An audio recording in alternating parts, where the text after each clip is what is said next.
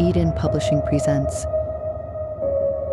Stars on Fire, written by Sky Gold. Prologue.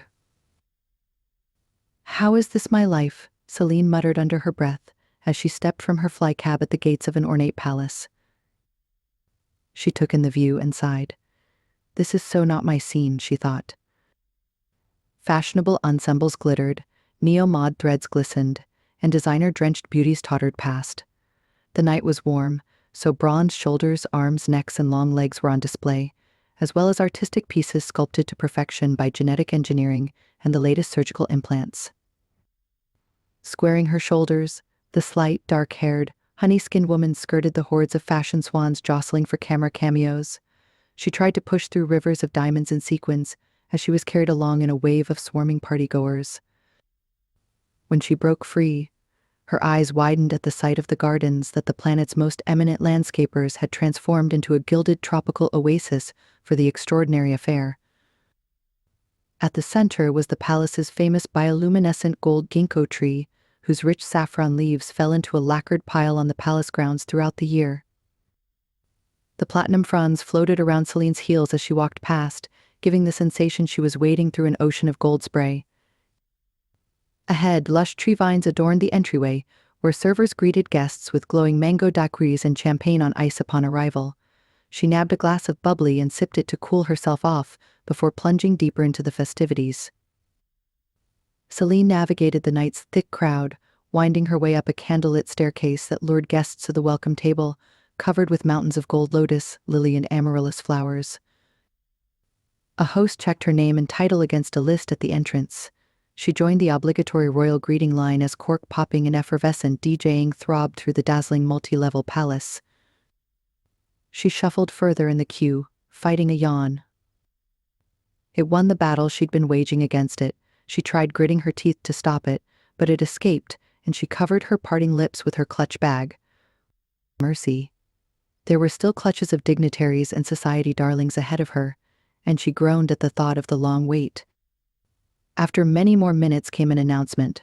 Celine Manene, Undersecretary to the Prime of Dunia. Holy Dunia, about time. She stepped forward and curtsied before the royal family. First, to Prince Akaro, the host of the night and the reason for the most desirable party in Enia City. Also one of the King of Risha's three brothers. He was a tall man with dark brown hair who'd once been handsome, but was now trying to clutch onto his youth and good looks. He dabbled in one too many face-freezing injectables over the years and paid for a blinding set of veneers. He used them to give her a diplomatic smile that didn't quite reach his eyes, for they were busy darting around the rest of the room at the more glittering, beautiful beings within. He ignored her. As did his wife, Princess Emily, a nip-tucked creature of indeterminate age. Nonplussed, Celine moved on to Prince Emian, a studious-looking man with a heavy brow and cold, measured eyes. They flicked over her old-fashioned dress with a touch of disdain. His wife, Princess Zanza, timid and retiring, barely glanced at Celine, extending a limp hand for acknowledgement. Celine didn't waste time moving along to Prince Torin. Aged in his late 30s, he was the youngest of the Rishan royal brothers. He cut a dashing figure in typical Rishan suaveness.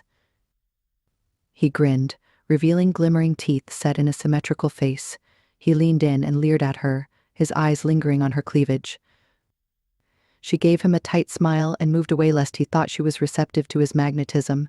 It was rumored that he was the royal playboy, no wonder, with his baby blue eyes and messy blonde hair.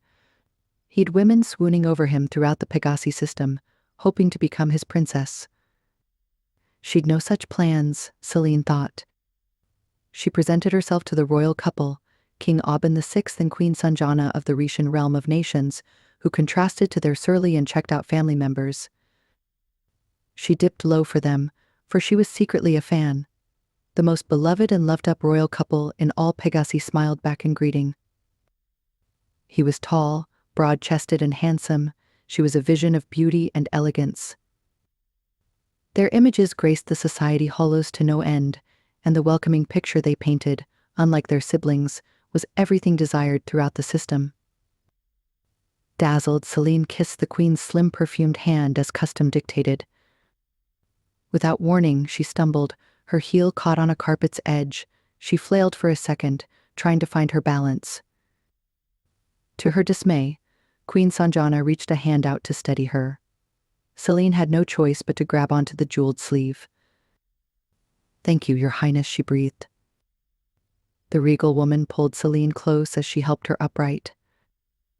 "I saw your face back there," she whispered. "These occasions can be so dismal gorgeous. Keep your head up, and leave at your very first chance." Celine's eyes widened, but the banquet organizers were already ushering her along by then.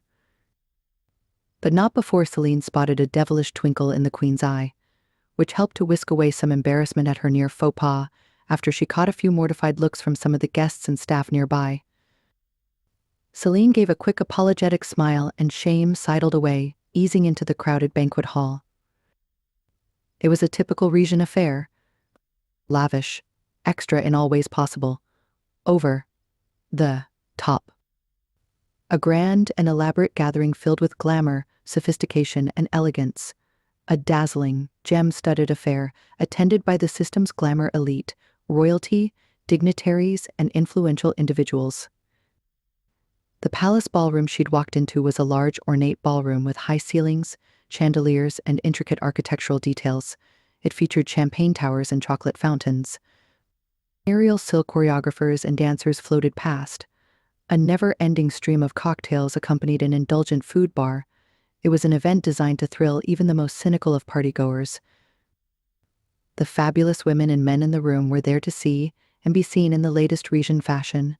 Their accessories and shoes were the showiest and most ostentatious possible, and they all dripped with jewelry. Except for Celine. She was all about keeping it simple. She'd brought out her old striped black and white floor-length dress that had never let her down. It hugged her curves in the right places, accentuating the right amount of skin without sacrificing her cleavage. Paired with a pair of sensible black heels, it was the perfect ensemble for a government undersecretary attending a banquet at the Indian residence of Prince Akero. The second eldest royal brother was a persuasive individual.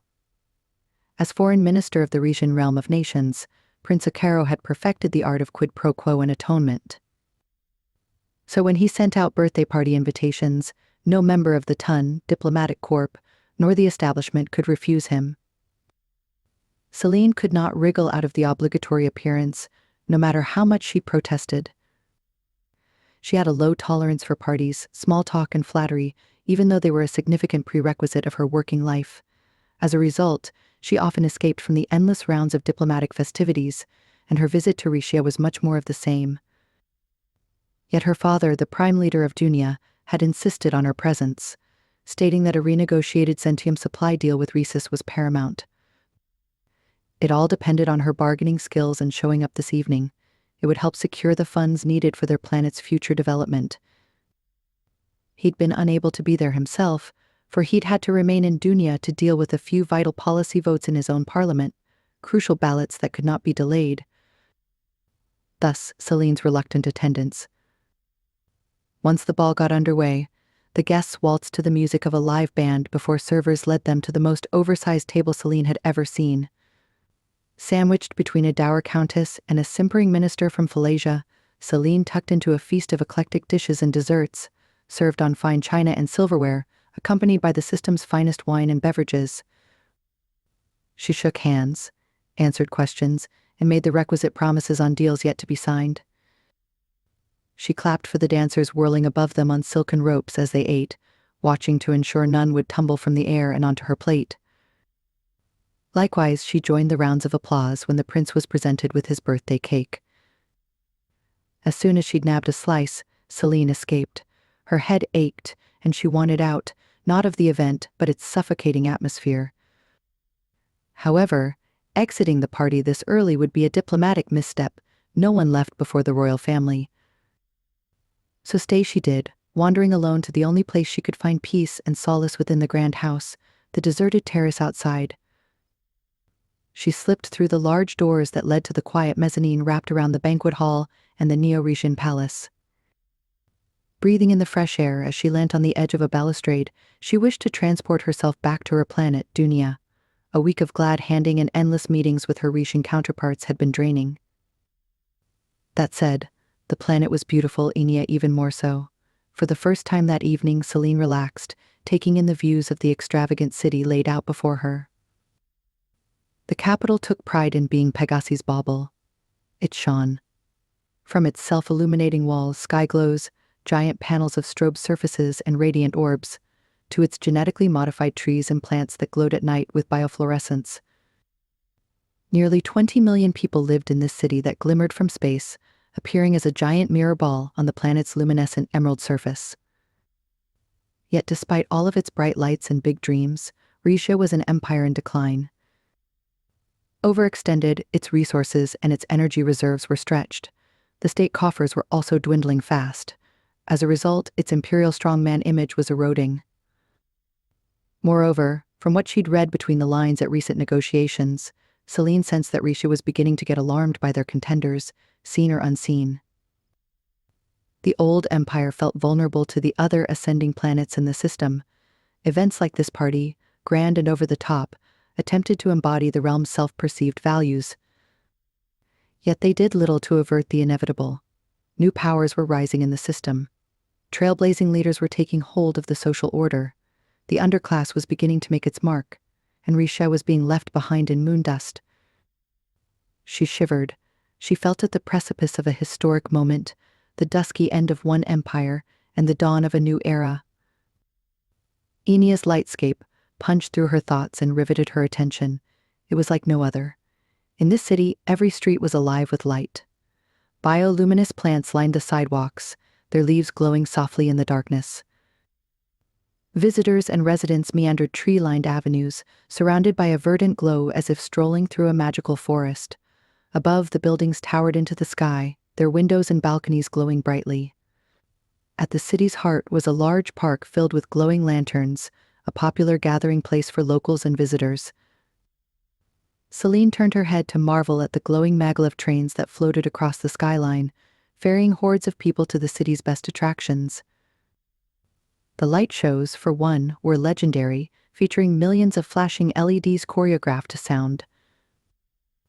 The Fountains of the Gods, which she could see from the terrace, was a must-see spectacle. The showcase sprayed multicolored jets of water sky-high, twisting and dancing, coordinated with music and giant displays. If the tourists didn't come for the dancing water and lights, they thronged to the club hotspots and parties held in the vast array of live entertainment and multi-level venues, where sculpted synth droids and genetically enhanced hosts served visitors every pleasure imaginable. Celine remembered how she'd once attended an open terrace party at Neostar, a system-famous establishment on Enia with incredible panoramic outlooks of the city and the surrounding areas. She and her friends had danced all night, fueled by cocktails, trays of never-ending delicious food and spine-tingling DJ sets, with a spectacular view of the eternally lit city. She'd never forgotten how carefree and alive she'd felt as the lights became brighter, the music louder, and the energy more vibrant. Yet she now missed the simplicity of Dunia's clear, dark skies, pristine and unencumbered from light pollution. The vast canvas of distant galaxies, nebulas, meteorites and shooting stars had always left her in awe. She often went stargazing on the beach outside her father's official residence, lying on her back looking up at the heavens as she lost herself in their rich, ancient, mysterious beauty. For a moment she longed to return to the utter liberation, deep peace and sheer joy Dunia's night sky always imbued. With another sigh, she resigned herself to her current vista. She bent over the edge of the railing to get a better view of fireworks in the distance, when she froze. Holy Dunia. Every nerve under her skin lit up when, a little way along the terrace, she thought she saw movement. She stared. Something had vaulted from thin air onto the handrail. A silhouette. One that moved once more to land noiselessly on the balcony's marbled floor. Celine's heart rate raced. She glimpsed a man. Large, hulking, cloaked, his profile stood out against the bright lights of Enia. He turned his head, and she thought she saw a flash of sapphire-tinged flames come from within the confines of his hood. Impossible. Then he was gone. He'd disappeared into a doorway further along the terrace.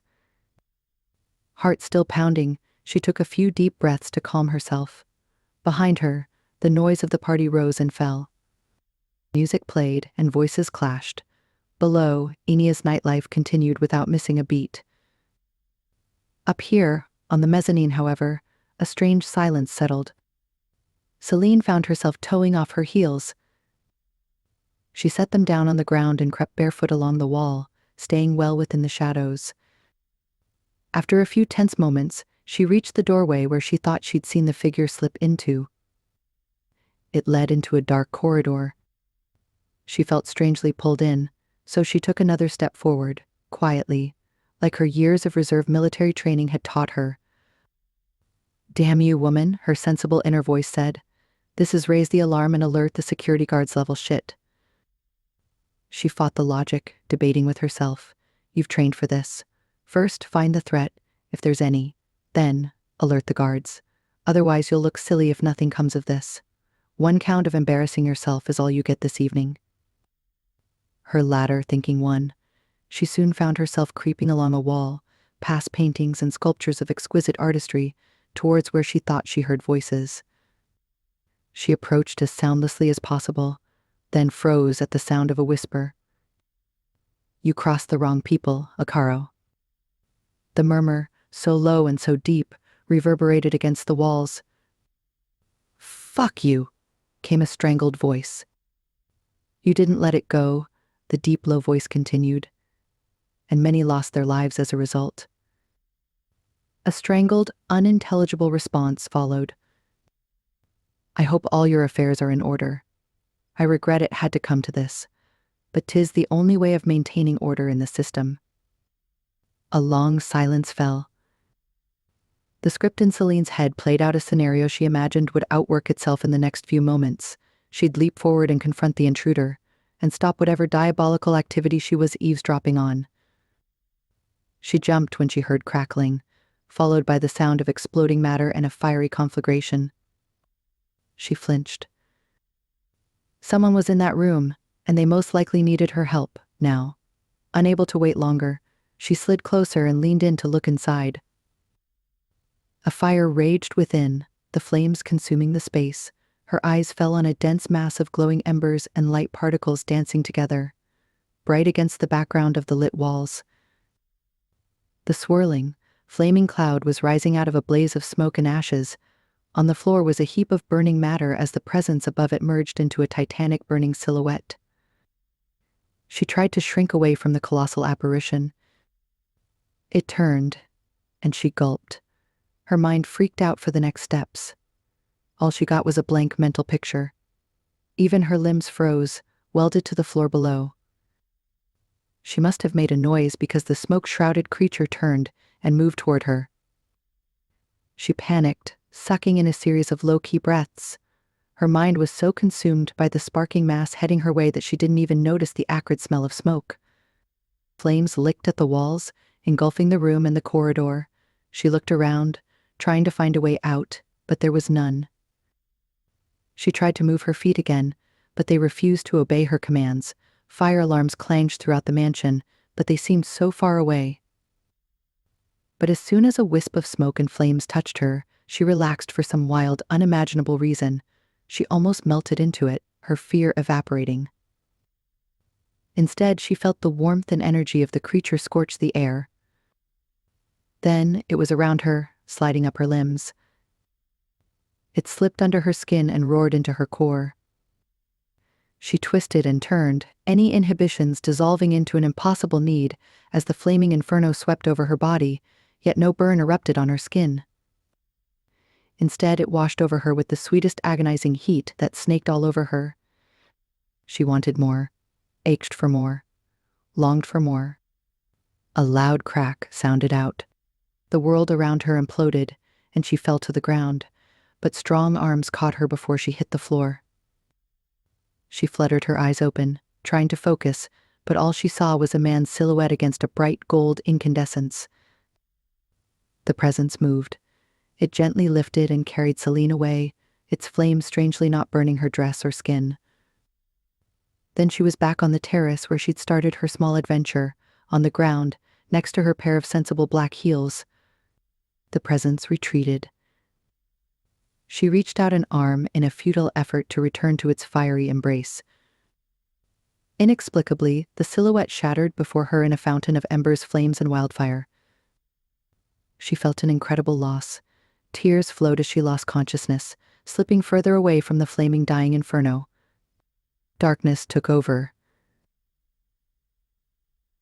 She woke, choking at the splash of water on her face. Undersecretary Celine? Hovering above her prostrate form was a woman, looking down at her from reddened eyes inset in a furrowed brow. Higher still was a set of powerful sprinklers dripping with water. Celine watched, perplexed, as they receded into the roofline. She flailed to a seated position, disoriented. Where am I? At Prince Akaro's home. On the terrace. There's been a terrible fire, the woman said. Celine noted the terror on the young woman's face, followed by a vague recollection of who she was, one of the royal assistants who'd checked her name on the guest list at the front doors earlier that evening. When the blaze started, the queen asked us to look around for any stragglers, the woman continued, frazzled. We found you here on the floor, unconscious, just outside the banquet hall. I've sent for medics. Celine looked down at herself, checking for any signs of damage. She seemed unharmed besides a slight scorch mark on her favorite ball gown. I don't need a medic, she said. I'm okay. We have a duty of care to our guests, the Rishian woman implored, wringing her hands. I've calmed for an air ambulance, and they're on their way. Celine surrendered to the urging, sinking back to lean against the stone wall, casting furtive glances at the smoke still billowing from the mezzanine beyond. Soon, a team of efficient-looking emergency caregivers were at the scene. Celine stated again that she was fine, but they insisted harder on checking her over, and declared she was indeed fine. You probably fainted after the fiery explosion and resulting blaze, one of the medics told her. You can leave, but please seek medical help should you feel dizzy or nauseous. You could have a concussion. They helped her to her feet and escorted her through the now empty banquet room. Where's everyone else? Celine asked, still dazed and barefoot, her sensible shoes clutched in one hand. The banquet ended once the fire alarm sounded, the assistant said by Celine's side. All the royals left in armored flyers, except for Princess Amelie, who was rushed to hospital because she fainted, but her husband, the prince. Unable to finish her words, the assistant's lip trembled, and she placed a shaking hand over her mouth. Then, she turned and fled out of the banquet hall. Celine wasn't far behind. She stumbled out into the night to join the other horrified guests. They congregated outside, around the bioluminescent gold ginkgo tree, clutching shawls and hot drinks as they all stared and whispered. Pointing to the charred remains of the prince's office balcony, firefighters directed flame-detecting drones through the burnt and smoking rooms. A few investigators milled about asking each of the guests pointed questions. They soon came to Celine seated at the back of an air ambulance, sipping a hot kahawa to calm her nerves. She was still processing the night's events and remained speechless while they tried to probe her memory of the night. Once they heard from the medics, the investigators concluded she'd been in the wrong place at the wrong time and was too frazzled to help any further. Soon they cleared Celine to leave. She extracted herself from the melee, rushing into a fly cab back to her hotel room. There, she lay on her bed for hours, pondering the high-octane events of the night. Had she imagined the mysterious figure? Would anyone believe her if she told them she'd seen a man who'd turned into an otherworldly creature enter Prince Akaro's study? Or that the burning silhouette had carried her out of harm's way?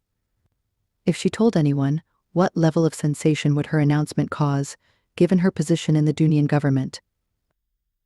After much tossing and turning, she kept the strange encounter to herself. Besides, not one of Rishia's investigators reached out to her again. Still somewhat shaken, she booked passage back to Dunia the next day. Later, back home, Celine watched a Holo News interview featuring Rishian authorities who claimed they found the cause of the vicious fire that had consumed Prince Akaro's study. According to witnesses, the royal had gone to retrieve a new laser gun he'd wanted to show off to his friends and fans at the party. The weapon itself was reported to be a rare handcrafted piece that retailed for hundreds of thousands of shills. It had been shipped from Ixithria by a dear friend of the prince as a birthday gift. The experts said the gun must have misfired due to the prince's mishandling. Its energy cartridge had exploded, causing the blaze.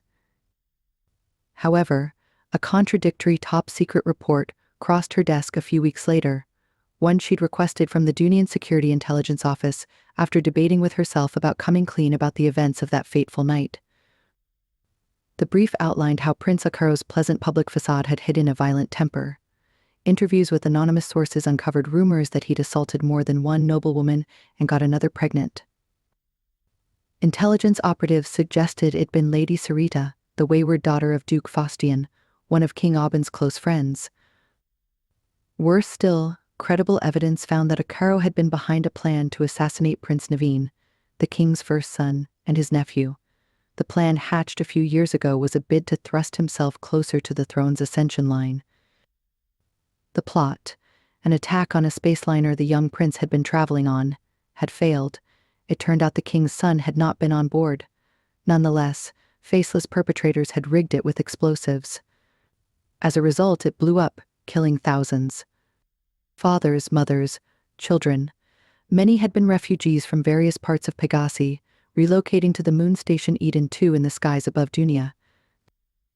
It seemed someone had wanted Prince Akaro to pay for some or all of his sins, with his life no less. She read the report with great outrage. If the intel was accurate, the flaming vigilante had delivered the best possible justice, Celine thought. She made a few conclusions of her own, and quite a few conjectures. This led her to a single hypothesis, that this affair, while disturbing, was none of her business. So she locked the report in her office safe and left it there. For her home planet, Dunia, had enough problems of its own. Chapter 1. When souls fall into pools of molten gold. On board an unidentified ship above Dunia. The Proxima technocracy would have prevailed if it hadn't been for their vast underestimation of Dunia's sentient powers and its unwavering guardianship over its precious ecology and inhabitants. One day, the twin suns above the magnificent planet shone, and the air teemed with optimism and possibility. The next day, torrential rain, howling storms, and waves of relentless hurricanes pummeled the ground, especially on the southern continent where the interlopers had first landed, for what they thought was a sure-fire invasion. Large plate-sized salvos of hail flung from drenched skies slammed into every obstacle in its way. With such great force, it obliterated power suits, shearing off armor and turning the ground beneath into a never-ending boggy swamp. The storm reduced visibility to zero, radio comms turned to static, and bionic musculature to mush. The technocracy's invincible interceptors and rattlers became weak as gnats against the prevailing winds and devastating lightning, crashing into prismatic mountainsides in large explosions that lit up the nightmare scenes. Even the far north desert tundra fell victim to the high winds that whipped sand into sheets of devastation. The few creatures that made up the arid biosphere retreated into caves and holes carved into the ancient rock. Despite their firepower and metal might, the invader soldiers, also known as the Krats, fell in the thousands. Then, fleeing the planet's endless salvos, the interceptors retreated from the planet and docked back with the Armada. In the stratospheric space above Dunia, the technocracy's Armada streaked away one by one into FTL flight. They vanished with a wink as they raced back to the Omega IAZL system and their gleaming silver-plated habitat that hovered around the vibrating exoplanet HD 638974b. However, not all of the technocracy ships left the system. 3 capital cruisers remained, hovering in orbit. A pair of eyes tracked the partial departure of the Krat Armada from well within the confines of an indiscernible spacecraft tucked behind the shadow of a slow-revolving asteroid. "Looks like they got their asses served to them," a low voice said. "They're standing down to a fractional retreat." "So a blockade, then?" a melodic voice asked. "'Tis. 2 ships are positioned over Dunia's spaceport and cargo facilities," the deep voice grunted. "One just headed to the other side of the planet, over Rambasa," the sing-song voice said. That's close to the Zentium ore mines and industrial trade center, came the low, measured observation. It would seem the technocracy is digging in their heels over Dunia. They must be desperate. What's our play? The conversation paused for a beat. We slip into Dunia and retrieve our asset, the deep, low voice said. But first, please launch a couple of spy drones. Have them get past that blockade and watch Dunia from a safe distance. Please send me all surveillance and telemetry regarding the technocracy's actions on the planet. Once we're sure it's safe, we go in. Nam Kosi. Moments later, the craft's thrusters engaged, and the sylph-like nose of the ship turned, then shot out of its bolt hole. Heading away from Eden to a large, irregularly shaped moon that shone in the dark sky towards the jade jewel that was the planet of Dunia. Selene. Located in a sheltered valley shadowed and screened from aerial view by a series of gigantic altophytes, Enclave Zulu 1, known as just Zulu 1, was a garrison deep within the forests of Zalalam. A fortified military base at the center of Dunia's massive Arumba continent, on a planet chosen centuries ago to harbor humans fleeing a climate-challenged existence. The wind and mist whipped about the landing pad high above the base, cutting straight to the bone and extremities. Typical Dunia. The planet was still annoyed at what had transpired in the last few days. Selene looked up at the roiling, dark, empty sky and cursed, kicking at the duffel bag at her feet. It was cold. Windy, wet, miserable. This was not her jam. It didn't help that she was still exhausted and irritable. Rena, where is this transport? She sighed into her wristcom. It should be there any time now. Patience, woman. We sent a coded request for help last night, and a contact on Eden 2 responded. Quickly, might I add. But it's taking time to get here. Remember, they needed to dodge the Kratz blockade. Plus, avoid being spotted by the spaceport's orbital defense systems. On that note, they told me they'd be sending a... Selene interrupted her friend. Is there any way you can please ask them about their ETA? Can't handle a little cold and precipitation? When did you get so soft? Ree? I hate you. And I love you back, Sel. But can you ask, please? I've been waiting for ages. When did I become your assistant? Selene's best friend shot back. You've just gotten too used to the good life as the Prime's daughter and right-hand advisor, with a large team at your disposal. It's a new world now, woman. No staff, zero fakery. Your diplomatic BS does not fly with me. Selene was about to clap back when suddenly, the air in front of her shifted like literally moved. Instinct kicked in, and her hand shot to her waist to retrieve her blaster from its holster. Her eyes whipped and darted around, searching for purchase. When she found none, her pulse raced. Then the empty air before her shimmered and flickered, revealing a dark, sleek Corvette crossed with a fighter that had been set down on the landing pad for a while.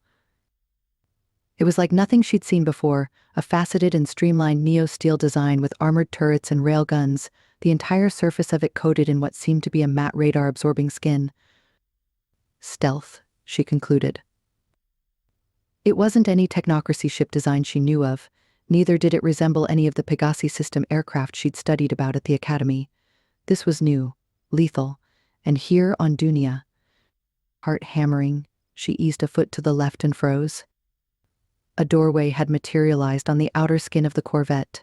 It slid open, and a metal air bridge with neo-steel stairs arced towards the ground. Stepping down the ramp of the sleek fighter was a figure. A huge man. So extensive, so broad, his shoulders blocked all internal views of his ship. He was taller than anyone she'd ever seen before. He was also more muscled than most, with large, powerful, ropey limbs twice as wide as hers.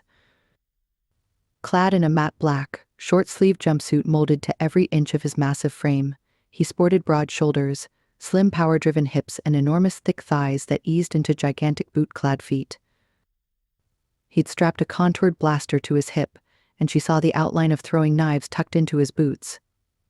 His skin was a light lustrous caramel, the thick neck, broad upper arms and hands covered by a series of stunning gold and sapphire tattoos in the shape of an evocative nebula, marks he seemed to wear like a badge of honor.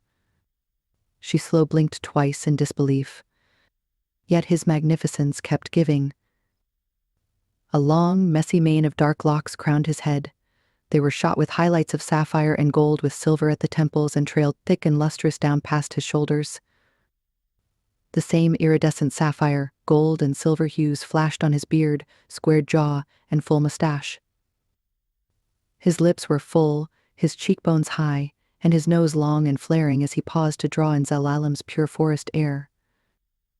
His forehead was a wall unto itself, the dark brows thick and unyielding, but it was his eyes that stopped the wind, halted her breath, and stilled all sound around her. Holy Dunya, she thought, as her gaze and what felt like her entire soul fell into pools of molten gold, flecked with flashes of electric sapphire.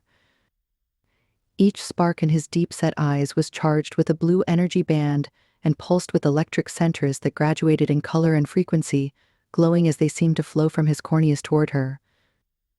His life force washed over her in waves, and she broke into a hot flush, one that traveled over her skin and down her spine. The sensation was almost familiar. That thought alone threw her off. She took a tentative step back and almost lost her balance but recovered before losing her dignity. He kept coming towards her, lifting a sizable palm, not in greeting, but a cool command to drop her weapon. He was, hands down, the most lethal man she'd ever seen or met. She jerked her gun at him. Stay. He arched an eyebrow and paused, his sapphire and gold eyes coolly assessing her as he stopped. At that moment, she knew firing her handheld piece would be like hitting him with plastic pellets, zero effectiveness. Still, she kept it trained on him. His lips twitched. Then he crossed his massive arms across his chest and jerked his chin towards the Corvette behind him. Your transport awaits, Excellency. Celine blinked in surprise. You know who I am? I do. His voice was a combination of deep raging waters and a rough graveled growl, echoing with a lingering melody that roused a stir in her innermost being. She tamped down the sudden stab of whatever the fuck it was that almost took her breath away. You're my ride? He lifted a dark eyebrow, and his sapphire-flecked eyes glimmered, his mind leaping in desire-laden bounds. She felt a flash of heat. Straight to her core, damn it. To his credit, he didn't indulge the thought further. Nom. I'm your pilot. He spoke with an accented lilt. She couldn't quite place it, but his standard was fluent. What were you expecting? He continued. Maybe less of a sneaky fly-in and more of an obvious and on-time announcement of your arrival? She snarked. He shrugged his massive shoulders. I was on time. To be exact, I was here before the agreed time. Pure precaution, of course. I didn't know what I'd be walking into. She had to lean back her petite frame to look up at him, even though he stood a few feet away. Well, neither do I, so excuse me as I check in with my people. His lips quirked once more before he stepped back to give her privacy. She kept one hand on her weapon and tapped her wristcom, turning away from the stranger. The holo screen popped up and Rena grinned at her. Still here? Celine cursed under her breath and whispered, Of course you are. Can you confirm that my ride to Eden 2 is a stealth fighter/corvette, piloted by an unidentified lethal-looking colossus? Her best friend nodded. Sounds about right. Rena's voice dropped to a whisper as she peered at the view behind Celine. And what a ride, might I add. And I'm not talking about the ship. Celine gave her friend a withering look. Really, Colonel? Get a grip, she hissed. Why didn't you tell me what to expect? Rena sobered up at her friend's glare. Like I was trying to tell you earlier before you interrupted me, Excellency, the Edenites agreed to help by secreting you off the planet. The only way they could exfiltrate you was with a stealth craft. They also reassured me that the pilot they would send would have all the required security clearances and is trustworthy. I didn't know he was already on planet, but I'm taking notes of his skills at sneaking past our sectrons without us having any idea. All that said, get on that damn ship and talk to them. Are you sure about this? Celine asked, concern lacing her voice. I am, Rena insisted. I'm sorry I didn't get to brief you in detail before you left this morning. No sleep in 48 hours, last dibs on hot water, and 0 hammocks to spare means I've been off my game. Plus, I had no clue who they'd send. No idea it'd be him. Whoever his magnificence is. Celine sighed. You're out of control, woman. Unfortunately, it also sounds like there's no alternative. I'll do what I need to. Stay safe, Ray. I'll reach out to you when I get a chance. As soon as possible. She tapped off her comm and cocked her head up at the mountain of a man standing a short distance away, lowering her weapon slowly. Okay, then pilot. Please take me to your leader. The sleek Corvette had a name, Mirage. And with it, a dulcet-toned AI of the same name welcomed her on board.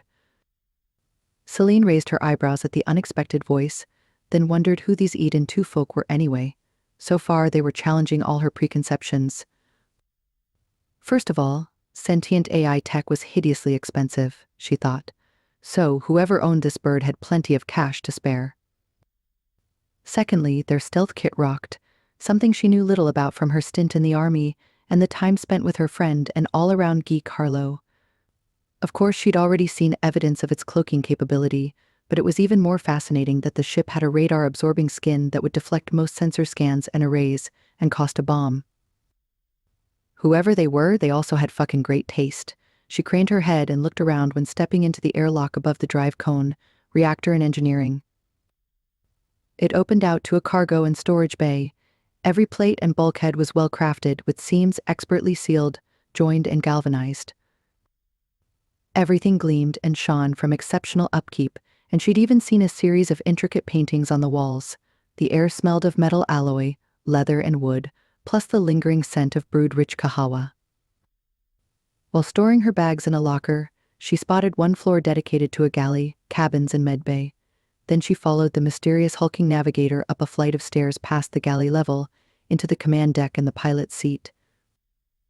He motioned towards a 360-degree swivel crash couch that would give her max support when in a full burn. Strap in, he grunted. Thank you, she said. She acquiesced while he sunk into his pilot's swivel chair and began messing with the controls. Above him were several large multi-holo screens showing various maps, security feeds plus a virtual 3D overlay of the external landscape. The command deck of the sleek craft was clean, tidy and roomy for a vessel its size. She supposed it needed the space to accommodate the pilot and about 4 chairs designed for other people of his immense size. However, for this short hop, the pilot was alone. Except, of course, for Mirage. The AI piped up. Does our passenger care for a refreshment? Celine was too jittery to drink or eat. No, thank you, she confirmed. The helmsman focused on his nav holo screens. Mirage, prep us for pre-flight. Pre-flight sequence initiated, the AI intoned. Celine's eyebrows rose as the cockpit reoriented itself, holo screens and all, so the seats faced up, ready to boost into space. The pilot conversed with the AI, pausing to cock his head, his eyes glazing over like he was speaking subvocally. She assumed he was patched into a reconfigurable high-tech cockpit and virtual HUD. Wrapped up in the comfort of her chair, Celine pretended to fuss about on her handheld comm while taking surreptitious glances at the pilot. His large hands moved so fast over the controls and keyboard they almost blurred her vision. She gave up her amateur spying attempt when his eyes sliced over to her and caught her staring at him. He turned to face her, the glowing irises between the long lashes fixed on her. Her heart gave a massive kick. Ready. Her traitorous body twitched in response to his deep timbre. Nervous. She narrowed her eyes at him, and his lips curled. I'll get you to Eden 2 safe and sound, Excellency. His voice rumbled low and soft, which sent a ripple of powerful energy through her small frame. Little did he know it was not so much the safety of the flight, but his presence setting off all her senses. She forced herself to hold his gaze. In some part, to contain the energy that seemed to emanate from him, which was somehow flowing over her again. It overwhelmed her, and she reined herself in. Please don't call me Excellency, she murmured, not wanting to create any distinction between her and the pilot. His gaze intensified, and he leaned back into his chair like he owned the place, his long hair settling on his shoulders in silken ropes. "Then what should I call you? I should know your name if I'm to be your pilot." She studied him momentarily, noting the fine lines from his eyes and the silvery gray flecks in his thick hair at his temples. This was not a young, unsophisticated man. He was a fully fledged creature in his beautiful, wild prime. She needed to be on her A-game. After a beat, she replied, "Celine." "Celine?" he rasped slowly as if committing it to a cherished memory. Her heart lurched at the sensuous treatment of her name. He leaned forward, and suddenly the spacious cabin was too small. His scent wafted into her nostrils, clean, windswept, yet smoky with an unexpected hint of forest pine and musk, enticing. His eyes dropped to the crux of her neck, where her pulse hammered against its apex.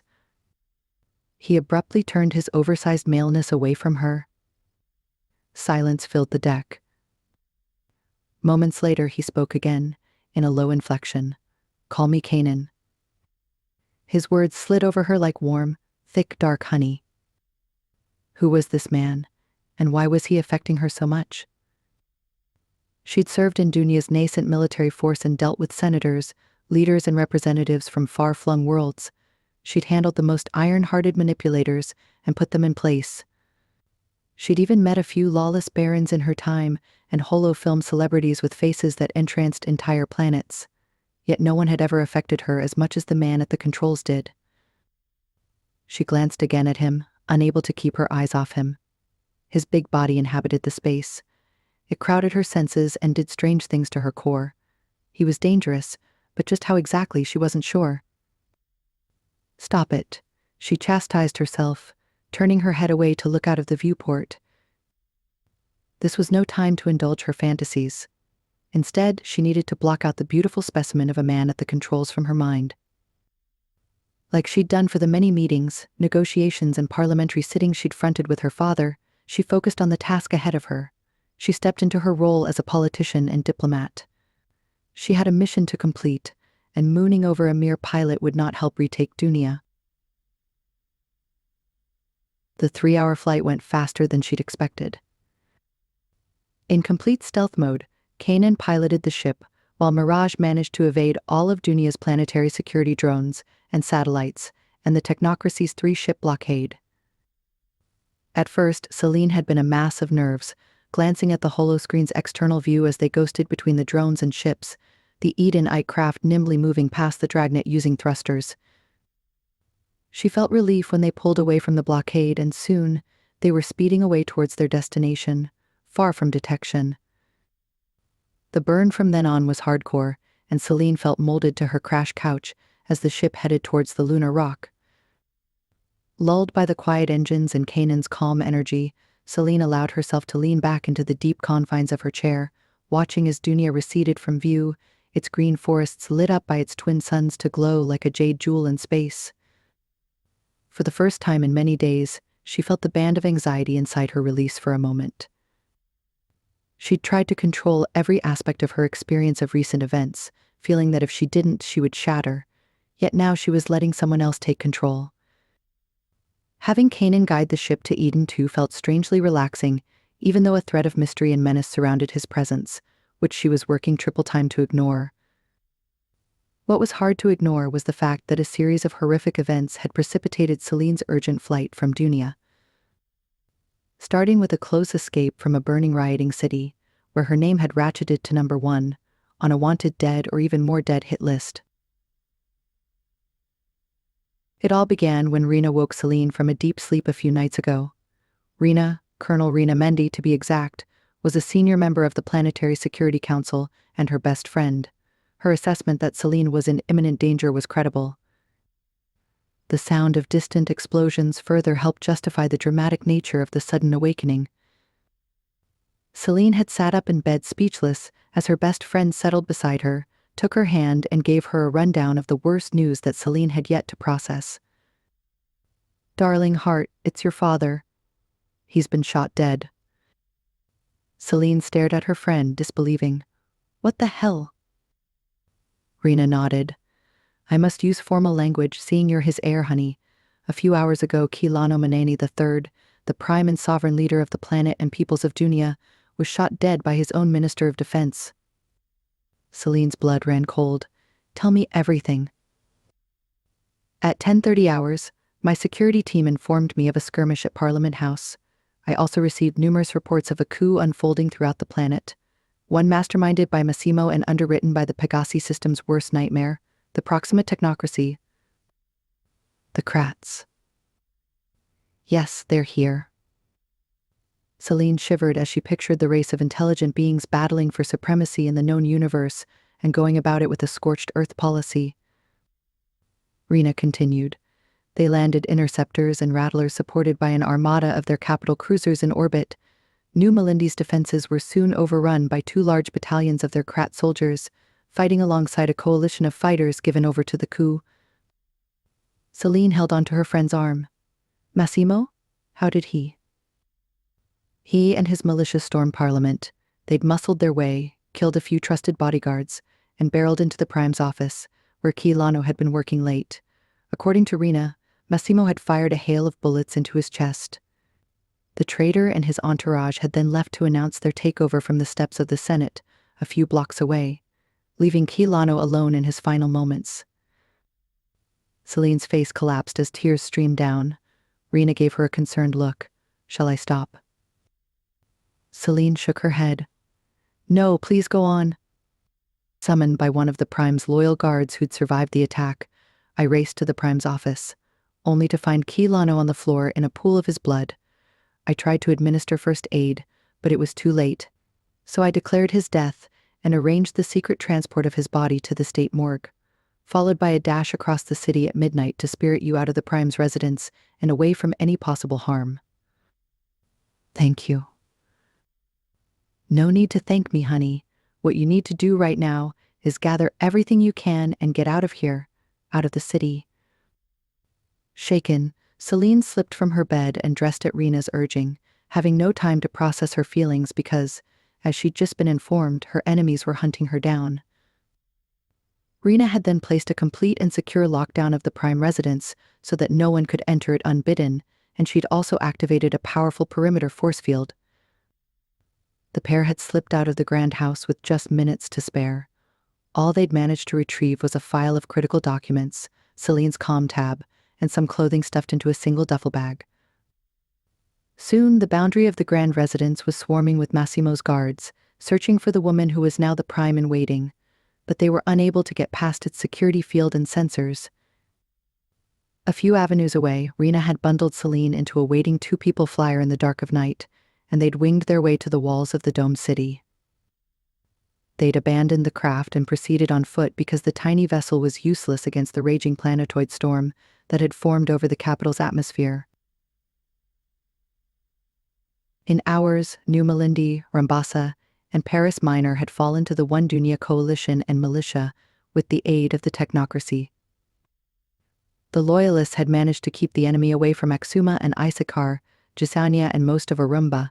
General Mackenzie, an army leader loyal to Kilano, was doing a great job coordinating the cleanup of any hostiles there. The blockade hadn't helped either. The One Dunia coalition had sent a planet-wide message stating that all unauthorized vessels were prohibited from entering or leaving the planet. Massimo Macori, the traitor himself, fronted the holocom announcement. Celine bit back a sigh. She wondered how she, along with the rest of the government and her father, had been suckered in by Massimo's wicked charm, sense of humor, and larger-than-life voice and passions. They'd imagined him to be a genuine, passionate, and loyal citizen. The ex-army major had dedicated himself to serving his country in the Ministry of Defense. His commitment to Dunia's strategic security and defense issues made him a darling of the military and the cabinet. So much so that Kilano, her father, the Prime, had swept aside the growing rumors of Massimo's corruption, bullying, and manipulation. She also blamed their busy schedule. In recent months, the Prime and Celine, in her capacity as his undersecretary, had been focused elsewhere, on social causes, on scientific research, and on preserving Dunia's ecology. They'd let Massimo and his largesse have too much say and sway in Parliament and beyond. When they'd been given concrete evidence of his betrayal by one of his ex-aides, they'd confronted him, but it was too late. He'd already made backroom deals to gain upper and lower house support. He'd even had articles of impeachment against Celine's father drawn up. With the help of a rogue battalion of military soldiers, Massimo stormed Parliament in the heart of New Melindi's city center. He'd waited for nightfall and killed the Prime, kickstarting a coup, all so he could control the manufacture and export of Zentium. She'd kicked herself in the last few days, overwhelmed with guilt at her naivete. But then again, insurrection could never have been imagined for a planet considered the friendliest in the Pegasi system. Days later, Celine still didn't have a handle on her sudden new reality.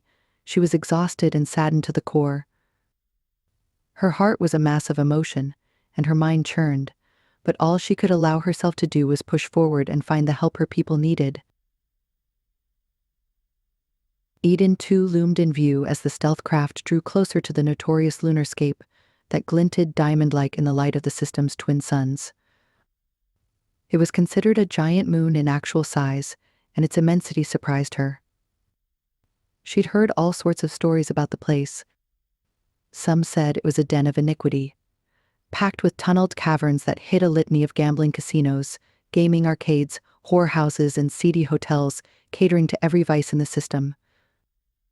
News reports and rumors from all sorts said that every street corner had its watering hole, complete with gangs that controlled the distribution of alcohol, the coveted synth drug cocoa, and the sale of illicit weapons. She had no idea what to expect, and for the first time since she and Rena had concocted their plan, she felt a fear wander up her thigh. Celine. The low rumble dragged her away from her thoughts and back into the space she now inhabited.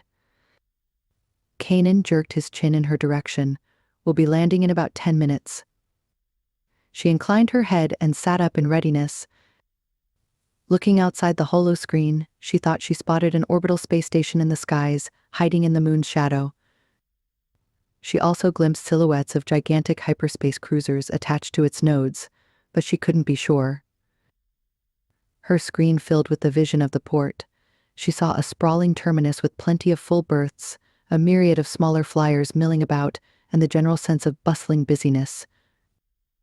A multitude of ships, small and large, had called into port. The majority were in the simple, streamlined style favored by Alurian and Dunian merchants and traders who could not afford the sleek Grecian yachts.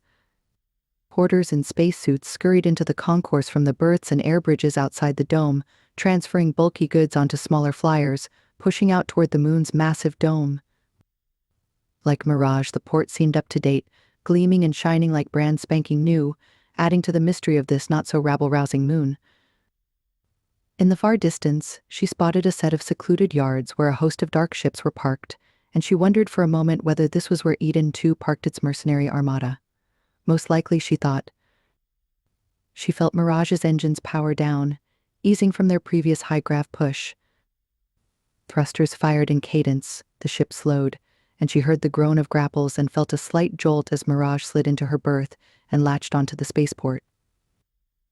Celine sensed the ship matched its gravity force to the port's standard Gs. She felt the weight of gravity return, anchoring her feet to the floor. A green light flashed throughout the cabin, indicating a successful docking. The engines rumbled and then cut off smoothly. Kanan stood his feet and jerked his chin at Celine. "After me." A man of few words, Celine thought, rising to her feet. They retrieved her duffel bag from storage. Celine flung it over her shoulder while Kanan slid on a jacket and swung a cross-body pack over his broad form. He led her out of the airlock. It opened onto a climate-controlled air bridge that led down a corridor to an autogate. There, Kanan lifted his hand and waved the thick bracelet that encircled his even wider wrist over a scanner on the gate. It beeped green and let them through onto a concourse teeming with life, sounds, smells, and color. Welcome to Eden 2, where mortal men walk on streets paved with treasure and reside in palaces of emerald and ivory, dancing in the shadows of the moon, where once immortal gods tread. Celine started at the sound of the voice and looked down to see a wizened woman smiling at her, thrusting a tray of baked goods into her face. Oh, hello, Celine called out, her stomach lurching as a delicious scent wafted into her nostrils. The woman grinned, revealing empty gums. She pushed one of her treats into Celine's hand. As soon as Celine's hand wrapped around the baked sugary goodness, the woman's face turned icy, and she hissed, 2 shills Dunian.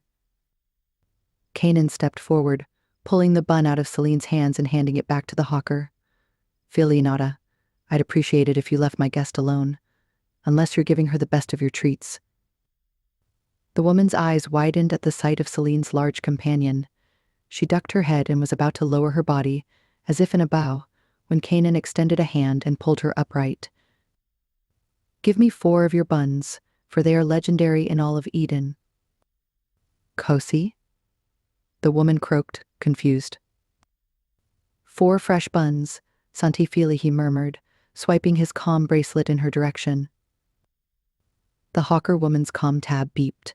She gaped at the screen where she must have seen a transfer of a generous amount of shills, given her wide-eyed reaction. To go, Kanan prompted. Namkosi, the trader said, fulfilling the order, discarding her initial staler bun that she'd tried to push into Celine's hands. Instead, she packed 4 hot fresh treats in clean-to-go bags and thanked the man looming by Celine's side. Sante Kosi, so generous. Celine gazed at the pair, her mind trying to understand the hawker's puzzling reaction to the hulking man beside her, who thrust 2 of the buns into her hands, and the smell of freshly baked bread, spices, and sticky nutty sweetness overtook her senses. Thank you, Celine said, still surprised. Her tummy rumbled, and she bit into the snacks before following the colossal man. He'd since thrown his jacket's hood over his head, obscuring his striking features. He surged forward, ushering Celine close before him, leaving behind the female trader and her obvious adoration of the now hooded pilot.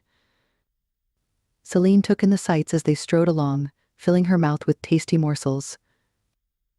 She saw shopfronts stacked with sacks and merchandise that lined the concourse. Tradespeople scuttled in and out of an open-air market on the floor below them, exchanging goods extracted from the precious loads of cargo deposited on Eden 2's front door.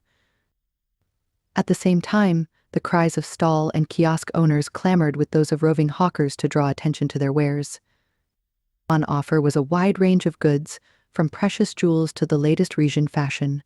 Food stalls were packed with hungry crowds, availing themselves of spicy, colorful fare. More displays advertised precious tech and droid parts that rivaled the technocracy's own. The people milling in the markets hailed from all ends of the system. She spotted Regent traders in their luxurious robes that trailed the ground behind them. She saw Allurian workmen and women, their elongated frames, distinctive tattoos and flowing dark hair standing out in the crowds. And the Edenites, even taller, more muscular and built. There were a few of them, but she picked them out now that she'd met one of them. They stood out with their strange, luminous eyes, patterned skin designs and powerful stride. Yet Kanan still loomed over them all. As they moved past the stalls, the mountainous Eden-eyed escort and his visitor drew curious glances. He was one of the tallest men under the dome, and his sheer magnetism meant their path cleared much more quickly than most. Beyond the undercover market was a well-ordered metropolis of maglev highways, grav trains, expansive buildings and large, spacious, pedestrian-centered urban spaces with busy walkways that weaved in and out of stunning gardens. Everything looked ordered and neat as a pin. Celine's wonder at the advanced technology and economy of the moon's metro dome grew with every minute, her presumptions shifting again. She even thought she recognized a Phalasian chieftain and his entourage dashing past on an open flyer. She'd hosted his trade delegation a few months ago, and now he was on Eden too. This meant the moon was now considered more than a barbaric outpost worthy of critical diplomatic relationships. Even while the new sights of Eden 2 entranced her, Celine's thoughts strayed to the negotiations yet to come. From a diplomatic perspective, she'd never transacted with an Edenite before, so she had no context to work with. She'd need to think on her feet and make it up as she went, something she loathed to do. On the other hand, she didn't have much to bargain with or use to strong-arm the Edenites into helping her cause. All she had was her father's promise, a few 100 million shills and one secret advantage up her sleeve, and she hoped against all hope that it would be enough. A silver missile streaked through Celine's field of view, swooping in from behind her. On closer inspection, the projectile became a streamlined bird with unusual silver and shimmering gray plumage, dancing through the air before landing on Kanan's right shoulder. The hooded man turned to the sleek gerfalcon, stroking its feathers. He seemed to communicate with it subvocally. Then he took the gerfalcon's silver talons in his hands and thrust the bird into the air, where it hovered for a while. It looked down on Kanan with large coal-black eyes before driving its mighty wings forward through the air, its silver wings flashing against the concourse's high transparent roof. "What was that?" Celine said, awed by the encounter. He shrugged. "My eyes and ears." "Impressive," she said.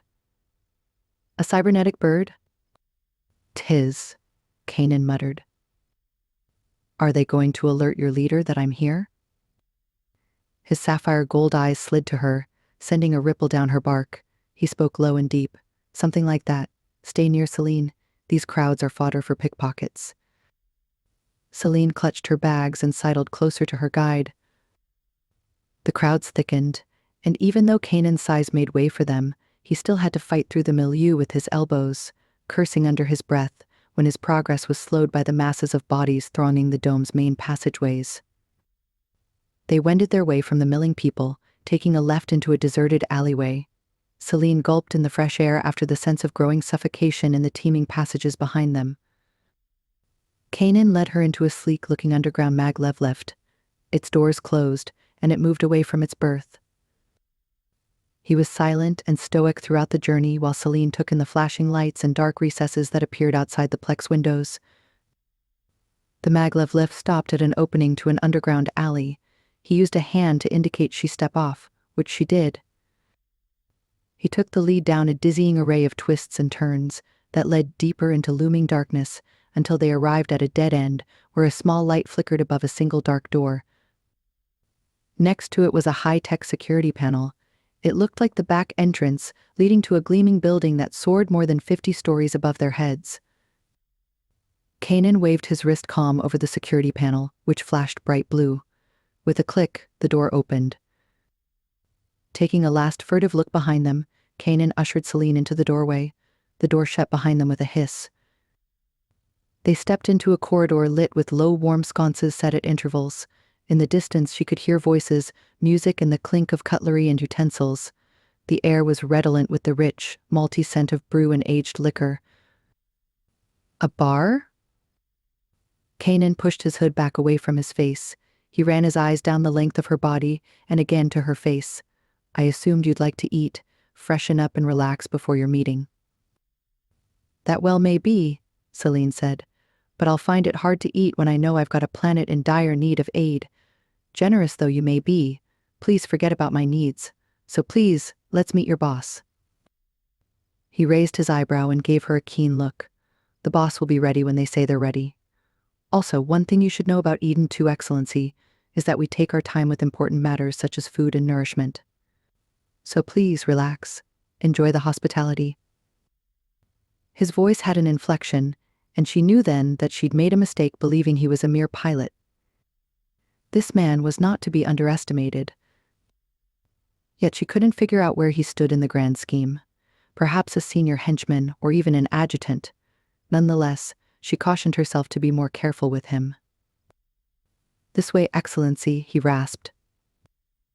Kanan led her a few feet into the corridor before unlocking a second doorway.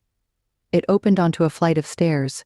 Low lit like the rest of the building, they led into a landing space that opened into a large central room encircled with other closed entryways. The room featured a series of comfortable couches and chairs arranged before an enormous holo screen. Behind the sitting area was a generous dining space and bar. A large table took center stage, covered in food and drinks of every variety possible. "I told you I don't want to eat anything," Celine sighed. "Not even I can turn down Eden-eyed bounty," the large man rumbled, his tattoos glowing on his skin. "Eat, drink, it's the least you can do. One should never negotiate on an empty stomach." Celine dumped her bag on the floor. "Does he or she or whatever at least know that I'm here?" They know you're here, Excellency, Kanan rasped, circling the dining table and heaping food on his plate. Kanan paid her no attention, and she sighed, giving in to the inevitable. She wandered to the table to fill a plate with colorful fruits, sliced meats, rich cheeses, spiced and fresh vegetables, and hunks of enticing warm flatbread. Celine took it over to the couch across from the hulking man, and they both ate, with nigh a word between them. The food was delicious and necessary, she admitted a few minutes later, licking her fingers while feeling much more energized and refreshed. She thumbed through her calm tab while Kanan crossed a thick thigh over his other leg and worked on his larger pad while he ate. Celine glanced at him and tried to peer at what he was doing. She spotted intricate sketches and drawings on his screen of various aeronautical components and mechanical illustrations, beautifully detailed and precise. Was he some designer, as well as a pilot? She wondered. He suddenly looked up and caught her curious study of him. He lifted a thick brow, and she flushed, looking away. The sounds of laughter, clinking glasses, and a crooning singer with a beautiful voice wafted up the stairs, and Celine longed to wander down and indulge in all the hilarity and good times. Eden, too, was beginning to draw her in. After he'd finished eating, Kanan rose to his feet. She caught his eye, lifting her hands, questioning the weight, but all he did was shrug those beautiful massive shoulders. He put his plate away, then returned to the couch, where he threw his hood back over his head, stretched his large form on the oversized couch, and flung a pillow over his eyes. "How much longer?" she ventured. He rumbled from under the pillow. "As long as it takes, Excellency." Celine fell back against the couch, and she cursed under her breath. She remembered her father speaking of the Edenites. He'd described how laid back the moon's residents could be, aligning with what Kanan had also told her. Perhaps that was the reason for how slowly things were progressing. She glanced at the massive man on the couch, the rise and fall of his chest, and felt the heat rise in her face. Damn, he was a beautiful man. She dragged her eyes away from him. Minutes passed, and still nobody. Meanwhile, Kanan seemed to have drifted off to sleep. Restless, Celine rose to her feet and circled the room a few times before deciding to read up some more on the people she was meeting. Rena had sent her a report and a list of links for some background reading. Resigned to waiting, Celine sat on the couch, tabbing through several pages, and noticed a side note and link Rena had added to the report. She clicked on it. The memo outlined what the author, Leila Dexora, a prominent region researcher, had written in a paper a few months ago, analyzing the latest research and innovation in the Pegasi systems security sector. She'd stated that after an in-depth investigation, she'd found that the true power of Eden 2 was not the chamber but a group of shadowy individuals known as the Sable Group. Confirming what Rena had told her, Celine thought. Celine sat back, recalling their conversation that had led to her presence on Eden 2. It had taken place a few days earlier at Enclave Zulu 1. They'd been having breakfast when Celine slumped back in her chair and blew out her frustration from her lips. "So what do we need to take back our cities?" Rena thought for a moment. Some serious firepower, a dreadnought or two, corvettes, a spaceport, soldiers who know what they're doing, and a hell of a lot of luck. Not too much to ask, hey? The two friends fell silent, their minds searching for answers. "There might be a way," Celine said, lowering her voice in the busy mess tent. "The night before Massimo stormed the parliament, Father and I sensed all was not well. We guessed Massimo might make a move against us, but only from a resource perspective. We just had no idea how or when he'd do it. We thought he might twist arms in Parliament to get control of Dunia's finances and Sentium production, so we managed to transfer all key accounts, our own family's finances and those of the government, into my control with secure codes. Now Makori can't access the coffers, even though he wants to. From what I last heard, he's in desperate need of funds, so he's used most of his family's wealth to finance the internal coup." Rena cocked an eyebrow. "How much cash do we have?" "A few $100 million, Celine confirmed. "Enough to rent a few corvettes, maybe even buy one and ammo." Rena shook her head. "The problem is from whom? Rhesus, our closest allied planet, is a skip-jump away, and we can't access hyperspace or any jump points without an interplanetary warship. Celine dragged her hands over her face in frustration. Even if they wanted to, the region realm of nations, I believe, don't have the means to help us. They're dealing with their shit right now. Rena sighed. Aren't we all? We also can't send any tight beam comms beyond the system to Galicia. The two women fell back into their seats and lapsed into silence. Suddenly, Rena's eyes lit up. What? Celine said, probing her friend's reaction. You won't like it, but hear me out. To win against McCory's rogue action, we may also need to go rogue. Celine blinked. What do you mean? Let me show you. Rena grabbed her friend's forearm and pulled her out of the mess tent. Then she pointed upward to where a round silver orb was hanging up high in the sky. That's who we talked to, she declared smugly. Celine laughed out loud. Eden too? You can't be serious. Dead. Oh fuck no. Why not? Are you suggesting that we reach out to the most rabble-rousing, uncouth individuals in the system to help us take back our planet? Celine scoffed, shaking her head in disbelief. A group of privates jogging past stared at the squabbling pair. Rena threw up her arms in frustration. Uncouth? Who uses the word uncouth? I'd describe them as more anti-heroes, less rabble-rousers. They have a strong honor code and are known to stand by their word. We've no choice, given we can't even ask anyone else but them for help. Celine nailed Rena with a glower.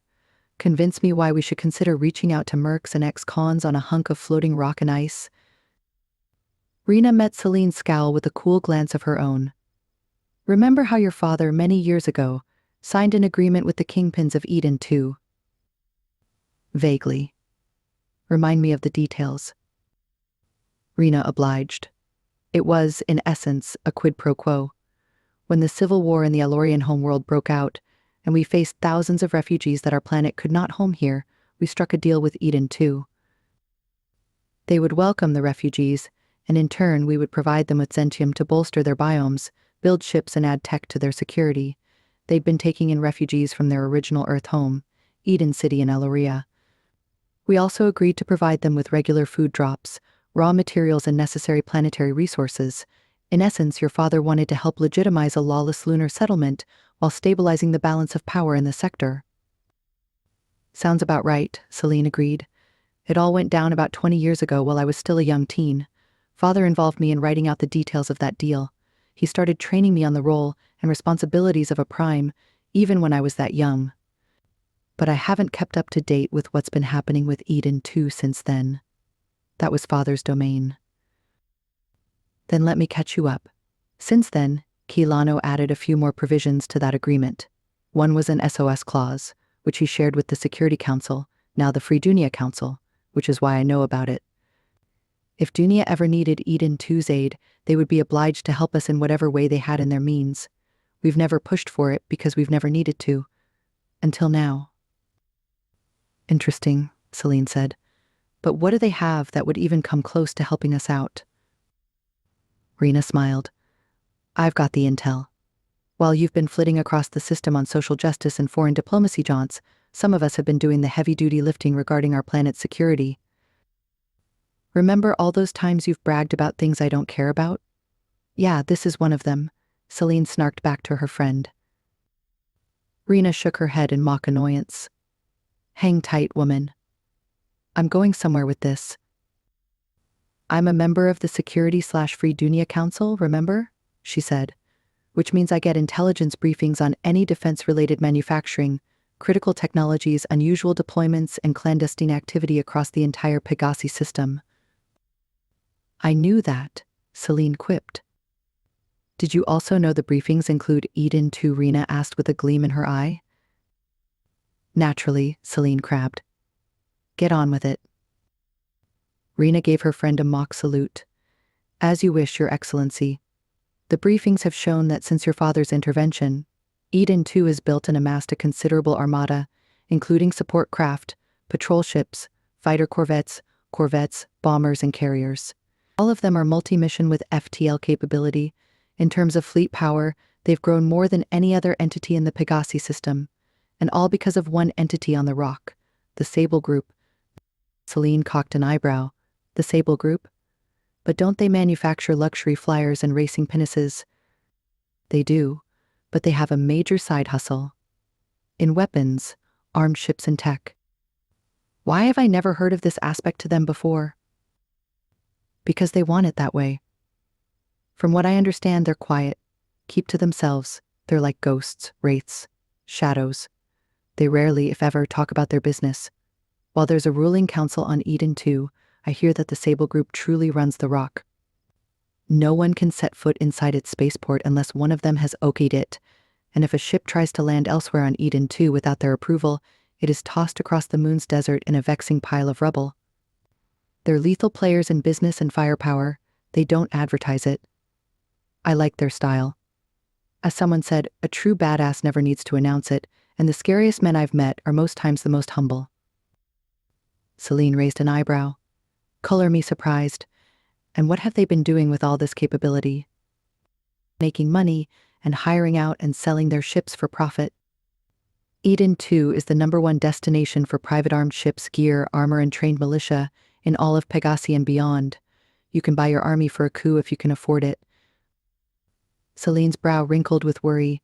What stops them from using all that firepower then against us? Rena shook her head. That was one of the key stipulations that your father built into the contract with Eden 2. They can't use any of their capabilities against Dunya lest our pact falls apart. And so far they've been loyal to us. I don't believe they would do anything to harm our understanding so far, given how much they depend on us for our resources. Won't giving us help break the agreement not to use their weapons against Dunya? Ideally, they won't be harming us. Instead, we'll pay them to aid us against an illegal takeover by rogue agents like Massimo Macori. Plus, they had a great relationship with your father. That might be enough to sway them. Celine looked up at the silver moon. I can't wrap my head around it, she said. All this time flying in and out of Dunya on missions to Rhesus, Galicia, and Alluring, I never gave a second thought to Eden 2 when we whizzed by. They seemed so small, insignificant. They may still be small, but I think they pack a mighty punch, Rena stated dryly. Celine nodded. So you're saying we feel out the Sable Group and see whether they'll help? Rena nodded. It's not like we have many other options. True, Celine groused. How do we even begin to reach out to them? I can send a secure, tight beam using a cipher that your father shared with Eden 2, Rena said. They'll respond if they're as smart or, better still, honorable as I've heard they can be, and if they want to keep to their contract. We should hear from them soon enough. What do you think? Celine considered the idea. Perhaps, maybe. In any case, I don't imagine Massimo Macori is honoring any of our agreed exports to Eden 2, especially Zentium, so there's a definite reason for them to hear us out, Rena added. Celine reached out her hand to grab her friend's arm as a thought came to her. I might even have another bargaining chip up our sleeve if push comes to shove. What's that? Harlow, was all Celine proffered. Rena raised an eyebrow. Really? Is she ready? Last time I checked, she was 99% there. Where is she? Safe, I hope, in Axuma, where she's so lost in her research work that she's no idea Dunya is under martial law. Harlow and her work is a good carrot to dangle. If the Edenites are as savvy as I've heard from the grapevine, then what she's got going on should tip the odds from unlikely to very likely. But if they respond, I'm going, Celine stated. Rena whipped her head around to stare at her friend. No way. You're the prime in waiting. We can't put you in danger. Celine shook her head. We can't risk any more soldiers, and I need you here to oversee our people here in the revolt, if we can even call it that. How about a guard or two to accompany you? Rena suggested. Nope, I can handle myself. Our resources are too stretched for guard duty. I'm a big girl. Not on Eden 2, you're not. Celine lifted an eyebrow in disbelief. I'm no babe in the woods, Rena shook her head. You haven't met the uncouth rabble-rousing mercs of Eden 2 yet. Even though you're a sophisticated, experienced, well-traveled diplomat and negotiator, imagine them as mammoth Dracula hawks. They'll suck off all your blood and pick apart your bones if you can't cut it with them. Well, maybe not quite, but they're ruthless, not to be underestimated. Consider me scared, Celine huffed. She shifted her view to the sky and the silver orb sitting fat in the sky. Let's do it, Rena. We've nothing to lose. And now here she was, in the lion's den, at the mercy of the rabble-rousing mercs of Eden 2. Intrigued to learn more about them, Celine read the detailed report on her comm tab. Layla Dexora had found that the Sable Group and its leaders from Eden City operated the best shipbuilding facility in the Pegasi system and beyond. Hollow film actors, racing pilots, and even entire armies ordered the mysterious group's fastest, sleekest fighters, interceptors, gunships, and racing pinnaces. Their builds were legendary and renowned. Celine even recognized a few of their mentioned airship designs as those commissioned by Dunia's official interstellar line in a recent deal. The paper also alluded to the Sable Group's ownership of manufacturing plants, supply chains, and extensive asteroid mining facilities. Their reach extended beyond the Pegasi system, with shipping lines that extended even to the farthest known systems of Segundo. They'd brought legitimacy to Eden 2 by employing its people and keeping tight control of the economy. They were erasing their reputation as a crime-riddled, poverty-stricken backwater and improving the lives of its residents. The Sable Group had also helped to quash piracy from the system. They'd established a security wing of their corporation to protect their ships and those of Eden 2's traders from raiders. They'd also rid their airspace and the planets of the spate of attacks, murders, and widespread atrocities. These had been regular for Pegasi a decade ago along its system's fringe, on the borders close to Alluria. Reading between the lines, Celine could tell they were revered and respected by Edenites, foreign states, and planets alike. More importantly, Layla Dexora's research found that while they were the true power of Eden 2, they avoided the public eye, rarely showing their faces and leaving all civic-facing duties to the elders. Then, nestled deep within the long paper was a link to a few images on Sysnet that purported to have captured the faces of the shadowy leaders of the Sable Group. She tabbed through the grainy, unclear shots until she stopped with a gasp at an image captioned with a name she recognized, followed by the name of the group's chief lead. Her mind spun and dipped, groping the past few hours for sense and reason. She looked up with shock. Him? A rush of blood heated her face. She tossed her comm tab aside and surged to her feet. Stepping around the coffee table, she snatched away the pillow resting on the slumbering man's face. She leaned over and tapped his large chest with a finger. You. He opened a sapphire gold eye and lazily looked up at her. Nam, me, he drawled after a long beat. It took everything she had not to kick him in the balls. She was furious. All this time? Took you long enough, he murmured, knifing upright to swing his massive feet to the floor. She suddenly realized she was standing between his thick thighs and stepped back. Their eyes met in a clash of heat, which did that snaking thing again, straight to her core. She wrestled her mind back to present reality. You're the Sable Group's leader. We say cozy here on Eden 2, he replied, inclining back into the cushions and stretching his massive arms above his head, his muscled chest flexing with movement. She shook her head, aggravated. Why didn't you say so earlier? You didn't ask who you'd be seeing. Instead, you asked when and where you'd be seeing them. His lips quirked as Celine glared at him. Besides, we both needed some rest, he rumbled, and you seemed a little on edge. Celine couldn't further argue the point, so she took a different tack. So why did the cozy you need to be my pilot? Kanan shrugged his massive shoulders. I had a free day. I wanted to study who I'd be dealing with. Closely. She lifted an eyebrow. Really? Nom. So you brought me here and watched me work out who you were as a test. His lips twitched in a half smile. And what conclusion did you come to? She continued. You'll do, was all Kanan offered after a momentary pause. Celine wasn't convinced. Most leaders send their assistants to fetch their allies for meetings. Why go to so much personal trouble? Because I feel the mission warrants my attention, came the quiet reply. And why was that? The gold eyes deepened with intensity. Because your father was a good man. We worked well together and I respected him. So he and Dunia deserve nothing less than my full attention. Celine felt tears rush up, and she sat in a chair across from him. You worked with my father? The Prime? Kanan leaned towards her, reaching out a large hand which he placed on her shaking shoulder. Closely. We will all miss him. My deepest sympathies. She flicked away the tears, memories flooding her like jagged flashes. Kanan's hand remained steady on her shoulder, hot, throbbing and potent. She felt the waves of grief slowly ebb away. Composed, she looked up, and he sat back. But then his hand fell away, and she shivered, feeling its absence. Thank you for your kind words, she murmured. I do appreciate them. He inclined his head in acknowledgement. She reached out a hand and touched the back of his, before withdrawing. And apologies for not knowing who you were earlier. I should have known.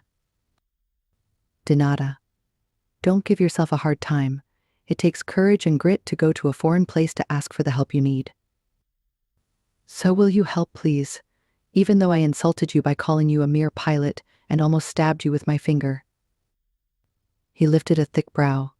I like it when my allies stand up to me, as long as they don't do it too often. Celine stiffened. I'm unlike any other ally you've worked with. Don't I know it, he drawled. I don't give up, and I don't hold back. Is that right, he probed, his eyes heating up. Looking into those blazing eyes, she felt breathless. In just a few hours, this man had gained the power to rock her emotions from dizzying grief to a deep physical need in seconds. There was a sort of sorcery in his ability to shift her emotions swiftly, and she felt like she was standing on a precipice of something she couldn't quite articulate. She stilled her heart once more and focused on the problem at hand. There's got to be more of a reason why you're considering helping us, more than mere sentiment, she said, unconvinced. Kanan raised both hands, hooking them behind his dark-haired head and giving her a long look, this time less heated. I'm sure you've gathered by now that we have a symbiotic relationship with your planet. We buy Dunia's Zentium to build ships that bank us all a lot of shill coins, which makes Massimo Macori a big pain in our collective Edenite ass. So you're on board? He nodded. I'm committed to hearing you out. She fell back deeper into her chair with relief. I thought I would have to use more persuasion to get you to listen to me. That's just me, Camila, he rasped. Now you've got to convince the rest of the writers. Celine was thrown. The who? The Sable Riders, my brothers. We're not blood, but they're my family. I don't make any final decisions without their say-so. Celine threw back her head and took in a few deep breaths. Then she righted herself and pierced Kanan with a pointed look. When can I see them? The man gave her a slow, long look, assessing her. When did you last sleep? And for how long? Sleep is for the weak, she retorted. Are you always this amped up? Celine pulled at her curls, turning one into a knot. Maybe. And especially when my people need me. Would they rather you were fresh and on your game or exhausted and making mistakes when negotiating their future? Celine sucked in air. You'll meet them soon enough, Celine, he said low and deep. You must be tired. I'll take you to a safe space where you can rest until I convene my brothers. Chapter 2. Pure Edenite Pleasure. Celine. Kanan stashed her in an apartment, a few lifts, corridors, and levels away from the spacious dining room they'd been in. The space was artfully furnished. The holo screens were state-of-the-art, the lighting exquisite, and the couches were top of the line, molding to the spine. The bed was large, sprawling and covered in silken bedding. Beside it was an expansive dressing room that opened into a workout gym and a large, luxurious bathroom on the other side. The head looked spacious, and Kanan informed her that the showers ran with temperature-controlled water. The fridge was full of platters of delicious-looking food and sparkling fruit drinks, and the kitchen counters overflowed with trays of fresh fruit and vegetables. There was even a vase of swan orchids intertwined with tiger moon proteas which floated in a white cloud above the sleek coffee table. All in all, there was nothing she found wanting. He prowled the room like a Mecco panther, checking gadgets and security controls before waving his wrist comm over the door panel.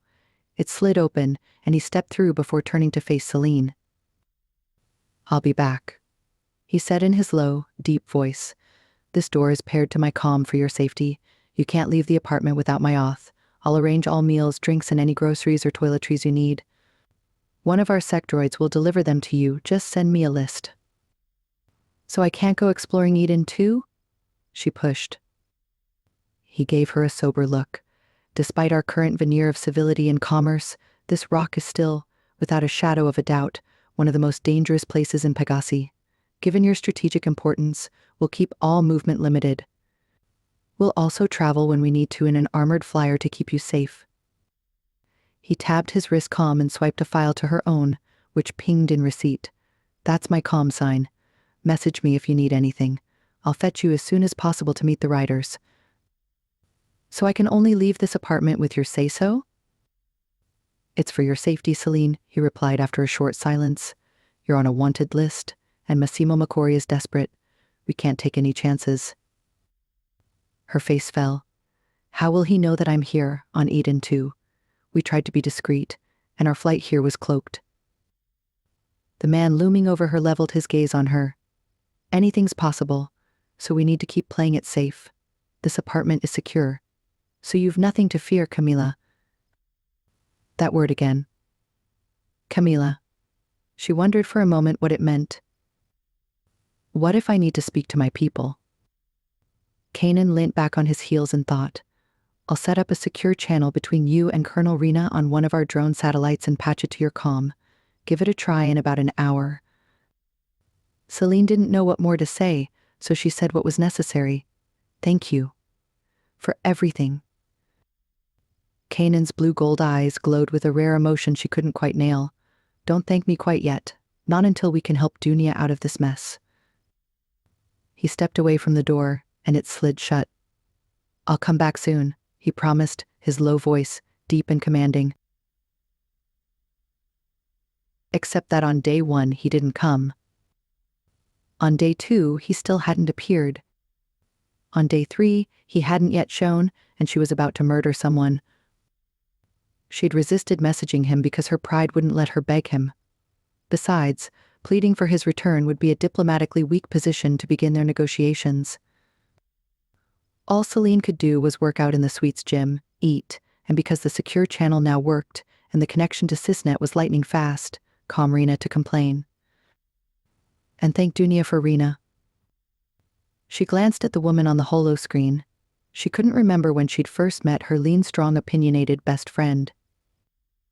They'd gone to high school together, bonded over boys, books, and a love for raider bands, the ones who lived on pirate space cruisers and uploaded raucous and haunting percussive cloud trap tunes to the system's rogue airwaves that went on for hours at a time. They'd applied to the same university, been selected in the same sorority, and held the same low-paying jobs to pay their way. They'd double-dated, double-dipped, and lived like sisters for most of their lives. Now, here they were, attempting to reverse a deadly coup together. Rena gave her updates on the situation in Dunia, such as how General Mackenzie and the Special Ops Command Force stationed at Rambasa and loyal to the True Prime had retaken control of the critical Western Front city.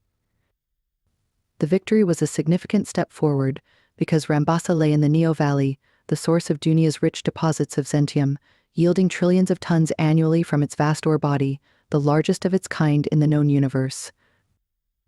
Rambasa was also where the planet's publicly owned mining company, Dunia Zentium Corp., the DXC, had built its HQ. From this seat, it managed all mineral rights to Zentium production in the valley, on the southern continent of Wadi and the archipelago on the western coast of Yuzmina. "It's all very well, but we need better defenses against a relentless enemy that wants those Zentium mines," Celine said, biting her lip. "We don't have much, but The planet came to our aid. It went wild, defending it against the enemy. Outside the dome cities, the technocracy's air assault was eviscerated before they could fly back to their orbital blockade in retreat or replenish their reserves. Cell, I've seen hollows of trees, rocks, plants, and wildlife whipping the technocracy's ass, which means only 2 squadrons of their soldiers got into New Malindi and 1 or 2 more in Paris Minor and Rambasa. Fascinating, Celine half smiled. Rena shook her head. What intrigues me is how Dunia decided to get in on the action. Was it asked, or did it just sense we needed its help? Celine blinked at her friend's rapid-fire questions, then shrugged. I don't know. Rena gave her a long look. Did you summon it? Hell no. I don't even know how. But don't you have the so-called Planet Whisperer gift? Doesn't it run in your family? Ree, you know my father could talk to the planet, but Dunia has not revealed itself to me yet, so I can't say for sure. One only gets a revelation when the planet decides the time is right. Until then, I assume I don't have the gift. It hasn't been given to me yet. Rena leaned in. But don't the Manene heirs automatically receive it? Celine sighed. Not always. It's been known to skip a generation. You must prove yourself worthy before it considers speaking to or with you. Then forget it, Cell. Even I know you're unworthy, Rena laughed. Ha ha. Funny. The 2 women exchanged quick smiles. It was clear their friendship had weathered much, and their bond ran deep. What else do we have? Celine said, sipping from a cup of steaming kahawa. Rena scrolled through her comm tab. Not much. As I said, we're under blockade. We can't even defend ourselves against those 3 capital ships even if we want to. Hell, we don't have the forces or weapons to fight Makori's militia, who now control the spaceport and have the technocracy to back them up from the atmosphere. Celine grimaced. It sucks that we never invested enough in the defenses needed to protect our planet, and that father was a pacifist who moved too slow on decisions about planetary security. We were getting there, Rena huffed, until Massimo waged his little war. Fuck Sentium, fuck politicians and their greed, and fuck Massimo Makori in particular. Rumor has it he's upped the reward money and placed a bigger bounty on your head, she said on the call to Celine. Pacing the spacious apartment, Celine peered at her friend's face on her tab screen. How much? She asked. Millions. Dead or alive? Alive. Massimo wants to get you in his grasp so he can strong-arm you into giving back control of the ore fields. Celine shook her head. I can't believe how I never saw through his fakery. Who? Rena asked, raising an eyebrow. Massimo. He was always so charming. He never seemed to do anything wrong. If you listen to the stories about him, it's like everyone thought he was a Palladian saint who could walk on water and summon lightning at will.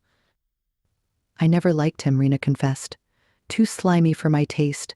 He reeked of a man trying too hard for affirmation so he could hide his scheming and evil under all his couture robes and sweet cologne. Celine rolled her eyes. So dramatic. Do you think he'll find me? If you're not careful, he will. The Makori dynasty has a long reach. We're hoping the folks on Eden, too, are trustworthy, but we can't be sure of all of them. Anyone there could spill the beans on your location in exchange for a few million chill. Celine fell into a hushed silence. Maybe she'd been too quick to trust Kanan. He'd disappeared. Yet regular deliveries of hot, delicious food, wine, and hot-brewed kahawa had arrived at the apartment's door courtesy of a faceless 2-legged silver-bought droid with 0 conversation skills. Rena interrupted her train of thought. You're wondering if Kanan Sable has sold you down the river? Celine murmured. But then again, every conversation I've had with the man has made me rethink my view of Eden 2 as a backwater teeming with backstabbing rogues, pirates and ex-cons.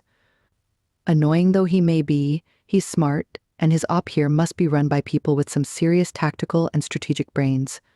I'm wondering why Father let me think so little of them. Perhaps he thought if you knew how, if his colleagues are as gorgeous and intriguing as Kanan seems, you'd have fled to hunt them down, Rena laughed. Never, Celine said, shaking her head. I was not, and have never been a pimply-faced teenager with a sad crush. Girl, I beg to differ, Rena laughed. I'll concede that you were always much more serious and considered than I was in high school, never letting your hair down. But when you crushed on someone, you fell. Hard. True, Celine conceded. Regardless, you're now a woman who needs to be loved. You've got a generous heart that gives as much as it wants to get back. What's more, you haven't had sex in years. You've been married to your job for too long, and you need to get down and dirty with a good long fuck fest. Delivered at the hands of a mountainous sex god with desire tattooed all over him. Celine choked and squeezed her eyes shut, trying to unsee the erotic scene Rena had just set off in her mind. Stop it. You're being ridiculous, woman. Rena sized up her friend. So he does affect you? No, Celine shook her head, rejecting her friend's assessment. Oh yes, he does. But remember, I know you all too well. Eyes squeezed shut as your telfer when you're flustered. It takes quite the man for this hella reaction from you. Seriously though, what's he like? Rena ventured, leaning forward on screen. Scary, thrilling, arousing, exasperating, daunting. A larger-than-life enigma who inflamed her body and infuriated her mind, Celine thought. Like no one I've ever met before, she said. He's different. He even calls me a different name, Camila. Rena's eyes flicked to her left as she accessed a screen on her end. Camila. It means beautiful, an Edenite. She looked back to Celine. Well, my friend. It would seem your mountainous sex god, your Kaji, the name for a male lover in Edenite, may want you as much as you want him. Celine scoffed. Me? Want him? I don't have time for all of that. And don't be presumptuous. He's no god. Most people on this rock are human. But that said, there's something different about him. I concur, said Rena. He's not your everyday human. That's why I took a clearer picture of him. Better than the one we had on file when he picked you up at the Enclave, Rena said with a smirk. You didn't. Did so. I ran it through all our available databases, in particular the University of New Melindy's xenoarchaeological servers. Despite his obvious Edenite features, no known civilization, aliens or biology in this system match his unique eyes and biopattern. So he's different all right. Maybe he's a... Rena's face fell. She paused her patter, and her eyes widened, fixed on a point beyond Celine's shoulder. Celine whirled around, and sure enough, there he was. His large form filled the apartment's bedroom, dominating the space. He wore a close-fitting navy and gold jumpsuit with a white crest on one shoulder. His sapphire gold-flecked eyes glowed in the low-lit room, and she felt them pierce her to the core. How did you? She said. I have my ways, Kanan said, his voice low, deep, amused. How long have you? She asked, dreading that he may have heard most of her conversation with Rena. His lips twitched. Long enough. She breathed low and deep, tamping down the tension of waiting 3 days and not knowing when he'd return pouring out of her. You took your time. Seems you needed it to study up on me, he quipped with a straight face. She shook her head at him, exasperated, and he responded with a phantom smile. You meant it when you said things take a while on Eden, too. Apologies, Camila, Kanan said, dipping his head with genuine feeling. Some things take time. A few of my brothers had to leave their duties elsewhere in the system to meet with you. Their travel back took a few days.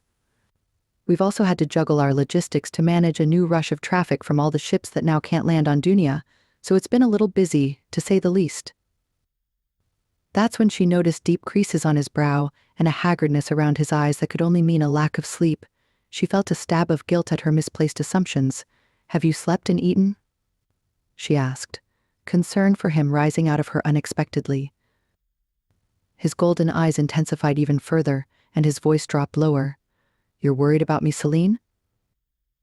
She felt his timbre reverberate, and her heart started hammering again. Then she gave him a wry smile to pause the serious jolts she felt for this man she didn't know cascading inside her. I'm just wondering if you'd rather be rested and on your game or exhausted and making mistakes when negotiating with me. His lips quirked once more. Well played, but let's park that for a later discussion. Come, Kanan commanded.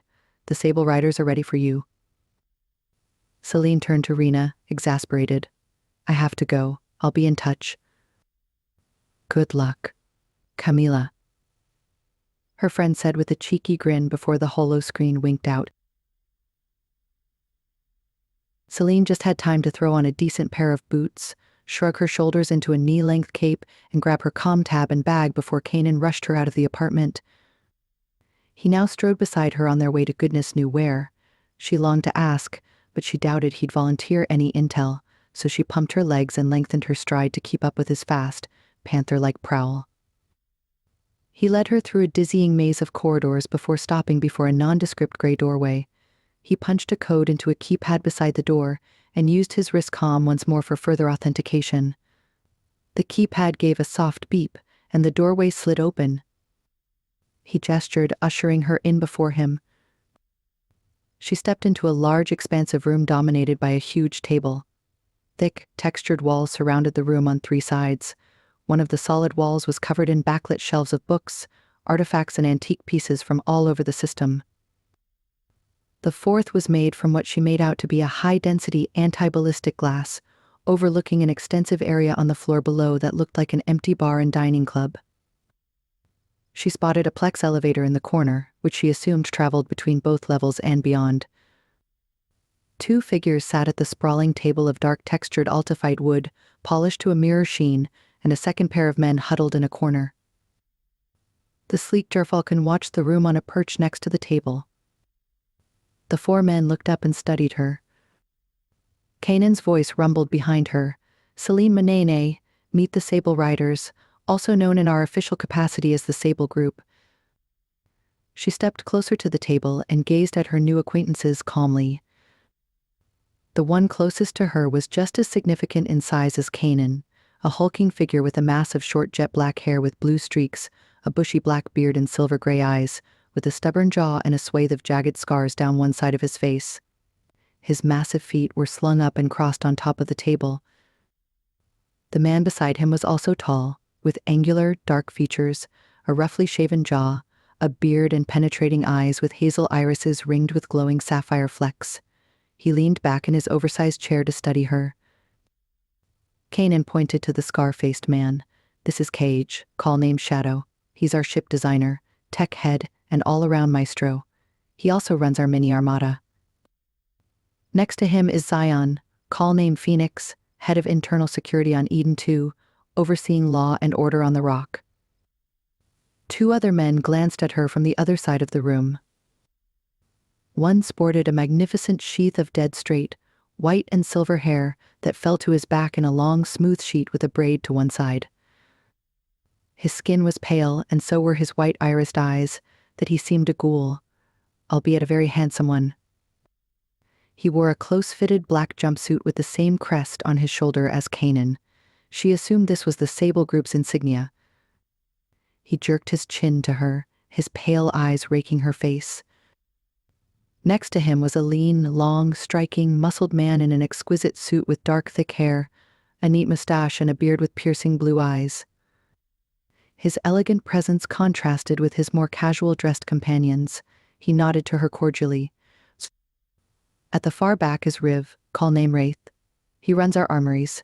He moonlights as the head of our secret surveillance ops and militia, and on his off days he dallies as a bounty hunter. With him is Zane, call name Phantom, our business and financial controller. He runs our sales, logistics, private equity, and finance division. Celine nodded her head in acknowledgement, unable to speak. As it were, her breath had been snatched from her lungs by the presence of these 5 devastating and powerful men. She saw sleek blasters strapped to their powerful thighs and hips and imagined other weapons tucked in places unseen. These were no Boy Scouts she was dealing with.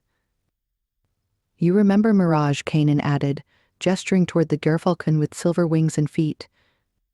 Celine's eyebrow rose. "Really?" "It is indeed, Celine," said the gerfalcon in the AI's harmonious tone. "As a nano-engineered AI, I can take various forms, but this is the one I tend to prefer when I'm off Kanan's ship. But of course, I'm also still on the ship due to my split consciousness and various remote capabilities. Mirage is our eyes and ears across the Rock, and she oversees all AI on all our ships and holdings," Kanan explained. "I'm also taking an encrypted recording of these proceedings," Mirage piped up. which will be shared to all your comm tabs after the meeting and only accessible with your bio-authentication. Kanan inclined his head. As you can see, she's a very valued member of the Sable Riders. Wow, Celine exclaimed, astonished. Incredible. The gerfalcon bent her sleek silver head in a bow. Sit, Kanan ordered Celine, pulling out a plush chair. What's your call name? She managed to ask him as she sat down. He paused for a moment. Chimera, he rasped. Fitting, she thought, given the strange ability he had to switch her feelings from hot to cold in seconds. The two men on the other side of the room strolled to the table while Kanan stalked to a long, low cabinet behind her and plucked a few items in his hands. She watched, perplexed, until he returned to the dining table and thumped an exquisite crystal decanter swirling with a rich honey liquor and 6 shot glasses onto the center. The room fell into a hush as he poured the decadent liquid into each glass and handed one to each person. Kanan then raised his glass into the air. We pay our respects to Kilano Manene III, the true prime of Dunia. Friend. Father. And wise leader, he murmured, his expression somber, his golden eyes flickering with a spellbinding light. Our deepest sympathies, added the handsome Riv, his eyes slicing over to Celine as the group rose to their feet and lifted their glasses. Then, all 5 men and Mirage intoned together. Inuka. Though he has fallen, he shall still rise in our hearts, Kanan added. The men downed the liquid, slamming their glasses on the polished table. Celine blinked back tears and followed suit. The smooth, well-aged barrel whiskey slid over her tongue and lit a fire to her belly, leaving behind mellow charcoal, vanilla, and spice notes. This was not some cheap gag-inducing grog from the bottom of a nasty chlorinated bottle. Instead, it tasted like one of the aged small-batch handcrafted whiskeys that her father had so loved when he was alive. Is this a Galician Aurora Barrel Select? She asked Kanan, fighting her emotions. He jerked his chin in confirmation. 'Tis. After one of our meetings, the Prime was kind enough to leave a bottle with me, so I only thought it fair to share it with you today. She gave him a shaky smile, overwhelmed at the kind gesture, and appreciative. Their eyes locked, and she felt the air spark between them. Thank you, that means the world to me. Kanan broke the silence in their heated gaze. Shall we begin? Celine, you have the room. He settled himself into the chair at the head, and the group followed suit. Celine noted he'd placed her next to him instead of the opposite, which was the norm in negotiations, perhaps signaling to his fellow group members that he was somewhat partial to her requests, which she appreciated. She felt ripples of heat emanating from him, and at the corner of her eye, she spied the loose collar of his jumpsuit. It revealed a corded neck and muscled chest, covered in beautiful skin art that seemed to move with his very breath. She felt her body clench with an unexpected rush of desire. What in the actual?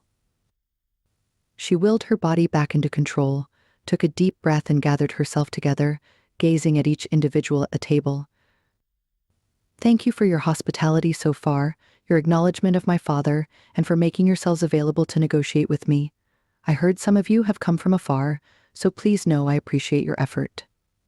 Platitudes out of the way, she dove into the order of business. The situation in Dunia is dire. We've lost military control of 3 main cities, including the capital, New Malindi. The self-proclaimed, self-appointed prime, Massimo Macori, has declared a state of martial law.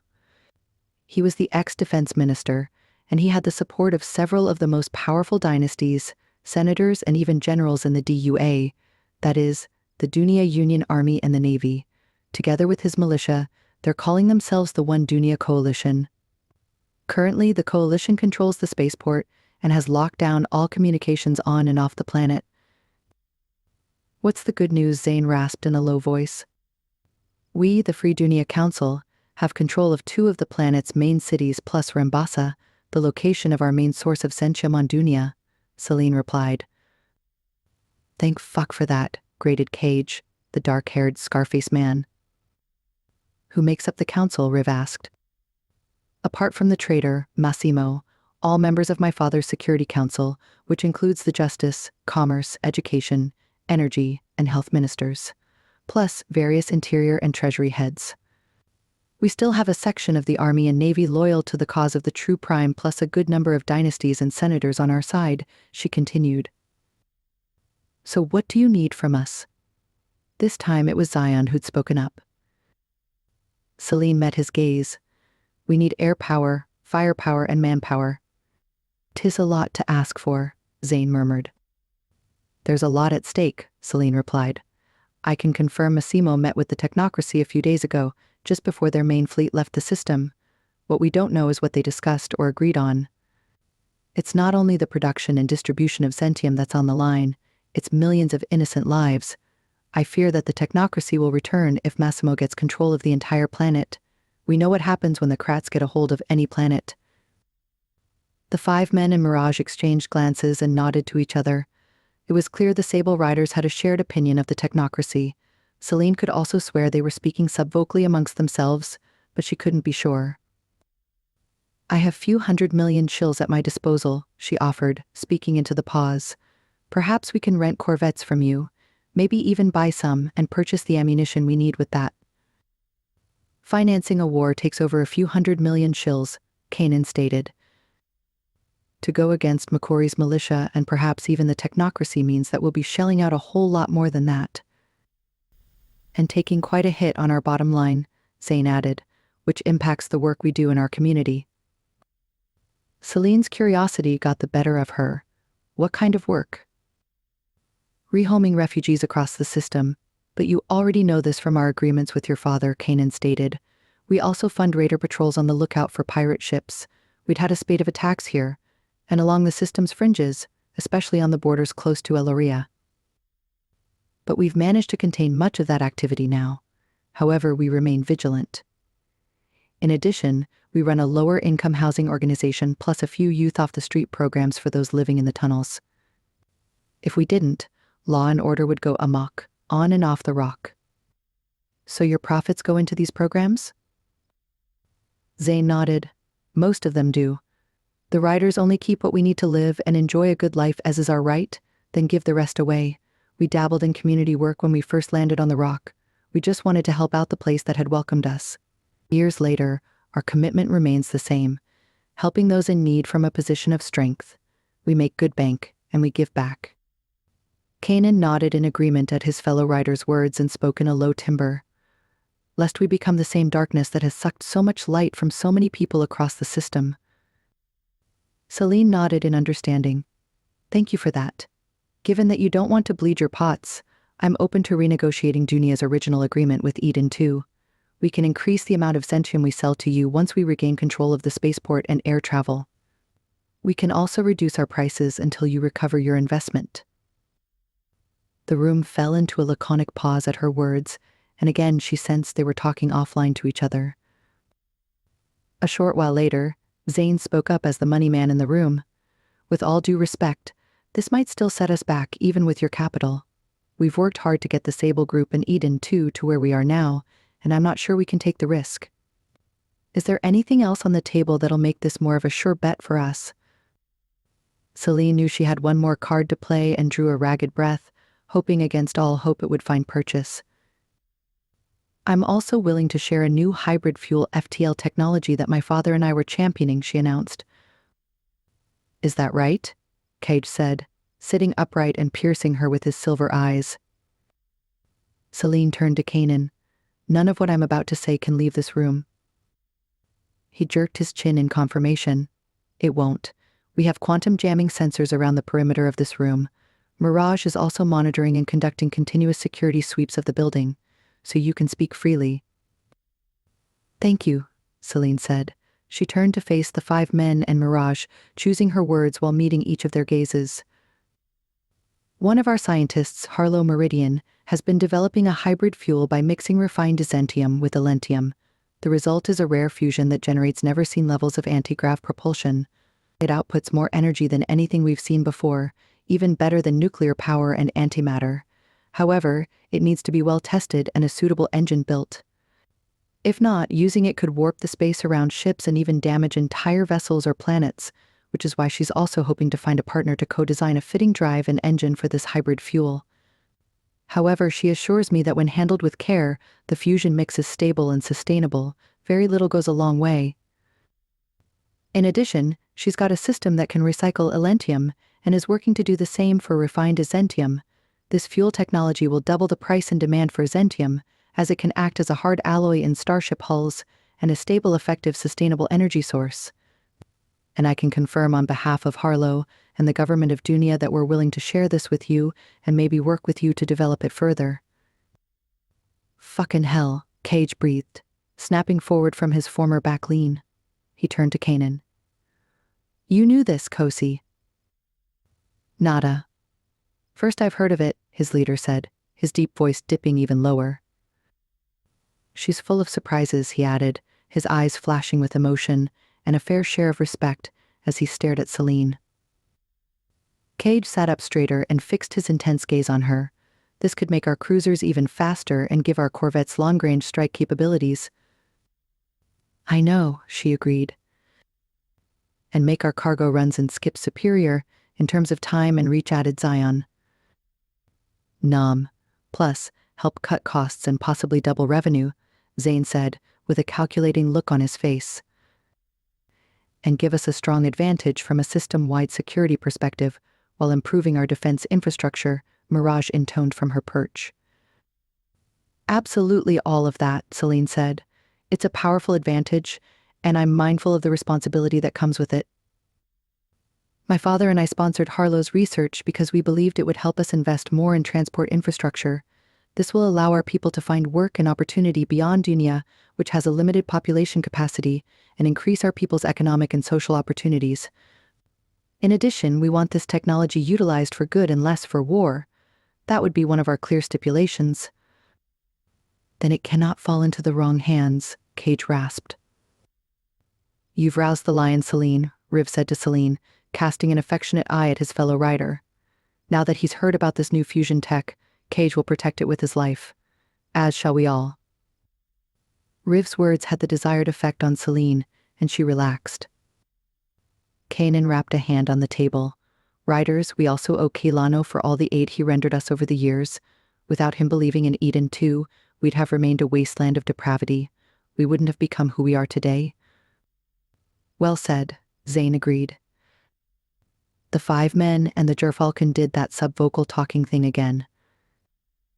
After some moments, Kanan turned to face Celine.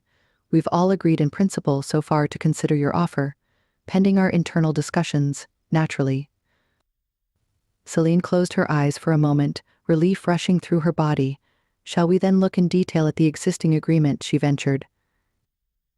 Yes, Kanan said. Mirage, please pull it up on the holo screen. Let's see if we can't make this as efficient as possible, for all our sakes. Chapter 3. A Landslide of the Heart. Celine. Celine's negotiations with the Sable Riders wound down after hours of haggling and moving one too many numbers, concepts, and arguments around. They had a rough deal in place. First, the riders promised to discuss it later amongst themselves that night. Then, once they were all pleased with it, they promised Celine they'd entrust it to Mirage, who'd send it via a secure tight beam to Rena and the Free Dunia Council members, who were waiting on it for their feedback. Shall we adjourn, Kanan suggested. Perhaps a good meal and drink to relax after that stretch. Celine turned her tired eyes towards him.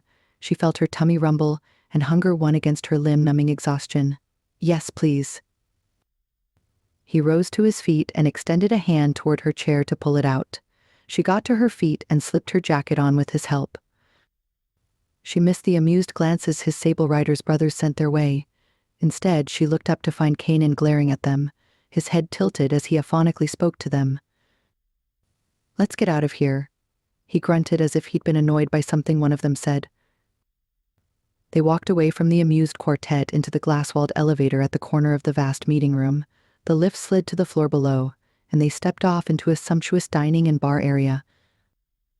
Welcome to the Osirian, Kanan announced, leading her into the luxurious space. What is this place? Celine asked, looking around at the indulgent parquet, the tessellated tiles, metal detailing, padded velvet booths and banquets, adjustable lighting and plush upholstered seating, deep, cozy, and private enough to encourage patrons to linger all night. One of the Sable Group's establishments. Zane's Baby, to be precise, he said, leading her to a sprawling bar complete with an onyx and rare mineral bench top and a mirrored splashback, where a dozen bartenders hovered over the growing number of patrons. Are we still in the same building as the apartment? Not quite. One building over. We own the entire block, came the quiet response, and a few more throughout the city. She raised an eyebrow. Her measure of respect for the Sable Riders kept growing. These Edenites were strong, a brute force. Still, they were also strategic, brilliant thinkers and wise investors hiding behind a veneer of mercenary thuggery and at the same time, growing in their domination of an entire system from the shadows of the stars. He settled her into a plush high-backed bar stool at the bar and summoned an alluring bartender with a flick of his finger. The barman's eyes widened in recognition of the sapphire and gold tattooed man leaning against the counter, and he rushed over. "What can I get you, Kosi?" "A zindawa for me." And the lady, Kanan said, turning to Celine. She leaned forward. "What do you have for a girl a moon away from her planet and negotiating for the lives of millions?" The barman's eyes widened even further. "Surprise me," Celine added. Kanan's lips quirked with amusement. "What about one of your infamous moondust cocktails, Jarok, perhaps Eden's Mist?" "What's in it?" Celine asked, intrigued by the name. The barman grinned, proud of what he was about to proffer. "Amaretto from the hills of Lisagonia on Dunia, Curacao oranges, distilled cacao from Tansin, and a touch of silver moon dust from our northern lunar mountains. The sweetness of the amaretto mellows the tartness of the orange without dulling the citrus notes too much. The result is pure Edenite pleasure." Celine nodded. "Sounds sublime. I'll have one, thank you." The bartender inclined his shaven dome and made her cocktail with great relish. He whirled and twirled bottles and glasses before setting down a tall phial of iridescent liquid before Celine with theatrical panache.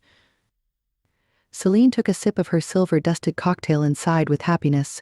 The taste was like nothing she'd tasted before, syrupy with marzipan, macaroon, vanilla and orange notes, which left tingles on her tongue and taste buds.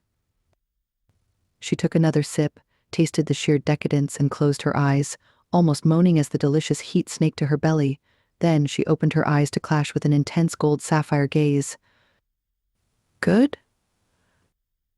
"Better than good," she whispered, the temperature rising under her skin. Her cheeks flushed, and she dipped her head. "Damn. It was getting hot in here." His lips flexed, and he took a pull of his beer and swigged it back to reveal his long, thick neck and muscled chin. Celine tore her eyes away from his beauty and lifted her glass, staring at it instead, captivated by the swirling silver iridescence dancing in the sunset and crimson liquid. Her eyes caught movement at the lifts. The glass elevator disgorged the rest of the Sable Riders. The four men strode towards the bar, slowing down to exchange more long looks with their Kosi, communicating aphonically with him, before stalking past and sitting on a table nearby. "Do you know how annoying that is?" Celine blurted. Kanan swiveled his large head towards her. "What is?" "That silent thing you guys do. How you talk to each other." His head reared back in surprise, and his voice fell to a low timbre. "My apologies, Camila. It's such a habit. We forget how it seems to those around us without the same abilities. We only do it in public when we need to be careful who might hear us." Apology accepted. "What are those abilities anyway?" He gave her a long, considered look. "A sophisticated neural node network. We each have a node and can do more than speak to each other. We can link our brains with external tech and even AI like Mirage without needing a physical connection." Celine was fascinated. Do all Edenites have one, or just the Sable Riders? "Just us Riders," came the clipped reply. It was clear he didn't want to discuss it further. However, her curiosity still needed to be sated. "Why do you call yourselves the Sable Riders? How is it different to your public persona, the Sable Group?" Kanan took a deep breath, his glowing eyes assessing her. He seemed to come to a conclusion. "I suppose I can share some of our secrets as you have yours. We're retired Kubai warriors. We served together many years ago in the Sable Battalion, thus the Sable Riders. The Kubai warriors? What does that mean? The elite topmost warrior class of the Kwabi people. The Kwabi? My people, the residents of Eden City, a floating city above planet Earth, located in the adjacent galaxy also known as the backbone of night. Celine smiled. Dunians are also descendants from Earth. Her ancestors had been civil engineers who moonlighted as spiritual leaders in Zanzibar circa 5078. After their tiny island home went underwater due to Earth's rising sea levels, they were sold on the benefits of a new life in a new galaxy. They'd had no problem signing on the dotted line, boarding a generation ship and stepping into life pods that ferried them across a universe. On Dunia, Silas Manene had transitioned from cleric to civil leader, making a name for himself as a peaceful and caring first prime. Hundreds of years later, Celine's father, Keelano, had tried his best to live up to that legacy. He'd promoted peace and harmony throughout Dunia and rejected calls to build expensive orbital planetary security systems, hoping the planet's sentient overprotectiveness would be enough. Yet he'd seen the writing on the wall and built-in fail-safes because humans were always going to be humans, greedy for resources such as Dunia Zentium. I see you know your history, said Kanan. I wouldn't be a good diplomat if I didn't, Celine said. Our forefathers left Earth on an ark ship, fleeing the climate crises that engulfed the planet. They were lucky to have found this galaxy where they established Dunia as their home. She paused mid-thought. Why didn't your people come to Dunia or the other Pegasi planets in the ark ships? He gave her an enigmatic look. They couldn't afford it, Celine. They were too poor to fork out the fees required for the passage, so they stayed behind, and ended up as guardians of whoever else was left on Earth. Over time, my ancestors bolstered their technology and smarts, and in time they built spacefaring ships of their own. So, how did you find your way here? My battalion, made up of Kubai warriors, some of whom include the Sable Riders today, left Eden City over 25 standard years ago on a mission for the Eden Guards and Eden City's government.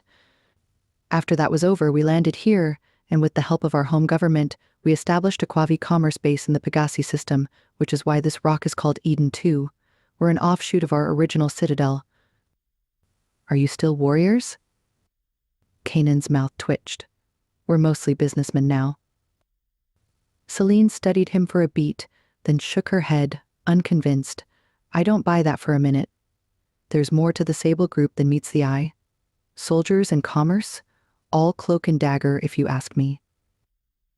Kanan's eyes flashed with a sudden blue and gold energy spike, then narrowed. She took a long sip of her drink. Do all your eyes glow when you're annoyed? Kanan gave a surprised laugh at her rather keen observation. In varying degrees. May I ask why? You're full of many questions, Excellency. He was baiting her with her title, and she narrowed her eyes at his teasing smile. I just want to know whom I'm negotiating with, Celine said, for the security of my planet. He gave her a long look. Fair enough, he conceded. Centuries ago, our human DNA was transformed by rogue cells after a nuclear explosion on Earth during the Great Suffering. We developed metanoids, which are nanoscale, self-propelled fission-powered cells that operate in our bloodstream. Their reactions have some degree of autonomy that we can control and reproduce. When those reactions occur, they emit light. Our eyes glow as a result, our most identifiable feature as metahumans. Celine's eyebrows lifted. Fascinating. And what was the Great Suffering? The evilest of times on Earth. It occurred a few years after the last Ark ships departed, leaving Earth's poor behind. They were unable to fight the planet-wide climate-driven collapse that followed. This led to an all-out and terrible war that killed millions and destroyed entire continents. I'm so sorry to hear, she said, feeling moved by the devastation of what a painful period of his, and in truth, her people's history had been. A silence fell between them. She twirled a curacao stalk between her lips. His eyes fell to her mouth, and she felt the heightened electricity between them. Pulling the stalk from her mouth, she tried to deflect his attention, pointing to his neck and shoulder. "What do your markings mean?" His gaze traveled back to her eyes. "They're called glyphs. As I said, our metanoids can perform certain functions beyond normal human capabilities. They glow and emit radiating ink under the skin. So my people found a way to use them to mark our skin, individuality, and identity. The glyphs tell the stories of our origins and often change form according to our thoughts." "What else do the metanoids do?" "They can deliver 1,000 times more oxygen to the body tissues. They're also 1,000 times faster than antibiotic-assisted white blood cells, with no chance of developing multiple drug resistance. They can treat infections in the respiratory system, the cerebrospinal fluids, and the urinary and synovial fluids. Additionally, our cladocyte response time is 100 to 1,000 times faster than the natural hemostatic system to reduce clotting time and blood loss." "Impressive." He kept going, noting her riveted attention. "Here on Eden 2, we pushed our metanoids further. We developed the ability to harvest them from our blood and reproduce them in large quantities. We can apply our tech to them and alter them as we wish. Some of our ship's surfaces are coated with the same self-replicating metanoids, tweaked to provide them with a unique stealth capability." Celine's eyes shone, fascinated by his revelations. "So any Edenite across the galaxies could, for argument's sake, harvest their metanoids and use it for stealth warfare or weapons?" He shook his head slowly. "Nada. Just the Sable Group." Celine raised an eyebrow. "Why is that? Do you and the other riders have proprietary tech?" Kanan's expression turned to stone. "I think I've said enough." She studied him, regretting the wall he'd just slammed between them. Perhaps she'd get her answers somewhere else. Celine turned to check the 4 other Sable Riders settling into their table. Then, she leaned forward and into Kanan's space. "Should we join them?" she asked. Kanan shook his head, his hair shimmering in the low bar light. "They won't spill any secrets either, Celine. Please give it up. Besides, they have business to discuss amongst themselves. I'll keep you company." Celine blushed at Kanan's spot-on assessment. "Not if you don't want to. I can take care of myself." The gold flecks in his eyes glowed with intensity, and he leaned in, a long finger touching her forearm. "But I want to." Their eyes locked again, and she felt caught up in a whirlpool she could not escape even if she tried. Jarok delivered a platter of food with a flourish, breaking the tension that had leapt up between them. Behind him came a pair of servers placing bowls of scrumptious-looking entrees, fried bread, sauces, fruits and nuts. The 2 women, beautiful Philasians with long necks and flowing hair, flashed smiles and giggled behind their trays as they served the food, captivated by Kanan. He ignored their dancing eyes and seductive smirks, reaching out for the food on the deep counter. Celine followed suit, using the delicious bites as a well-needed distraction. She felt him gaze at her as she ate and resisted meeting those mesmerizing eyes again. Instead, she looked around, taking in the atmosphere, from the crooning Tansinian singer on stage, wooing the room with her haunting voice, to the prowling dancers in rainbow-hued Walia peacock tail feathers, well placed on their nubile bodies. The place was a fascinating, extravagant establishment. She glanced back at Kanan and found him doodling. He'd plucked a pencil and napkin from the bar and was now covering it in an illustration she couldn't work out. She watched his pencil make quick contours and shadows on the paper. He looked up briefly and gave her a wry nod before looking down and continuing his art. Her gaze shifted back to the mesmerizing room and its occupants. Servers and busmen darted in between tables delivering banquets of food, trays of kaleidoscopic drinks and cocktails, and the patrons seemed to lap it up. What would her father have thought of it? Keilano had always urged Celine to seek the simple joys in life, the company of good friends, excellent food and wine. She knew he'd have enjoyed visiting the Osirian. They'd have sat at one of the banquets and discussed politics, science and social justice, until the last crooner left the building and the lights came up at closing time. She felt her eyes mist over. The man beside her stirred. "Do you want to talk about it?" he murmured. "What?" she asked, looking up, torn away from her memories. "Your father, and what happened to him." Her face fell, and he reached out a warm hand to cover her cold one on the counter. "I'm not pushing you, Celine," he rasped. "I'm just saying I'm willing to listen when you're ready. I know that sharing how you feel may help to process the awfulness of it all." She didn't know what to say, so she fell into a static pause and pulled away her hand, mulling over his words in keen perception. It took a moment before she spoke in a low voice. "Father was the best man I've ever known.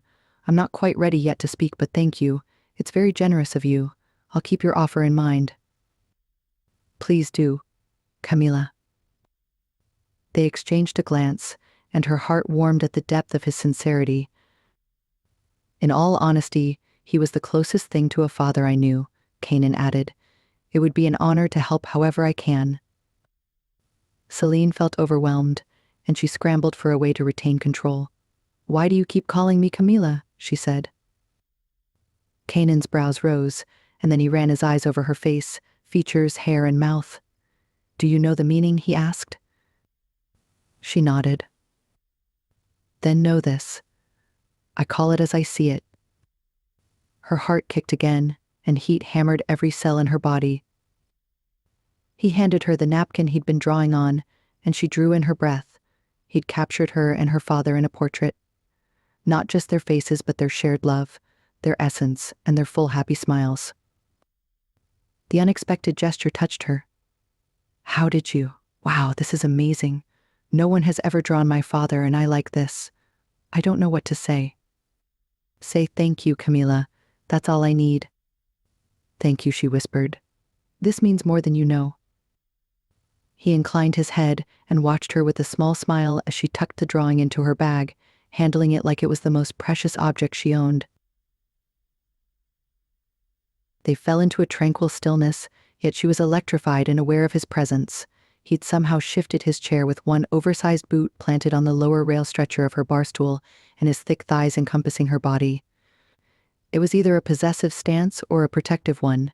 She wasn't sure and didn't have the balls to ask.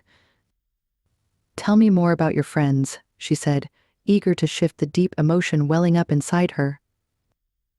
"What do you want to know?" Kanan replied, leaning back to pop a breaded morsel into his mouth. "How and when did you all meet?" His eyes darkened, and he glanced at the table to his right where the other Sable Riders sat. "We've known each other since we were children. We met when we served our city, as members of the Eden Guard's Kubai. We became great friends. We endured some bad shit together. We banded together and survived. Then we landed here on Eden too, where we scrapped and worked hard to get where we are today. We're closer than many blood families. We consider ourselves brothers, so we took the same last name. We've always had each other's back.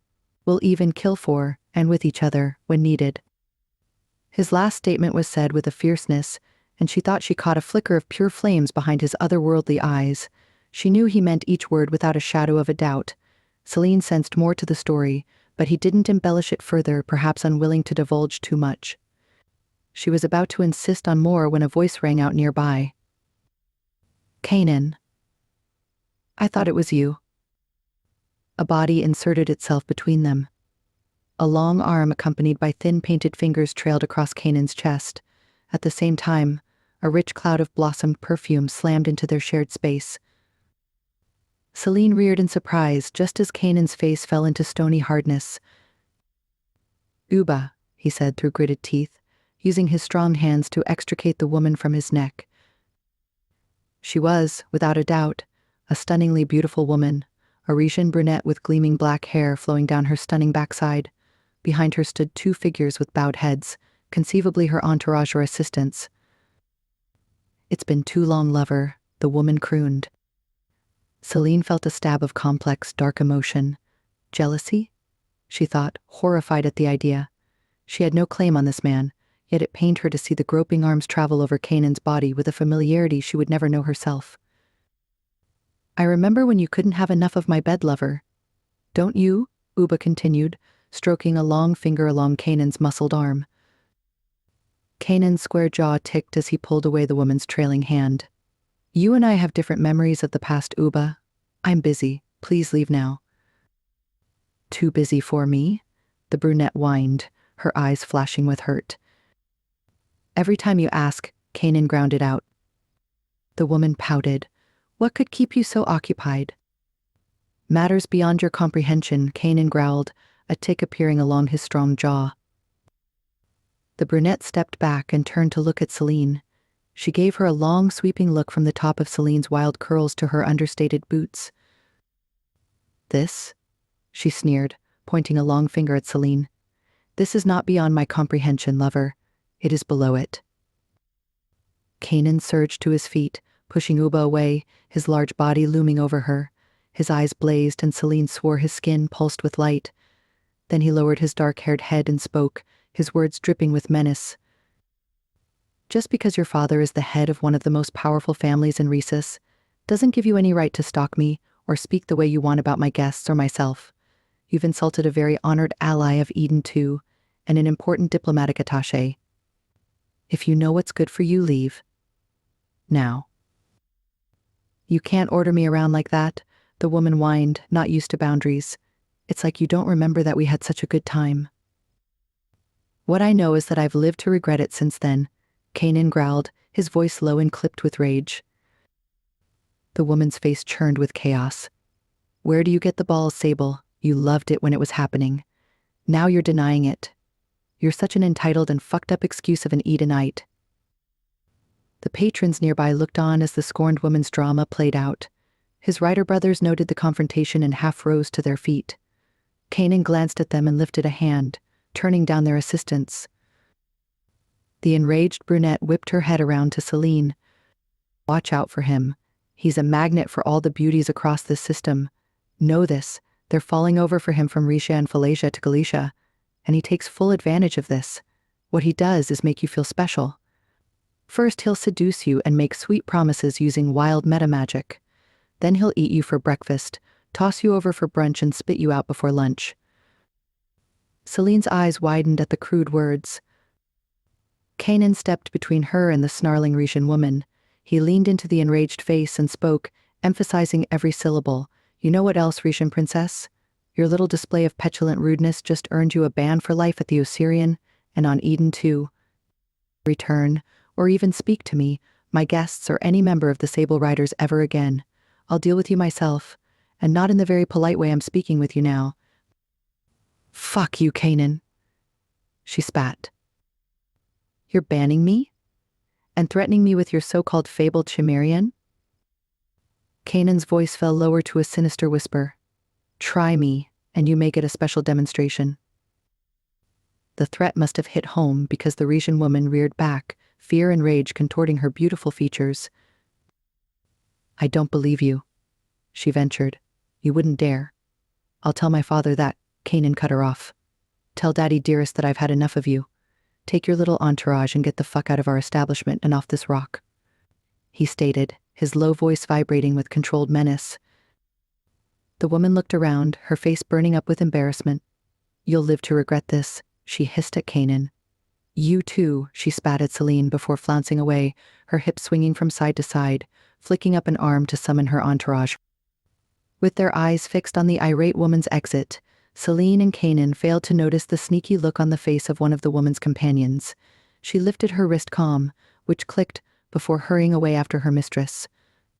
Well, that was unexpected, Celine said, leaning back into her chair. Kanan sunk onto the seat beside her and scrubbed one of his large palms across his face. I need a drink, he declared. Celine waved Jarok over and ordered a second round.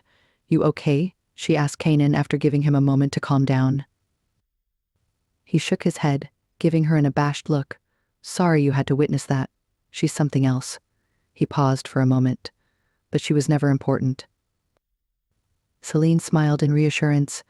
You don't have to justify anything to me. We all have our fair share of embarrassing skeletons in the cupboard. And what would yours be? He said, baiting her with a straight face. Not telling. You'll have to work harder than that to get my secrets. Celine's skin flushed as she realized she was enjoying flirting a little too much with this mysterious man who lit her up from within. To hard work, he rumbled, lifting his beer to her glass. To hard work, she agreed with a little smile. Their main meal arrived, and the incident was soon forgotten, swept away by the taste of delicious spices and ingredients that melted on her tongue and filled her belly with goodness. They spent the rest of the evening talking. Celine's imagination soared as he regaled her with tales of life growing up on the far-off floating city above planet Earth and the adventures he and his brothers had indulged in over the years. To Celine, it felt like the world around them, the bar, the restaurant, the servers, and even the lights faded away, leaving them in a cocoon of their own making. Celine felt like she could talk all night. She'd never felt so alive in her entire life. The retelling of his past capers and sins made them sound as harebrained as they were brazen. His dry humor made her laugh to the point of tears, and his heated gaze left her with a buzz of euphoria that she hadn't felt in years. Hours later, he glanced at his wrist calm and raised an eyebrow. "It's way past your bedtime, young lady," he drawled. "I'm not sleepy, though," she protested. "Are we having this conversation again, Celine?" "Which one's that?" "The one about your utter disregard for sleep and rest." "I take it you're a lover of sleep yourself," she teased. "I'm a lover of the things I treasure the most." Celine held his gaze and thought for a moment about its dangerous promise. He wasn't flirting with her. He had an intensity about him that made flirting sound like mere child's play. He was transcendental, cerebral, almost spiritual. The fierceness in him was as powerful as a planet-wide tsunami. Was he as precarious as nature's uncontrollable forces? And was she even ready for this? Was he anything she had the time to explore? And was this the right time to probe it further? What would be the repercussions? "Don't overthink it, Camilla," Kanan rasped, cutting into her train of thought. "Don't worry about what may or may not happen, for when it comes, it'll have enough worries of its own." Celine was amazed once more at his mysterious ability to perceive her deepest thoughts. He jerked his chin at her and rose to his feet. "I'm calling it. It's late, and we've got a heavy day ahead of finessing our deal, so I'm taking you back. To your room." She smiled at his specific reference, took a deep breath, and nodded, gathering her bag and comm tab. He took her elbow and led her through the Osirian's still-packed floors to a new elevator near the bar's main doors. The lift rose 10 levels before stopping on her floor, where he stalked beside her back to her suite. Swiping in, he stepped into the apartment ahead of her. Satisfied, he returned to the open doorway, where she waited as he checked the interior. "It's clear," he announced, strolling past her. "Good night, Camilla." His resolute farewell and pensive expression didn't leave room for further protest, and she stepped inside. Their eyes locked as she sidled past him, and stayed that way even as the door slid shut. She stood there, motionless, wondering whether to call out after him. All she could feel was her chest rising and falling and her breath catching in the weighted space between them. After a few moments, she heard his impossibly light footsteps trail down the corridor and away from her. Only then did she run through the suite and fling herself onto the sumptuous bed. She burrowed under the covers and curled herself tightly. Then, shutting her eyes, she placed a trembling hand over her pounding heart. Who was she kidding? After the evening she'd had, sleep would be an impossible, unimaginable effort. Chapter 4. A glimmer in the fabric of his dark. Kanan. The tall Edenite strode away from the Sable Group's guest suites, gritting his teeth. It took all his meta-power not to snap around, kick down her door, and wrap Celine in his arms. Fuck, she was beautiful. That hair, those eyes, that mouth, that mind. From the moment he'd spotted her on the landing pad on Dunia, he'd felt an incredible pull towards her. Although he'd seen her before in surveillance footage and on holo media reports, these glimpses paled into insignificance when compared to the real woman. She'd been such a vision against the deep emerald backdrop of the wild forests surrounding Zulu 1 that he'd faltered mid-step, almost stumbling down his craft's air bridge on the orbital pad. He'd been with many women, but he couldn't remember when he'd ever reacted to any of them so viscerally in his entire life. It took all he had, every moment in her presence, to fight the urge to lean in, take a sip of her sweet lips, and get lost in the vortex of her dark flashing eyes. To sink his hands into her overflowing curls and mold her voluptuous body to his. To drive his body into hers and get lost in her lushness. He sensed she also felt the intense attraction between them, and his lips twitched with amusement at how much she tried to resist it, even this evening. She was brave, vibrant, spirited, and dynamic. Her determination to fight for her people was admirable, and her fearlessness, in asking for what she needed from him and his brothers, was brassy as all fuck. She was a vision of rare beauty and intelligence that tore through his every fiber. He hadn't expected her to be so self-assured, and her strength, humor, and seductive energy washed waves of heated lust racing over his body, culminating in his cock. She didn't hold back her feelings or thoughts either. Instead, they danced across her expressive face in a kaleidoscope of emotion. Yet, despite their unmistakable heat, nothing could come of it. Celine Manene was an enticing tornado he couldn't let himself become twisted in. Deep in his spirit, he felt that the moment he kissed her, it would unite their souls. Even if all barriers and decorum were set aside, there was no hope for the electric storm brewing between them. His very nature forbade it. His every filament dictated it. The injustice of it all welled in inside him. It ate at his soul, reminding him how much he'd always longed for true intimacy, and a small family to call his own. Though they'd tried their best, his carers at the orphanage had never been able to fulfill those needs. He'd always felt like an outsider, adrift in a sea of strangers. His loneliness had shifted slightly when he decided to make friends with a new group of boys, also orphans. For the first time in a long time, Kanan had felt like he belonged. They became his closest allies, accepting him for who he was. Over time, they became each other's anchor and world. Those same friends followed him into the Eden Guards, where he'd grown confident and even become a battalion leader. But still, his young heart had struggled to accept that he had no blood family, especially after he and his fellow brothers had their collective world upturned in the worst way possible. So for several years after escaping his worst nightmare, after landing on Eden 2, he'd lived in a fog of mental and emotional agony, his soul aflame with bitterness, stoked by pain. Then came an older woman on the rock who'd taken him under her wing and cared for him like a mother. She was and continued to be the most loving, kindest woman he'd ever met. Juku Kabi had been patient while he worked through his anger, showing him love and compassion when he'd raged at her, the world, and his past. She'd been a soothing, calming presence who'd eventually helped him get beyond his trauma when he realized how deep compassion and affection could restore one's soul. He sensed that with Celine he was touching a similar lodestone of love and care. Their connection, though nascent, was wild, and he wished he could explore the potential of her being his true life partner, someone he could build a future with. Which was in contrast to how he'd viewed the women in his past. The last few years had been about building and consolidating the Sable Group's collective strength. Romance had sat on the back burner. Those he'd dated had never been long-term options. He liked them. He even respected most of them, but he'd never committed to any, a trend most of his brothers had followed. The Riders weren't lads with zero life experience. On the contrary, they were mature men in their mid to late 40s, which was young given the lifespan for most residents of Pegasi was 200 years, so they all believed they had time to settle down if they wished. Meanwhile, they enjoyed their bachelor status.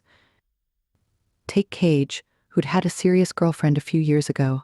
It hadn't worked out, so now he had discreet flings with a slew of beauties, always keeping it casual, dropping them within weeks.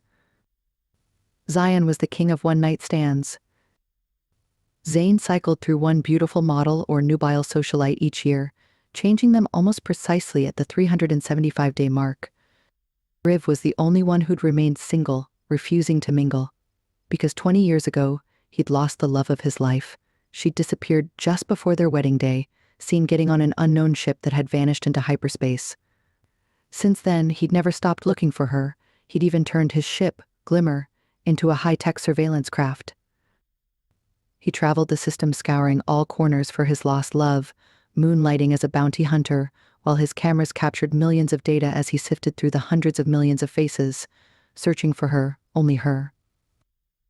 Secretly, Kanan wanted his own family, and even more so, a woman like Celine.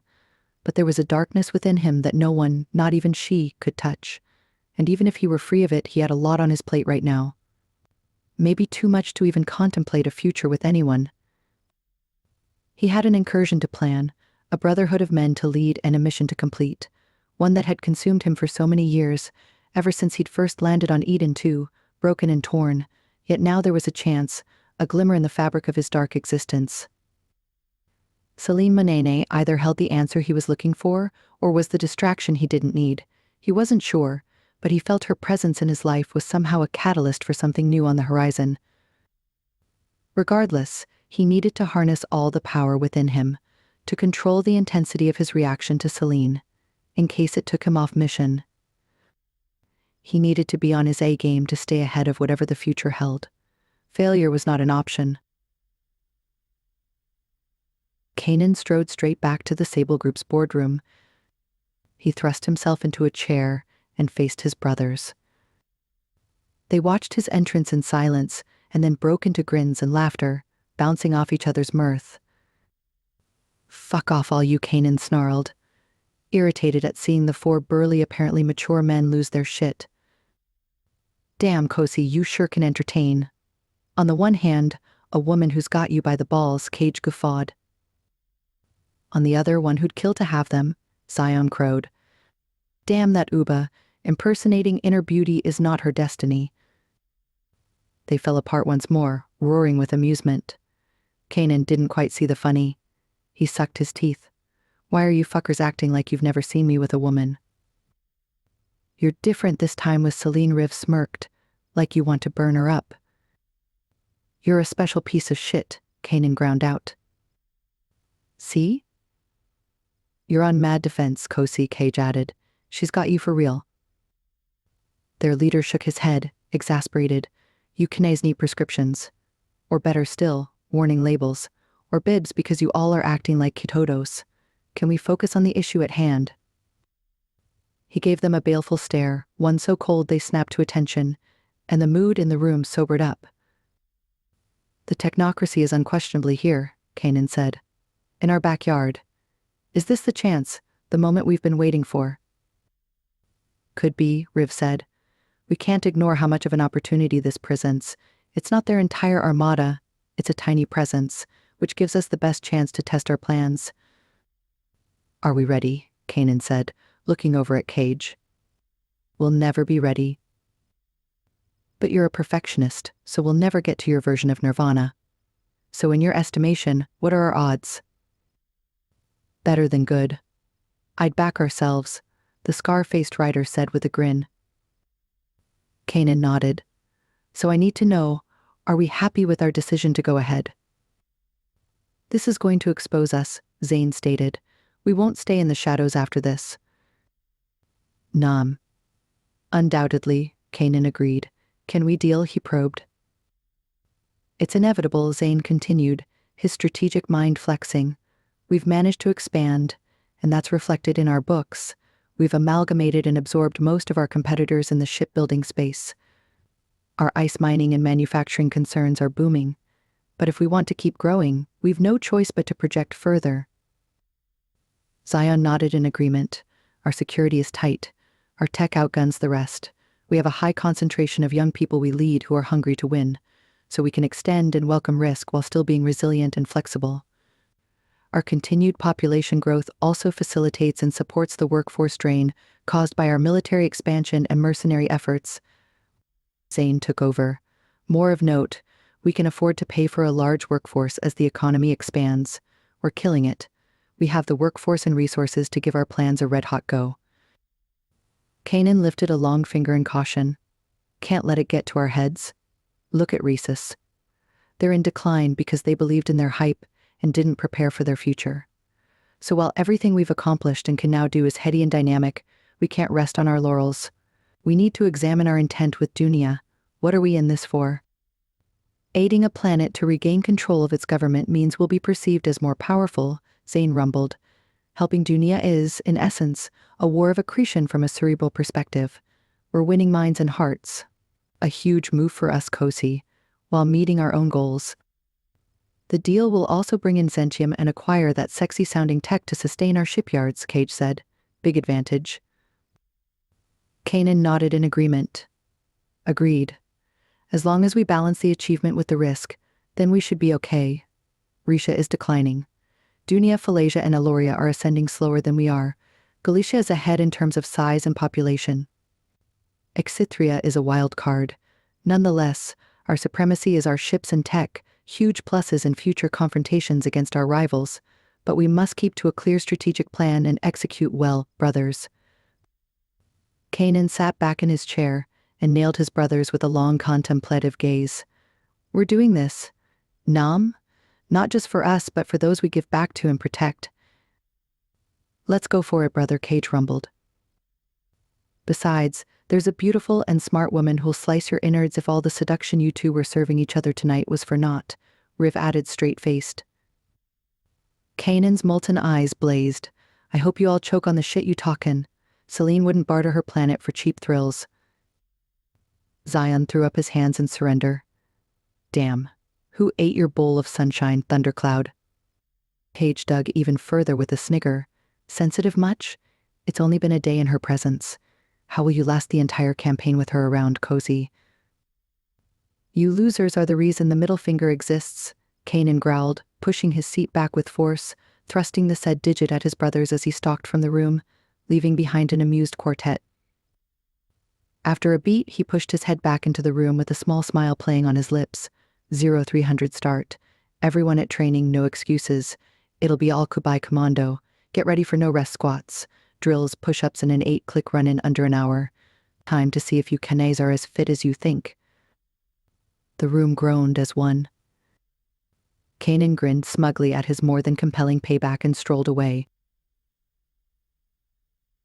Massimo. High above Dunia's stratosphere, on the oscillating bridge of a technocracy capital cruiser, Massimo Macori shook. On any given day, the statuesque man was a force to be reckoned with. He'd long enjoyed the reputation of being a terrifying aggressor, known for obliterating his opponents at will, with either a charm offensive from smiling lips, a glare from his cold eyes, a blistering tirade of abuse, or a stamp of his massive foot. He'd often thrown around his bulk to bully his enemies into submission. He'd terrified them all, from army commanders to his fellow Security Council members and even entire nations. Yet today he twitched from head to toe. His reaction was due to the freezing temperatures and powerful drafts that whipped through the massive airship, and to a greater degree the unrelenting dread that gripped his well-fed form. You assured us of a quick victory, did you not? The voice emanated from the figure who dominated the massive screen across the bridge, their feed transmitting from somewhere in the next galaxy. Massimo studied the Krat, fascinated by the part machine, part whatever the fuck they brewed in the evolutionary stew of the Omegaverse. The figure was humanoid-shaped with limbs and a head, but that was as close as it got to being human. Its body was hardshell, with a striking gold pattern running through the middle of its see-through armored carapace. The head was transparent too, ovular, wide with the long end sitting on the shoulders. The same gold patterning formed its eyes and mobile mouth. It wore a gold cloak over its carapace that billowed behind it. Massimo braced himself, smiling with unease. Eminence 478Q1, if I had known. That Dunia would awake? Even after assuring us this would never be the case because the Prime was dead, and with it his ability to summon the planet's consciousness. I swear I did not know. If I had, I would have. Massimo's words cut off when his present company, a unit of guard Krats on one of the blockade ships, swiveled their glassy skulls away from him and onto the large hollow screens that wrapped most of the bulkhead. Let us review the damage we sustained so we can make an informed decision. The vision on screen, captured days earlier when Dunia had risen from its slumber, was a hellish wonder. The Krat force, too large to land at the foot of any biodome, had set down in the open valleys that lay at the center of the Zalalum forests, a few hours from the megacity of New Malindi. Then they'd marched through what Massimo had promised was a dormant ecology.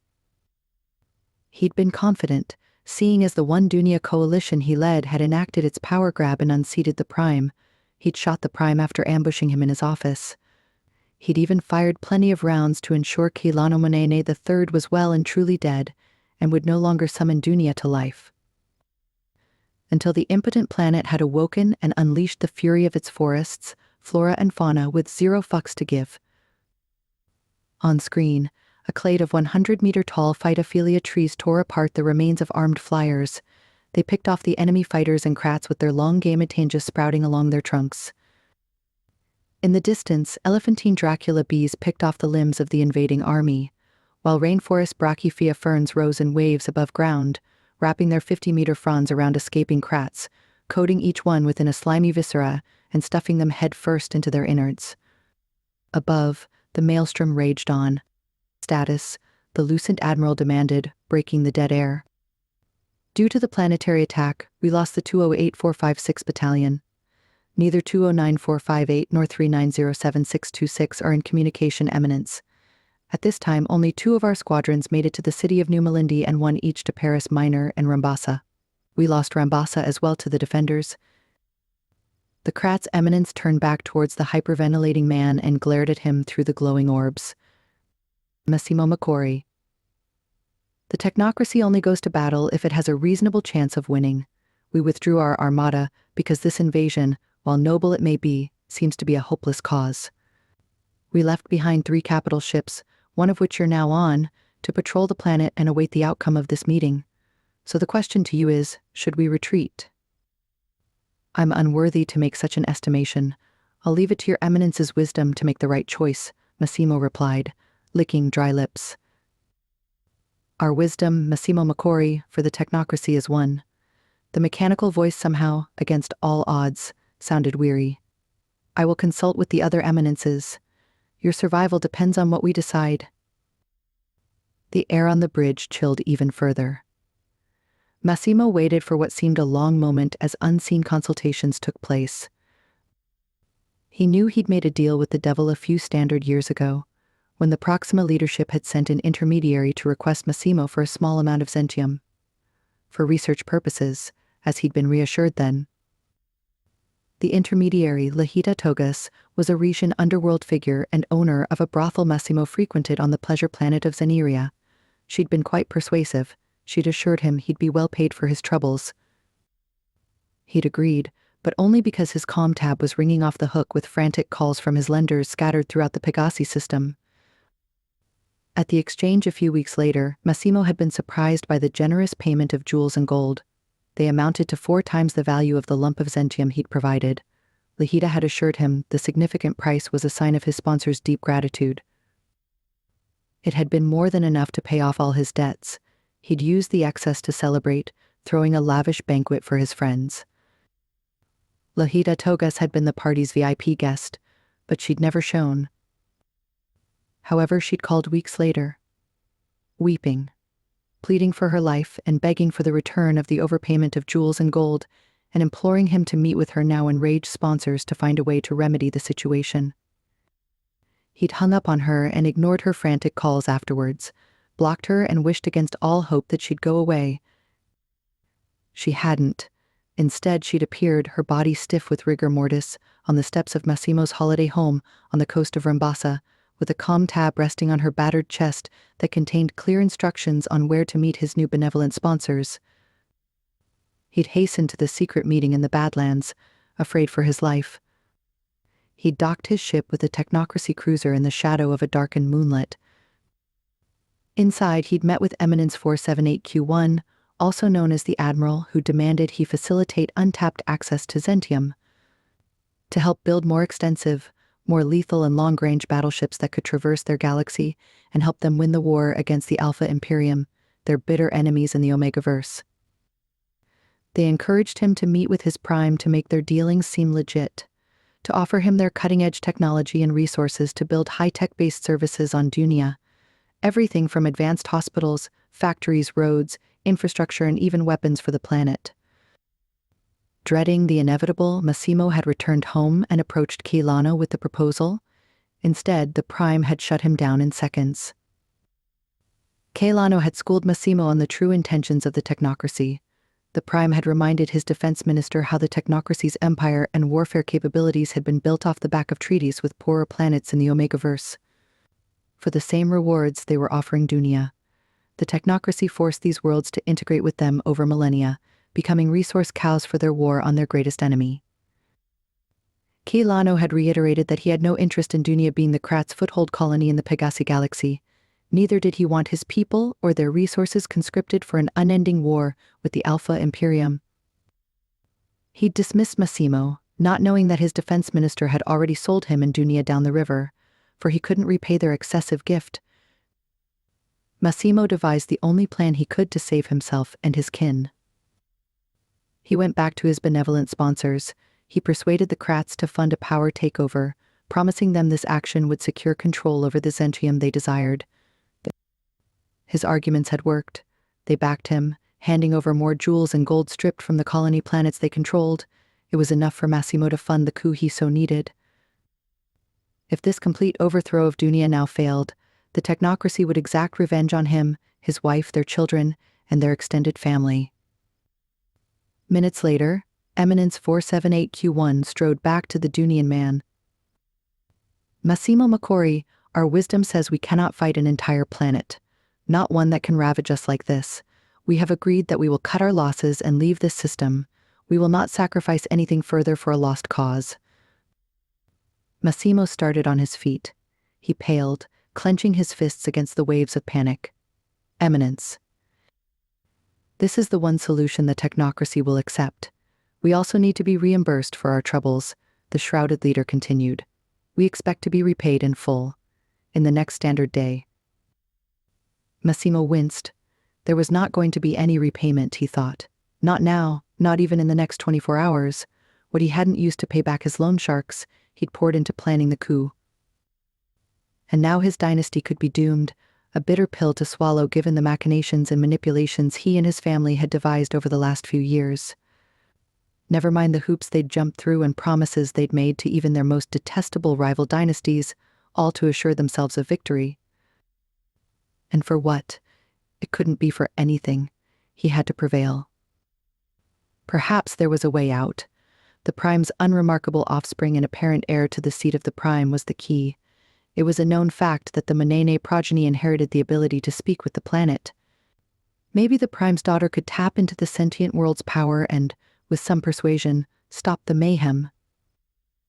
But first, he had to find Celine Manene, soon, given the urgent bounty he'd put on her, followed by getting her to give up control of the planet's powers. This would lead to unfettered access to Dunia's most precious resource, restoring his dynasty's coffers and honor. Then he'd get rid of her, for good, which had been his plan until she'd escaped the city and disappeared. Rationalization complete, he bowed. Eminence, may I be so bold to suggest an alternative? Eminence 478Q1 lifted its carapace arm and waved it, giving Massimo permission to continue. A promising sign, he thought. What if Dunia is not entirely a lost cause? What do you mean? The technocrat asked, leaning forward. I still control the capital and the second largest city, Paris Minor. I still have access to a cabal of military generals and militia loyal to my cause. What if I can marshal my people and find out who summoned the planet? And we can get them to appeal to Dunia's sentience and make it work in our favor?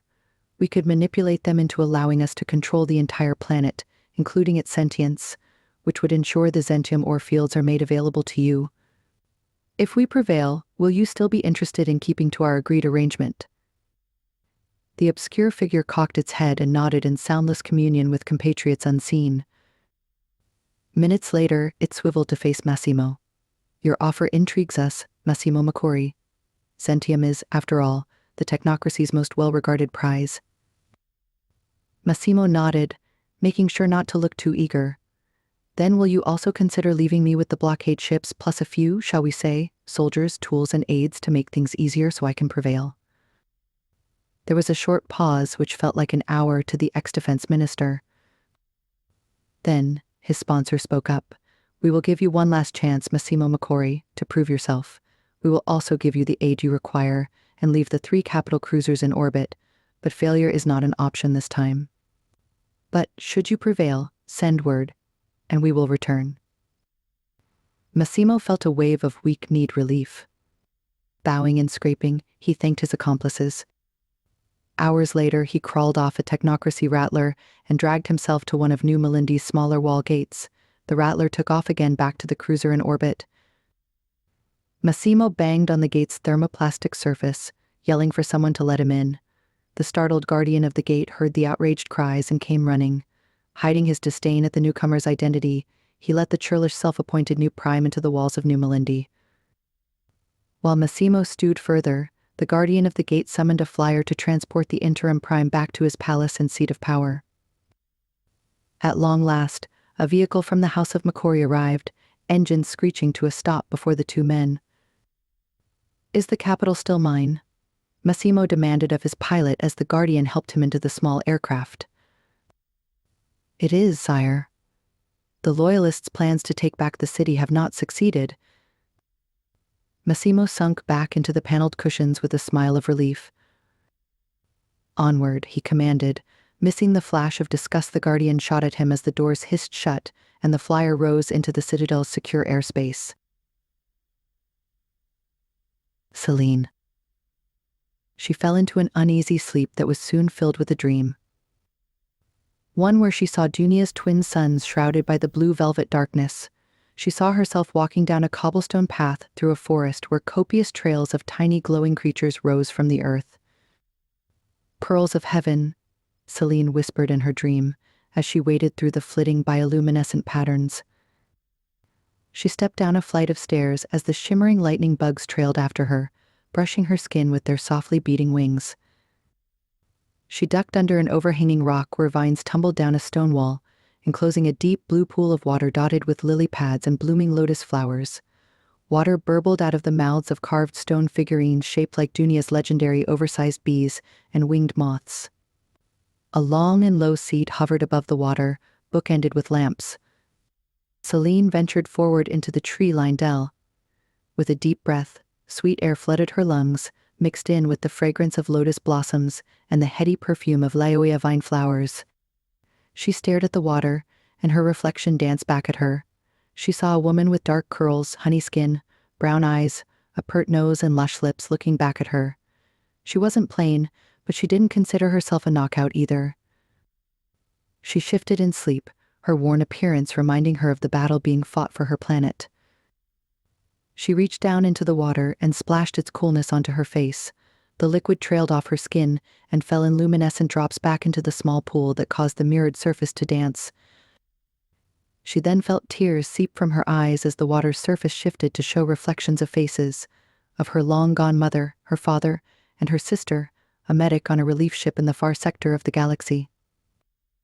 She'd let them all down by taking her eye off the ball, but worse still, her dearest father was dead, and she'd done nothing to stop it.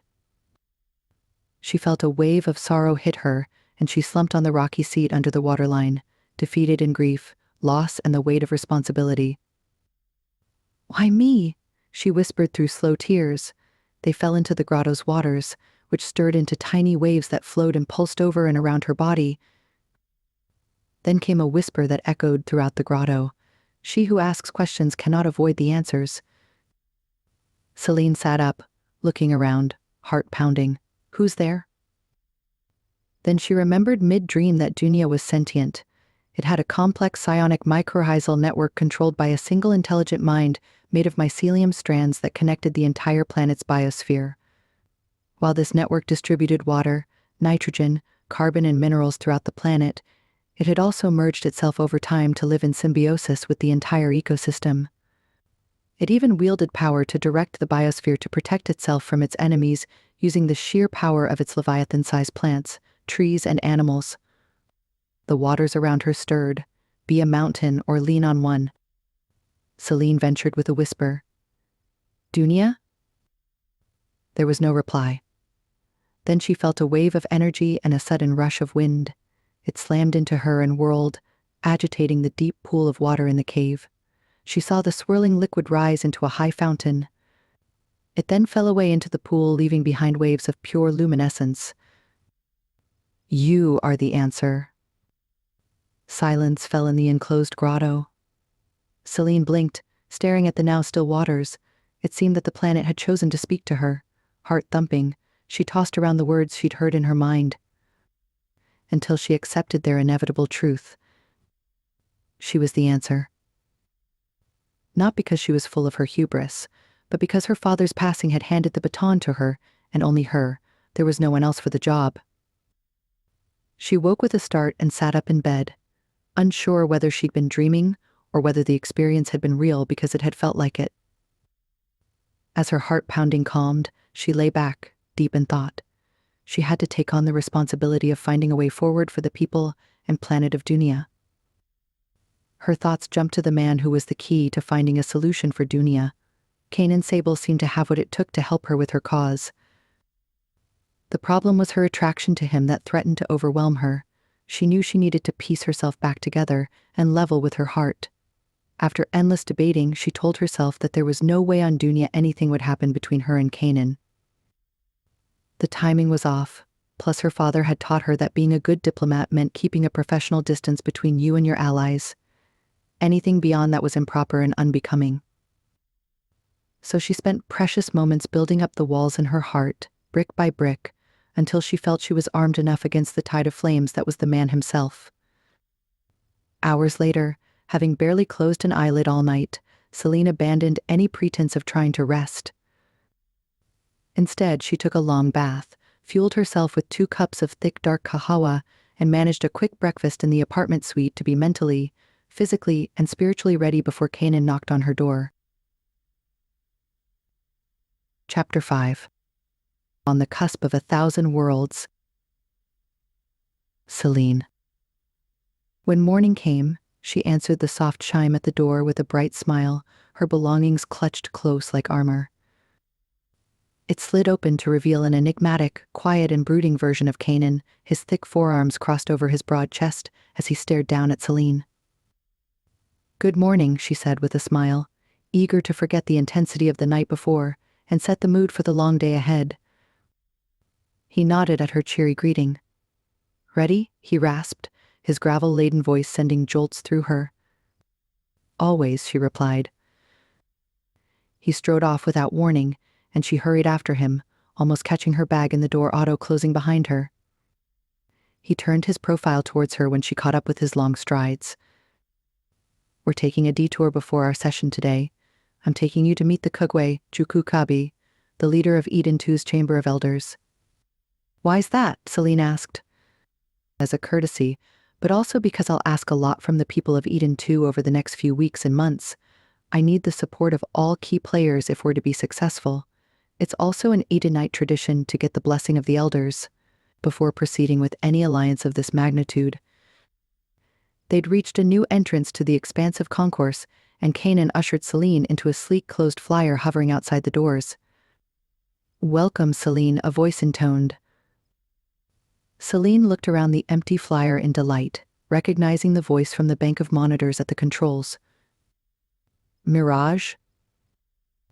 "Yes, Celine, I'm here. I've taken over one of Kanan's flyers to pilot you safely across the metro." "Could we have walked?" Celine asked. "Nada," Kanan murmured. "Too far. Besides, we're taking as many security precautions as possible." "Of course, thank you," Celine said. "Mirage, please take us to the Elders HQ," Kanan murmured. The flyer rose a few more feet to hover over the passing crowds, then took off without a hitch. Celine steeled herself for the meeting ahead. "Kanan, please tell me more about the Elders. How do you work together?" Kanan leant back in the cushioned seat, hands and eyes fixed on his comm tab as he spoke. "The Elders deal more with our internal judiciary matters and the rule of law, while the Sable Group makes most internal and external political and security decisions. However, the face of both branches is the Kugwe, Juku Kabi. Juku is an honorific title that also means great aunt." "I see," Celine said. "Does the Juku make the final call on missions such as what we're about to embark on?" He looked up, his golden eyes narrowed, penetrating. "Nada. All security and military decisions end with myself and the other riders." "How did the Sable Group get appointed?" "We were invited. The Rock needed a stable approach to security.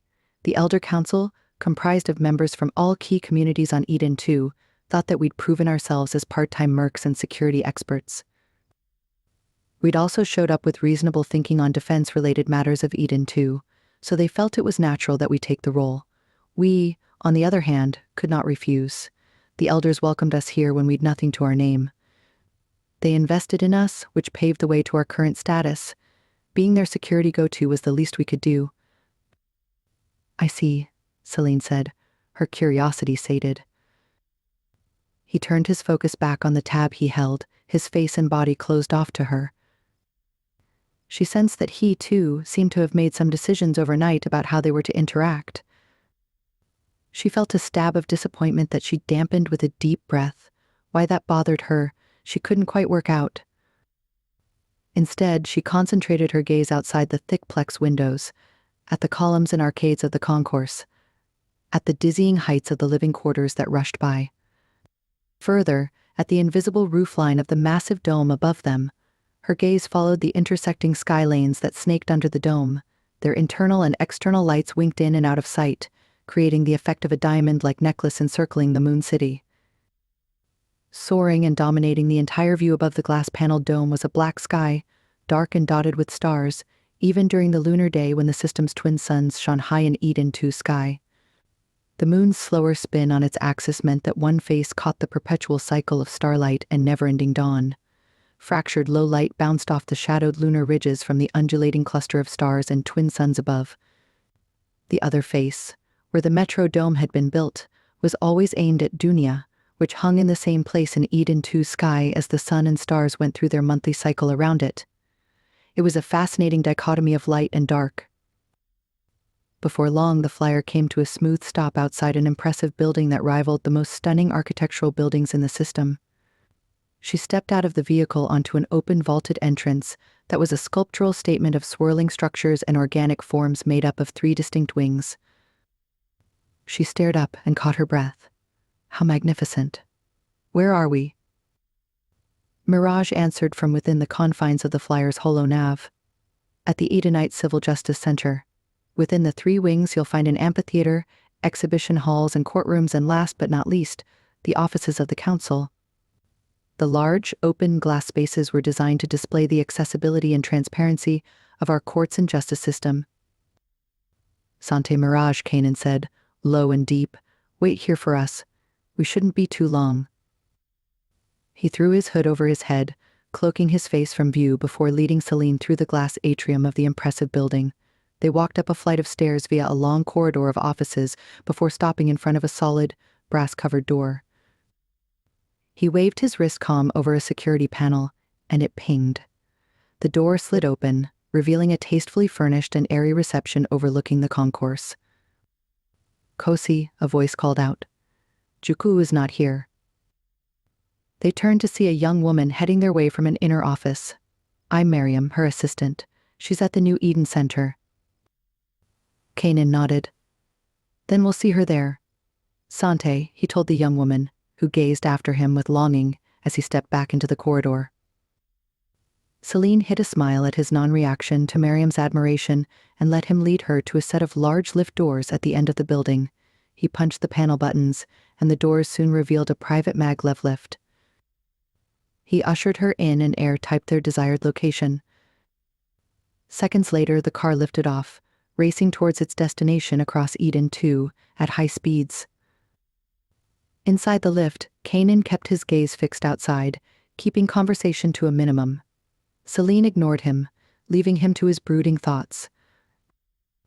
In minutes, the maglev whispered to a stop, and the doors parted to reveal a corridor within another building. A crystal-clear plex wall ran along one long hallway, looking out onto an open busy square overflowing with people, stalls, and at one end, a darkened avenue that seemed to dip under the moon's surface. At the heart of the square was a public maglev station from where bodies poured out, moving about their business across the massive lunar rock.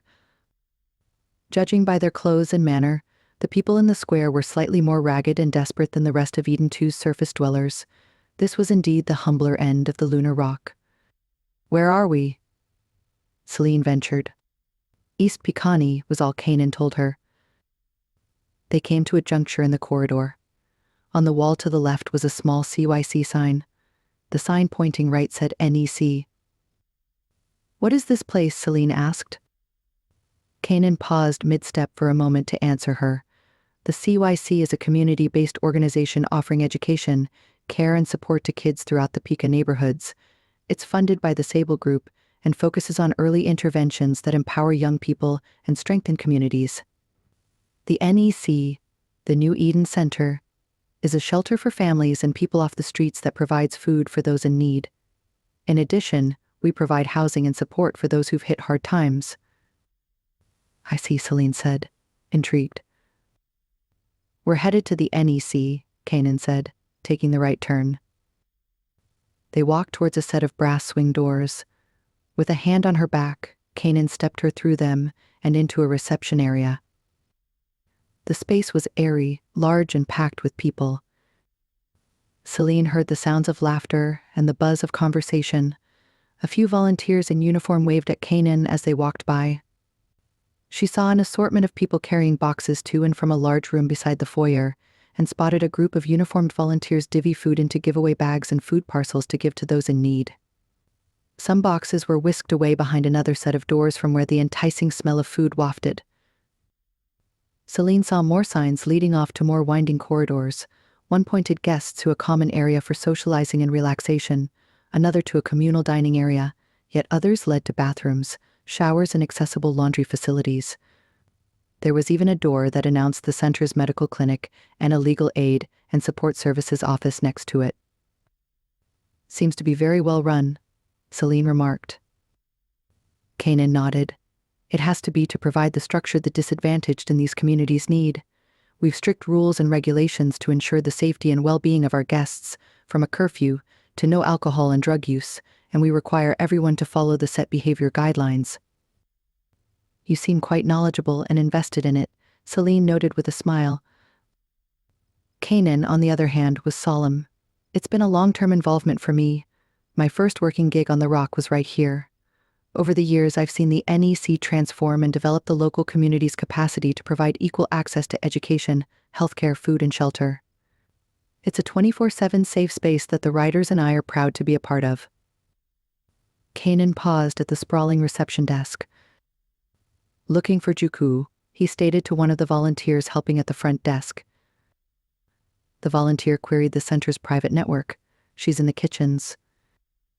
Sante, Kanan said with a dip of his chin. He moved again, prowling towards the swinging doors from where intense smells were drifting. He pushed them open, guiding Celine before him, his hand on her back. They walked into a central kitchen buzzing with life, spice, heat, and flames. Inside, an older Edenite woman of generous proportions, clad in a flowing rainbow-hued robe, took center stage in the bustling kitchen. As Kanan and Celine approached, she looked up and clapped her hands in delight, the glyphs across her shoulders and arms dancing in an ancient tribal pattern. She pushed the large spoon she'd been using to stir the large pot of soup onto a holder and rounded the hot plates, reaching out to hug Kanan. Celine saw something she hadn't yet caught on his face before, a wide smile. It transformed his face from a plane of hard, chiseled, somber surfaces into a softer, carefree expression. Kipenzi, the woman trilled, emotion pouring out her sparkling coal-lined eyes. What a surprise! And who is this with you? Please introduce me to this beauty, she invited. Juku Kabi, I'd like you to meet Celine Manene, daughter of Kilano Manene III and the soon-to-be new prime of Dunia. Juku swiveled her mighty presence towards Celine, folding warm, soft hands over the younger woman's cooler ones. Of course, Juku said with a smile. I am sorry to hear what you've endured these last few days. Your father was a great man, Dunia rest his soul. May you defeat his enemies and honor his passing by taking back his seat, she said fiercely. Celine felt tears prick her eyes. Thank you. It's why I'm here. To seek justice. To get the help we need to take back Dunia for his sake, and the people on the planet. The woman sliced her eyes over to the tall Edenite and smiled. If Kanan is involved, you will get your justice. I hope so, Celine said. Juku turned to Kanan and pointed a finger at him. Where have you been all this time? Without a doubt, this was an overdue reunion. Here and there, Kanan rasped with a loped smile. It's been too long, son. You were gone for weeks. So what did you find patrolling the system's outer reaches this time? Enough to keep me very busy, Juku.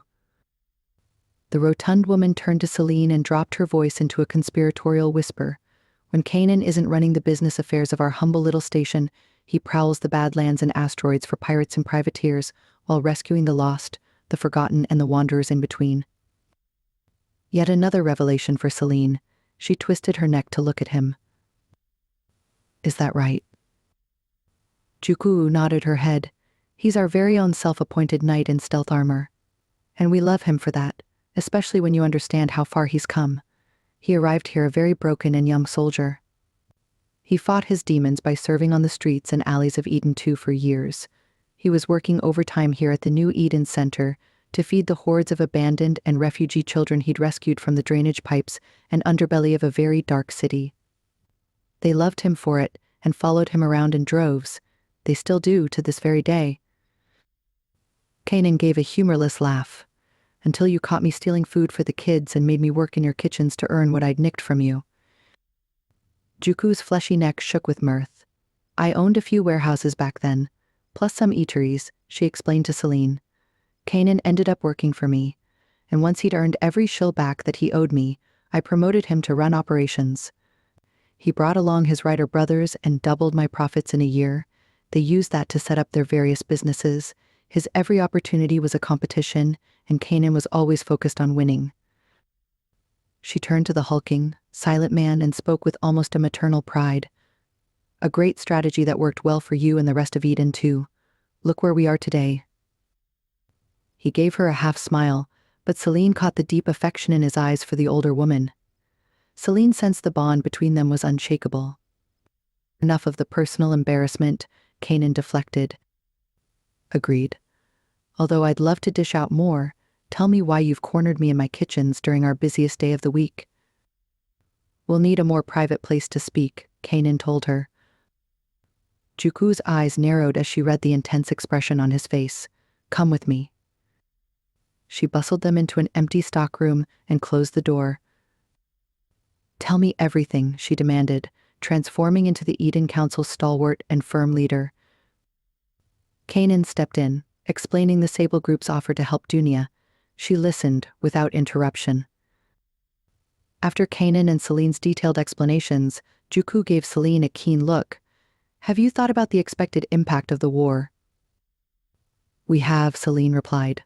Apart from infrastructure challenges and community displacement, we also anticipate rising inflation and impaired economic growth, as well as more specific issues pertaining to the safety of our people on the ground and the Edenite soldiers deployed on the planet.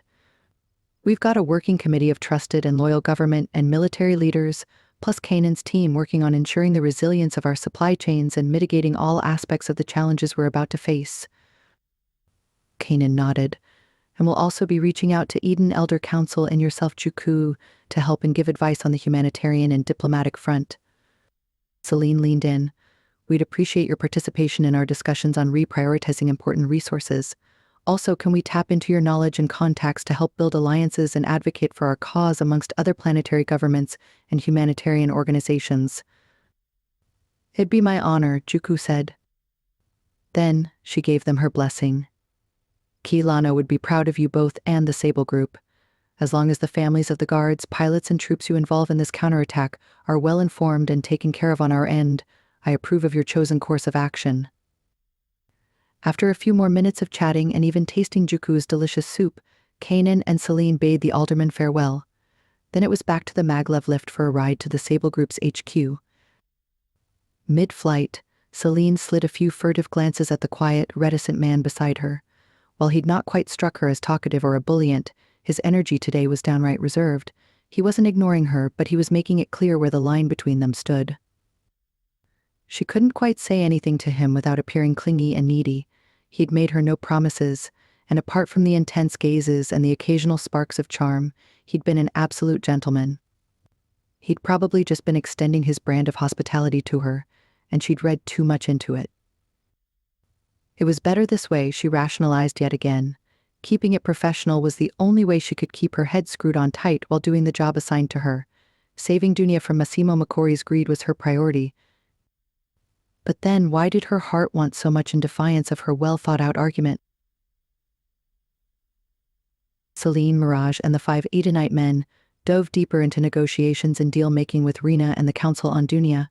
Mirage had set up a series of direct secure channels between the rebel leaders at various locations on Dunia, and the Sable Riders HQ. They discussed armaments, ships, AI, drones, troops, Zentium and strategy for hours until they brokered the final details of an arrangement that made sense for everyone. "Are we all agreed?" Kanan asked both parties, those in the room and the Free Dunia Council on the planet. There was a chorus of affirmative agreement, and the negotiations closed. The assembled council on Dunia said their goodbyes, and their secure feed's holoscreen winked out. Celine let her head fall to the back of her chair. She was beyond exhausted. She felt ready to crawl into a bed and sleep for weeks. She'd zero energy for another night at the Osirian bar, decadent and thrilling though it promised to be. Instead, she felt flat and drained. The last thing she needed was to pretend she was not. Especially as she'd sat across from the man whose presence was still causing a kick to her core every time he spoke or moved in her peripheral vision. She was about to ask Kanan for an escort back to the apartment suite when a loud warning klaxon rang through the conference room. Her eyes flew open as her heart thudded against her chest.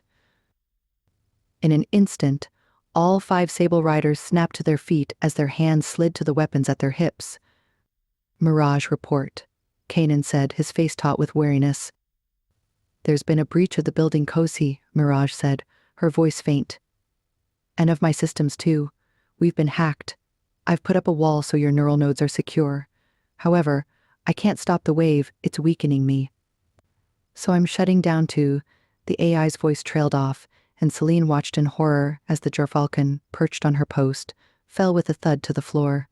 The lights in the room flickered, and the foundation they stood on rocked as an explosion roared through the building. The main doors of the Osirian bar below them flew open, and Celine gasped as a group of dark, shadowed assailants poured into the space. The klaxons kept blaring, and they saw the staff flee into the kitchens behind a set of activated shield gates. The attackers turned to face the security drones and guards who'd surged in behind them. "What are we waiting for?" Kosi Cage grumbled, looking to Kanan, eager to counter the ambush. Kanan placed the unconscious Gerfalcon form onto the table before stalking to the glass view windows, his gaze fixed on the mayhem below. "Let's see what they've got first, brothers, and what they're after. If our guards and drones can't fend them off, then we go in." Zane shook his head.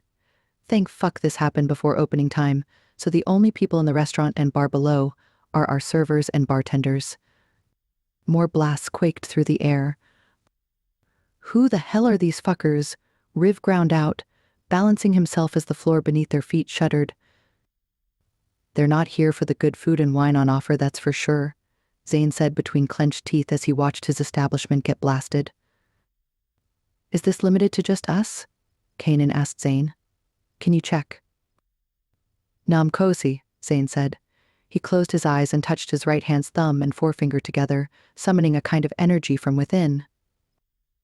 Celine's eyes widened as Zane's own opened, revealing a wildness of blue energy arcs. He tipped his head back, and the lightning-like arches reached into the air, searching an unseen realm. "What's he doing?" she whispered. Kanan sliced his eyes towards her. "Nothing to worry about, Camila. He's tapping into his psionic sight. With Mirage out, his mind can travel between different dimensions and universes and cross over different planes of existence, traveling across various forms of reality. In this case, he's searching the entire rock for other attacks."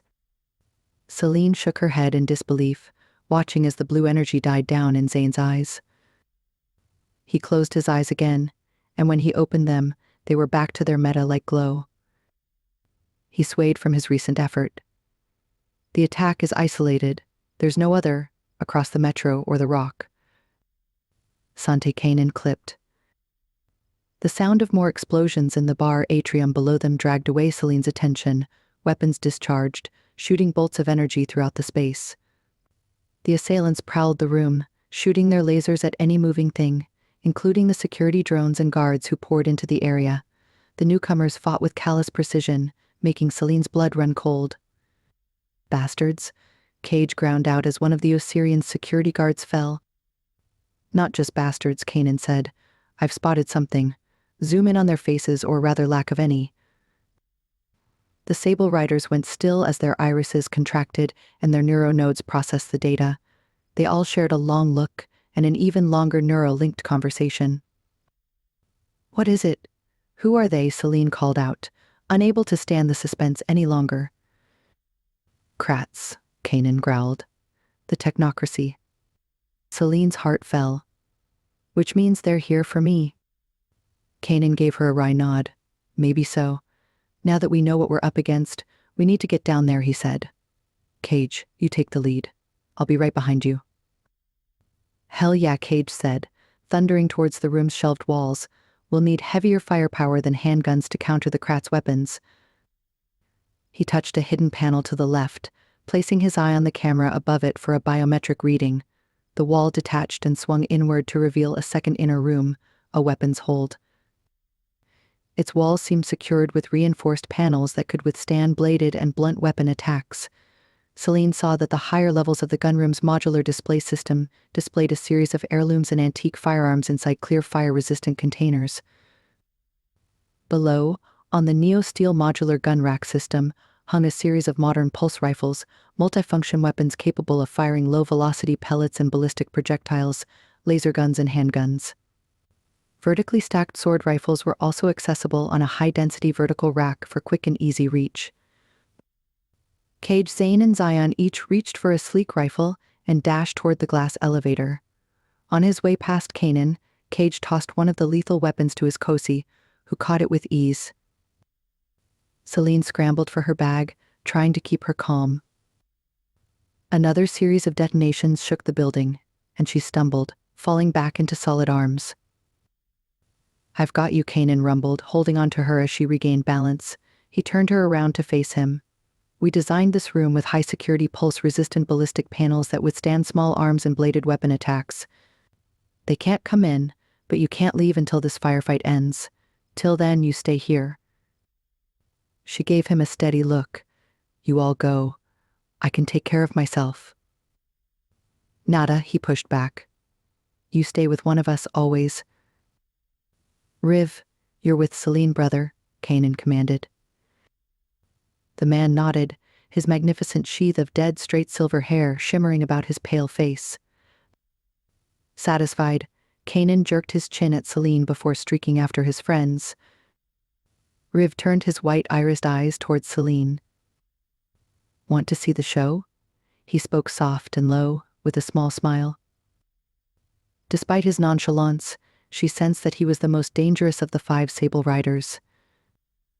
He strolled to the glass wall, and she followed, albeit skeptical about the violence taking place below being termed a show. The mayhem was something to behold.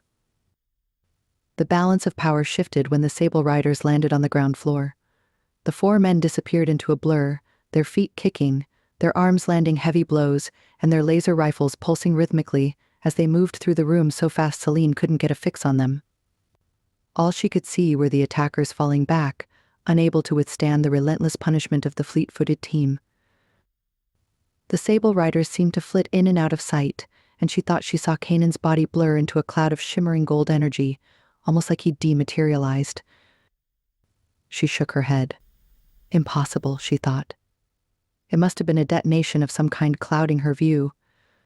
Furniture and banquets exploded, chairs flew into the air, and Jarok's bar went up in flames as the fight intensified. Zane will be weeping now, Riv murmured. He spent a year searching for the right color of Ebolionics for that counter. The enemy sent another wave of Krats hurtling into the room, and they too were hammered. With a pull and click, the 4 Sable Riders' weapons turned into energy swords, cutting like butter through the Krats' metal limbs and torsos. Riv grunted in approval. Seems the high price we paid for those Sith sword pulse rifles was worth it. He was a cool customer, Celine thought, flicking him a glance. Her eyes strayed back to the restaurant floor and saw the fighting slowing. At long last, it seemed all the attackers were down. The 4 Sable Riders appeared unharmed as they stalked around the room, checking the fallen bodies of the enemy for weapons. Celine saw Kanan shout out, and staff members ran into the devastated room to tend to the injured SEC team members. Then the 4 Sable Riders did something unexpected. They each found a Krat and reached into their severed and broken craniums. They pulled something from the inner reaches of the bionic skulls and focused on the prizes in their hands. What are they doing? Celine asked. Riv lifted a hand to let her know he was waiting to learn more, cocking his head as his neuronode fired up. In moments he turned to her. We've all just linked with the Kratz nodes. We can confirm that they were sent here for you. We also think they slipped into the Metro Dome disguised as Phalasian merchants. Our location was given to them by an accomplice resembling a staff member of one of Rhesus' well-known families. What does a Rhetian house have to do with me? Celine asked. Kanan heard her words as he strode back into the conference room towards the pair, standing by the glass windows. That Rhetian dynasty, which incidentally is Uba Villain's family, is linked to the Macories Kanan filled them in. She's most likely our leak after our encounter last night. Celine's brow furrowed in disbelief. That was only 24 hours ago? How would this have happened so fast? Easily, Kanan said. She, or someone associated with her, sent a message to Massimo last night that was bounced to one of the Krat ships blockading Dunia, and they're just a few hours away. Wouldn't have taken long to organize a small infiltration horde, intercept a Phalasian ship, and here we are. Which proves hell hath no fury than a woman scorned, in this case one woman, Riv said as Zion, and Cage walked back in. Celine couldn't help herself and touched Kanan's forearm with concern. Are you all right? He looked down at her hand, which lay still on his arm, then back into her eyes. She flushed with embarrassment and pulled away, yet another sign from him that he wanted to keep a clear distance between them. I'm fine, we all are, Kanan clipped. Only 3 of our security team were injured, none seriously. The one person wounded in this clash was Mirage. They turned to look at the inert Falcon, alone and vulnerable on the conference table. Celine looked with worry.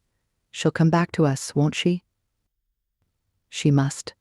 And she will, Kanan said, walking over to the table where the silvery creature lay. Just then, the sound of a crackle and hum filled the room. The holo screen in the room buzzed, winked, and lit up, and the feathers on the gerfalcon fluttered. The creature then stood upright. Cozy? Cozy, came a far-off tinny voice. Mirage? Kanan called, peering with concern at his close companion. Are you okay? I'm fine, Cozy. First, I shut down before they could do much damage. Then I managed to circumvent the hack and launch a counter-hack. But it feels like I'll need some serious repair work soon. Celine sighed under her breath while Kanan breathed out in relief. He reached a large hand to stroke the gerfalcon's feathers while Riv nodded in approval.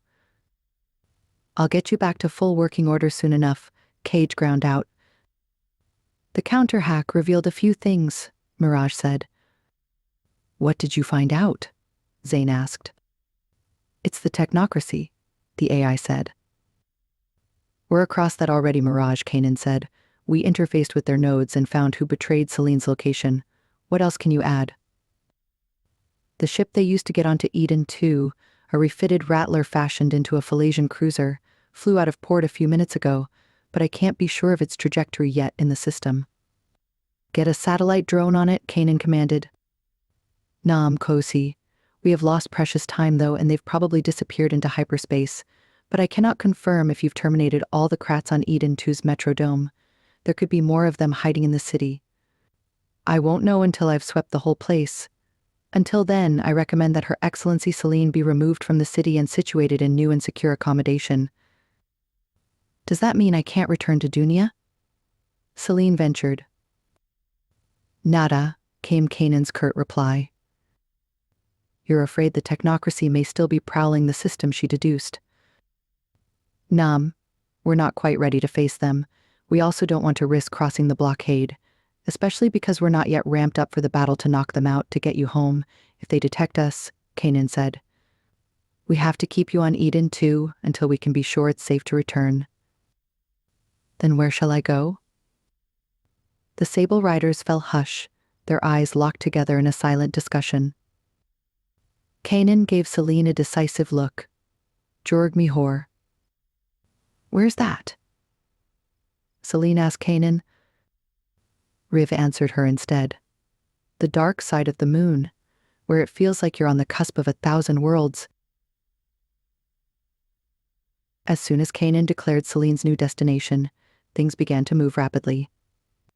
A Sable Group assistant was dispatched to gather Celine's duffel bag from the apartment suite and load it onto Kanan's Corvette.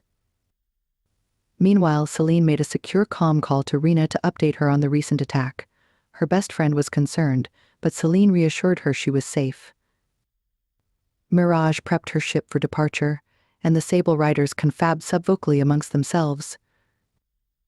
After a few minutes, Kanan lifted a hand, and Celine turned off her comm tab. "For your sake, I'll run through the current sitrep," he told her. "Cage, you're in charge of prepping the armada. Zion, you'll recruit the ship crews, troops and fighters while working with our sec teams to maintain peace on all domes. Riv, you'll make sure we're all well armed for the inevitable battle, and Zane.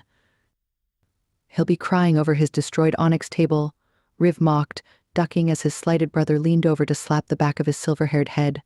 The riders, bar Zane, smirked. Kanan continued with a slight smile on his face. "Zane, you're on supplies, moving shills around, and working with Zion and Cage to sniff out any more crats and security leaks we may have missed.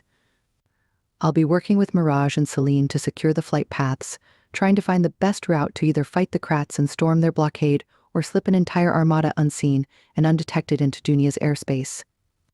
We'll also work on a plan to launch simultaneous attacks on key facilities, coordinating with the Free Dunia Council on the planet." He turned his wildfire eyes towards Celine. "You're with me." She nodded, wrapping her arms around herself in a futile effort to ward off the sudden panic she felt building inside her. What would be the outcome of all these rapid-fire decisions? Would they work? It also didn't help that her anxiety was interlaced with the nervousness of being alone with Kanan again. The pair said their farewells, and then Kanan led her to the elevator, which sunk a few levels, opening out onto a bland corridor.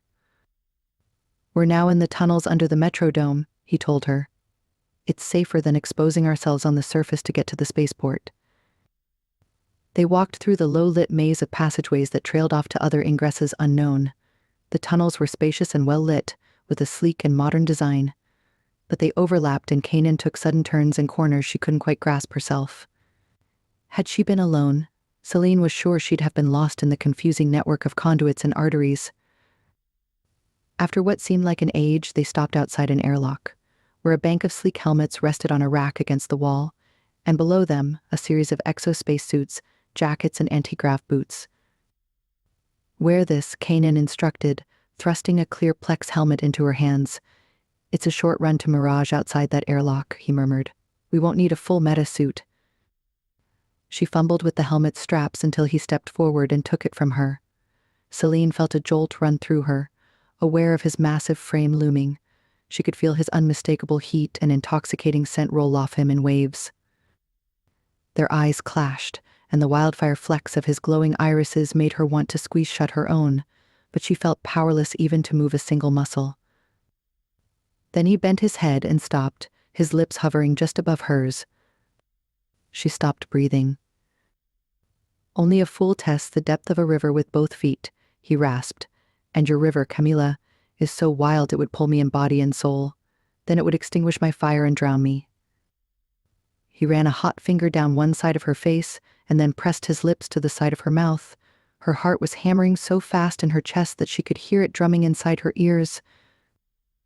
The vortex between them broke off when he pulled back and placed the helmet over her head, cutting off their connection. Her visor snapped shut. Kanan toggled the controls to the tiny oxygen pack at the back of the helmet.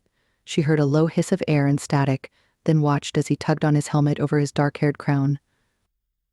"Can you hear me?" he asked, as if he just hadn't flung another of his sudden chimeric storms in her direction. She nodded. He handed her a voluminous space jacket, which she shrugged over her jumpsuit and coat. "Mirage is a few clicks outside this airlock. Hold on to your gear, and I'll hold on to you." They stepped into the airlock, which whooshed shut behind them. Then, using his wristcom, Kanan activated the sensors on the other side. It slid open, and they stepped through. Into a deep black expanse of sky dotted with jewels of stars and Dunia's emerald profile. She felt the weightlessness at once, and her feet barely touched the fine silvery talcum powder blanketing the surface. With Kanan's strong arm banded around her waist, they stepped through the bleak barren beauty of Eden 2, while the metro dome receded from view behind them. She looked around, taking in the breathtaking view. The moon's surface was rocky, with craters and mountains stretching as far as the eye could see. She could see Dunia in the distance, an aquamarine marble hanging in the blackness of space. She took in the magnificence of the view and leaned into the powerful man striding by her side. It felt like a perfect moment she wished she could capture forever. He pulled her closer, and she strung a hand over his chest for purchase. Her heart leapt, and her core clenched with desire, so strong was her attraction to him. She could hear his steady breathing against her chest, and she wondered for a moment what it would be like to wake to those breaths every morning. Would she lean over him and steal a kiss? Would he open his sapphire gold eyes and embrace her? Perhaps nuzzle her neck, stroke her arms, and dot fiery kisses down her body? Would he? She shook her head free of the fantasy as Mirage's sleek form materialized before them. What was she thinking? Despite her internal, unseen battle, her body reacted to him as he kept his steely hold on her up the air stairs, into the waiting ship and its secure airlock. Returning to Mirage meant reverting to gravity. Celine's feet settled on the ship's floor, not just because of the change in environment, but the inevitable loss of Kanan's physicality.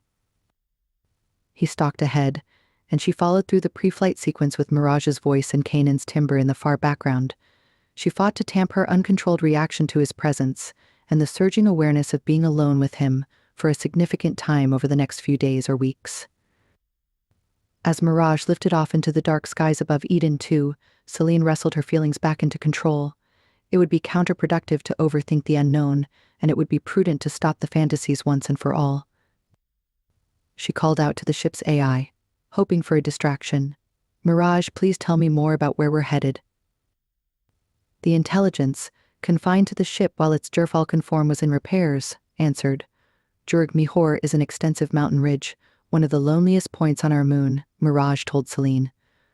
"It's found on the other end of the biggest lunar plain, and the journey there without a fast ship is not for the faint-hearted. The approach can only be made from the south. Even with a smaller flyer, all the routes are long and arduous, which has made it a favorite destination for long-range moonwalkers who take a slower 3-night hike on foot. Also for the competitive types drawn to the appeal of a brutal one-day assault to the foot of the mountains in jacked-up racers or pleasure yachts." Mirage paused for a moment, then continued. "It's also the starting point for the famous Eden 2 endurance race." Celine was intrigued. "The endurance race?" "Yes, Celine. The biggest racing challenge in the Pegasi system. It's an endurance test where the best pinnace pilots seek to break records for the 1 million-mile race around Eden 2's wider orbit. Entrants don't need any previous piloting experience. Divided into 21 legs, it features between 10 and 20 individual races. Pilots can choose to complete the full circumnavigation or select individual legs." "And who's behind the challenge?" Celine asked. "It's organized by a committee that includes Zion and Zane. The committee raises the sponsor fees to supply a fleet of support yachts, each with a qualified pilot, first aid, food, and even a med bay to support the racers." "Interesting. I'd love to watch it one day," Celine responded, looking out of the holo screen onto a silver-cold wilderness featuring dead volcanoes, impact craters, and dried-up lava flows from eons gone by. "It's quite the spectacle, I can assure you. You should know that Kanan and Cage won the grand prize title 3 years ago with a yacht Kanan designed himself." "Is that right?" Celine murmured, intrigued. "Enough, Mirage," Kanan warned. The AI obeyed, falling mute. Celine, too, reading the room and the tense set of Edenite shoulders. The ship flew low over the landscape, coasting above the crusted rocky surface covered with regolith, lava plains, and lunar mares. The light dipped until all that was visible were the jewels of stars and celestial bodies in the cloaked skies above. "Does anyone live out here?" Celine asked. Kanan remained silent, lost in thought. Mirage piped up instead. "Nam. A few brave residents, and those who can afford the costs of setting up their biomes. There are also a few moonwalk replenishment stations for stopovers at convenient locations throughout the moon plains." "What about this Jurg Mihor place? Is it inhabited?" Kanan stirred and replied, not looking at her, only by the owners of the mountain ridge. It's all private. It runs along the mountain's apex, reached by a flyer or craft like this one. A minimal number of ships are permitted access. Celine took in the shared information, mulling over it for a few minutes until she felt her mind begin to shut down, so she let her head fall back to the chair rest. Kanan's gold-flecked eyes sliced over to her. He gave a long look and then commanded, "Sleep. I'll wake you when we arrive." She barely had the energy to nod, and soon her eyes fluttered shut, and the world around her fell away. Chapter 6. A Lair in Eden. Celine. The sky was immense, dark, dotted with fireballs, meteors and falling stars that whirled past so fast she felt lightheaded. Celine stood before the vast expanse, transfixed and spellbound by the sheer magnitude of the scenery. Only thick-sheeted glass separated her from the uninhabited realm beyond. Yet still, she felt small, a tiny creature, placed in the center of a wild, unadulterated, starlit megacosm. She cast her eyes over the dark black mountain ridge, and then below her to the oceans of silver-laced sand that rolled almost in waves against the base of the soaring crags.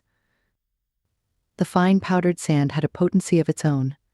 It whipped and danced in powerful surges of energy, almost as if it was magnetized and rippling to the tune of a fearsome, invisible force below the moon's surface. Celine felt the same overwhelming storm raise her heart rate and pulse through her veins. She held a hand to her heart and gave in to the moonscape's thundering power. Moments later, she heard a slight sound. She turned to see Kanan bring in the last load from his ship, parked in the shuttle bay built into the mountainside. They'd landed on a pad that stretched out from a mountainous ridge face a few minutes ago. A magnetized walkway had enticed Celine into an ample cavernous space, dominated by a soaring transparent force field. The view had since bewitched her. Kanan reached her side and glanced down at her, their eyes clashing. He broke the shared gaze and turned his head back to the scenery. "Welcome to my home," he murmured. "It's beautiful," she breathed. "Thank you for taking me in." He inclined his head. "Anything to keep you safe." "Do you live on this ridge alone?" Celine asked, her eyes pulled back to the magnificence outside. Kanan shook his head and jerked his chin to point towards the crags beyond that had formed over millennia into a pinnacled semicircle. "Each Sable Rider owns their ridge, and we have our lairs within. You can't see them with the naked eye because, like my own, they all have camouflage screens that protect the interiors on the edge of the mountain range." He then turned away from her and strode deeper into the space, which was just as sublime as the view outside. She turned around, her eyes tracking him. She followed, drawing a deep breath as the space unveiled itself. It was quite the revelation of the man himself, she thought. The large room, a machine-hewn cave carved into the bare-faced rock of the mountain ridge, was divided into generous spaces. An expansive fireplace made of blackened metal separated the open-plan living and dining spaces. The cave's milky white marble walls were exact forms of right angles and precise vertical columns. The surfaces alternated between smooth planes with stunning engravings etched into the rock to stratified waves that created a sense of motion. At the center of the cave was a living space that featured a sunken custom-made sectional sofa that was the widest and deepest she'd ever seen. The couch was accented with throw pillows and flanked by exquisite cocktail tables. A rug of sea-green ping tai moss accented the polished rock floor. She spotted an exquisite sculpture of a space nymph to the far left, a cloud-shaped mirror, brass armchairs upholstered in a luxurious fabric, 2 antique fauteuils in leather, and a vintage, coiled Philasian tribal stool. Through the space, large mixed-media artworks that captured the skies above Eden 2 hung on stone walls, and she could tell that most were by the same artist, including an oversized canvas above the fireplace that depicted the silvery orb of Eden 2 hanging amidst a sea of swirling stars. Also displayed were a series of framed delicate art drawings in smaller frames of aeronautical designs, spaceship blueprints, and patent schematics by the same artist, going by the similar-looking scrawled signature on each exquisite piece. The setup was not just any old furniture but a curated selection of clean-lined furnishings and art pieces, warmed up with ever-so-subtle touches, luxurious upholstery, and well-worn love details. A rare white wood table and carved bronze like chairs took pride of place in the dining area. Beyond the living and dining area, and to the front of the cavernous space, was an undercover infinity pool. It fell away into the nothingness of the force field view and invited her to step in and indulge in its warmly lit waters. Her eyes fell on a terrace area and sports court far beyond a set of glass doors that spanned high up into the expansive ceiling. She took in a long corridor that wound its way next to the elongated force field that ran the front length of the home. It gave the dwelling a sense of openness and fluidity, as if the space was one with the sky. It was clear this was Kanan's hideaway, where he could express his tastes and experiment with bold ideas while displaying the art and antiques he treasured the most. She scanned it all, swiveling her head from side to side, sauntering from piece to piece, savoring them with her eyes. Kanan stood at the massive kitchen bench, an ankle crossed over the other, and arms banded across his chest. He watched her wander through the space with a hooded gaze. After a beat, Celine turned to face her host. "It's magnificent," she told him. He dipped his head, and his shoulders seemed to relax. Her opinion held some weight with him, she thought, and she somehow felt her spirits lift for knowing this.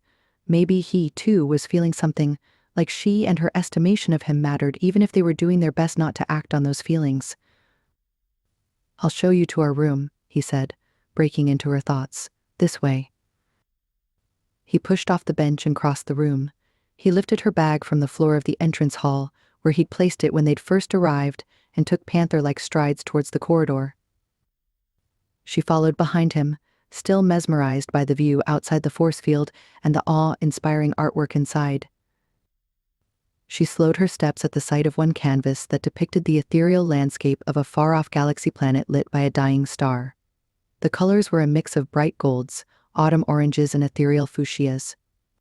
It was awash with movement, color, and passion, and she lost her breath at its intensity. Kanan looked over his shoulder and backtracked to where Celine stood, her torso leaning into the exquisite gloss canvas in flux. "Dusk and Death," she said, reading the tag on the painting. "It's fascinating," she whispered, her eyes sweeping over the starry surface that shifted and glowed in the strange reflective light of Eden too. "What makes it look so alive?" she asked. "Metanoids and moon dust-infused paint. It adds motion and life to the canvas." "Fascinating. Who's the artist?" she asked, glancing up at Kanan. He closed his molten eyes, and she sensed an uncomfortable shift. "You don't have to tell me if you don't want to," she called out. He pushed a hand through his long locks, his eyes not quite meeting hers. Why would this giant colossal warrior be shy? She wondered. A thought occurred to her, and she raised a brow. "It's you, isn't it?" He huffed under his breath. "Let's get you settled," he clipped, turning as if to walk away. She caught the sleeve of his jumpsuit, and he shied away from her, staring down at their shared connection. She lifted her hand away. "You're not embarrassed, are you?" she continued, refusing to be perturbed. He shrugged his massive shoulders. "There's no need to be," she said. "These are amazing." He stared at her for a moment. "You think so?" he murmured. She nodded with feeling, studying his face. "You've never shown them to anyone else, have you?" she probed. He shrugged again, and she smiled. "You've nothing to worry about," she said, sweeping a hand toward the wall where other similar artworks hung. "These would sell like hot Sanoni cakes at the best and most established galleries on Dunia and Rhesus." "I don't paint or draw for money," he grumbled, his molten eyes flashing. She studied him for a moment. "I get that," she accepted. "But please don't hide these beauties away. Millions would travel thousands of light years to see them hung up and displayed. That's how incredible they are." "That remains to be seen," he murmured, walking away and down the corridor. She followed him at a pace, pausing at each canvas while shaking her head at the stunning artistry captured in each one. "When do you get the time to paint and draw these, let alone run an entire metro dome and moon?" she called after him. "There's always time to burn when you're hovering in space waiting for the next privateer or raider to rattle past." He'd stopped and leaned against a doorway that opened into a large bedchamber. He jerked his chin, signaling that she stepped through. She slipped past him, keeping a safe distance between them before looking around at the new space. The room featured a coral stone wall, against which was set a luxurious wide bed upholstered in dark gold fabric. A vintage Grecian chandelier was mounted over the bed. It was grouped with side tables from the south of Dunia, inset lamps and a vintage bench at its foot. A smart plex window also flicked from opaque to transparent at the touch of a button to let in or shut out the soaring lunar view. "Nice," she said with a smile. "Is this my crash pad, or am I kicking you out of bed?" "My room is 2 doors away," he confirmed. "This is one of 3 guest rooms. You've your bath chamber just behind those doors." He pointed to a set of antique aged wooden doors to the far right of the room. They soared to the stone ceiling and were carved with twisting vines, flowers, and ancient emblems. Celine had noticed similar doors throughout the cave structure and recognized them as Palladian antiques, salvaged from the ancient cities that had dotted the Lost Empire's planet. They were rare and valuable, and the ones in Canaan's home were warped and leaning from centuries of load-bearing, splintered, cracked, and granular.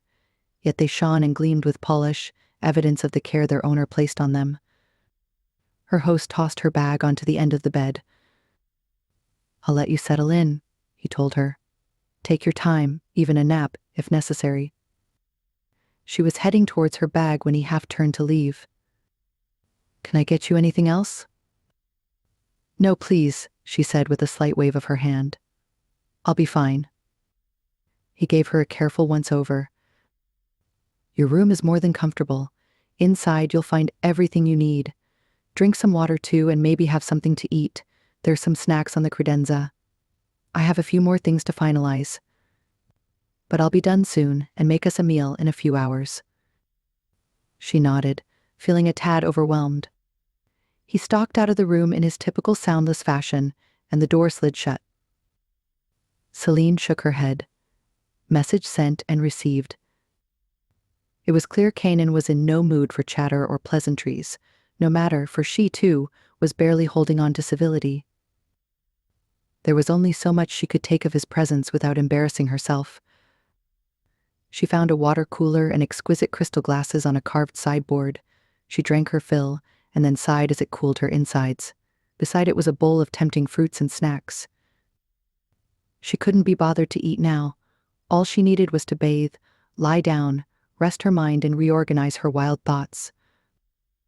She sighed and stretched her hands over her head, feeling the weariness leaking through her system. The nap during their flight from Eden to Citadel hadn't been long enough, and the thought of a long bath and an even longer nap seemed like a great idea.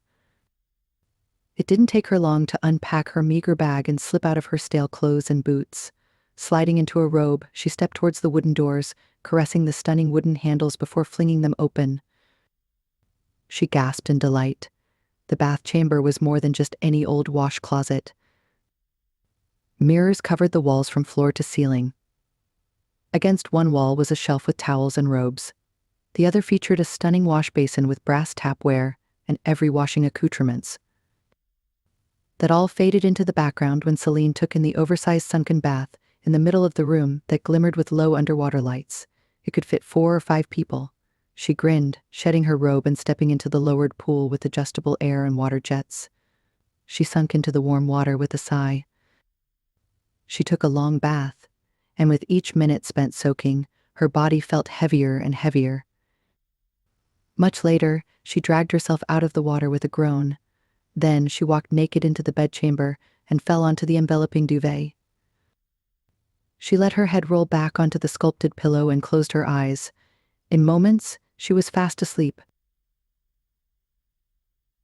Celine woke with a start. She sat up in the vast bed and rubbed her eyes. How long had she been out? Glancing around her new chamber, she couldn't see any chrono or timepiece, and she sighed. Then her tummy rumbled, and she was overwhelmed with a ravenous desire for food. She dressed in a loose lounge suit and slid her feet into the old comfortable leather slippers she always carried with her on her travels. Then, she slipped out of the impressive room and meandered into the vast living area. It was empty, but she spied a covered platter on the kitchen counter. Food, glorious food, She rushed to the marbled edifice and lifted the cover. It revealed a delicious array of olives, cheese, bread, pickled vegetables, sliced meats, and tiny sausages. She danced with delight at the enticing sight. Starved, she used her fingers to stuff her mouth. While she ate, she glanced outside, but the darkened view beyond the large windows gave little indication of time. But mainly, she concentrated on filling her growling stomach. "You like my chow, then?" Celine whirled around to see Kanan lounging against the far wall of the kitchen. She coughed, her mouth full of cheese and bread. Then she choked. He moved, opening a doorway to a cool room from where he retrieved a decanter. Nabbing a glass, he prowled towards her and set the 2 pieces on the counter, pouring water and handing the carafe to her. She scrambled for the glass and glugged the cool liquid down, spluttering as it passed her lips. She bent over to regain her composure, coughing until the spasm in her throat passed. Moments later, she righted herself to meet the twinkling gaze of the amused Edenite. "Bastard. You surprised me." He lifted an eyebrow. "Is that how you address your knight on a Corvette Charger?" Celine scoffed, partly amused, mostly flummoxed. "Knight, my ass. You surprised me." "You allowed yourself to be surprised, Camila. I thought by now you'd have learned to practice situational awareness everywhere you go." "Fuck you," she flung at him with a smile, raising a middle finger in his face. His eyes heated, then he seemed to shake off a deep, unspoken emotion with a grin. "Kahawa?" he proffered. "I'll make you one as a peace offering." "It better be the best damn kahawa this side of Pegasi for me to forgive you." She watched him move about his kitchen with ease, pulling a bag from the larder, filling the grinder and tamping down the spiced beans for a rich buttery brew. "What time is it anyway?" she asked. 1000 standard. You slept through the equivalent of a night. Planet side, he replied. "No wonder I'm so hungry," Celine inhaled, still picking at the delicious cheese and olives. She looked up to find him watching her with a loaded look. She felt the heat burning between them and looked back at her snack plate. "Do you want more? I can always make us a full breakfast if you wish." She took stock of her hunger status and nodded. "I like that. A woman of healthy appetites," Kanan said, placing a steaming cup of dark kahawa before her. "Wouldn't you like to know?" she teased, then blushed at his low rumbling laugh. He seemed more open and relaxed this morning, and she welcomed the chimeric change. She thought he must have slept well, too, preferring this version of Kanan to his otherwise brooding self. The undeniable truth was that she got a kick from talking to him when he opened up as he had on the evening they'd spent at the Osirian. She'd relished his company that night. When he wasn't giving off recluse vibes, he was a great conversationalist who made her mind whirl with new ideas and concepts. Since they'd met, she'd never felt she needed to dumb down her words or adjust her attitude for him.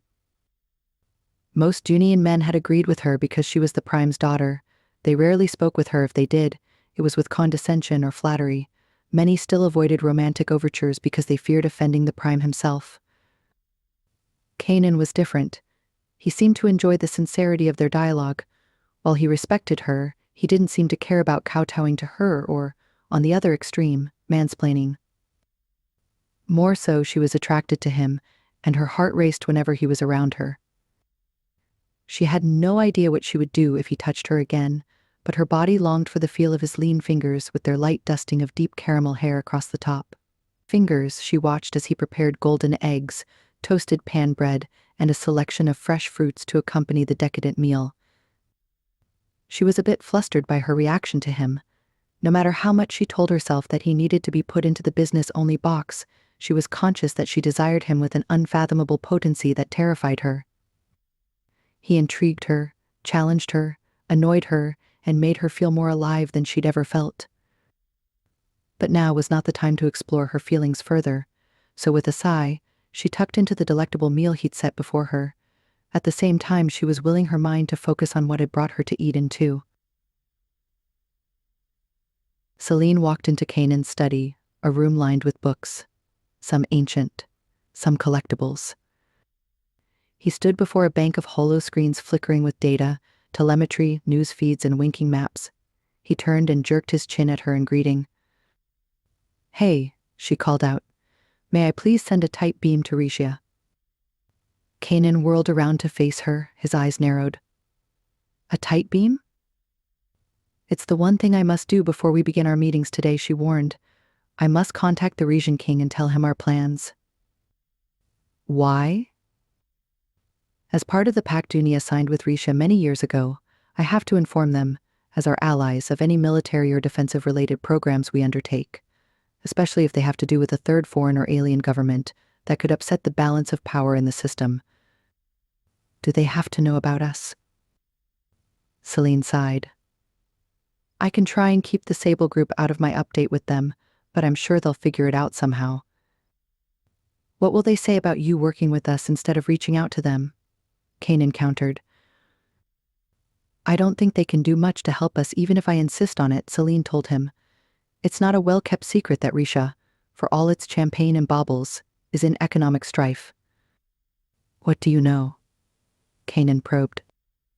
For centuries, the Rishans relied on mining ore hyle, their fuel source similar to Earth's coal. It's been depleted in most mines for a few years now, which is why they came to us for the supply of xentium a few months ago. We agreed to send it to them, but not enough for their entire planet's needs.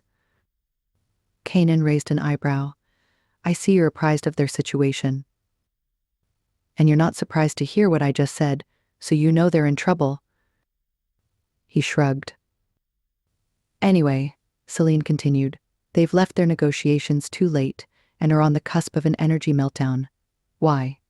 Because they've always been reluctant to ask for help from the other planets in the system. The Resians have always been too proud to beg for what they need. Arrogant in their image as the founders of the system, they've allowed much of their world to get run down and kept the extent of it secret. They wanted to maintain the image of sophisticated wealth when in fact, they've been struggling for years. Because of their precarious economic position, I don't think they have the funds and resources to help us arm against the technocracy. Would they have any say in how you conduct the incursion? In one word, no. But you still need to calm them, Kanan stated dryly. It's courtesy and part of my duty. Is it possible to reach them? She insisted. He gave her a wry smile. Anything's possible, Celine. Anything for you. Kanan touched his wrist comm and turned to the large screens. Mirage, can you initiate a two-way type beam comm to Risha, using a random pattern encrypted with a spread spectrum, and patch it to King Aubin's office? Kosi, the AI said. That's no problem. Who will be making the call, may I ask? Celine. And you want to hide our location and any markers? Scrub the link of all and any Sable group involvement. Place her in the middle of a forest on Dunia, somewhere near the enclave I picked her up from. De nada. Not a problem at all. Kanan raised a hand and gestured to Celine. She walked over to him. Stand here, he instructed, indicating the space in front of his screens. Speak straight to the camera. You'll appear as if you're on the planet at Zulu 1, and your location will show the same. Do you know what you'll say, or do you need time to think it through? Celine closed her eyes for a moment. I'll be fine. Let's do it. Kanan stepped away and slipped into the shadows of the study. Go for it. One of the screens flickered, showing Celine standing in a clearing in between a lush green meadow of trees. She recognized the scenery from Zulu 1. Kanan's speakers emitted the sounds of nature, and she saw birds wheeling above her head. A rush of air fanned around her face, and a breeze ruffled her hair on screen. A second screen flashed and showed the tight beam connection had been successful. A discombobulated woman looked into the screen from the Rishan end. You've reached the private office of King Aubin. Who may I say is calling? Celine Manene, from the office of the Prime of Dunia. I'm calling about an urgent matter. I need to speak with King Aubin now, please. The woman gave Celine a tight smile. One moment. The screen blanked out for a moment. Celine glanced over to the dark recesses of the study to where Kanan stood. She could see his silhouette, hands crossed over his chest. Through the darkness, however, his molten gold eyes shone at her, and she felt a shiver run through her. She turned back to the screen just in time to see it flicker and reveal the face of King Aubin. He was still as handsome as she remembered, yet there were a few more deep lines on his forehead, and his golden hair seemed streaked with more silver. The Retian royal looked puzzled. Celine Manene, you're Kilano's daughter. I remember you from my brother's party. A minor expression flitted across his brow, and Celine caught the pain and a flicker of bitterness in his eyes. Nevertheless, he continued, what's so urgent that you had to reach my private line? And who gave its oath to you? Celine smiled to appease the man and also to disarm him. I know you've many questions, Your Highness, and I apologize for springing this on you, but I felt you had to hear it from me first. My father, the Prime of Dunia and your good friend, was murdered a few days ago. The king drew a sharp breath, all concern for his privacy swept away. I wondered why all traffic to and from Dunia had been shut down. I can't believe Kilano is dead. Murdered? By whom? By his defense minister, Massimo Macori, who went on to lead a coup against the government. The royal's face blanched. My dear child, I'm so very sorry to hear. My deepest condolences. Celine felt a stab of sorrow, yet she managed to nod in acceptance. Thank you. Massimo had help. From the technocracy. King Aubin's eyes widened further still. The Krats are in play on Dunia? Yes, we believe they're after our Zenchimor. I was asked to lead an alliance against the coup. The Free Dunia movement is now my focus. We'll marshal our troops to defend against the Krats, the coup organizers and their militia. Do you have the army on your side?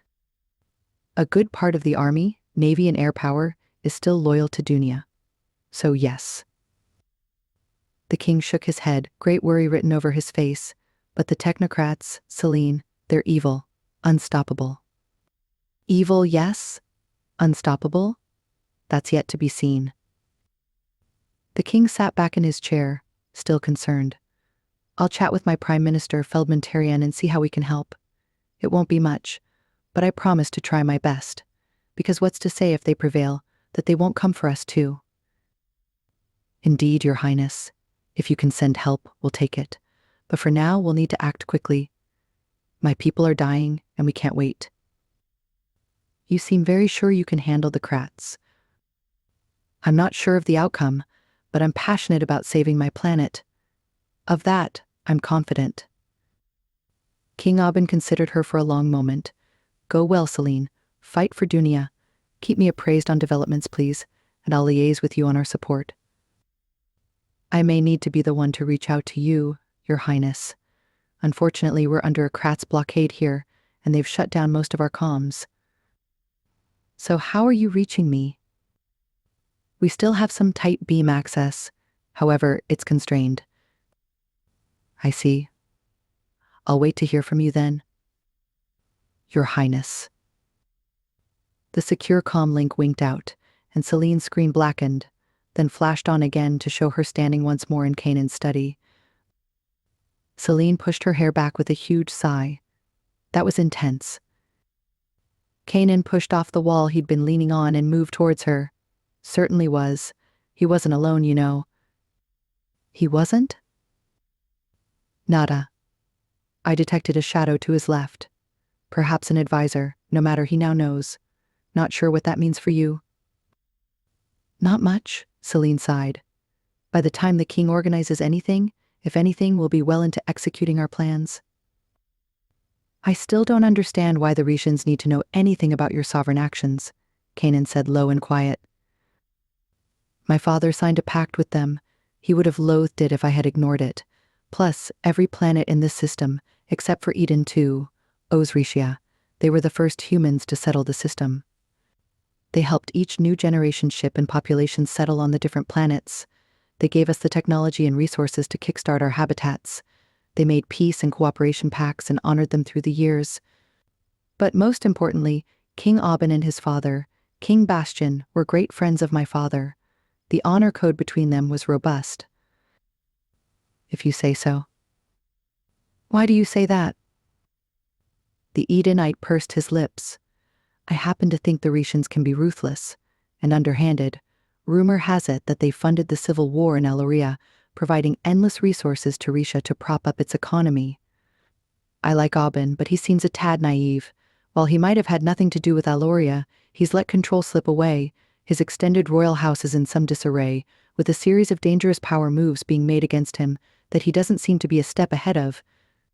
The fact that members of his own family have it in for him is a major concern, so I'm not convinced of the Rishan's honorable nature. Celine cocked an eyebrow at Kanan. Sounds like you've got intel that I don't. Maybe so, but it won't affect our plans, so let's focus on those for now and leave Risia's sob stories for another day.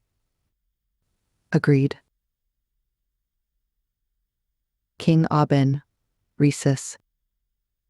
Back on Rhesus, the head of the system's oldest empire rose to his feet and paced the Guxian fur-lined floor of his ornate office. Despite the heat of summer outside, he felt cold to his bones. You heard what she said? The man he spoke to nodded. Very concerning indeed. Can you reach out to Prime Minister Terion to see what we can spare to help the Dunians, please? I'll get to it now. The man exited the luxurious royal offices and walked fast through the palace, until he reached an office on the opposite end of the great building, rushed inside, past a secretary's desk, and into an inner office. He slammed its door and sank onto a couch. He tapped a command into a comm tab and spoke urgently. The Dunians have reached out, but they're not surrendering as we'd hoped, damn them. Instead, they intend to fight the Krats. A laugh emanated through the comm tab speakers, like they'll ever have a chance of winning. I don't know about that. The Prime's daughter seemed very confident. Also, she reached us via Aubin's direct line, which I am sure no one on Dunia had. Maybe Aubin gave it to her father, may he rest in peace. I doubt it. Somehow, her confidence, the tight beam and direct access to Aubin make me think she has some help. Who from? The Galicians? The Exithrians? Who knows? Look into it. While I flap around and work with our holier-than-thou, sanctimonious and self-righteous fool, Prime Minister Terion, to try to find anything to appease Aubin's request to help them. We're thinly spread as it is, which will limit us even more. Which is why we have to stay focused. We need this to be a success, for the sake of Risha and our hapless king. The technocracy. Will they come through for us? They're the most powerful force in and out of this galaxy, so we have to believe they will. To the triumph. True and sure. Chapter 7. The Winged Horse, Pegasus. Celine. After the tight beam call to Rhesus, Celine and Kanan huddled before a wall of holoscreens that took center stage in Kanan's study, each screen linked to feeds from the other Sable Riders as they patched in with their updates. First was Cage and his preparations with the Armada, getting the fleet ship shape, ready and fueled for the coming skirmish. He was working with Zane and Zion to manage the supplies logistics, moving shills around to purchase what they needed. To pull off a successful fight against the technocracy's blockade, they decided to have the Armada hide in the asteroid shadows just beyond planet Alluria's rings. Zion gave his update. He'd recruited 1,000 crew members, troops and fighters from the Sable Group's network of mercenaries on Eden 2, plus a few Galician, Philasian and Region X soldiers and warriors. Are they up to the task? Celine asked at one point. You can rest assured we recruit the best, Zion told her. Don't forget we've hired out our services for many years, which means we have a long list of people on our books to help make this happen. To be listed as a freelance merc for Sable Riders, Inc., you must maintain your tactical fitness, be certified in the latest weapons and explosive devices, and be an excellent shot. Plus, be an engineering and first aid all-rounder and have the required medical checks, inoculations, and mental health training to take on our jobs, Cage added. We've everyone on our books, from sensor operators to surveillance, search and rescue teams, plus experts in surface warfare and airborne countermeasures, Zion added. Celine nodded in approval. Sounds like the Sable Riders are always on alert. We have to be. Our livelihood depends on it. Riv reported no further signs of the Krats on Eden 2 since the attack on the Osirian. We'll still need to be vigilant, Kanan told his friends. They have the tech to wage a terrible war, just like we do. And if they've shared any of their tech with Massimo, we might be in bigger trouble than we thought. After a long day of discussions, Celine and Kanan worked with Rena and Mirage to map a safe route for the Edenite Armada to slip unseen and undetected into Dunia's airspace. As well as our stealth tech, our corvettes and flyers are covered with a fractal coating that absorbs most radiation that hits it and scatters the rest, Mirage announced. Sweep it with a sensor scan, and nothing comes back directly. So from the view of any known sensor array, we won't exist. They also strategized on plans to launch simultaneous attacks on critical facilities on the planet, working with Rena to digitally identify and map out each key infrastructure location the Krats now controlled, with the crucial goal of improving the Armada's targeting. After hours of hard graft, and with everyone on the same page, Celine sank into her seat while Kanan refilled their kahawa cups. I think we need a break from screens and meetings, the hulking Edenite declared. I can't think straight anymore, Celine said. What do you suggest?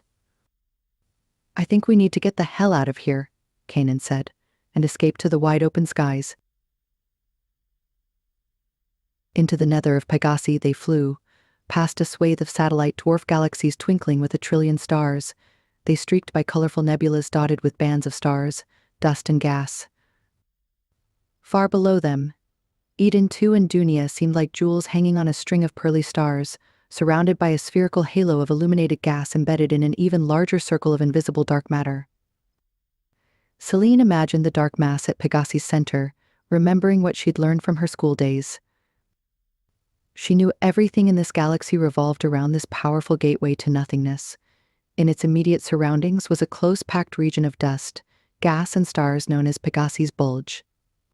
Sprinkled within the bulge were globular clusters, collections of ancient stars, and 40 dwarf galaxies orbiting or colliding within the spread-out galaxy. She sucked in air at the sight of the system's brightest star and twin sun, which formed one corner of the square of Pegasus, once with the constellation designated Epsilon Peg. Due to Eden 2's rotation, we're closer to Alphatraz, perhaps as close as you'll ever get, Kanan said, his deep voice cutting through her reverie. Mirage, please come to a stop. The AI obeyed, and the Corvette hovered in position, hanging in space. Kanan rose from the pilot's chair, his eyes lit with energy and, to Celine's amazement, an almost wide-eyed excitement as he gazed out of the plexiglass at the bright mass. He joined her by the expansive view, and they stared at the whirling mass of light. Stunning. Even though I know it's a twin star, it looks like one gigantic sun, Celine said. 'Tis, Kanan told her. Although it appears to the naked eye as a single entity, it's a binary system composed of 2 stars in close orbit, Mirage piped up. The chemical composition of the brighter of the 2 stars is unusual as its atmosphere contains high levels of mercury, manganese, and other elements, including gallium and xenon. This makes it the brightest mercury-manganese star ever known. Kanan leaned into the view, his face lit up by starlight. Alphatraz is also called Syrah, as well as Surat Alpharis, which means the navel of the mare horse, and corresponds to the winged horse Pegasus. It's also known as one of the 3 guides that mark the prime meridian of the heavens, the other 2 being Beta Cassiopeia and Gamma Pegasi. It was believed to bless those born under its influence or those drawn close to its light with the promise of long life, love, honor, and riches. We should be so lucky, Celine murmured. They shared a long look. We may yet still be, Camila. Kanan's words were heavy with promise, and Celine shivered, glancing up at the vast pulsing star. How about a drop of Galician whiskey to seal that promise? He murmured. Sounds like a good idea. Kanan strode to a hidden storage unit on the command deck. He pushed a few buttons, and the door revealed a well-stocked spirits bar and fridge. Minutes later, she was swirling a glass of golden bliss. To finding rare stars in orbit, he said, saluting her with his glass, his sapphire gold eyes flashing with deep meaning. To stars that make you believe in the impossible, she added, her words too laden with significance. He gave her another of his rare smiles and tossed back his drink, exposing his muscled glyphed neck. She did the same and felt her eyes water as the alcohol heated her insides. She wanted to lie down and then lie there forever, staring at the beauty of the paired stars. "I can pull out a couch for you here," Kanan said, cutting through her thoughts. "I have one in that panel that's king-sized. It fits under the view screen." It was as if he'd read her mind. Celine nodded. "That sounds good," she said, although what she knew she needed to do was get away from the man causing her drowning need. "It's been a long day." Kanan's brow furrowed in concern. "Then let me." "Thank you," Celine said with some relief. Moments later, she'd eased herself onto the spacious day bed he'd pulled out, leaning against the chaise's velvet backrest. He kept a polite distance, seated back in his pilot's chair, his whiskey glass in his large hand. He aimed his molten eyes at Celine. "Kick back, Prime. Enjoy the show. Forget the troubles of today. Tomorrow will take care of itself." Curling on the bed, she sipped her whiskey and stared into the wild skies above. The glowing gaseous landscape was illuminated and carved by high-energy reactions and strong stellar winds. It was awe-inspiring, as was this moment, here with this man. She breathed in Kanan's windswept scent emanating from the cushions behind her. Longing flooded her every atom. Then she remembered her father's wise words, derived from an ancient, long-forgotten canon. "However long the night, Celine, the dawn will always break." She felt an uneasy peace come over her. Whatever happened in Eden to or between her and her enigmatic host, whether dark or light, would pass and balance would return just as life would go on. Worrying over what might be would only distract her from her cause. With that wisdom repeating in her mind, the ache between her breastbone and thighs eased somewhat. The quiet hum of the Corvette's air vents stilled her racing mind, until a burning heat danced over her skin. She looked up and into molten desire. Kanan's eyes were fixed on her, almost aflame with the raw need. She couldn't pull her eyes away from his swirling depths of sapphire gold. They stared at each other for a long moment. Celine's lips parted, her skin flushed with heat, her heart thudding and drumming with need. "Camila," he rasped. "You're so beautiful." Her breath stopped. He leaned forward, placing his elbows on his knees. "How long will we keep playing this game, Celine?" he whispered. "Holy Dunia," she thought. Celine dragged air into her lungs. "What game?" He closed his eyes briefly, then opened them with a wry smile. "This push and pull between us." Her heart hammered in her chest. "We both want each other, admit it," he challenged with a husky voice, leaning forward in his chair, his voice rough and laced with desire. Every fiber of her body screamed with a longing she fought hard against. She took a long moment to reply while he stared at her, raking her face with his heated gaze. She spoke, weighing her words. "I admit there may be some attraction." He scoffed. "Some attraction, Camila? We're scorching the air between us." She blushed, and he cocked an eyebrow. "See?" he said. "I see," she admitted, ducking her eyes away from his. "But we can't." "But we can, Celine.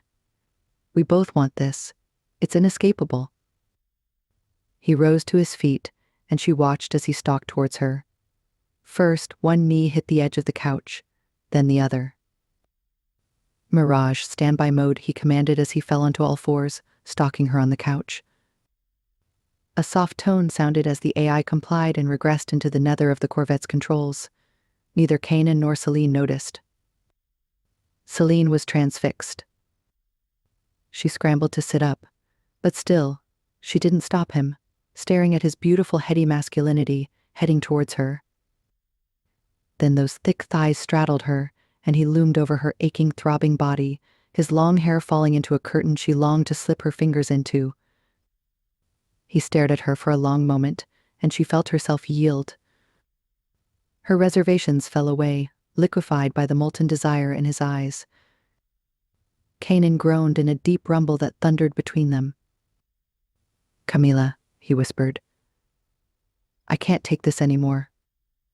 His head lowered, and she closed her eyes to the unexpected storm of emotion between them. First, she felt lips against her hair, Then a large hand wrapped around her side before trailing to her lower side, under her back, to pull her up and into him. "Celine," the rugged Edenite murmured, dotting the lightest of kisses and nips to her forehead, her eyebrow, her cheek and trailing lower to her jaw and into the crux of her neck where he inhaled her essence. "Stop me, for I cannot stop myself." Celine's thoughts skittered just as her heart thudded. Was this happening? She reached out to feel the taut chest muscles of the man embracing her and gave in to the wave of longing, surrendering to the inevitable after days of holding back. "Kanan," Celine breathed, moving her hands to clutch the back of his head, knitting her fingers into this thick hair. She reached forward and kissed him along his broad brow and hairline. "Maybe I don't want you to stop," she muttered. He looked up and met her wide gaze, his sapphire gold eyes flashing with energy and lust. "Then I won't until you're mine." His lips fell onto hers, heated, firm, and so enticing. She gasped into them as he set about nipping, sucking, his tongue bending and twisting with Celine's ravenous feeling. She pushed into his chest, breathing in the intoxicating scent of the man holding her firmly in his arms. She felt him run his hands to the back of her thighs, powerfully pulling her up until he'd wrapped her legs around his slim taut hips. He continued to devour her mouth, groaning with intensity. Then he pulled away and ripped aside her silken shirt and matching pants. The pearl buttons flew into the air as Celine's clothes fell away until she was left bare before him.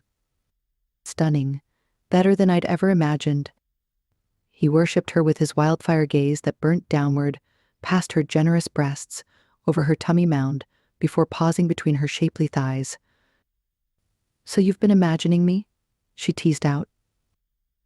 "Every moment I'm around you, my entire being goes wild for you, woman. My mind even more so," he ground out. He stood over her for a moment before resting one knee beside her. His beautiful fingers roamed over her skin before slipping to the prize between her thighs. She arched her back and widened her legs, and his long fingers stroked her wetness. She could hardly take the heat from his fingers, and she moaned when he added more fervor with his mouth, closing over her right nipple. He used his tongue to tease and stroke her nerve-laced mound, taking turns between sucking and lashing the engorged tip before switching to her left breast. Celine thrust her hands into his long, lush hair, grabbing his scalp to push him closer to her needy flesh. He reared his head back and met her heated gaze. "Nada, Camila, you don't get to run this show," he warned with a growl. "Not on our first time." She tried to buck her nipple back into his mouth, but he grinned and entered her wet center with a curl of a forefinger. He used a thumb to flick her clit, and she moaned. His middle finger thrust even deeper, joining the first, while the thumb worked her engorged bud, sending ecstasy through her body. Kanan looked down at her panting mouth and undulating hips as they lifted off the bed, trying to find the release her core sorely needed. "You're so wet, Camila, so wet for me. So beautiful." "Kanan, I can't." He stopped Celine's protest with a deep kiss, his tongue thrust into her mouth, and she sucked on it with all abandon. She reached for him, slipping under his soft shirt to caress his heated chest, his nipples, his lower stomach, moaning when she found what she was after, the thick, pulsing steel rod between his thighs. She stroked, then gripped the swollen ridged appendage through the material of his pants, stroking her hands to a sensual rhythm, her hips thrusting to the same dance. She wanted to see the powerful cock her hands could barely grip, so she reared back and away from his erotic lips. "I need you, Kanan," she declared, twisting his pants downward and slipping her hand into the space between them. She sighed as her fingers wrapped around the base of his pulsing and scorching hot thickness. She squeezed, and he groaned again against her hair. She stroked him from base to tip and back down again, gazing reverently at his weeping ridged gloriousness. His fingers paused their heated dance inside her slit, and his head fell back, the black locks shot with silver sapphire and gold in a waterfall over his shoulders. She shifted on the bed, moving to kneel beside him. She bent forward and licked the heated member crowned with seeping moisture. He jerked as her lips closed over the tumescent tip and sucked it with reverence. She ran her tongue along the throbbing vein on his underside, and he bucked his hips in a sweet response. "Fuck, Camila," the groan dragged out of Kanan's thickened throat. "You'll be the undoing of me." She squeezed his heated hard length harder, and it wept in submission. Then Kanan surged to his feet and she lost purchase. He dragged off his shirt and reached for his pants, whipping them off before standing before her in all glory. His hair fell over his broad shoulders and massive chest. The sapphire and gold tattoos on his skin and muscled neck, arms and back moved sinuously. His stomach was a washboard of rippling power above a thick, hard, dark, and oh so beautiful cock, pulsing and bobbing with raw need. She fell back and widened her legs, reaching out to him. "Come, Kaji," she implored. His eyes melted at her Adenite endearment. "I need you," she whispered, weak with need. "Only if you're sure," he grounded out, his heated gaze ensnared by the juncture of legs, where her wet lushness was erotically displayed. "I am," Celine whispered. "I'm also clean," he rasped, "and my contraplant is up to date." "So is mine," Celine nodded, confirming that she had the female version of his injectable contraception implanted under her skin. Kanan placed a knee between Celine's thighs, nudging them further apart before settling between her legs. A rough palm slipped under her knee, pulling her legs up and onto his shoulders while he bent down to look between them. He used his hand to drag his cockhead over her clit, and she almost lost it. Then his engorged tip was nudging her clit, sliding through the wetness into her slit. "Look at us, Camila," he groaned, and Celine did as he commanded. She gazed as their bodies merged into one. A slow inch at a time. She tried to rear up with impatience, but Kanan stilled her with a low whisper. "Mouth," he demanded, and she offered her lips to his. He took them with a vengeance, his tongue sliding in cadence to his cock below. Celine's body hummed, her nipples raked across his broad-muscled chest, and she moaned against her lover's mouth as he slid to the hilt, where it seemed he'd always belonged. Their kiss was deep, long, and filled with searing heat. He teased her, nibbling, stroking, sucking, and dirty talking in between, whispering Quavi and Edenite words she couldn't quite comprehend. She blushed, her body responding to their sensual meaning. "Holy Dunya," she whispered when he lifted his lips to lock them on her throbbing nipple. He pulled his hips back, and she cried out, her hands clutching at his firm behind to haul him back in. He laughed again, low and slow, stilling his hips. "I'm still running this show, Camila. Just sit back and enjoy the ride." "Please," she begged, grinding her hips against him to entice him back into action.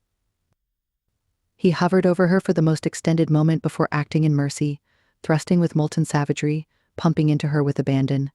Then he stroked his hips over and over again, faster and faster, harder and harder. Their bodies came together in heated bliss, sticking together and apart as sweat dripped off them onto the velvety couch.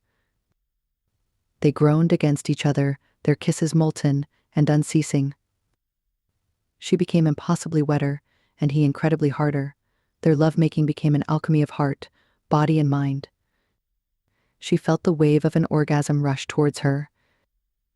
"Kanan." "I'm coming," she breathed. The declaration served to make him work harder. He surged to his knees and pumped with a passion and strength she'd never thought possible. On and on, he slammed into her with powerful strokes until she fell apart. She exploded with feeling between her legs, stomach, breasts, and soul, clamping his thickness as she came harder than she'd ever done in her entire life. With a cry, she sunk into darkness and fell back to the satiny couch, convulsing with passion while he continued his passionate thrusts. He fell over her, and she pushed her face against his heated neck, one hand thrust into his hair, the other urging his hips onward. "Camila, you are everything," he breathed. Kanan's head fell back, and he thundered as he convulsed inside Celine, his cock pulsing with heat as he came deep inside her, flooding and overflowing to her womb. He gave a few more wild thrusts before collapsing against her slick, spent, and sated body. Celine took his weight, her clit still exploding with minor aftershocks, her body still connected to his. She ran her hands over his glyphed back, over his heated body, pressing her lips into his neck, while she watched the metanoid-infused patterns shift and dance over his skin. Kanan kissed her. That was everything I dreamed of and more, Camila. He brushed his long, lean fingers over her brow, pushing away the damp hair.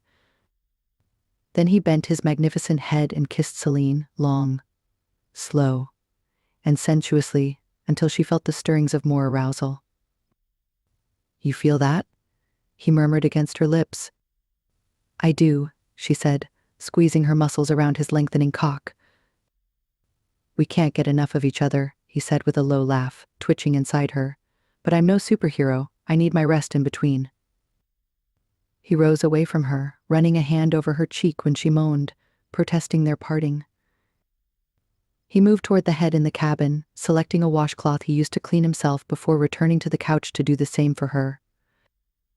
With a kiss on her shoulder, he lay beside her, curling his magnificent body around her own.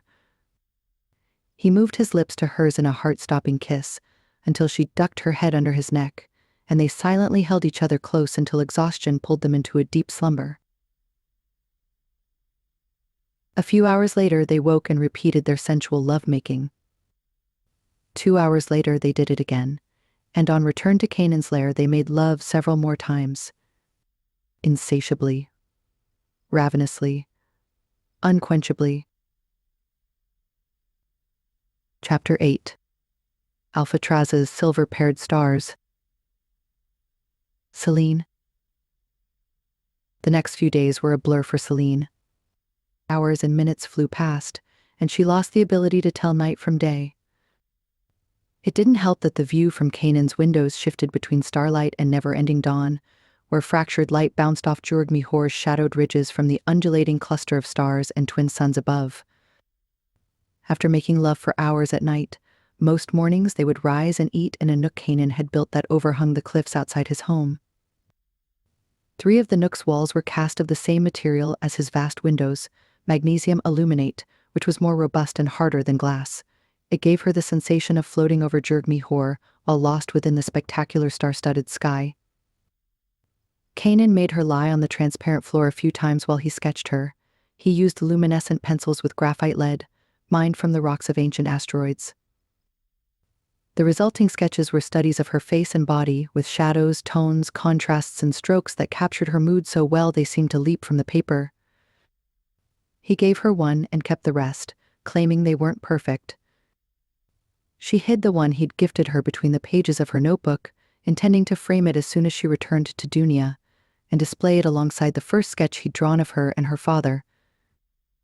One morning she woke alone and wandered his lair searching for him, 2 cups of kahawa in her hand, only to find him beyond the inner pool, down a staircase and past a gym, in a generous room on a level that extended under the living space. The space overflowed with canvases of every size, some fresh, some complete, and a few somewhere between. She spotted tables where paints, brushes, and oils lay scattered over every available surface. Kanan stood in loose pants before a large black canvas and an expansive easel. On the table beside him were sets of paints, pans, and brushes, which he worked with studied ease. He glanced up to where she stood at the doorway.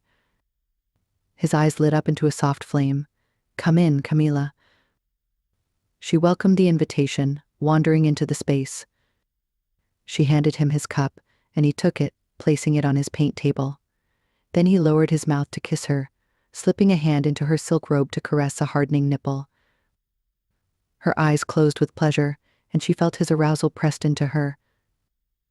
His eyes softened. Soon. Just a few more moments, he promised. "Sit," he stated, pointing to a couch nearby. She pulled away from his touch with a sigh and curled herself on the daybed. Taking a sip of kahawa, she watched the man whose head was bent again over the canvas, mixing a dance of silver and gold hues onto its surface. Her brow lifted as she recognized the scene. It was Alcatraz, the pair of binary stars. Somehow he'd captured them as intertwining, weaving together, and with movement. She shook her head in amazement.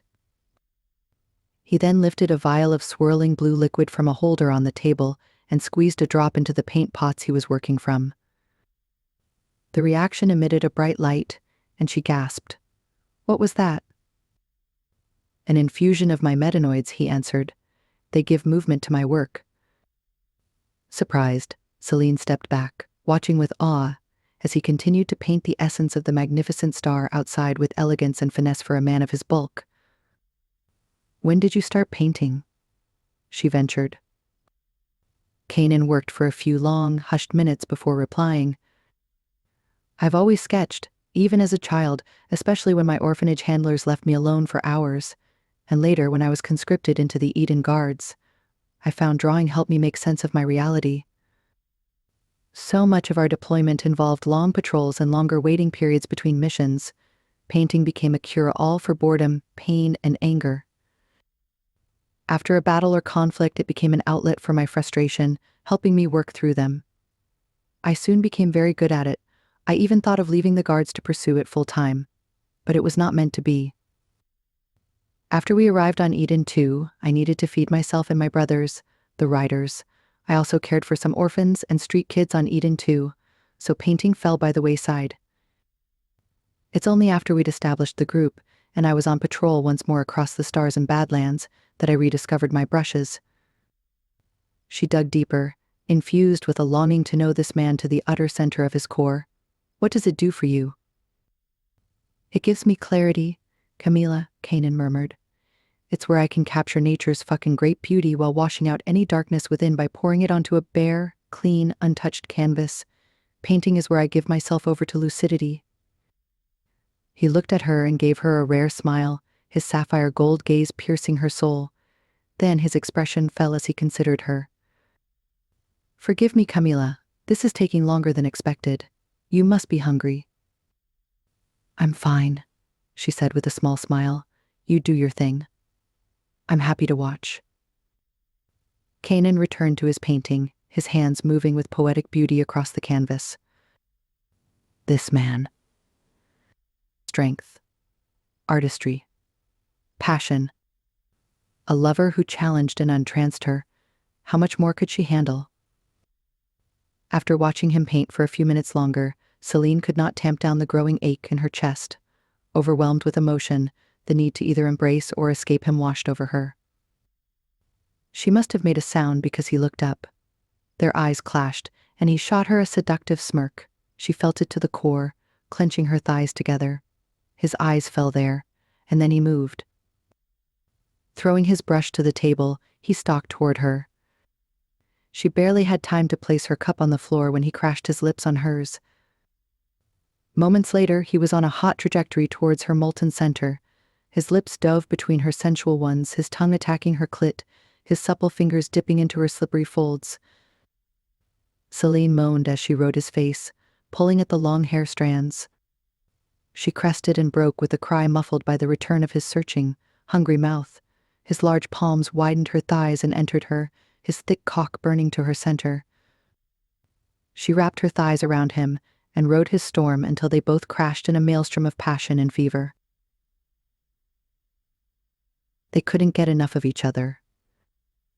They snuck in making love and losing themselves in each other around their work hours, planning the incursion and defensive attack on the One Dunya coalition. They caught up with the Sable Riders, their lieutenants, Rena and the Free Dunya Council to organize their tactical strategy. They aimed to retake the cities lost to Massimo's militia and the Sidroid army while minimizing casualties and improving efficiency. They planned to ensure the Sable Adenite and Free Dunya alliance had enough armored and configured infantry formations backed by significant air power to support a successful ground incursion. 7 days later, after an afternoon spent confirming the alliance's readiness, Kanan turned off the screens. "D-Day tomorrow," he said, turning with a smile toward Celine, curled up on the couch beside him. "Do you think we're ready?" He shrugged. "As we'll ever be. We've done our best to prep in a very short time. The rest of it is up to the weather, the leadership on the day, and the discipline of our people." "Then all we can do is hold on to that," she said. They fell into silence, and Celine looked away through the soaring windows to the beauty of the night sky and winking stars beyond. She thought of her people, suffering down on Dunia. Her heart twisted, and she felt a pang of guilt. Making plans to take back a planet typically didn't involve copious amounts of sensuality. Yet, in her case, this was the truth. Since their flight back from Alcatraz, she and Kanan had only left his bed to eat, shower and take calls from the planet and the riders. Their lovemaking was heated, unceasing and fervent, for the Edenite was a masterful lover. She'd never felt revered, adulated, or worshipped in all of her life, and the bliss of their lovemaking amidst the crisis unfolding below in Dunia was almost too much to bear. She glanced back towards Kanan and found him watching her with an expression she couldn't quite fathom. "What?" she asked. "Come here, Camila." His voice was low and loaded. "It seems I need to do something to get rid of that sad face." "What are you proposing, Kaji?" she asked, her breath hitching in anticipation. "Come and find out," he invited, reaching out to her with a muscled, glyph-encircled arm. She unfurled her feet and crossed the small space between them.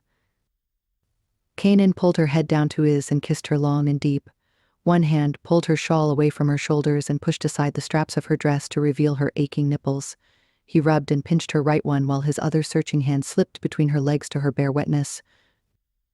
He'd ripped apart most of her other underwear, and she'd given up wearing them around him, so now she was at his mercy every moment they made love.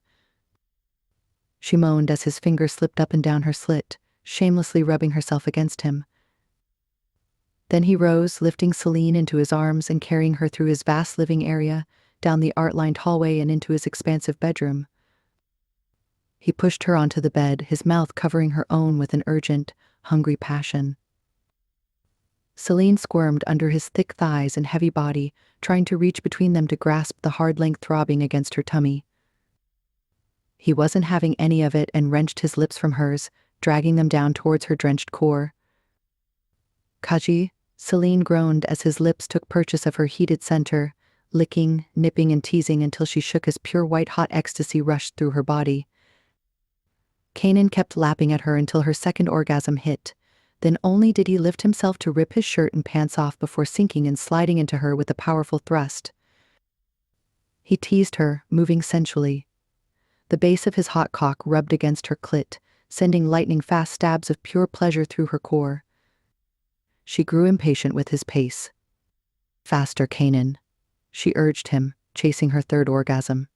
He obeyed with a smirk, his lean muscled body arching above her, his hips slamming into her own, and his cock deeper into her core.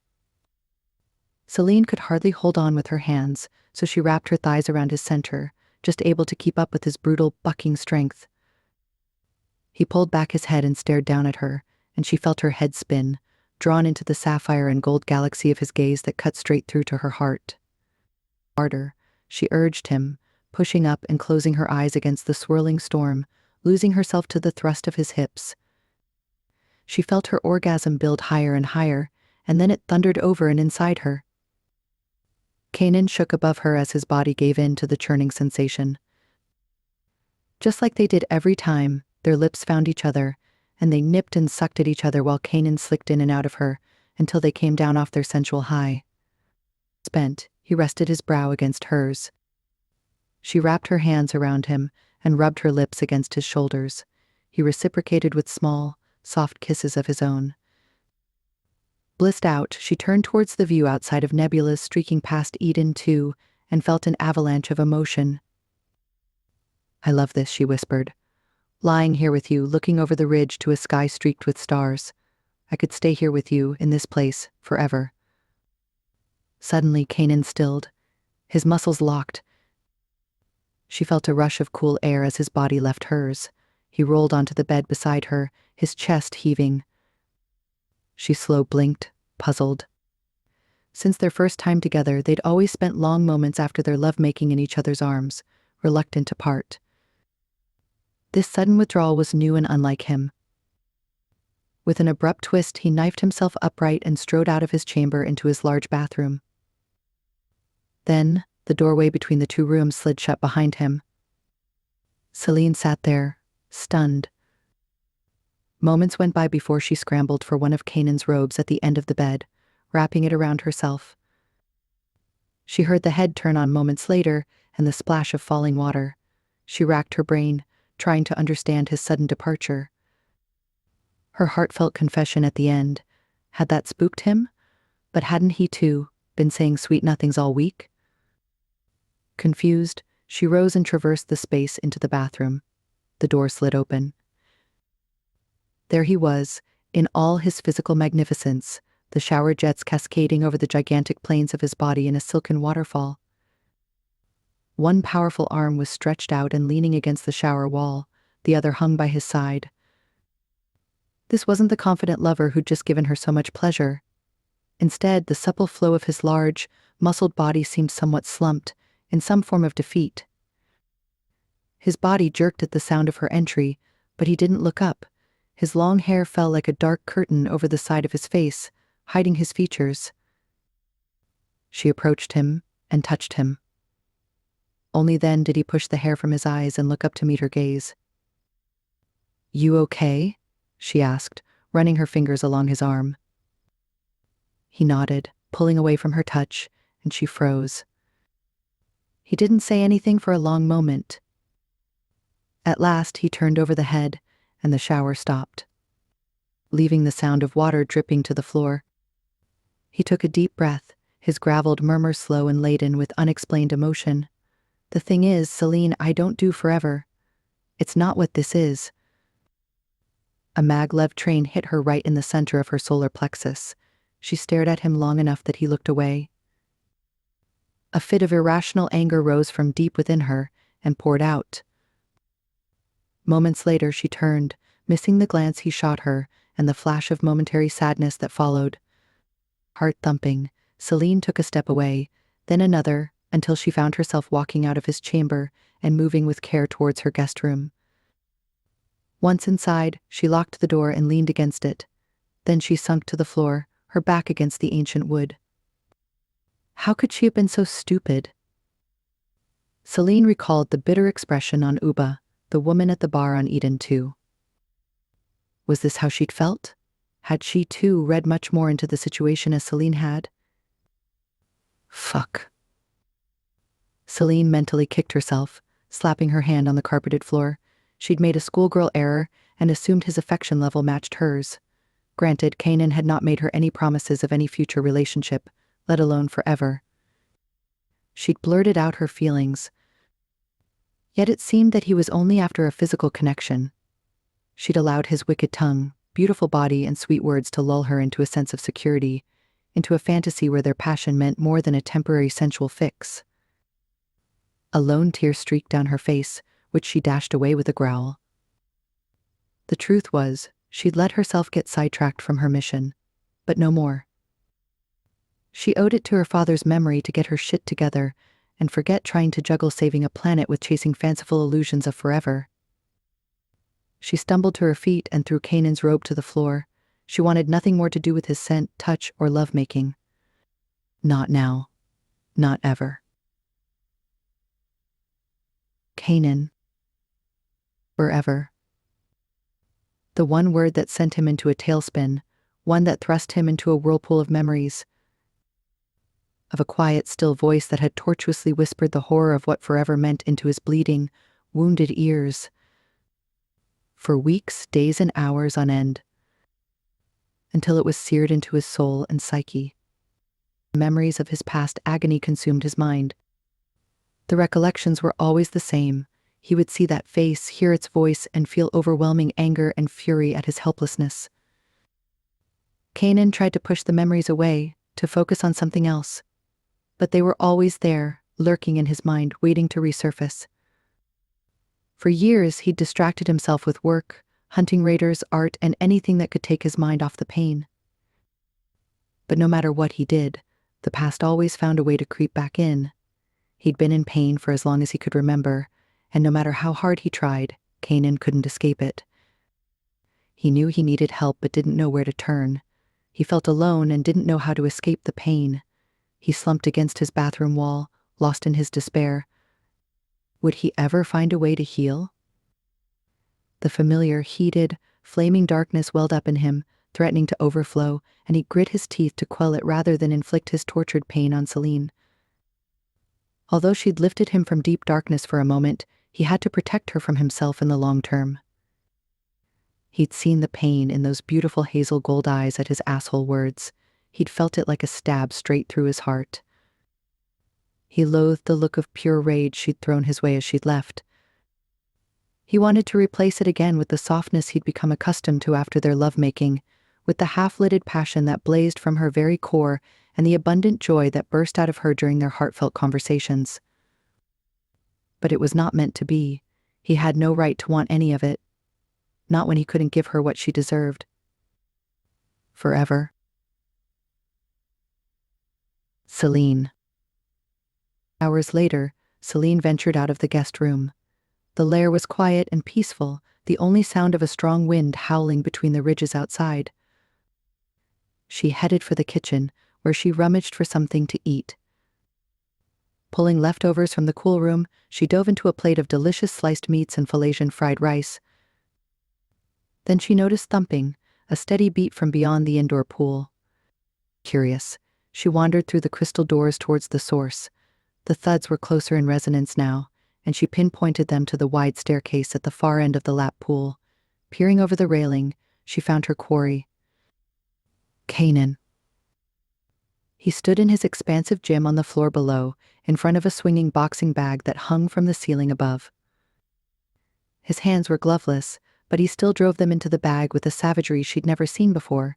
He alternated the punches with rapid-fire side, front, and roundhouse kicks. Sweat was pouring off his body, and she noticed, with concern, silver dark blood leaking from between his fingers from the broken skin on his knuckles. Why was he torturing himself? She must have made a sound because he looked up, and their eyes met. She snapped her body away and dashed back to the kitchen. She was in no mood to deal with them. Suddenly thirsty, she turned to the tap and nabbed a glass, taking a long drink of water. For whatever it's worth. I'm sorry. Celine whirled around at Kanan's voice. Holy Dunya, you scared me, she snapped, trying to control herself. He'd approached in his silent panther style. Now he stood in nothing but a pair of dark-colored training shorts, winding a white bandage around his bloodied knuckles. Her traitorous heart leapt as she flicked her eyes over him, while her even more mutinous pussy clenched. Damn. All it took was seeing the man who'd given it and her so much pleasure this past week. The swift pull toward him was followed by a slash of pain and the shame of rejection, and she winced at the unexpected emotion. Silence bloomed between them as they warily eyed each other. What did you say? I missed it, Celine ground out. Kanan's expression was cool. Cagey. I said I'm sorry. Celine drew a ragged breath as she battled to suppress the pent-up rage leaking from her pores. Sorry for what? You made me no promises, and I accept that. It was a fling, which was fun while it lasted. He caught the bitter edge in her voice and flinched. Celine, it doesn't have to be this way. What way would you prefer it to be, Kanan? She clipped. You want me to be hysterical? Crying? Begging for you to give me something you're not ready for? Or perhaps you want me to scream at you and call you a playboy who runs hot and cold, seducing women and discarding them when he pleases. His face tightened, and his eyes flared, almost as if with flames.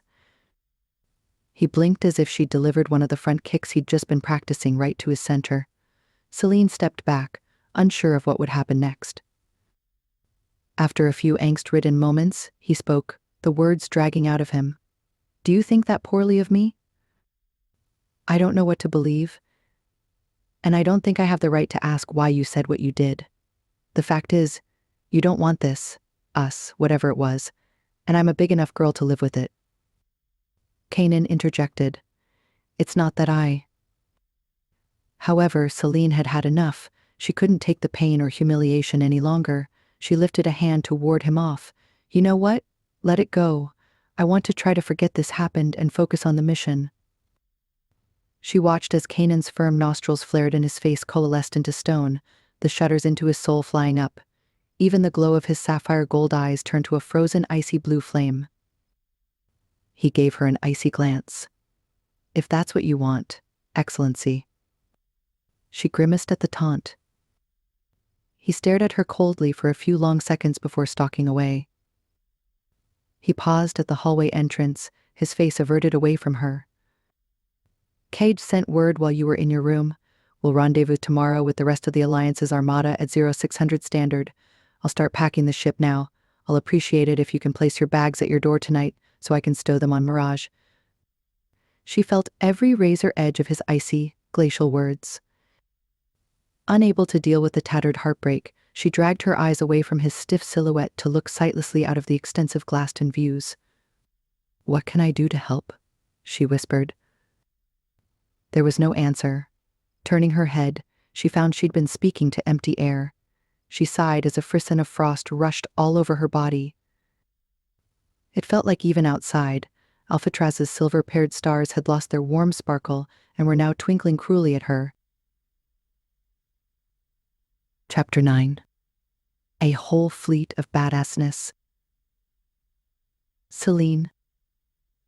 Excellency, welcome to Phantasm's command deck.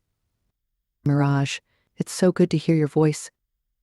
Indeed, it is good to hear yours too, Excellency, the Sable Group AI responded. It's been a few days since we've seen you. And for a good reason, Celine said, stepping through a sliding doorway into a smart, gleaming master control center. I didn't want to get in anyone's way, or in the path of one particular Edenite. The bridge she'd entered was a hub of low-humming organization and precision. Inside, smartly dressed crew members in the Sable Group's fleet uniform manned a series of control stations featuring large screens arranged in 3 tiers. She spotted science, weapons, and life support functions alongside the curved wall, while at the center of the room, she saw a series of swivel chairs and more officers behind the nav monitors controlling the cruiser's flight and propulsion. But enough with calling me Excellency, she whispered. Mirage, you now know me well enough. Call me Celine. When on mission, we encourage the use of our official designations and call names, Excellency. The dry, cold remark came from the long-haired, handsome man seated at the helm of the bustling, well-oiled operation. Her heart slammed in her chest, anticipating the worst from their first encounter in days. But Kanan didn't even bother looking up from the screen he was consulting beside his captain's chair. Celine flushed, mortified by his public chastisement and blatant dismissal. Fuck you, she thought. 2 can play this game. She chose to hold her tongue. Then, ignoring Kanan's taunt and dragging her eyes away, she moved as far as she could from his chair. She sidled along the back wall, trying to be unobtrusive, hauling the large duffel bag that she needed to keep with her on the ready. Mirage, however, didn't get the memo. Excellency, she called out for all on the bridge to hear. We've assigned a station for you on the command deck. Celine looked around, panicked. She did not need to be anywhere close to him. I don't want to be in any officer's way. Can't I sit at the back? She said, pointing to the shadowy corners of the bridge. How about the upper deck where you can see everything, Excellency? Where you can focus only on the mission, Kanan rasped, sarcasm dripping from his lips, while still not giving her a single glance. Good idea, Celine mumbled, her face hot and flushed. She hurried away, moving as he'd suggested to the upper galley of the command deck to sit behind an empty station where her credentials had popped up. Celine sighed in relief. Here she could lurk in peace while taking in her new surroundings, and, at the same time, being as far away as possible from his saltiness. All evidence indicated that he was still butthurt about their most recent confrontation. Why, when he'd been the one who'd walked away from whatever the fuck they'd been? She shook him out of her head and looked at her new surroundings. She had a bird's view of the bridge. There was no doubt about it, the Phantasm was a stunning vessel, a sleek, neo-steel-plated behemoth designed with the same faceted streamlined sleekness as Kanan's Corvette. Yet the battle cruiser was a significant upgrade, with all the teeth, bells and whistles required to act as a planetary bomber and raider. Moreover, its lasers and cannons were state-of-the-art in all things lethal. Phantasm was, from what she'd learned from her comm-tab, a general-purpose warship and a command vessel for extended campaigns. It ran on a mix of nuclear energy and antimatter that powered its warp hyperdrive and gravity accelerators, allowing it to achieve FTL travel. In addition, it had a secondary, short-range warp drive to reduce wear and tear on the main one and operate in atmospheric conditions using sophisticated anti-grav tech. Its black skin and stealth tech allowed it to slip unseen in and out of systems. The ship boasted a weapons system unlike anything she'd ever seen. There was an enormous cargo bay that fit up to 10 full-size corvettes and multiple small fighter crafts. It also sported a large, extendable flight deck and hangar for multiple drone-piloted air systems equipped with weapons that could target the enemy without harming the crew. Also appearing on its manifest were defensive hypersonic missile tubes and directed energy weapons with the power to stop any small enemy craft. In addition, on the outrigger hulls were mounted torpedo tubes to fire supercavitation torpedoes capable of supersonic speeds. The fast-moving Neo-Steel City housed over 800 crew and troops and came complete with a well-equipped medbay and a brig. She'd already attempted to tour the gargantuan ship's cantinas, rec rooms and bars, trying to wrap her head around its size. Its interior was modern, every surface gleaming white, gray, and silver, and kept squeaky clean by an army of bots. Cabins were spacious and roomy, packed with all the mod cons a Dunia girl would want, from a small kitchen to holo screens, a generous head, and even a tiny library. Her respect for the Sable Group's operations had grown just by being on board this behemoth. Their enterprise had to be raking in gazillions of shills to afford the sophistication of its fleet. Especially its battleships, for the Phantasm was a behemoth of a battlecruiser, escorted by the Sable Group's 2 frigates that the Riders had brought to the mission. A whole fleet of badassness, with Kanan as its linchpin.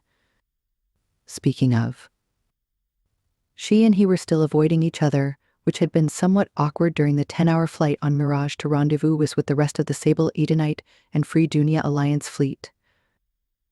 They'd hardly exchanged a word, each taking great pains to avoid the other except at mealtimes and when liaising with the incursion's planning team. Celine remembered her relief when the Corvette had docked beside the Phantasm. She'd walked on board behind the hulking Edenite, then slipped away at the first chance, fleeing to her new quarters aided by Mirage's precise directions on her comm tab.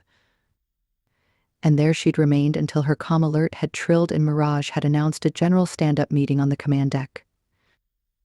A meeting that was now coming to order.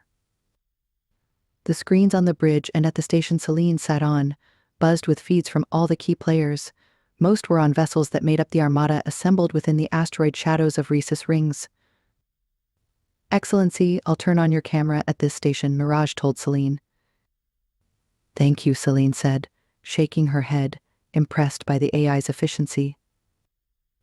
A holo screen projected the armada's formation in 3D in front of Kanan's chair. It displayed his gunship hovering next to the Phantasm, its bridge in Mirage's complete remote control.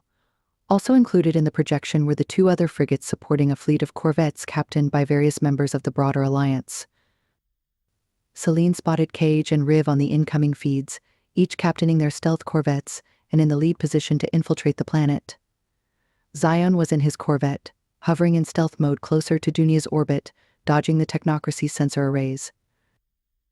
Zane patched in from Eden 2, where he kept an eye on the logistics of the operations and worked with the Sable Riders patrol boats to keep any wanderers out of any affected space lanes until the operation was over. The last feed was from the planet's surface, where Rena and the Free Dunia Council had assembled in the boardroom at Zulu 1. Kanan rose from his chair and approached the main screen that took over one wall of the massive bridge. He opened the meeting, cutting to the chase. "This is the Phantasm. We're the command ship for this op, which we've dubbed the Ghost Incursion. You'll understand why very soon." Kanan prowled the bridge, so full of barely controlled power that the highlights in his hair flared as if lit with an invisible flame. Celine could sense the waves of pure, palpable energy flow from him, throbbing through the bridge as he spoke. "We're one system jump point away from Dunia," he said, in complete command of the room. "But we'll not just be jumping into theater. Instead, we'll be coming in quiet, cold, and in stealth mode, which means we're 4 hours away from the start of our attack. The countdown starts now. Commander Zion, call name Phoenix, has been testing the scanning sensors of the technocracy for the past few days to determine whether they can be interdicted. Our stealth tech has held up to its reputation. None of Phoenix's attempts to slip in and around the Kratz blockade have been detected. To the technocracy, all our fleet ships are wisps of smoke, ghosts, invisible to any sensor scanning. Our mission is to slip past the technocracy's 3 capital ships and, from what we can tell, up to 50 fighters. We have 7 corvettes that will act as blockade runners, their small size and speed making them ideal for ghosting through at 7 ordinal points. We also have a proven and mapped route for the corvettes to infiltrate the system. None of the corvettes can deviate from their course once set, otherwise the sensors will pick them up. He pointed to the screen to orient everyone to the plan. Our 2 frigates, Notice 1 and Notice 2, captained by our friends, Majors Ira and Azrael from our Tri-Alliance Corps, will act as bait. They'll approach and fire on the capital ships while cloaked. The Kratz will go after them, and instead they'll eat our cannons, giving our corvettes an even better chance to slip into Dunia's atmosphere. The second the frigates or the Phantasm makes a maneuver away from our designated course, it'll light them up to everyone by exposing our heat emissions and exhaust plume. The technocracy will be able to see us by tracking the burn. We must maneuver as fast as possible to not give them time to calculate new orbital trajectories. We'll also concentrate on blasting them from existence. Notice 1 will act as our backup for an attack if the blockade is a feint. Notice 2 will provide turret cover for all corvettes, then head in after them to protect the inner system should the other battlecruisers fail in our mission.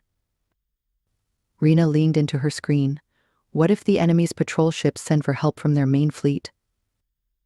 Behind her, the rest of the Free Dunia Council shared worried looks. Kanan was quick to address their concern. The technocracy's main fleet was last seen in the Omega IAZL system, returning to HD 638974b.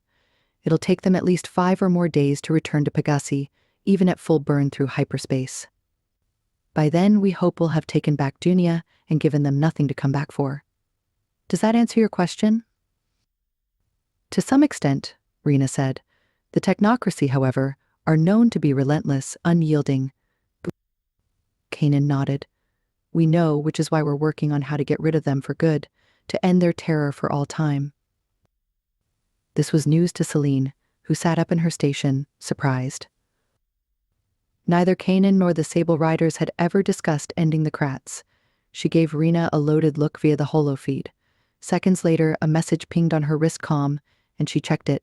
It was a message from her friend. What's spooking you about what he just said? Celine typed out a quick reply. Don't worry about it. I'll follow up with Kanan later. She hoped that would deter her friend from probing Kanan further during the meeting, yet tendrils of nascent doubt began to niggle at her. Why hadn't he mentioned this end to the technocracy plan earlier? Were they being played? Was Dunia a pawn in a much bigger plot? She made a mental note to quiz him herself as soon as the briefing was over. Meanwhile, Kanan's reassurances had worked, and the Free Dunia Council members relaxed. He continued the briefing. Once we have control of the airspace in and around Dunia, we'll keep Notice 1 and 2 on patrol. 2 Sable corvettes, led by Commanders Cage and Riv, call names Shadow and Wraith respectively, will take out all the enemy-controlled surface-to-orbit weapon platforms and gain control of the spaceport. Phantasm will remain in orbit on patrol, while I go down to the surface with Mirage and set down at Zulu 1. Behind us will come landers and transport helos to deliver the troops and equipment necessary to help the Free Dunia Council take control of the capital. Until we've set down on Dunia, no ships in this Alliance fleet should transmit to each other. Unless and only if necessary, you can comm the base on Zulu 1, which has adequate orbital comms and a tracking network to bounce the signal to the ship you want to reach. The downside is that ship-to-ship messages will take longer. Please be advised that any inadvertent comms between ships could be the single point of failure that could affect the op. Kanan paused for a moment to let the battle plan sink in. Are we all clear? Any questions? Those he addressed shook their heads, confirming they had no doubts. No questions, Celine spoke up for everyone. All clear. Except for that one niggling issue which she'd tackle in private. With no other matters raised, Kanan closed the meeting, and the screens winked out. Phantasm and the Free Dunia fleet, please prep for stealth flight, Kanan announced, stalking back to his captain's seat. The engines, which had been warming up, rumbled in readiness. He swiveled his chair and looked about the room, giving each bridge crew member a nod, a chin up and a dip of his head in encouragement. His eyes sliced over Celine on the bridge's upper deck, and she felt the freeze before his chair swiveled forward. Ghosts away, he snarled, and with his words, the armada leapt forward into the void of space as one. Celine. Once the fleet was well underway to Dunia, Celine stepped down the stairs towards the command deck floor. She wondered at the steadying power of Phantasm's inertial dampers, for it felt like they were sliding like silk through space. Not a tremor nor vibration marred their progress. So why did her feet wobble and her hands shake as she approached the captain's ready room? The door to the private office slid open, and she stood there watching the man before a series of screens. His hands flew over a holopad, his head cocked like he did when speaking non-verbally with the other members of the Sable Riders, some of whose faces she could see on the feeds. She stood at the entrance, waiting for him to notice her. She knew the moment he tagged her in the room and felt the unspoken roar of attraction and connection between them. His jaw clenched, but he ignored her. Eventually, he lifted his head and leaned back in his chair. "Excellency," he rasped, not quite looking at her face but at a point beyond it. "What can I do for you?" She ignored the jolt of desire that jettisoned through her body at the sound of his voice. Instead, she stepped forward, and the door slid to a close behind her. "We need to talk," she said. He raised an eyebrow. "About your plans for the technocracy," she clarified. "This is not the time or the place, Excellency," he murmured, his deep voice laced with steely resolve. Celine's face tightened. "When is the right time and place? I need to know." "Perhaps after we've helped to liberate your planet from your enemies?" He paused, and she saw his nose flare with deep, hidden emotion. "How about then?" "Now," she insisted, striding closer to his desk, "before my people get caught up in something I can't explain, like your stated plan to end the technocracy. What is it?" Kanan rose to his feet and rounded his desk. He rested one hip against the desk and crossed his arms over his muscled chest. "The thing is, Excellency, it's none of your business, and I don't need to explain what doesn't concern you to you. Once Dunia is free, once you're free, you won't need to know. The thing is, Kosi, without understanding your full plan, I don't know whether to trust you," she snapped. He leaned forward, and she caught her breath at the flare of wildfire in his eyes. "It's too late now, Camila, isn't it?" he whispered, bending lower so his face was close to hers. He was taut with emotion, unconsciously slipping into his endearment for her. "Too late to distrust me, to distrust us." Celine felt his cold disdain, and the force of his derisive words reflected in the flames of his eyes. Her face grew hot at his bitterness. "Fine," she conceded, pulling away from him. "Keep your secrets. Tell me one thing. Are you using us? Are you using Dunia in any way for some other play we're not privy to?" Kanan snorted. "Remember, Excellency, you came to us, not the other way around. We didn't need you," he ground out, his double-edged words cutting her like blades.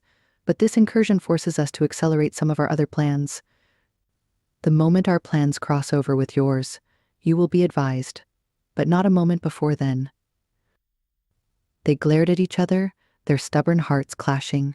The hum of the ship's ventilators and the quiet rumble of its engines faded into the ether around them. Celine cut through the silence. "Rena said you were honorable, and we've cut a deal that you have to come through on, so I will choose to believe that we're not mere puppets, and that you'll keep to the terms of our agreement, well before you unleash whatever other mad plans you're making. But know this, Kosi, we've had enough pain to deal with recently. Please don't add to my people's misery." With those hard words, Celine whirled around and stalked away through the open sliding doors.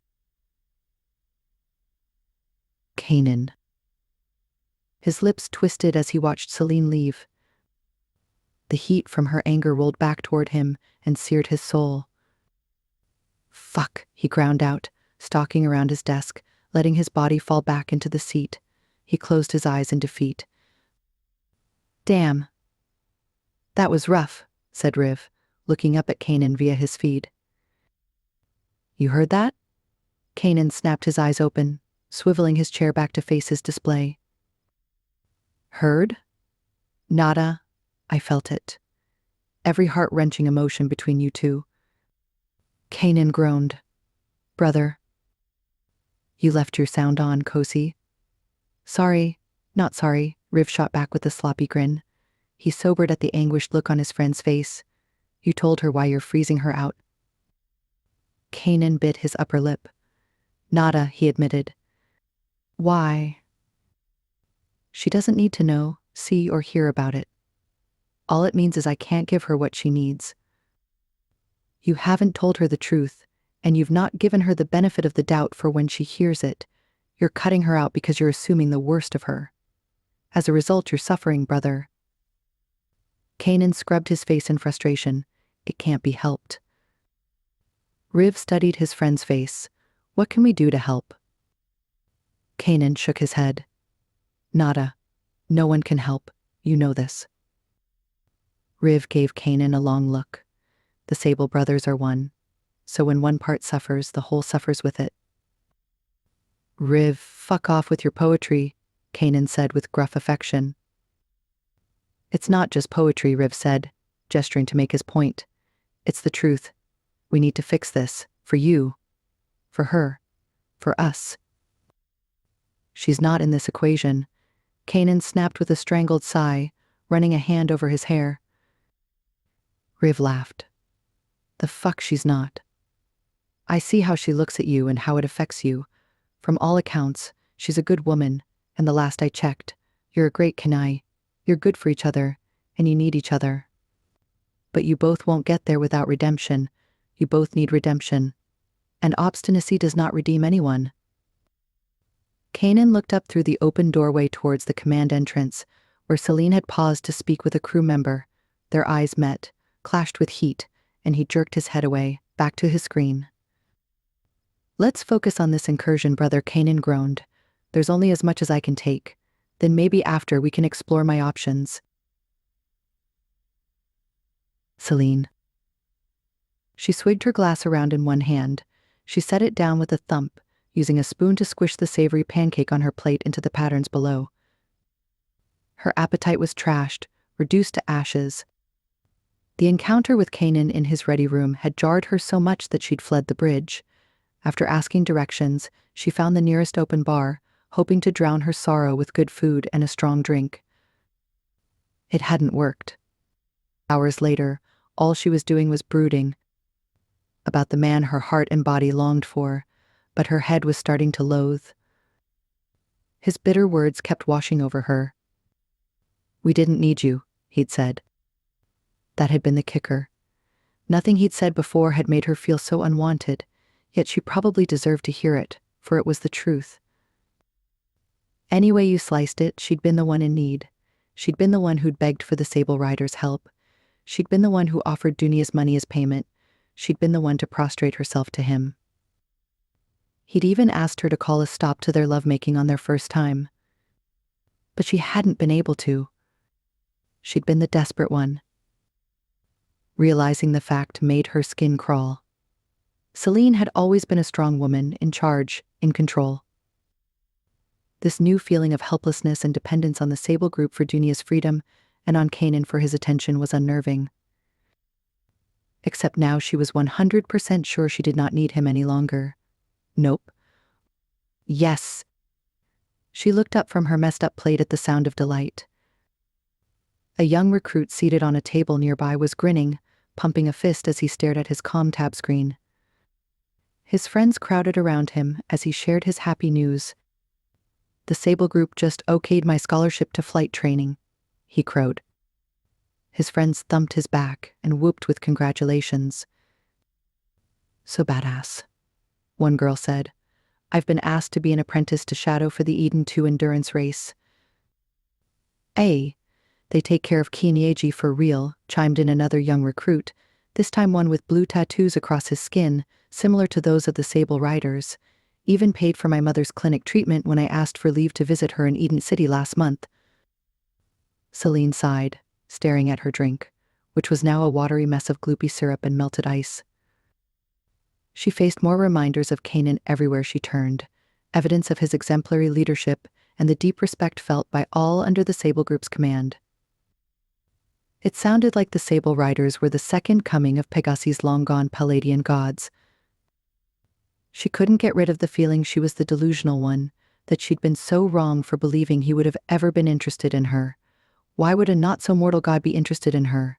He had too much to do, too much to accomplish, and too many people to care for. Damn. She was doing the one thing she'd promised herself years ago never to do, belittling herself while placing a man on a pedestal. Just then, the ambient light in the bar dimmed, and a pulse of blue and red heliograph flashed throughout the space. It was the sign to get to their stations, maintain radio silence, and avoid communication unless it was essential. A quiet hush fell throughout the phantasm. It was go time. With a shake of her head, Celine collected herself and rose to her feet. She tapped her wrist calm and swiped a payment and tip to the solemn-looking barman behind the counter. His till pinged, and he dipped his chin in appreciation. He saluted her with a fist-to-shoulder gesture that she returned. Celine joined the wave of disciplined recruits and officers as they exited the bar. She wended her way back to the bridge, sliding through the blast doors unseen by Kanan, back to her assigned station on the upper deck. She stored her bulky duffel bag in a locker above the station and strapped herself in case of sudden ship maneuvers. The screen looming over the bridge showed a cluster of technocracy ships huddled together in close orbit over Dunia, 2 massive capital ships, and a couple of fighters. The third capital ship was on patrol on the shadowed side of Dunia. There was no indication they'd spotted any signs of infiltration. This was because the Ghost Fleet was approaching along a geodesic between Alcatraz and Dunia, hiding their approach within the system's brightest and noisiest astronomic phenomenon. Braking was made possible using a solar sail with the highest possible absorbance and adequate thrust of a maximum reflectance sail. The Phantasm cruised at a higher elevation to the capital ships and the Armada's frigates, extending its sail cover over the fleet and giving it a panoramic view of the coming action. Kanan's gunship, connected to Mirage's AI controls on the Phantasm, flew next to the giant battleship, matching its every movement. Celine watched as Kanan and his flight officers tweaked the thrust, braking, and propulsion controls. Their gazes switched between the holographic that showed the 6 stealth corvettes slipping past the blockade and the screens in front of them. There was a palpable tension in the air when the 6 ships barely rippled through the sensor array. "Party time, Voids," Kanan whispered. He'd crossed his arms over his large chest with a hand gripping his chin and forefinger, tapping the side of his nostril in concentration as Notice 1 and 2 bore down on the capital vessels. "Show us what you've got." Celine knew from their battle plans that they needed to get as close as possible to the capital ships before firing, and before the Krats could bring their point defense cannons online to intercept the rounds. However, the Sable Riders had estimated that, because the capital ships were so massive, dodging or turning from the first railgun volley would not be an option for the enemy. The timer on the screen ticked down to the last few seconds in silence. It slipped to 0. Simultaneously, both frigates, now 5 seconds away from the technocracy, let their guns rip. Thousands of projectiles poured out like a stream, and in milliseconds they hit pay dirt. Celine gripped the arms of her seat as explosions bloomed from both capital ships. Notice 1 and 2 leapt away while the technocracy's crafts scrambled to respond, swarming after the frigates. The frigates responded with more railgun volleys, blasting the first wave of Krat flyers into oblivion. The capital ships fired again after the exhaust plumes of their unseen enemy, but the frigates were moving too fast and with great agility. They dodged much of what the Krats tried to fire at them. "Don't back down," Kanan instructed Notice 1 and 2's pilots, speaking at normal volume now that there was no need for radio silence. "Your stealth kit and hulls are heavy enough that it'll take numerous anti-fighter missiles to down you." After they'd hammered the Krat flyers for a few more minutes, Kanan called out to them. "Step back, Voids. Now it's my turn to play." The frigates turned and accelerated as fast as they could in real space towards the Phantasm. which flung packed missiles and beam cannons towards the Kratts. Each volley was heavy enough to cut through the capital ships, which tried to turn around, their turrets swiveling drunkenly in search of their attackers. I thought the technocracy was way more efficient than that, the Phantasm's pilot, a pretty young Phalasian called Celia, observed. They usually are, but we didn't just hit them with any old ordnance. We didn't? Celine asked from the galley, surprised by yet another new revelation. Kanan acknowledged her with a stiff nod. Excellency, we laced them with a little of their own medicine. More secrets, Cozy? Celine clipped, her irritation showing in her raised eyebrows and narrowed eyes. Kanan looked away, his eyes flashing with a warning. The pilot, Celia, piped up, saving Kanan from a reply. With what, Cozy? Mirage entered the conversation. The barrels of our railguns and handguns have been tipped with an inactive metanoid disassembler device. All our bullets and weapons, supplied by the Sable team, are coated with metanoids. When these bullets leave the weapon, the metanoids inside them reanimate and awaken. By the time they reach their targets, the noids are ravenous. They're not just smashing through their hull plating. They're chewing through reinforced armor and their Kratts like soft candy. Where did all this tech come from? Celine asked, keen to know more. Kanan shrugged, keen to move the conversation on. It's just some new toys Mirage and Shadow have been working on. Let's keep focused. He paused with a smirk, on the mission. To make this a job well done, let's blitz the enemy. Bombs away. The Phantasm dropped a series of laser missiles towards the lower and faster orbit of the technocracy fleet.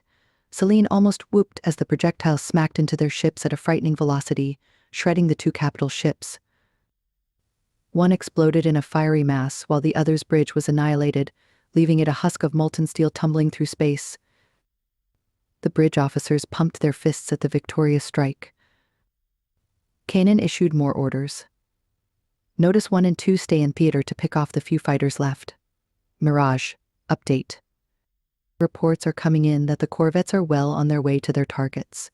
Wraith also reports he's down the Kratts sensor array. An alarm blared throughout the command deck. According to the 3D holo projection, the third capital ship was tearing back to defend its fleet in range of the planetary defense system. Zulu 1, Kanan said, speaking to Rena and her team on the planet's surface. You now have a clear shot of the technocracy's third patrol boat. Within seconds, Rena sent fire, and they watched on screen as the incoming warhead crashed into the remaining capital ship. In seconds, it was torn apart by the crushing force of its orbital velocity, meeting the missile and the resulting explosion. Discarding all need for stealth and radio silence, the airwaves between the incursion fleet lit up as the Alliance fleet cheered. Celine could hardly believe it, but thank Dunia, their plan looked like it was working. The swarm of Edenite stealth ships had become the technocracy's worst nightmare. The Phantasm's bridge crew celebrated. Celine spontaneously hugged the science officer whose station was next to hers. She felt an arc of energy from across the room. Her eyes were pulled to the deck below when she extracted herself from the male science officer's innocent embrace. Her heart jumped when her gaze clashed with the hooded, heated one of Phantasm's captain. Kanan jerked his head and looked away, but not before she noticed the micro-expression that had flashed across his chiseled face. Jealousy? Her traitorous heart pounded for a moment until her logic took over. No. Just no. She couldn't take the heartache once more of hoping against all hope. Kanan's commanding voice cut through her thoughts. Stage 1 of the incursion is complete. Great work, crew, officers, and team. The next stage is the more protracted one. Landers and shuttles on the ready. Corvettes protect those Helisan troops on their way down. Celia, you have the chair. The young pilot beamed, hopping up to salute her captain. I'll keep an eye on all event ETAs up on the net and holo and keep you across anything extraordinary. Kanan nodded. Sante. He flicked his eyes over the command deck and the reports scrolling on the screens in the ship's net, and conceding that nothing urgent needed his attention, he rose from his chair. Kanan gathered his comm tab and greatcoat, which he slipped over his vast shoulders. Celine, Mirage with me, he said in a terse command. He strode towards the sliding doors at the bridge's entrance. Celine nabbed her comm tab, reached for her duffel bag and jacket, and ran out of the command center after the disappearing man. His long legs ate up the miles of the deck, and she found herself breathing hard to keep up. Yet she kept a small distance between them, taking the coward's decision to stay as far away as she could from him. He paid her no attention, keeping his eyes forward and chin hardened. He nodded to the few recruits and officers they passed. They saluted as he swept by, their eyes worshipful. Some even gave whoops of joy when he saluted back, their yells of elation like those given to a rock star. What else could he seem like to them besides a hulking, chiseled superhuman hero who led an elite army of badass warriors to obliterate the technocracy? Celine thought. Soon they rounded a corner into a corridor leading to one of the Phantasm's airlocks. It led to an air bridge that slotted into Kanan's gunship airlock. Kanan lifted a hand, waving his wrist calm. The airlock slid open, and he strode forward while Celine trailed in after him, storing her bag away in Mirage's storage lockers. They went through the familiar pre-flight sequence in silence. Celine strapped in while Kanan patched into his screens, speaking with Mirage. Phantasm, we're detaching now. Celine felt the grapples fall away as Mirage and Kanan maneuvered the sleek gunship away from the vast cruiser. When they were at a safe distance, their engines rumbled up, and they pulled away from the fleet. We're going in, people, Kanan said, warning the fleet of Mirage's descent to Dunia's surface. Celine tightened her seat straps in anticipation of the bumpy ride down. I can report that our corvettes have also succeeded, Mirage announced. Most of the One Dunia Coalition's surface defenses have been hammered into submission from a standoff range without being intercepted and destroyed. The spaceport is also ours. Another victory. The AI followed the victorious report with a sober reminder. However, we've lost one corvette, and we can't get a hold of it. Too much atmospheric interference. Who's at the helm? Kanan asked sharply. Major Levine, from the Galician Courts Division, Mirage informed.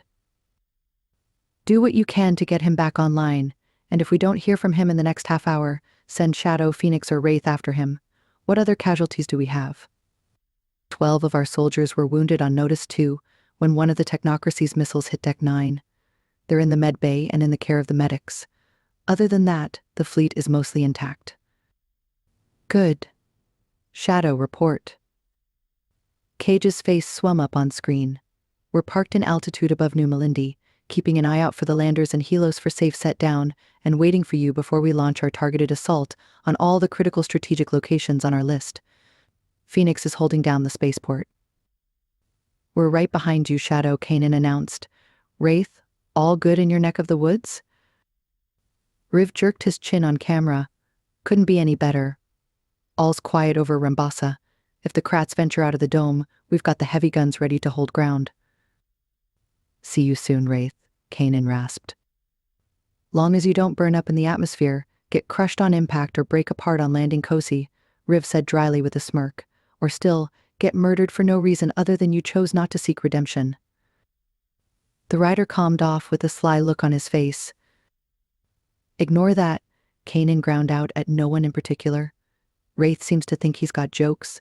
He doesn't realize that one day he could get killed for it. He looked livid, and Celine, wisely, kept her mouth shut. Chapter 10. Good stalking. Celine. The descent to Dunia was bumpy as Mirage dove around pockets of compressed air and wind as it burnt through the atmosphere. Mirage's thrusters had to work hard to deliver multi-G deceleration that would ensure a smooth landing. The temperature inside the gunship warmed up, but due to its super-efficient shields, its interior escaped most of the massive heat generated outside. Celine felt her body tighten in anticipation of what was to come. This was the final push. Gaining control of Dunia's military command centers, seats of government, infrastructure hubs, and landing zones and ports was the most critical step.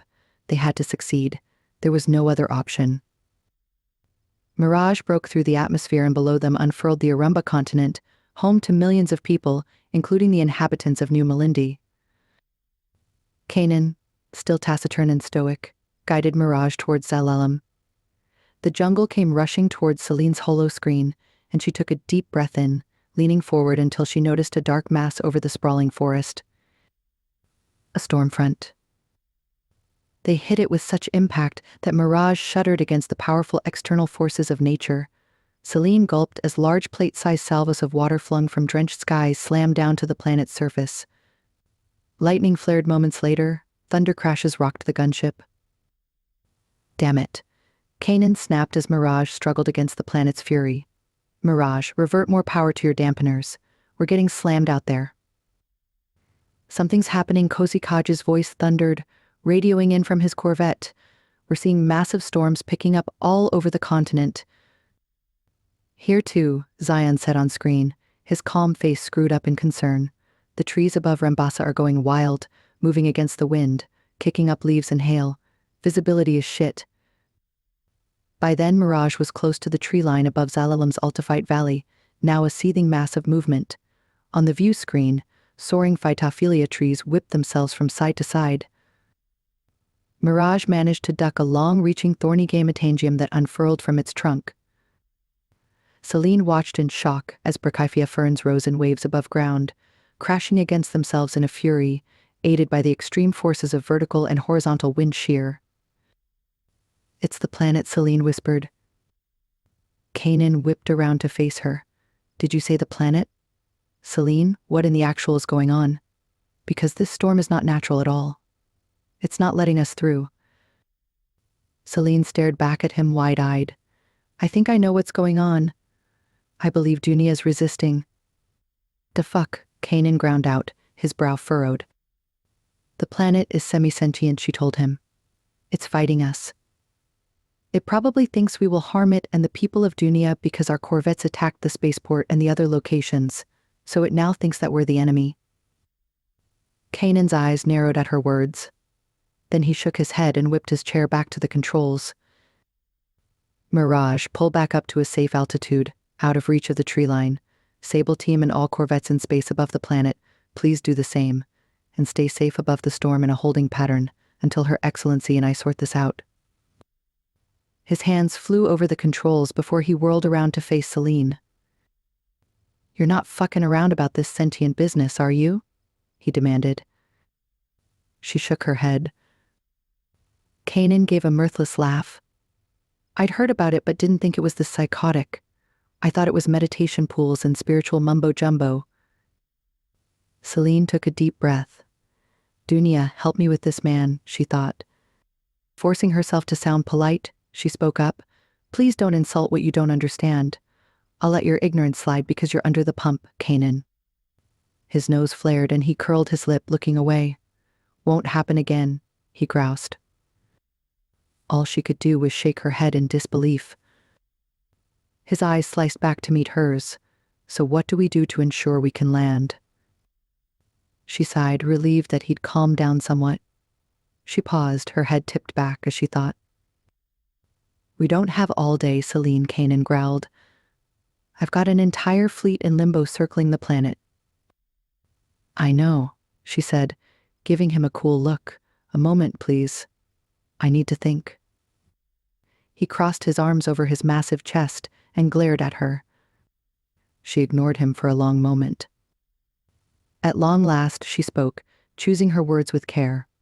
I think I can try to speak to the planet, to appeal to it, to convince it that we're trying to help. But to do that, I need to get down to the enclave, to the grotto. Fuck me. Kanan cursed. How do we even get you down there? Safely? I have no idea. He glanced out of the windows, eyes fixed on the horizon, where the storm still raged, lost in deep thought. We need a small, maneuverable yet powerful form of insertion, he hypothesized, speaking low and deep, almost to himself. His wildfire eyes darted around the bridge and to the storage lockers below Mirage's deck. The metasuits, he concluded. I was going to suggest the same, Cozy, Mirage piped up. Now you speak up, Kanan huffed, shaking his head, still frustrated and irritated. Celine sensed it was due to more than just the storm raging outside. How about you find a way to hover above this crack-ass storm? He railed at the AI, while Celine and I battle these massive storms and try to land with a powered shell casing to protect us from the madness outside. Cozy. Nam, Cozy. The AI shot back with a sarcastic edge. You'll still need my help navigating through the storm in your suits. Kanan grimaced at the thinly veiled taunt, then rose to his feet, gesturing at Celine to do the same. He moved fast, sliding down the command staircase and again to the cargo and storage bay. She ran behind him and down the stairs into the bay. Kanan strode to one side of the spacious storage area, opening a series of neo-steel lockers that each revealed rows of armored gear, above which a few helmets hung. The suits looked unremarkable to her. The headgear, however, was familiar, the same design as the one she'd worn on their flight to Jorg-Mihor. You'll need to strip, Kanan murmured. She ogled her eyes at him, and he raised an eyebrow. Nothing I haven't seen before. They shared a heated glance before he looked away. Hurry, Celine, time is not on our side. She let her inhibitions go and shed her cotton jumpsuit, stepping out naked before him. Eyes hooded over, he handed her a soft-looking, almost silken garment. It's a smart meta undersuit, he said. It can handle any concussive forces with sensors built into key points to provide biofeedback to the powered joints and musculature. It also helps with load support and comfort and keeps track of your body functions. She stepped into it, and it slid on, instantly contouring her curves. She smoothed her hands over the material, astonished by how luxurious it felt and the incredible sensation of sensors melding to her skin. Next is the hard frame, which is a metaflow material. It can resist any ballistic weapons and laser beams. Its meta features include full stealth mode that extends to any weapons in your hands. Celine took the armored plate outer armor from him, stepping into it. It also seemed to come alive, sliding over her body, the overlapping flexible plates snapping into place. The metanoids formed into anti-grav boots, rugged neo-steel outer soles appearing under the incredible velvet-like insole. The external frame houses a small, fast-charging nanonuclear RTG, Kanan added. RTG? She asked. A radioisotope thermoelectric generator, Kanan replied. A nuclear battery that uses an array of thermocouples that provides the suit with a compact and dense power source.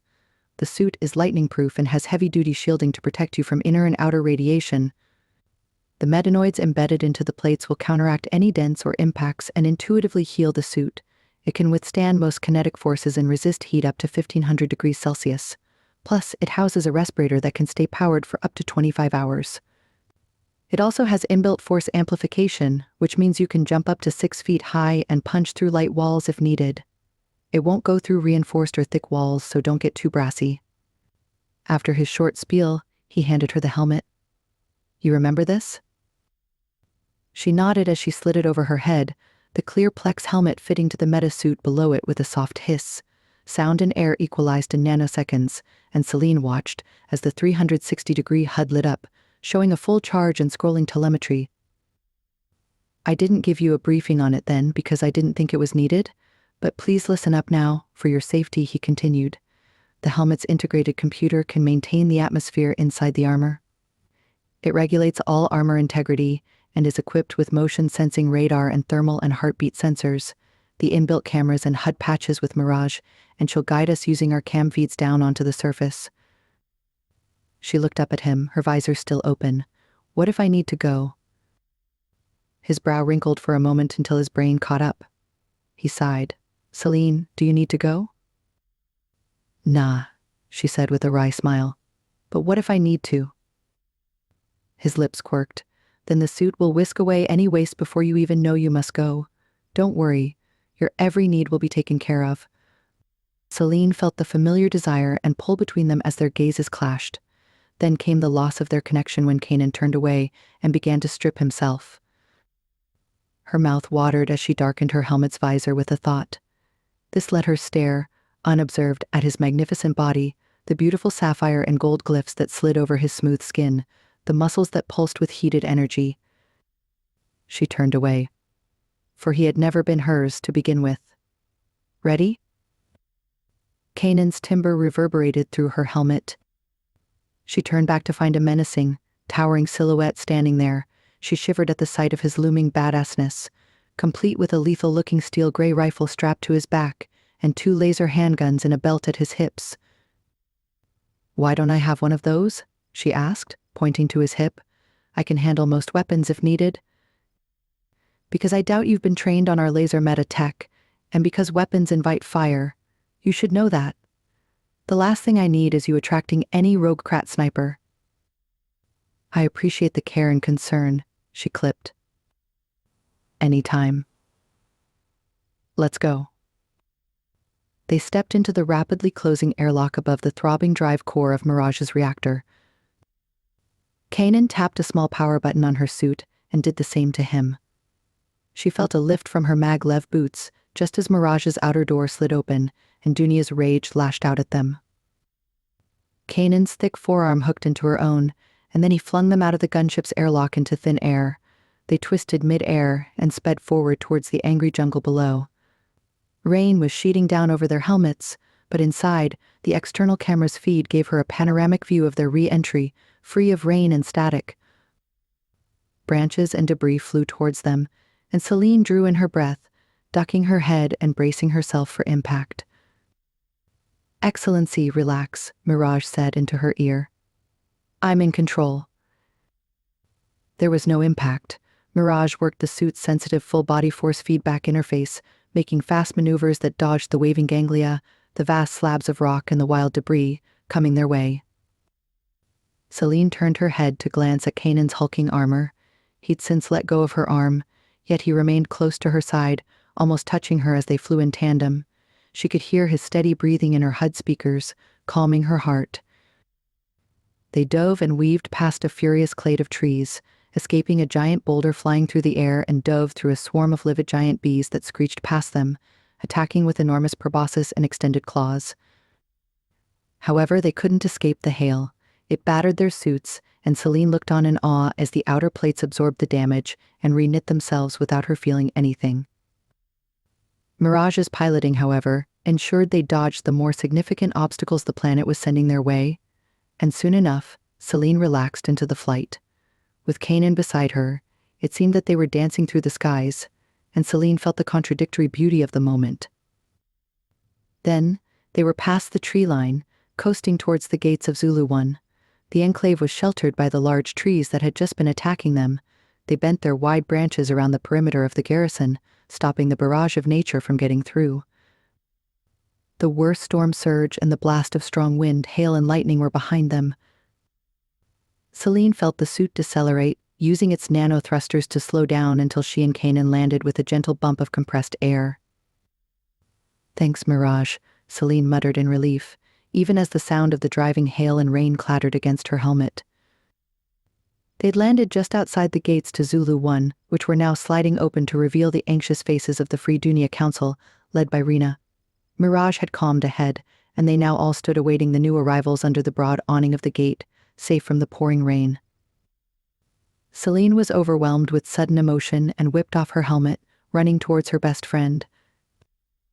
"You made it," Rena breathed, folding Celine in her armored suit into a hug. "So good to be here," Celine whispered into her friend's ear. "That bad?" Rena asked with a raised eyebrow.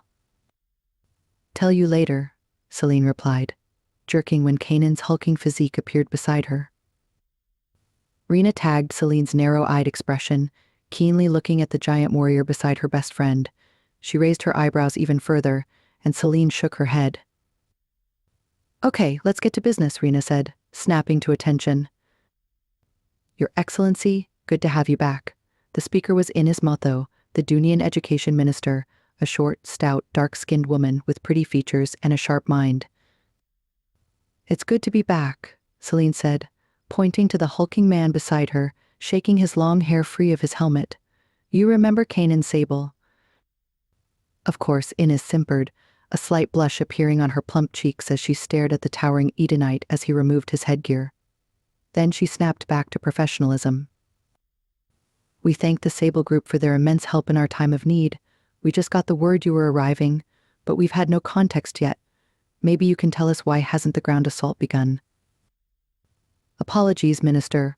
We've had no time to brief you, Celine replied. The thing is, our corvettes can't land. The planet is fighting them. The council members shared glances. We feared this would be the case. So what can be done? Lugano Rai, the sallow-faced, tall and thin Minister of the Interior, fielded the question. I've got an idea, but I'll need to move fast. Do what you need to, urged the Commerce Minister, Genevieve Ravi. She bowed, as did the rest of the Free Dunia council members. They parted so Celine could move past them, while Kanan prowled behind her. Celine grabbed Rena's arm as she strode forward. I need to get to the grotto. Now. Rena's face fell, confused. Why? I'm going to speak with the planet's spirit, its sentience. Rena's eyes widened. You now think you can talk to the planet? They hurried past the gates and into the well-armed facility. But I thought you didn't have the gift? Rena continued. Something happened one night when I was on Eden too. Go on, Rena encouraged. I had a dream that suggested I might be able to speak to Dunia's spirit, Celine said. Rena arched an eyebrow. Really? Call me crazy, but it felt like Dunia's presence was with me. It spoke to me. Maybe I can reach out to it now, and it'll listen. I think you're mad, but if you believe this can work, get your ass out there, Rena said, pushing Celine forward. As her honor said, do what you need to. Celine nodded to her friend and the council members hovering in the background. Then she took off at a jog. She heard footsteps, and in seconds, Kanan was beside her. The meta-suits made their run effortless, and before long, they were striding over the jungle behind the enclave, helmets held in their hands. Despite the storm, waves of tiny glowing creatures rose from the forest floor, creating bioluminescent patterns around their feet. Celine caught Kanan's awestruck expression as he brushed off the shimmering lightning bugs fluttering around his face. She found the flight of stairs leading to the grotto's cobblestone path. She ducked under the overhanging entrance while Kanan contended with the vines tumbling down the cave's natural awning, reaching out to ensnare him. He pushed them away, allowing him to step beside the stone wall, enclosing the deep blue pool of water dotted with lily pads and blooming lotus flowers. He looked around him in wonder at the carved rock figurines, the flickering lamps and draped lotus blossoms. Celine watched him and felt a pang of longing, wishing she'd brought him here under different circumstances. But she'd no time to waste. I've got to get in the waters. She set her headgear down on the edge of the stone wall and shed her meta-suit and boots, leaving only the soft, smart undersuit. She stepped barefoot into the water under Kanan's watchful gaze, gasping at the cooler temperature against her hot body. The pool's mirrored veneer stirred around her hips, and she ran her hands under the surface, lifting them out and watching droplets fall away. She studied the surface of the water for a moment. Well, Dunia, she muttered. Where do I start? I've no idea what exactly to say, but here goes.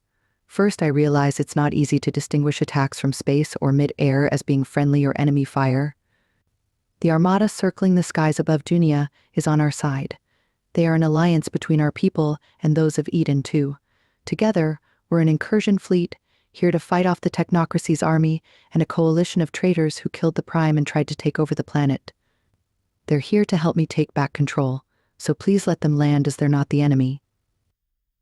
She paused for a moment. Secondly, the sooner you let them land, the quicker they'll be able to liberate the cities and help keep more of our people alive. Her voice fell away, leaving just the sound of the lapping water and the distant call of birds outside. Celine waited for a minute or two. Nothing happened. She shook her head, turning to face Kanan in desperation. Do you think it heard me? He shrugged. Silence fell once more in the cave. Celine was about to speak again when a whisper echoed through the hallowed space. The wise speak, Dunia listens, and blessings follow. Celine took a big breath at the sound of the voice. It spoke. You heard it, right? Kanan had a small, bemused smile on his face. I did. They watched wonderstruck as the cave's waters stirred into tiny waves that flowed over and around Celine, pulsing. Then, the same column of water she'd seen before rose out of the swirling liquid, and then it fell away into the pool, leaving behind waves of pure luminescence. "Oh my," she whispered. Kanan held up a finger and cocked his head, listening to his neural node. After a few long minutes, he nodded, looking nonplussed. He gave a low whistle of disbelief. "Seems to have worked. Mirage and the Sable Riders report that the storm is calming down. The forests have stopped attacking, and the planet is letting through our corvettes and landers for all intents and purposes." "Thank Dunia," Celine said, relieved. She sunk into the warm waters and ducked her head under the surface, letting the planet wash away all the frustration and pent-up tension she'd felt over the last few days. When she emerged, she noticed Kanan crouched against the stone wall. His hands were clasped together, watching her with hooded eyes. She ignored him, pushing away the curls plastered to her scalp and shaking them out. "The power to summon a planet, huh?" he murmured.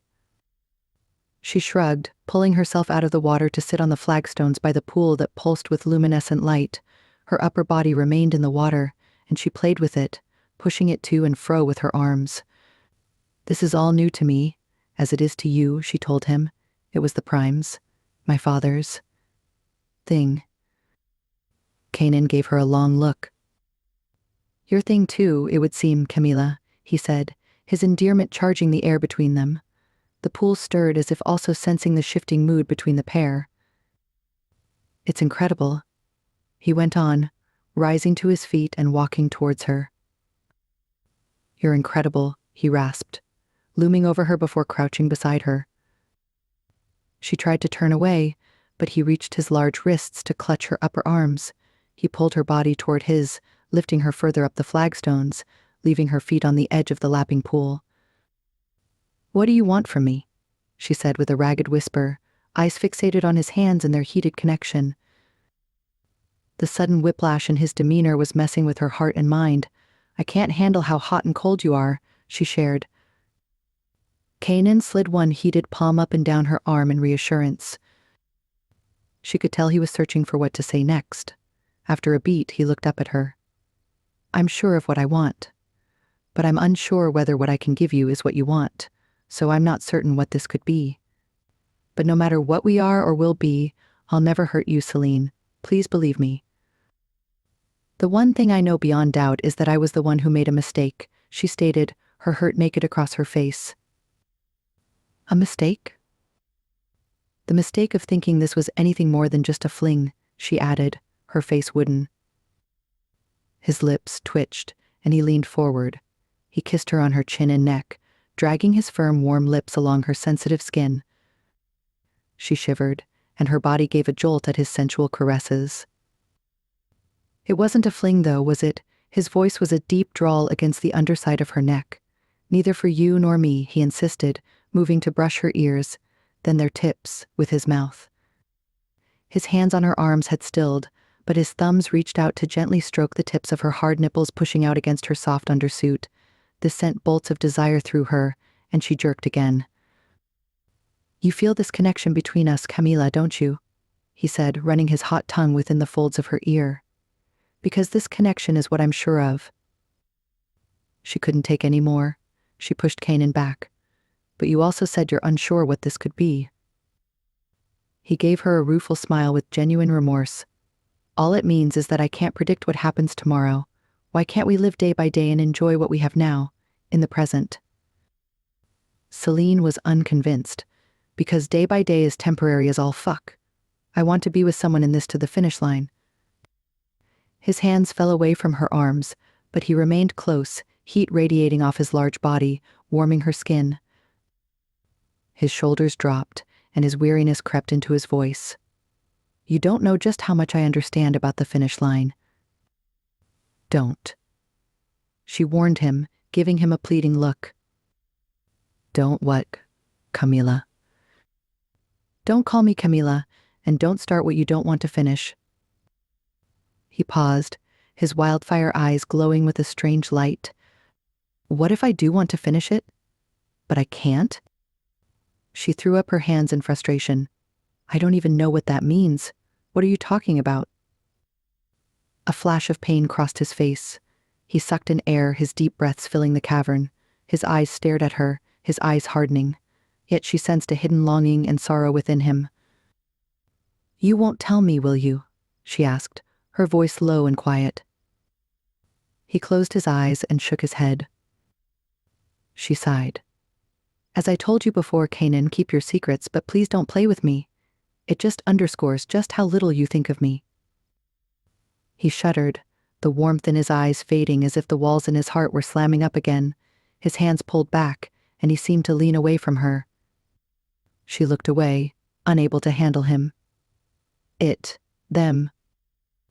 There was a long, tense silence between them. "What happens now?" With the incursion, she sighed, changing the subject while keeping her eyes fixed on the swirling water below. Kanan rose to his feet, crossing his arms over his chest. He seemed like a colossal giant silhouetted against the sky, darkening over the planet. He looked to the side, listening in to his neural node. When he finally spoke, all previous affection had disappeared from his voice. Instead, he was pure business. Cool, calm, and back in control. "Our troops have managed to land from their drop crafts in all key locations. Shadow, Phoenix, and Wraith have also touched down and are leading the planned assaults." "That's good progress then," Celine said, gazing at the waters below. "Shadow Cage is about to storm New Melindi," Kanan added. "I think it's best if I go in to support him." His announcement sent a frisson of fear through her core. Fear for him. She hadn't thought much about where he would go after landing. Kanan hadn't shared details of his plans, of how and where he'd be during the incursion. She'd assumed he'd stay at Zulu 1. Now? Don't you need to be at the command post here, running the show? Rena's in charge of the ground operations. She's more than competent. Celine kept her eyes lowered, her heart still smarting from their conversation. "I should come with you," she offered, cringing as the words left her lips. "Nada," he growled. Her eyes shot up to his, flashing. "Why? Because you can't afford to be slowed down by me?" She blurted out. "Something like that." "I have military training, Kanan," she protested. "I can keep up with the best." "That may well be, but that's not what's required now. We need you safe at Zulu 1, liaising with the council, addressing your citizens, keeping our people informed and boosting general morale. That's where you're best utilized." She couldn't argue with his fair assessment, Celine thought to herself. However, it flew against all her instincts to remain by his side, no matter what. "Fine," she clipped, rising to her feet. Water dripped from her body, but the smart suit wicked away the wetness. In seconds, she was dry again, and she reached for her meta suit and pulled it on, trying to block out the man working triple time to remain aloof in her presence. "I'll offload your bags myself off Mirage and bring them to the command center," he offered. She gave him a stiff nod of thanks.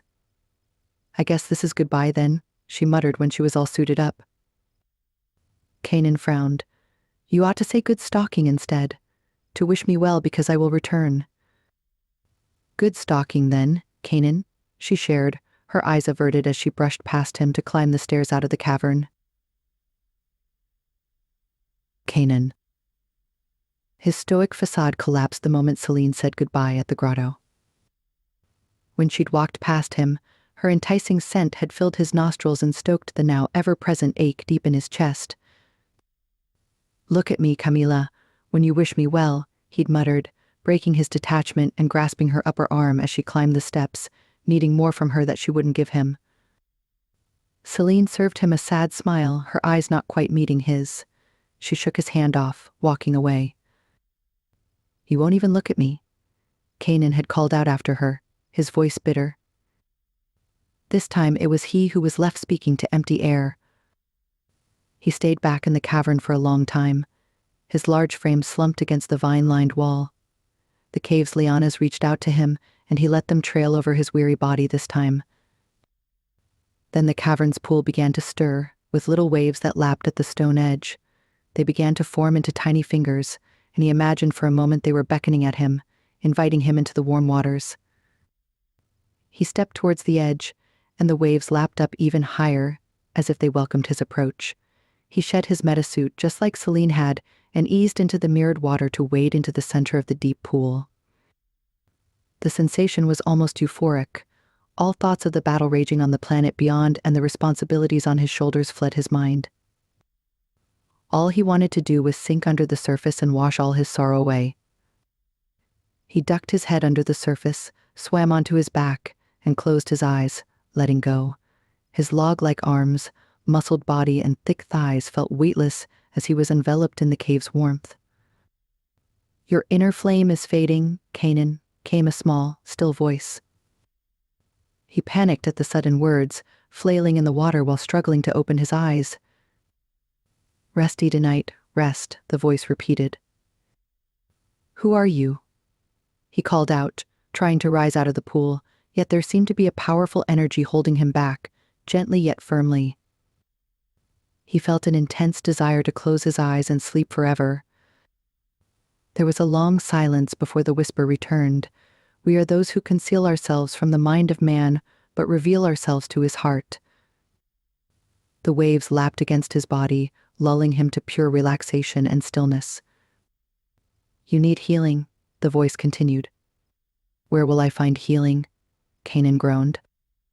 "Dunya not only vanquishes its enemies, but its forests and waters are full of the remedy you need." "You can't heal what I have," Kanan slurred. "It's unfathomable. When there is no enemy within, the enemies outside cannot hurt you. So return to us when you're ready to believe," the quiet voice said. Silence fell once more in the grotto, and Kanan lost all track of time. After some time, he felt a slight bump from a wave, and the water slowed the rocking massage of his body.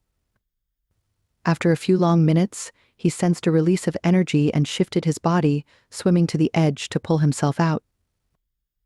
He sat on the flagstones for a moment, feeling refreshed. That's when he looked down at his wrist, to where an old scar had once snaked its way across his hand. His eyes rose at the sight of the baby's smooth skin. He thought for a moment, then shook his head. "Impossible," he whispered. He gazed at the water and wondered how it had lured him earlier. Or had he been that exhausted, from sleepless nights spent thinking about one enticing woman on the one hand and the battle ahead of them on another? All of that, plus the growing dread of his diminishing existence. With his present cares rushing back into his mind, Kanan did what was second nature to him. He blocked out all apprehension and focused on the task at hand. "Mirage," he called out, shrugging back into his armored suit and strapping his wrist comm back on. "You still in orbit?" "Nam, Kosi," came the prompt response. "Please fetch me. I'll be waiting on the orbital landing pad at Zulu 1. "Copy." "On my way," the AI confirmed. He dragged his helmet on and jogged out of the stunning grotto. "Where is Her Excellency?" he asked the AI. "She's at the Enclave's command center."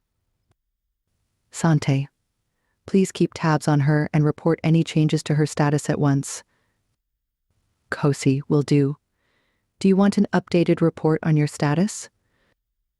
Kanan shook his head with some impatience as he ate up the distance between himself and the orbital launch pad. "What do you mean?" "While your chimera cells are still in flux, I'm seeing an increase in the levels of healthy blood cells, positive cardiac biomarkers, a higher oxygen count, and a lower overall body temp." At Mirage's words, Kanan slowed his run to a walk. "Is that right?" "Nam, and I'm also seeing—" "Enough," Kanan said, cutting off the AI. "I don't have the time or headspace for this. Just get me the hell out of here. We've got a battle to fight and a war to win." Chapter 11. Big Energy. Celine. It took 3 days to take partial control of the beleaguered city of Paris Minor and the capital, New Malindi. Street by street, they fell to the Alliance's elite troops and were handed over to Free Dunya's control. It was a relentless incursion, no pauses, rest breaks, or respite. Celine followed every battle, every skirmish, and every report she could get her hands on. She was driven, but soon her weariness caught up to her. On the morning of the fourth day after the landings, she yawned over her fifth cup of kahawa, trying to take in the latest update on the battle on her com-tab screen. She was ever grateful for the Sable-led Edenite troops. Indeed, they were skilled soldiers trained to operate for days without external support. Phantasm's landers had delivered them onto Dunia's surface, along with high-tech, all-terrain troop vehicles and support weapons. They set down on a planet quite unlike their own. However, the Edenites' extensive experience in aggressive high-mobility assaults and tactical flexibility meant they could adapt to the unexpected, including Dunia's unique ecology.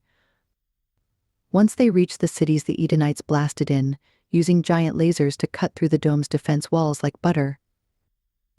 The technocracy's fabled military and defensive superiority were tested by the defenders' nano-laced bullets that weakened their circuitry, causing their fighters to crash and malfunction by altering their perceptions and signals.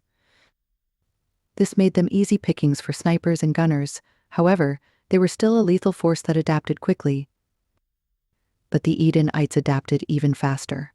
With the leadership of the Sable Riders, the troops on the ground were able to hold ground, consolidate gains, and follow up initial assaults. They also provided heavy support, flank protection, and security alongside the planet's army, still loyal to the Free Dunia Council. Zane was supporting the incursion from Eden too. He'd been working overtime to send nano-laced weaponry to the Edenite troops and astromech droids. He was a clever operator, moving Shill's troops and equipment efficiently and in bulk. In addition, he'd masterminded a streamlined supply system between the Notice 1 and 2 frigates and landers, while the Phantasm patrolled the planet from orbit. With the new leading-edge weaponry and machinery, the Alliance proved victorious over key battlegrounds and reduced most of One Dunia's militia and the invading Krat army into rubble. Casualties on the One Dunia coalition side had racked up to over 470 soldiers and over 3,000 technocracy Krats, all lost. On the other hand, the Free Dunia Alliance numbers were low. They'd lost 30 soldiers. They also mourned the loss of Major Levine, the Galician Corps pilot of the single corvette the technocracy had downed over Paris Minor. The Major had been found shot to death in a remote forest location after he'd ejected from the downed ship. The corvette, call name Aura, had disappeared with no trace. The Sable group was still searching for it, and at best hoped that Dunia had swallowed it into itself. At worst, its tech was now in the hands of unknown persons. Nothing, however, could be confirmed either way. Thankfully, Rambasa and the Neo Valley, the sources of Dunia's rich deposits of Zentium, were still secure. So was Axuma, where Harlow, Celine's friend, had her lab and home. However, after a worrying report that Massimo Macori had sent a shadowy group of assailants to track her down and capture her and the critical research she was developing, Celine had asked the Riders to find a way to get her out of the lakeside city. Zane had taken her calm request since Kanan was focused on the ground incursion. Plus, Celine had been chicken to ask Kanan herself. Zane had recruited Cage to do the honors. The Edenite had moved fast, taking his corvette to find her in Axuma. He'd found her blissfully unaware that she was in danger. After some initial resistance, Harlow had seen sense and allowed Cage to airlift her away from danger and deposit her at Zulu 1 a day later. News also came that the One Dunia coalition had tried to invade Wadi and the archipelago off the western coast of Yusmina, but they'd been rebuffed by a platoon of Edenites led by Cage, Riv and a few more of the Sable Riders' best mercenaries. As his influence and short grab for power dwindled, Massimo, the now self-proclaimed Prime, continued to bombard the news hollows with bloated assertions for control. In addition, he assailed the airwaves with baseless accusations of terrorism and contrived grievances about the unfair treatment of his loyal followers, who were now regretting their life choices as they faced treason charges. The Free Dunia Council fought back with proof of his shady deals and corrupt payments to the governor of the Wadi province in exchange for mining rights. He blustered against the justice minister, who wanted to take him to court for signing fraudulent contracts with a shady mining conglomerate that was a front for the technocracy. When Massimo tried to deny the charges against him, he tasted the bitterness of betrayal. A few leading lights of the One Dunia coalition, now captured, attempted to negotiate lighter sentences by swearing that they'd witnessed Massimo offering to sell Zentium to the technocracy. However, the most damning evidence against the man proving his betrayal was a viral video showing him storming Parliament before Prime Keelano's untimely death. The riots in New Malindi had gone into overdrive with this latest development, and the local hospitals and clinics were overwhelmed with casualties. Under Kanan's leadership, the Alliance troops swarmed into the capital streets and quelled further infighting. Holo bulletins urged residents to shelter in their homes as the elite troops were on patrol, breaking up brawls and hunting down the Krats. Ultimately, the Free Dunia Council declared a curfew, and relative peace returned to the streets. Yet pockets of resistance remained. The few remaining technocrats and one Dunia militia had resorted to guerrilla attacks and cowardly bombings of civilian locations to drum up fear and terror. Their attempts were feeble, and their positions obliterated, for the Alliance troops were well supplied and protected with the Sable Riders' closed air support and superiority. Celine and Rena monitored the entire ground incursion from the command center at Zulu 1. The 4 Sable Riders in Theater Kanan, Riv, Cage, and Zion were now in charge of large swathes of territory, taking strategic and tactical direction from Rena. She was coordinating the ground operations from logistics to troop movements. Her military prowess and leadership were on show for all to see as she worked in tandem with the Riders. They, in turn, gave her the respect she deserved to run the operation, which impressed Celine with their lack of ego. Because given their military prowess, they could have run roughshod over Rena, but instead they treated her like one of their own, giving her no mercy and raising her for any awkward calls she made, which were for her, fortunately far and few between. Even though she'd given him the cold shoulder when they parted ways at the grotto, Celine looked out for every sign of Kanan's movements. She knew he was patrolling New Malindi and secretly watching him via his location tracker that pulsed off a hidden page on her comm tab. Her nerves were beyond ragged by the 4th day of imagining him dodging snipers and running into surprise militia attacks. She wasn't sleeping and was spending her days glued to a series of small and large screens. She was obsessing over the displays, switching from one battle zone live feed and map to another when she heard Mirage's voice over the comms. "Command, we need more troops or air cover over in the east zone of New Malindi. The Cozy is taking heavy fire." Celine sat up in her seat, worry and dread flooding her. She set her kawa cup down in haste. "Rena," she cried out, signaling to her friend, standing over their logistics holo, scrutinizing troop movements with a colleague. Rena looked up, noted the panic on her friend's face and jogged straight over. "What's up?" she asked, sliding into a chair before the command screens. "You need to talk to Mirage. She's got news on Kanan." Rena noted Celine's wide, panicked eyes and slid her gaze back on screen. "Mirage, I can hear you," Rena said, swiping across her comm pad and screens to zero in on Mirage's location that pulsed on the holo map. "What seems to be the matter?" "The Cozy and I were on patrol, and we stumbled on a pocket of Krats hiding in an abandoned storage depot. Unfortunately, I'm in Gerfalcon form, so I can't give him air cover. I could summon his gunship remotely, but I'd have to get past too many skirmishes and snipers and may not reach him in time." "Has Kanan been harmed?" Celine found herself asking. The crackle of radio static filled the comm waves. Then came the familiar deep voice. It sent shivers through Celine's back that coalesced in her fast-drumming heart. "I'm fine, Excellency, not a scratch, but I'm running out of ammo." Celine sat back in her chair. Rena shot her a sharp look, which dropped to the visible tremble of her best friend's arms. She reached out a hand to calm Celine before continuing to monitor the situation until she breathed out in relief. "Echo 1 is close to your location. How many bogeys are you up against, Kanan?" she asked. 9. 5 down, he replied, his deep voice tight with tension. "Their circuitry is breaking up on a few of them, and their reactions are erratic. Nonetheless, I need support. They've got more ammo than I have, and I can't hold this position much longer." 2 minutes away, Rena reassured him. "Send me their comm trackers, please," Mirage added. "Kanan's too focused on taking them out. In turn, I'll paint the bogeys with my signal so you know where they are at all times." "Copy," Rena said, swiping her comm tab to send over the links of the required signals. Thank you, Colonel. Mirage out, the AI added. Silence fell between the two friends at Zulu 1 as Rena focused on guiding the Echo 1 battalion to Kanan's position. Celine switched from the Enclave's oversized monitors to her comm tab, where a lone red dot pulsed on the map. The 2 minutes Rena had promised seemed to drag out for an eternity as the 15 red dots of Echo 1 approached the single pulse.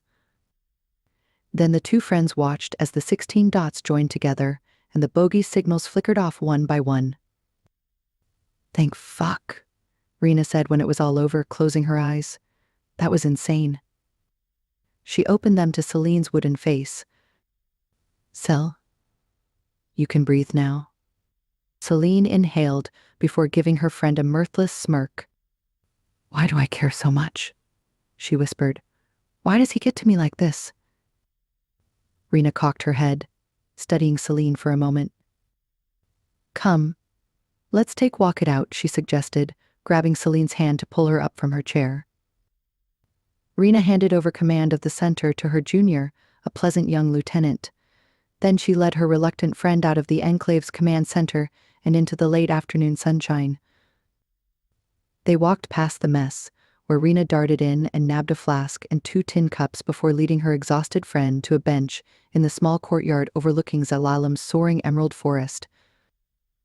The dell and valley below teemed with birds, bushbucks and squirrels playing in the dying sunlight. Rena pushed Celine onto the bench and poured a clear liquid from the flask she'd appropriated into the 2 cups. She handed 1 cup to Celine, then sunk beside her best friend with the other in her hand. Drink, woman. You need to drown your sorrows and sleep for the next 48 hours. But first, we talk. Celine took a sip of the drink in her hand and almost choked. What the hell is this? Only the very best wake Celine the fuck up neat gin. It's the secret to longevity and healing strokes, insomnia and even broken hearts, Rena quipped. Celine gave her friend a cold glare, then tossed back the drink, spluttering after she swallowed. She wiped her mouth with the back of her hand and grimaced. Rena gave her a narrowed look. Seriously now, Cel, what's going on with you and him? Him who? Celine said, feigning ignorance. You know who.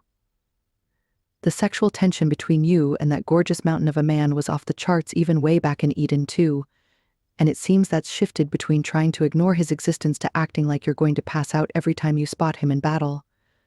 Don't think I haven't noticed you're stalking him on your comm. Celine glared at her friend before looking down into her empty cup for a long moment. Rena took the opportunity to fill the vessel once more. Talk to me, Cel. Your reactions to this man are wild. Fine, Celine sighed, taking a sip. I haven't said anything because I'm still trying to figure it out. The short of it is that he's everything I never knew I wanted. He's beyond my dreams. He's magnificent. But he doesn't want me. So you made love to the man? Like I suggested? Him, Celine muttered, her face heating up. When we were hiding out on Jurgmihor. I figured as much, Rena huffed. How was it? She added. Celine blushed under her honey skin and rubbed her flaming cheeks. Rena peeled with laughter. That good, huh? We couldn't get enough, Celine confessed. Then what? Then he made a vague statement about how forever was not in his wheelhouse and that he only wanted a day-by-day arrangement. After that I couldn't cut it, so I may have shut him down after that. Rena scrubbed a hand against her frustrated face. Fuck, Celine, you've never been able to have a fling, have you? Remember Javier? The senator from Rhesus whom you had a thing with years ago? Celine groaned. How could I not? I had such a major crush. I embarrassed myself with him. Celine, you asked him to marry you. I've never seen a man run that fast into a shuttlecraft and hoof it off the planet as he did. The two friends laughed until tears of joy fell. Am I that tragic? Celine asked her friend with a sad smile when they'd calmed down and wiped their deliriousness away. You're just a believer in true love. There's nothing wrong with that. You're a forever kind of girl, or hopeless romantic. Celine shrugged. I can't help it. It's the way I'm built. I've tried to forget him, forget what we had, but something keeps pulling me back in. Or maybe he infused some of his metanoids into me because I can't seem to get rid of him here, she said, pointing to her chest. So what now, Sel? Rena asked, compassion wrinkling her forehead.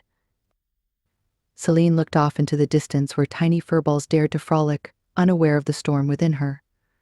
I have to find a way to forget him somehow, she sighed. I know I'm acting all stalkerish, so I'll stop monitoring his movements. It's not helping me. Rena nodded. Agreed. I'll stalk him for you. It's part of my duty, after all. Do you want to know if anything does happen to him? She asked. Of course, Celine sighed. I can't turn off the fact that I care for him. Do you think he cares about you? I can't tell, Celine said, her gaze trailing off to the peak of the forest beyond. He speaks to me as if he does, but we met during a time of great tension and emotion. I don't know whether he sees me as just another wartime hookup, or, worse still, a Sable Rider groupie at hand to help him release the tension of battle. Rena contemplated Celine's words for a moment, then shook her head. Don't think so. Everything I've seen about Kanan tells me he's a very considered individual. He's strategic and puts a lot of thinking behind everything he does. That may be so, but Kanan also seems to have all manner of beauties across the system lusting after him. That doesn't mean he's slept with them, or is a playboy, Rena countered. Well, about that, I did meet one of his ex-lovers, groupies, whatever. No, Rena scoffed. Yes, ma, I am, Celine said with a small laugh. So much drama. She passed on my Eden 2 location to Massimo when he sent the Kratts after me, in revenge for seeing me with Kanan. Rena shook her head. Wow. Just wow. She took a drink from her cup and continued. But I'll lean on what I've seen and heard so far from him. I see that he's honorable and he's a great leader. He's also a healthy man who probably had no desire for commitment until he met you. But you shouldn't underestimate yourself, Celine. You're the prime in waiting of an entire planet. You're beautiful, kind, caring, intelligent, strong, and badass. He'd be stupid not to see that, and we know he's not dumb. He must have a valid reason for making you focus on what you have now. It sounds like he hasn't closed the blast doors on your connection. He's just slowed the trajectory down. So if I were you, I'd wait this out. See what happens, and allow him to work out how to win your heart. If he chooses to pass, it's the universe saying there's a better man for you. Whoa, you need to quit the army and start a motivational holo business, woman, Celine teased, raising a brow at her friend. Seriously though, what you've said makes sense. If he chooses to be with me, so be it. If he doesn't, I'll survive it somehow. For now I need to concentrate on regaining control of this planet. That old chestnut and teeny-weeny task on your list, Rena grinned. Celine leaned over and gave Rena a spontaneous hug. Thank you for listening and for being such a good friend. Anytime, Boo Bear, anytime. Victory. Free Dunia Day. Dozens of militia and treasonous leaders arrested. Rumors of Massimo's capture. Massimo's treason means death. No slackening until Massimo is behind bars for life. The One Dunia coalition is ousted. New Malindi is in complete control of the Free Dunia Council. The true prime to take back her seat. The Holo News headlines were fervent and high-pitched with excitement. They reiterated victory news and proclaimed the date of Massimo's capture as the official Freedom Day. Exultant crowds poured into streets across Dunia's cities to celebrate the news. People had taken to dancing in public, blasting freedom music from speakers and throwing spontaneous outdoor parties, which often involved any bemused Alliance infantry soldiers and troops still patrolling the cities. The celebrations had ramped up even more after Celine had announced the release of the thousands of supporters arrested and detained illegally by Massimo, including the 500 counselors and administrators loyal to the true prime. Celine looked out the window of her flyer, wending its way over the flower-lined avenues of New Malindi.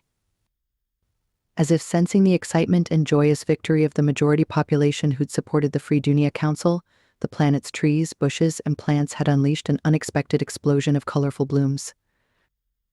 The stunning clash of violet, primrose, honeysuckle white, pink and deep red hues was made even more lively by swarms of the rainbow-streaked Palisades butterfly, one of the rarest butterflies in Dunia.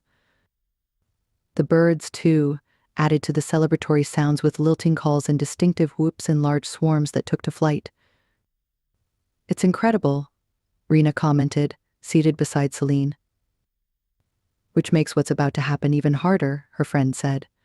"We should be out there dancing with our people instead of heading to Massimo's mansion to arrest the man." "So you'd prefer someone else did it?" "Hell no," Celine demurred. "I can't wait to look him in the eye and read the treason charges. First, I want to see him squirm. Then I want to see him put away for the rest of his miserable life, and even more. Still, I'd rather be celebrating." "You'll be recommending the death penalty then?" "He committed high treason. If the now established Security Council and the High Court make that determination, I won't deter it. Heck, I might even volunteer to be his executioner." "Give me your gun," Rena insisted, pointing to the weapon strapped to Celine's metasuit. "Why?" "In case you're so enraged when you see him, you lose your damn mind and blast him away before he gets the justice he deserves. He needs to face a judge and jury so we can get the court-mandated answers we need." Celine's eyes narrowed, but she handed the laser weapon to her friend without another word. They left the city center and flew over the beachside suburbs where New Melindy's rich and even more wealthy gathered. They flitted between golden beaches across the coastal haven and their modern and Art Deco homes, with gorgeous views over New Melindy's harbor and Golden Peninsula, where the median house price was a whopping 25 million shills. Celine didn't envy the wealth. She knew well enough that most of the waterfront homes had been acquired by corruption, greed, and exploitation, something her father had fought against and a battle which she, too, was keen to pick up as soon as Massimo's arrest was done and dusted. In the far distance and high over the sea and the skies was the arched dome that had remained intact over the seaside capital. Celine thought she saw a Corvette high in the sky above them, and she peered out of the upper hatch window of the flyer. But unfortunately, the clouds and reflection from the dome hid any sign of a drive plume, and she leaned back in her chair, disappointed. Rena glanced at her friend. "Still keeping an eye out for him?" "You won't tell me where he is," Celine accused. "He's well, and he's been running a special op for the last few days. That's all you need to know." Celine pursed her lips, her heart still lost in a deep longing. "You'll see him soon, I promise," Rena said. "He hasn't abandoned you to the stars. That you can be sure of." Rena's words sparked a memory, and Celine lost herself, remembering how she'd lain on a glass floor looking up at a bright duo star, wrapped in the arms of a particular man. It was enough to get her heart racing. "Heads up, Prime Colonel," the flyer's pilot announced, breaking through her thoughts. "We're 1 minute away." Rena jerked her chin at her friend and slid on her HUD headset. Celine also donned the headset attachment to her helmet, along with her metasuit, the last remaining connection to Kanan. She wondered if he'd send word to take it back, but not even one message had come. Instead, every communication in recent days with the Sable Group and Riders had been formal and official, mostly from Zane, who was still running the Alliance's Sable-related ops from Eden 2. She got the distinct feeling Kanan was avoiding her, and doing a mighty damn fine job at it, too. They flew low over a tree-lined avenue and line of boutique shops and elegant cafes where surprised patrons pointed at the sight of the sleek military flyer so close to the ground. Then they headed towards an ostentatious gate, an extensive driveway leading past an incredible garden and a gleaming White House at its apex, the McCory Mansion. The flyer set down in the garden in front of the house, its engines charring a large circle onto the delicate grass. Not that Celine cared. Fuck Massimo's grass. Fuck his entire existence, she thought. The doors slid open, and Celine dismounted and paused mid-step on the stairs. Because theirs was not the only vessel parked in and amongst the flower beds of the rolling garden. With a shimmer, Mirage appeared, uncloaking itself from stealth mode. They watched as the Corvette's air bridge extended itself. Kanan's familiar hulk descended the gunship, and Celine felt the same breath-stealing kick to her chest as when she'd first met him.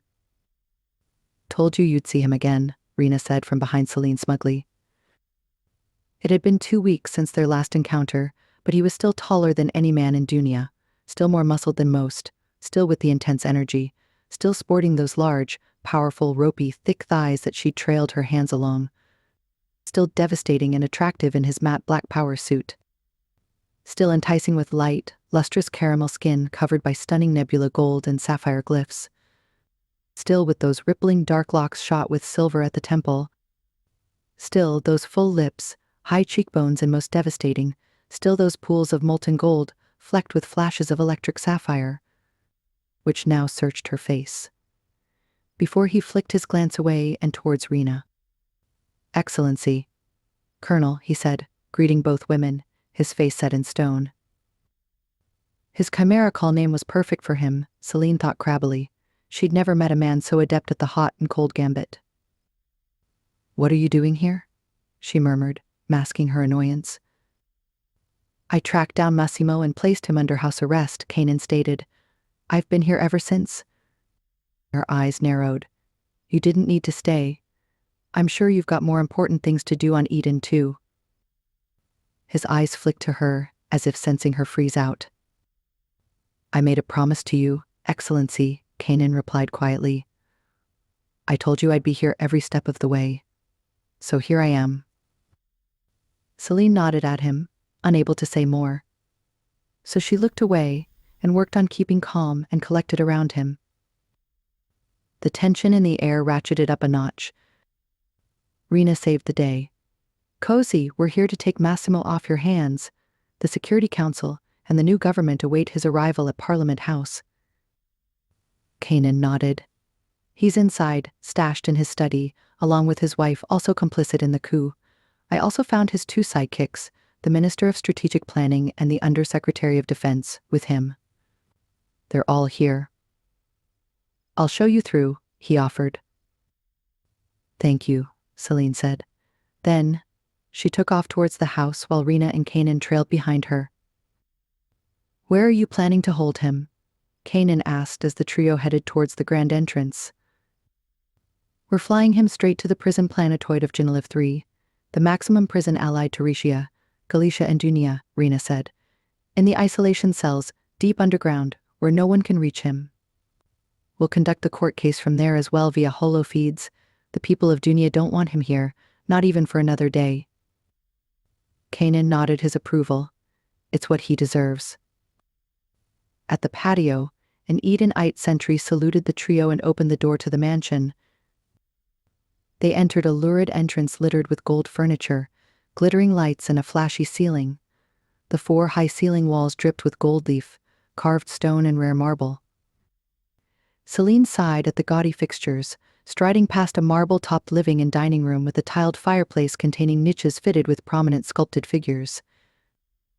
Sculpted roses climbed the fireplace and windows, Palladian rugs covered the floors, oil paintings hung on the walls, and ceiling murals and chandeliers lit up the rooms. It was all so over the top, ludicrous and wildly expensive. This was where Massimo had sunk the vast chunks of his stolen money, Celine thought, rolling her eyes. They were ushered into the study by yet another guard. It was decked out in mahogany wood walls and floors, with Baroque-style dining chairs and a large desk dripping in gold, behind which a large, defiant man sat, glaring at her entry. Celine shook her head, returning the glower with a cool death stare. After weeks of waiting, she was face to face with the man who'd terrorized their planet and killed her dear father. She felt bitter loss and pain twist in her guts as she stared at the towering figure before her.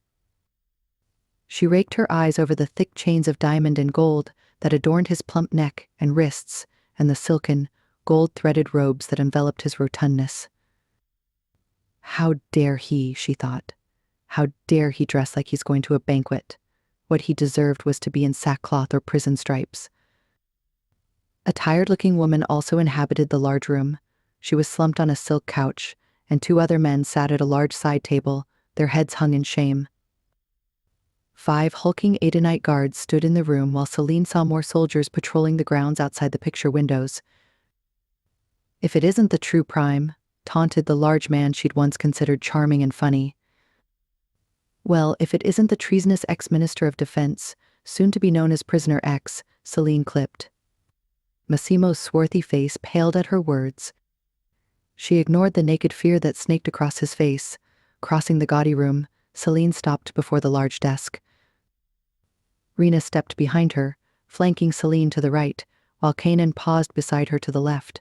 She welcomed their collective support, which helped to strengthen her cool and calm demeanor. Celine handed her headset to Rena, keen to be free of any hindrance to her view, so she could see the emotion in Massimo's eyes when she nailed him for his indiscretions and crimes. Massimo Macori, on your feet. Would your co-conspirators also rise? The man stood before her and bent over his table, his hands spread on the surface, meeting her gaze with a defiant one of his own, whilst his three other guilty-looking companions kept their eyes on the floor. Why you? Massimo's face twisted as he spoke through dry lips. Celine gave him a cold smile. I asked the council if I could be the one who read these charges against you in person, as an officer of the High Court and the daughter of the man you murdered. They all agreed. Massimo's lips pursed with displeasure. Celine was undaunted. Massimo Macori, the government and people of Dunia have found your actions in the last month constitute acts of high treason against our planet state, she announced. You conspired to cause harm or death to the one true Prime. You were also involved in assassinating the Prime, resulting in the death of the Prime. You mobilized war against the government and people of Dunia. You instigated non-Dunia citizens to carry out an armed invasion of the planet and the territory belonging to the people of Dunia. You are, therefore, charged with treason. As such, the crime of treason attracts the penalty of life imprisonment, or if otherwise determined by the courts, the death penalty. Celine then turned to the three individuals. The woman swayed, and the two other men scrambled to support her. Celine ignored the histrionics. Teresa Macori, legal partner of Massimo Macori, you have also been found complicit in the coup and treason. The pair of you, Emil Emisov, former Minister of Strategic Planning and Mining, and Marco Macrola, former Undersecretary of Defense, have also been found to be co-conspirators in the coup and are also charged with treason. Your treasonous actions include assisting Massimo Macori in his bid to escape punishment for their crime. You are also charged with failure to give information to the Security Council regarding Massimo Macori, whom you knew intended to commit the crime of treason, as well as conspiring to assassinate the Prime and assisting in the mobilized war and armed invasion of the planet and the territory belonging to the people of Dunia. Celine fell silent. The room, too, as the severity of the charges hit home with the accused. Massimo piped up, his familiar ebullient voice just above a ragged whisper. We were acting for the good of Dunia, he said, throwing his hands out before him in a plea. We sought the wider export of Zentium, which would enrich the planet, the armies, the entire population, even the council. You could have advocated for all that without murder, assassinations, and an invasion, Celine coldly said. Massimo smiled in an attempt to charm her. What if I pay for the harm caused? I'm not a rich man, but I can access funds and resources to help with any damages I've caused to any victim such as yourself. He suddenly reached under his desk. Kanan surged forward, sliding Celine behind him. A lethal laser rifle he'd unsheathed from his side was now trained on the ex-minister. Massimo threw one palm up. Peace Eden ite. I mean well. He used his other hand to withdraw a suitcase, which he threw on the large desk. It flipped open to reveal its contents. Celine peered over Kanan's shoulder and sighed. The briefcase held thick stacks of high-denomination shill notes and clear plastic bags of diamonds, rubies and Zentium pearls. Not rich? I would beg to differ, Celine scoffed. Massimo continued undeterred, desperate to plead his case. This is just a portion of what I can offer you. It amounts to over 100 million shill, which can be divvied as damages amongst yourselves and maybe the Greater Security Council. But Celine, he stumbled, then started again. Allow me to find safe passage out of Dunia, and will never darken your shores again. Celine was beyond ropeable. She pushed past Kanan to confront her worst enemy. You think I'm as corruptible as you are? You've lost your mind. Serving Dunia is the only honor I seek. My name, service, and sacrifice will always be better than wealth. So fuck off with your bribes. All you deserve right now is a lifetime in jail, and if I've anything to do with it, a death sentence. Massimo dragged his beady eyes over her face, and sensing her unrelenting commitment to his downfall, he changed tact. This will be the end of you, he hissed. I'll kill you myself if I have to, just like I did your father. I didn't even have to think about it. I just plowed the man down where he sat. He couldn't believe it. He never saw it coming. The man cackled. Celine sucked in oxygen. Her neck flamed with rage. She felt Kanan's hand against her back and pulled from his energy to calm herself down. There he is, she drawled. The true Massimo. You've dropped the poor me act and unleashed your true dark self. You're just another honor-free murderer. The man before her dissolved into a sniggered laugh, his jowls wobbling. Oh, Celine, your heartfelt passion for Dunia and your naivety have never ceased to amaze me. It closes your eyes to the truth, so you always underestimate your opponents. That was why I killed Keilano. He was weak. The nebulous concepts of honor and virtue swayed him. So too were you. You both stood in the way of progress, industry, and strength. All your honor will do for this planet is impoverish it. Thank the gods I won't be here to see it. Celine noticed with a slight panic that as the man spoke, he'd inched backward towards the back wall of the grotesque room. Stay where you are, Kanan snapped, stepping forward and extending his rifle. Or what? Massimo taunted. Then he moved fast for his wide girth. He withdrew a small handgun from his voluminous robes. Then, pointing it at Celine, he fired. Kanan reacted in milliseconds, pushing her out of the way, so the bullet crashed against his metasuit.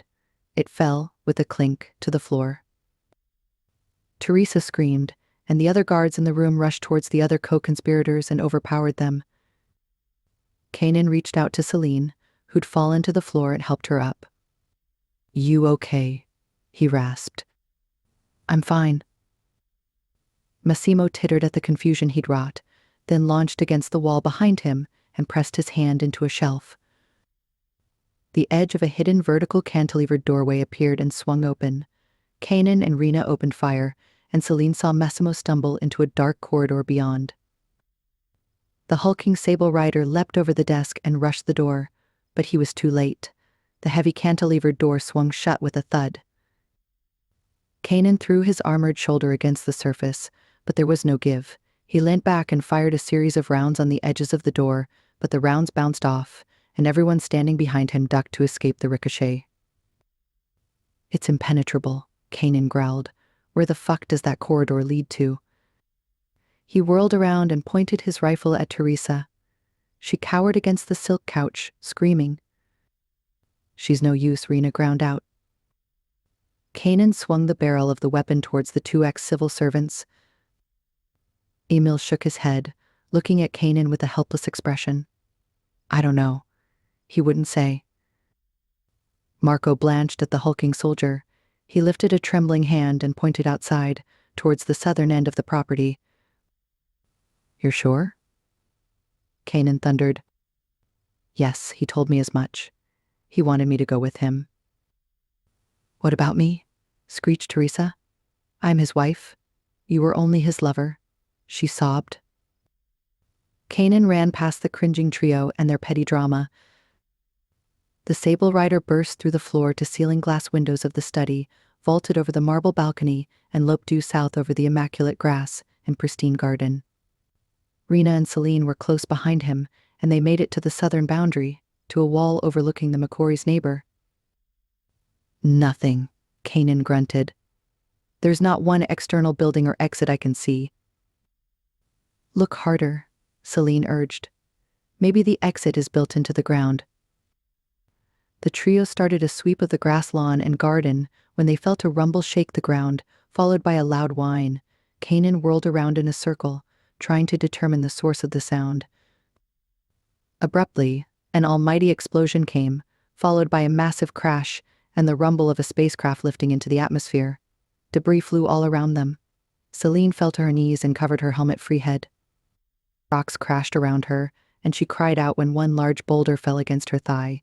Her suit took most of the impact's brunt, but she still felt the thump of pain and air knocked out of her chest. Moments later, she was enveloped by a larger body, Kanan, protecting her yet again. After some time, the shower of rubble died down. Celine coughed at the still swirling dust while Kanan lifted himself from her. She staggered to her feet with his help. A large crater was before them, where the neighbor's palatial home had stood minutes ago. "Rena?" Celine called out, looking for her friend through the dust-filled air. Here came a reply. "I'm okay."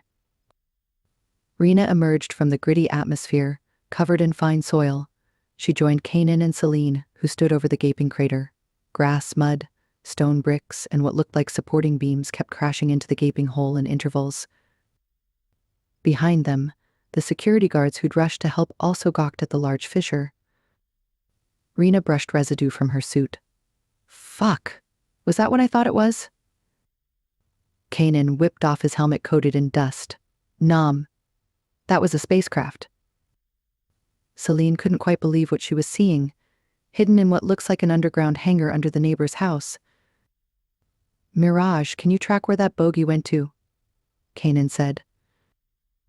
The AI responded, her dulcet tones drifting from his wrist calm. "I had eyes on the property when the spaceship crashed through and flew off. I caught it on screen and tracked it as far as I could. Cozy, it was a technocracy rattler. An augmented one because it moved fast. Quicker than normal. I suspect it has a Zentium core. That, mixed with Krat tech, means it could be swift." Kanan groaned. "Where is it now?" "It went into FTL the moment it touched orbit. A mere 18.5 seconds after it launched. I don't have eyes on it now." "Fuck," Kanan roared, flinging his helmet to the ground. "I missed it. I searched Massimo's home but didn't consider the entire neighborhood. I should have brought him straight to the central slammer." Rena interjected, shaking her head. "That wouldn't have been a good idea, given we're still trying to weed out the One Dunia's loyalists. They've infiltrated every government sector, and I bet you there are some rotten eggs in the local prison system." "Still," said Kanan, "I should have done better." Celine interrupted his furious jag. "Don't be hard on yourself. Massimo's been working on his subterfuge for years. That doorway materialized before us with the help of the technocracy's mechanization. Maybe that's the same reason why you couldn't penetrate it. The corridor seemed well shielded, and the hangar has been here since he built the house, also well hidden. You wouldn't have known." "I should have known," he raged. "I didn't think." Kanan's sapphire gold eyes met hers, and he looked away angrily. Celine glanced back at the mansion, where Massimo's trio of betrayers stood on the mangled balcony. A guard stood over each of them, holding the prisoners' shackled chains. "The best thing we can do right now is to ensure those three get to Genevieve 3. They'll be interrogated to find out if they know where Massimo is going. Marco comes to mind as being the best bet for probing for more intel." "I'll get onto it," Rena promised. "But first we have to tell the council about Massimo's escape," Celine said. "I believe that after all we've gone through, they'll be more forgiving than we think." Kanan snorted. "You think so? We just lost the most important asset of this war." "I beg to differ," Rena said with a twinkle in her eye. "I know we did not because she's right here beside you." Kanan paused, giving Celine a long look. "That she is." Chapter 12. Day and Night. Massimo. The rotund man felt every shudder and jitter deep in his fat cushioned bones as the rattler he was in hurled itself through space at 1G. It felt like he was perched on the edge of a hot gas giant, and he felt the scald of the engine below burn through his skin. He groaned and squirmed in his seat, where he sat, half naked in his socks and slippers. The rattler on autopilot shuddered once more, almost as if it were snickering at him. The craft had a tiny holo screen, but when Massimo peered out, all he was met with was darkness and occasional streaks of light. He sighed. What he'd give to be on his spanking new pleasure yacht moored at Dunia's spaceport. He'd had it delivered just 3 months ago, ironically from the best space yacht builders in the system, the Sable Group. His Sable sloop TX was a state-of-the-art craft with soft carpeting, raised waterbeds, wraparound sofas, a luxurious onboard gym, and a grand spiral staircase that drew each level together. It was capped off with a bar overlooking an expansive space viewing lounge, providing views of the passing stars and nebulae. In contrast, the Rattler was made for a single crap pilot with no need to stretch its cybernetic legs. There was also a tiny pillion for a second individual behind the main seat. The cockpit was tiny, the walls covered in technocracy-labeled hieroglyphic controls which he couldn't fathom. There was no mess, no sand, and no luxuries whatsoever. All Massimo had was a small survival pack with him that Marco had stored in the Rattler over 28 months ago, which was when the craft had been sneaked into Dunia, at the height of Massimo's planning and strategizing. It was evident Marco had never had to prep for a long-haul flight on a bare-bones craft. He'd packed a survival knife, a tube of antiseptic, gauze and cotton balls, a few bulbs of water, and 4 packs of self-heating army ration noodles. He'd included a change of clothes sealed in a large Ziploc bag, but it seemed the dolt had packed his size, and nothing fit Massimo's larger, bulkier form. The pack also revealed a flashlight, a compass, and a wrist comm that had stopped working when it was out of range from Dunia. Massimo had gulped down the noodles, then realized he had nowhere for his waste to go. The inevitable had happened, and the resulting stench in the small Rattler had relieved him of any appetite. Along with the hunger pangs was the painful throbbing of the injury on his side. One of the Edenite warrior's bullets had nicked his fleshy side handle. While the round had gone straight through, it had left a small mess. Massimo had used the little medical knowledge he'd retained from his days in the army to wash out the wound using up one of the precious bulbs of water. He then slathered on antiseptic cream and ripped his voluminous robe into strips, wrapping them around his generous middle. His escape via Rattler had not been the plan at all. It had been suggested as a worst-case scenario by his lover, the ridiculous Marco. Massimo had never considered he'd need a plan B, let alone this option, plan F. Flush with cash a few years ago, he'd handed over to the technocracy a few thousand Zentium gems pilfered from the mines in Rambassa for the craft. They'd used some gems to fashion a fast engine for him, experimenting with a new Zentium and nuclear fission design.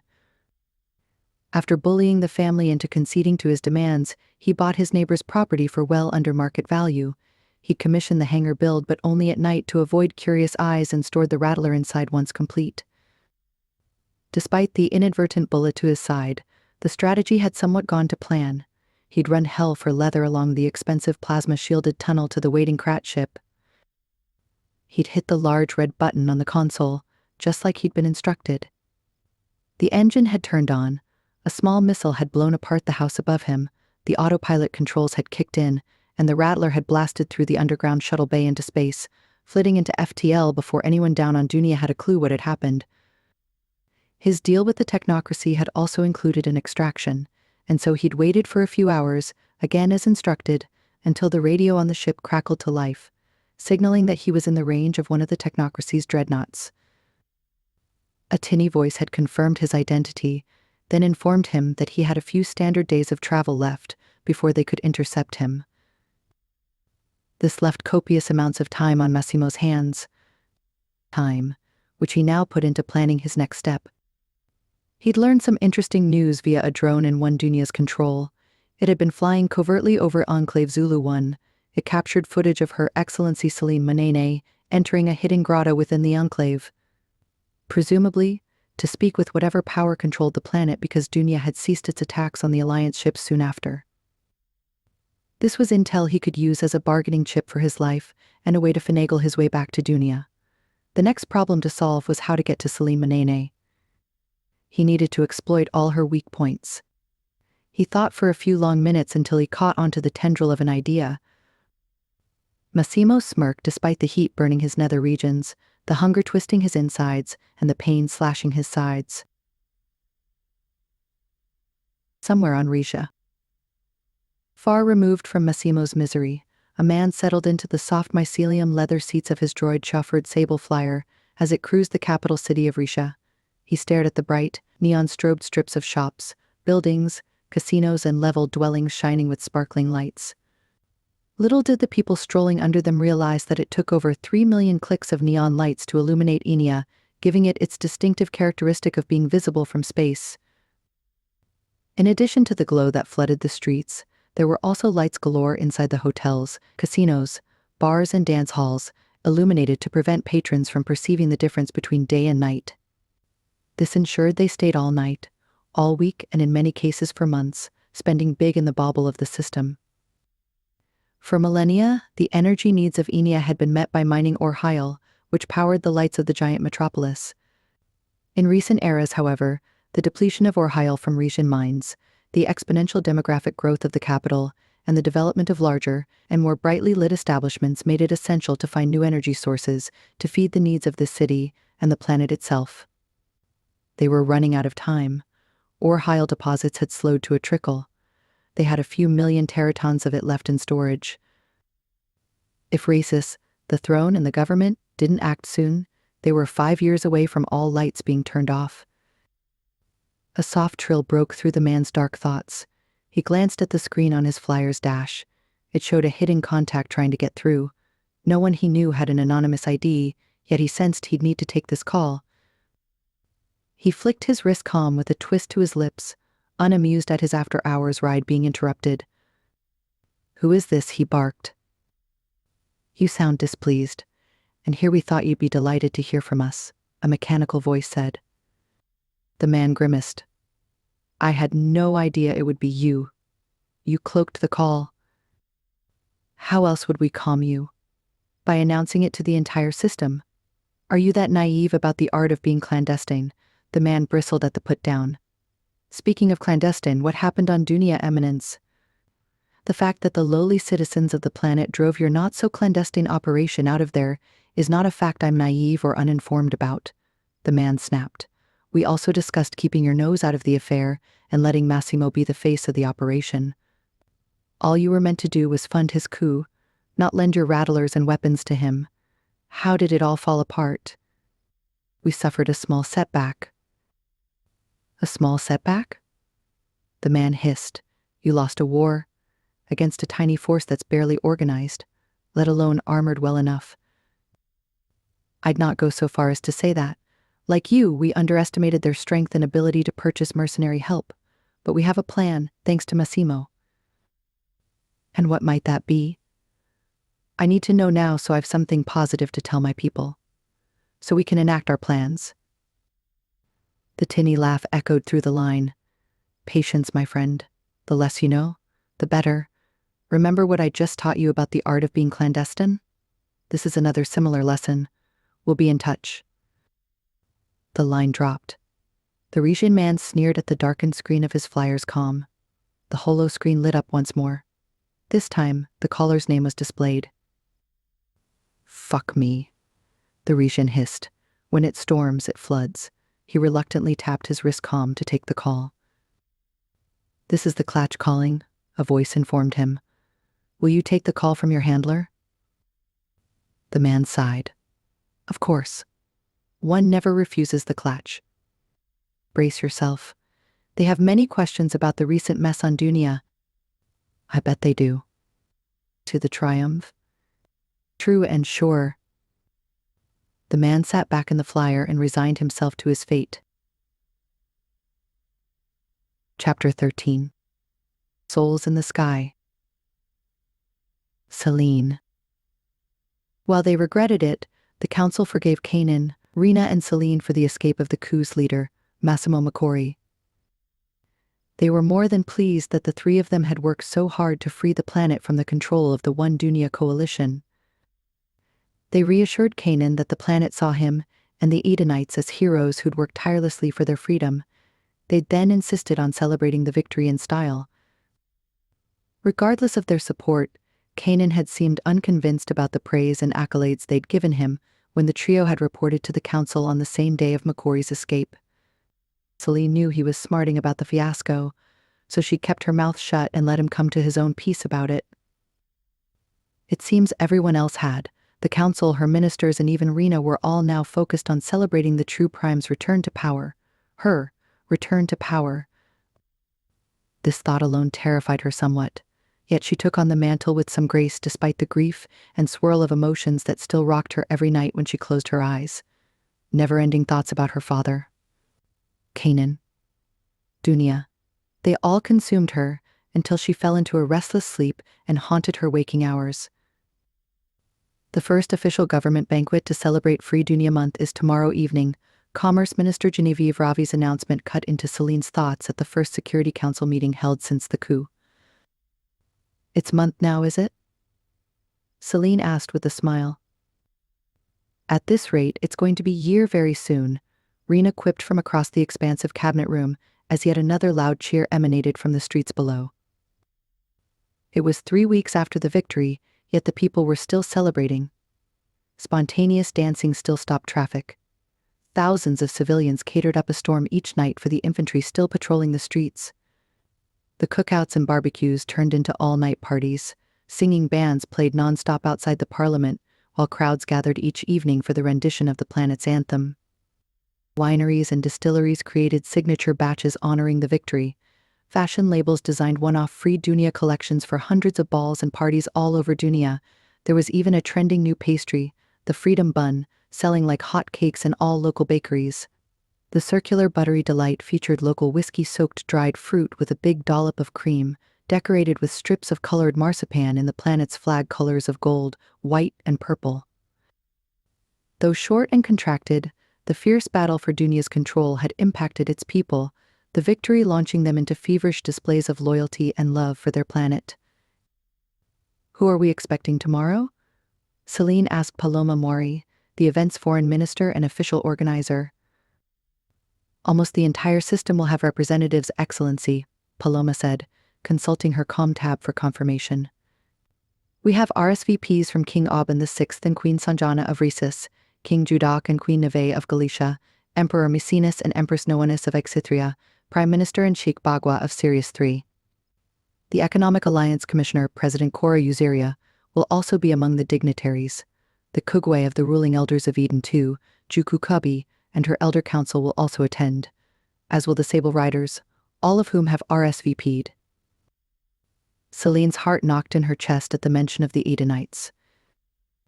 The Sable Group has also kindly volunteered some of their elite guards to help augment security at the banquet, Rena added, giving Celine a quick but loaded glance.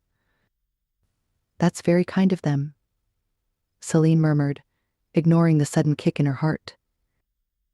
"Our local dignitaries have all RSVP'd," Paloma continued. "All senators and key representatives, mayors from the major cities across the planet that remained loyal to Free Dunia.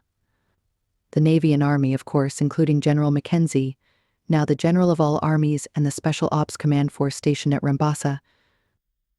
Celine tuned out the minister's voice, letting her mind wander. She'd last seen Kanan 20 days ago, on the fateful day when Massimo had escaped the planet. After reporting to the Security Council, he'd left on Mirage, claiming he had work to return to on Eden II. She hadn't heard a word from him since then. She'd tried to put him out of her mind. She was filling her days with work. First, with the arduous task of replacing the entire Ministry of Defense department. She'd been in endless interviews with candidates across the spectrum for the position of its head, but still hadn't found anyone she could trust well enough with the role.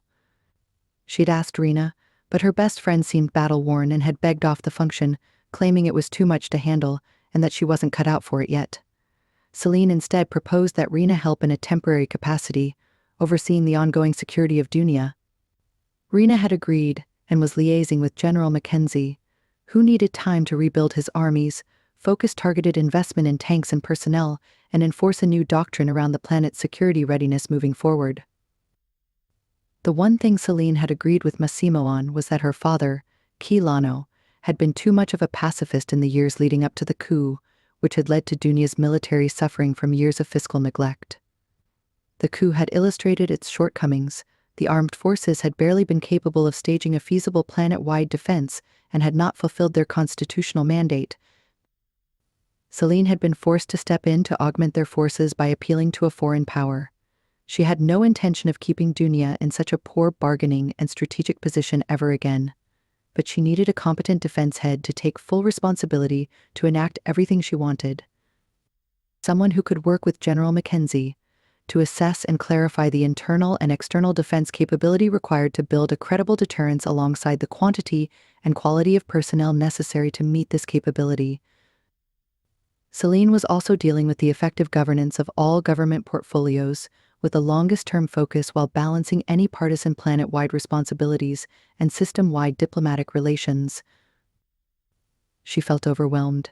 She also wished, with some futility, that Kanan was close by her, to give her his level-headed opinion and lend her his incredible knowledge of armies, defenses, and political machinations.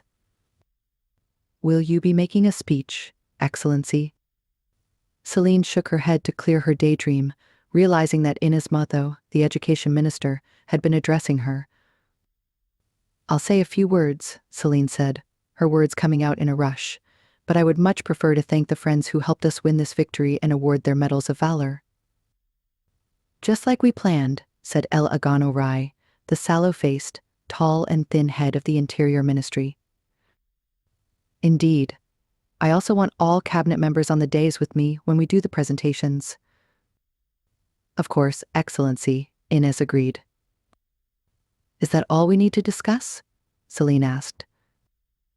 "We just need to ensure you're all at the security briefing here, at 1800 Standard, where you'll all be assigned your personal guards," Rena reminded the assembled council. With that, Celine adjourned the meeting and rose to her feet, checking her comm tab for her next appointment. "A couture dress fitting with House of Emarman?" she groaned. "Did you do this, Ray?" she hissed as her best friend sidled past the council members filing out of the room and towards her. Rena grinned at her. "You've not gone shopping in years, Celine. No more recycling the same tired gowns you've worn to every ball and dinner party over the last 10 years. Tomorrow you're the prime, you need to shine. You can't let Dunia down with a drab dress from a Parisian catalog circa 10 years ago." "Fine," Celine conceded. "For planet and people, hey? But you're coming with me." She crowed at the look of horror on Rena's face, "and picking a gown for yourself as well. Enough with the military jumpsuit look, woman." Celine sat sipping a glass of Prosecco in the salon of House of Emarman, one of Dunia's most elegant dress shops. She looked out the Grand Salon's windows at the stunning view. It had a prime position on a hilltop overlooking Lamina Bay, one of the picturesque mini-harbors along New Melindy's coastline. The mid-afternoon sun playing on the waves made the boats and yachts on the water sparkle. The sand, too, where young children frolicked, their laughter wafting back towards her. No one looking on the scene without knowing what had transpired the last few weeks would believe the city had been under siege then. Life had soon returned to normal here, and for that Celine was thankful. Lamina Bay was special to her. She'd often come with her father and sister for breakfast in one of the waterfront cafes. Sheba's favorite pick on the menu had always been avocado and feta cheese on toast. For Celine, pancakes and bacon. Quilano had always chosen eggs Florentine. Together they'd eat, catch up on all their news and laugh. They'd also raise a toast to Estrella, the girl's mother and Quilano's first love. She'd passed over 2 decades ago. Over the years, their memories of her had softened and faded at the edges. Celine remembered a warm, smiling woman with the softest touch and kindest words, and now her father had joined her wherever souls went to dance in the great expansive skies of Pegassi. Celine sucked in air to control the emotion that threatened to overwhelm her. She'd cry for her parents when she had her sister beside her. Until then, Celine was determined to tamp down the waves of sorrow that threatened to drown her. She couldn't break down, not here, not now. So instead she lifted her glass to her father, mother, and Sheba, and took a long, much-needed sip. Moments later, a House of Emarman attendant bustled into the room. "Not long now, Prime." "That's fine," Celine said. She was waiting for her ball gown to be adjusted. Something about tightening the waist. She'd been tempted to leave and ask the design house to courier the dress to her, but for some reason she'd chosen to stay and wait for the tailors to finish their alterations. Perhaps it was the view, more likely the memories and reminders of visiting the bay with her family when life had been so joyous, simple, and good. Just then, her comm tab trilled. It was a code she didn't recognize. Her gut told her to pick up, so she swiped the call screen and waited. Celine Manene came an unknown voice in an abrasive tenor. "Yes?" she said with some uncertainty. "This is Prince Emian. From the Royal House of Risha." "Ah, I remember you," Celine said. How could she forget the king's dour-looking brother? And the trivial disdain he'd had for her dress on the evening of his brother's birthday party, Celine thought peevishly. "And to what do I owe the honor?" she continued. "My older brother informs me that you're now the prime of Dunia, and I'd like to discuss something vital with you." "Yes?" she encouraged. "I'll cut to the chase. We know that your celebration ball will bring together many of the system's leaders and politicians, and now that the coup is behind us, they'll be keen to discuss their access to Zentium. We want to preempt any of their discussions. We request that you guarantee our access to Zentium and increase our stake to 40% of your exports, up 10% from our current arrangement." "Guarantee?" "Yes, we'll be willing to pay well for a higher percentage of Zentium sales than we agreed upon back on Enya months before the coup.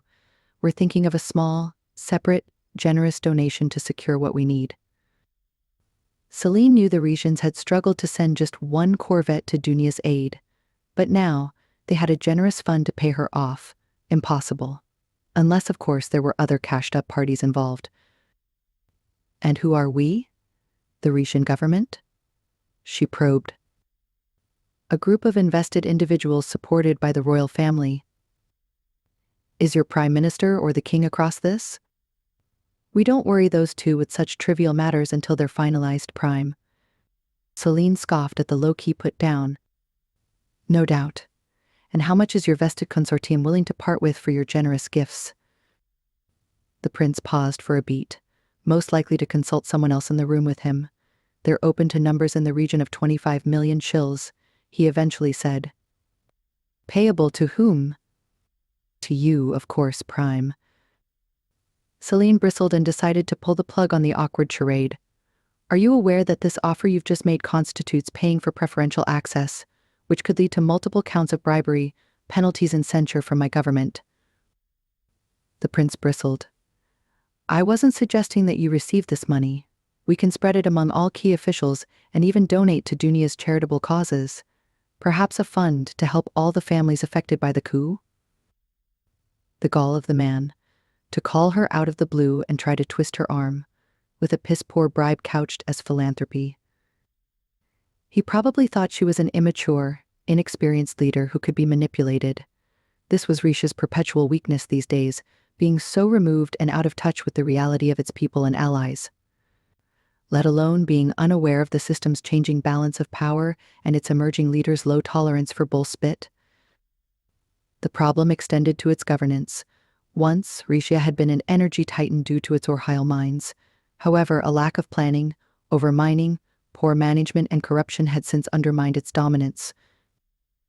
Their manufacturing companies were struggling for energy resources, and their desperate need for Zentium was a play to claw back some of the clout Risha had lost in the last few years. The Retians thought Dunia was the same, a monopoly sitting atop immense wealth, inefficient, politically driven, and corrupt, with officials allowed to siphon off cash for their greedy goals. Celine was keen to disabuse the prince of this notion. "Prince, Dunia has never been for sale. Besides, we have stringent agreements with Galicia, Eden II, Aloria, and even Isithria that we can't just toss out to accommodate your sudden and increased need for Zentium. So I'm sorry, but the answer is no." An awkward silence ensued as Celine took another blissful sip from her glass. "You've no idea what this means," the prince snarled. "You'll find that I do know what it means." "A fuck you to your entitlement?" she crabbed to herself. "You'll live to regret this, young lady." "Don't young lady me, prince, and don't threaten me. I won't budge. I also won't stand to be bullied. Dunia just kicked down what was supposed to be the system's greatest threat, so don't think we can't protect ourselves if we have to," she said. She paused for a beat, struggling to keep her angry breathing from flaming the airwaves between them. "Now, was there something else I could help you with?" "No," came the curt, clipped reply. The line dropped with no warning. "Well, someone's not happy," Celine whispered to herself. "Must have been something I said." "What's that?" Rena asked, strolling back into the room. She'd been trying a few gowns in the next room. "Prince Emian of Rhetia. He just tried to bribe me for preferential access and an increased stake in Zentium." Rena rolled her eyes. Fuck sentium. It's starting to trigger me every time I hear the word, she said. I know Risha is having energy problems, but damn, Emian sounds desperate. I don't know if his brother knows he made that call. It doesn't sound like a move King Aubin would make. Celine sighed. Kanan said something about the Rishans some time back. He said he thought they were ruthless. I didn't buy his theory then, but now I'm unsure. He may have been right. The Sable group would know if anyone on Risha is being two-faced. They have the best surveillance set up in the system, so maybe get them to look into it. I might just do that. The problem was reaching out to Kanan, but he disappeared just when she needed his strategic mind, advice, and insight. Damn, she missed him. But she had no idea how to bridge the gaping chasm between them. Kanan. On Eden 2, the dark half of the lunar month had long since enshrouded the moonscape, the sky above cast in inky black velvetyness. Against it, the neon lamps of Eden 2 glittered and gleamed throughout the moonscape, lighting up the architectural columns of a multi-story building and flashing over the slew of flyers that whisked past its darkened doorway. The low-lit entrance led into the Osirian, which lay deserted and devoid of life. The sign on its street entrance stated it was closed, soon to be reopened after refurbishments were complete, which were taking a while. Partly due to the slow order time for the replacement onyx and marble bar destroyed during the Kratz attack, and also because of a coup that had occupied the Sable Riders these last few weeks. The fridges still worked and were well stocked. Cold refreshment was still available for the riders, their merc teams, and the fleet crew. The latter chose to flit in and out daily to replenish themselves. They'd been thirsty after their successful incursion on Dunia for some reason. However, the few who'd come by that day had since left, and it was pretty late in the hour. Most of Eden 2 was asleep in their apartments, dens, and tunnel shacks. Except for one man. He sat at the far end of the bar's still cracked onyx surface, his face pulled into a scowl, back leaning into the chair, feet up on the shattered bar top. Earlier, he'd nabbed a glass of the Galician whiskey brand he loved and was now sipping it morosely, staring at the darkened far wall. The air on his neck bristled at the faint sound of an almost silent approach, followed by a second set of light footsteps. He mumbled under his breath. Cage materialized on one side of him, while Riv slumped onto a bar chair. The pair nailed him with concerned looks. "What do you two want?" Kanan shot at the pair after a long moment. "It speaks," Cage murmured. "Could you just leave me the fuck alone?" "We ain't going nowhere," Riv insisted. "We're also overjoyed, brother, that you're stringing words into sentences now." Kanan took another sip of his drink and ignored the pair. They shared a glance and decided on a different tack. "You going to this shindig on Dunia?" Cage probed. Maybe not," came the clipped reply. "Why maybe not?" Riv insisted, leaping over the counter to get himself a drink. Kanan didn't reply, choosing instead to glower into his glass. "You don't want to see her," Cage guessed, "but you're dying to see her." "Brother," Kanan protested with a low rumble. "'Tis true," Riv went further. "Life with you these past weeks has been as miserable as those first weeks after the Kratz captured us over 25 years ago. You've become the most flame and growling, angry, prickle-ass son of a bitch we've ever lived with. And all because you won't admit that you can't live without her," Cage added. "Fuck off, you two. I can live without her," Kanan grounded. "I've been through the worst shit. This is nothing." "So why are you acting like your world is ending?" Riv kept on. "Vastly different, Kay, to the smiling cat calling us every day when you two were alone at Jurg-Mihor, looking like he'd tasted the sweetest nectar in all of Pegasi." Kanan half rose in his chair and eyed Riv across the split bar, a heated rage washing over his face. "Watch your fucking words, brother," he warned with a growl. "Give her some damn respect." "See," Riv said, triumphant. "She turns you into an overprotective simian bear. You need her. And from what I've seen and heard, she needs you too." Kanan slumped back into his seat and glowered for a long moment. "Riv, I can't. You know I can't tell her what I am. The words dragged out of him. Give her the benefit of the doubt. Let her make a choice, the silver-haired man shot back. Look at it this way, brother, Cage proffered. If the tables were turned and she was suffering from something out of her control, what would you want her to do? Silence fell in the expansive bar. After a while, Kanan stirred. I'd want her to tell me, so I could fucking turn over the moon and stars to make it better for her. Kanan's friends exchanged a look. The trio fell silent. By and by, he huffed under his breath. Nice. Color me reversed with your pop psychology. So you're coming? Riv murmured with a grin. Kanan shook his head at his two friends, exasperated. Damn it all to Ixithrian back. I'll be there. I need to straighten out a few things with her. So I suppose 'tis the best time as any. What does one wear to these kinds of shindigs anyway? Riv shot his friend a grin. Between Zane and I, we've got your evening dress needs covered from top to toe. Fuck me, Kanan groaned. You're going to truss me up like a peacock. All's fair after the wounded Sith dragon act you've been pulling all week, Cage said, ending the discussion with a grin and a whiskey pour into 3 glasses. Celine. The biggest night in the history of Dunia. Celine looked up at the flashing neon holographic sign floating above. In line to deposit her onto the red carpet, her flyer inched towards the iconic front steps of Parliament House. Crowds lined the streets leading to the event. Large LED lights lit up the night with prismatic and shard-like beams. Drones flitted mid-air, some capturing video, projecting Dunia's happy faces and overjoyed souls into the dark sky. Others looped and danced in sprawling aerial displays and illuminated synchronized formations over New Melindy City and Bay. Didn't think Dunia had it in us, Celine commented. We're rivaling Enya with all these lights and color. She smoothed her dress and fiddled with an earring. We'll probably never see this kind of spectacle again in this lifetime, Rena said. Yet it feels so wrong, celebrating before we say farewell to my father, Celine added.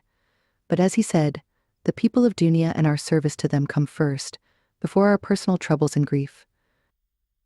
You also wanted to wait for Sheba's return, Rena said, giving her friend a compassionate look.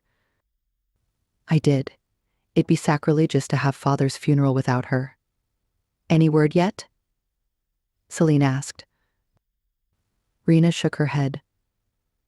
The relief boat must be far away, past the reaches of our comms. We've left buoys in various parts of the system. They're broadcasting the same message to her. I'm hoping her ship will pick it up soon. What does it say? I kept it simple. I said she needs to contact you or I and make plans to return to Dunia. She doesn't even know father has passed, Celine said softly. Tears threatened to spill over her lids, and she blinked them back. She inhaled, trying to push down the grief threatening to overcome her. She fumbled with her purse and took out a small mirror to check that her eye makeup was still intact. She didn't recognize the woman staring back at her. A sophisticated, stylish, graceful beauty with soft, sublime, understated makeup and an elegant chignon that tamed back wild, riotous curls. Her neck was adorned with a chain of rare Galician gold pearls, old mine-cut diamonds, and Byzantium gems crafted into a choker. In addition, it featured a 3-in-1 ruby pendant, almost 200 standard years old, a priceless piece on loan from Dunia's Planetary Museum of Jewels. You look more than fine. Rena drawled from the opposite seat, sprawled in a Galician-styled unisex trouser suit, tabbing through her comm screen.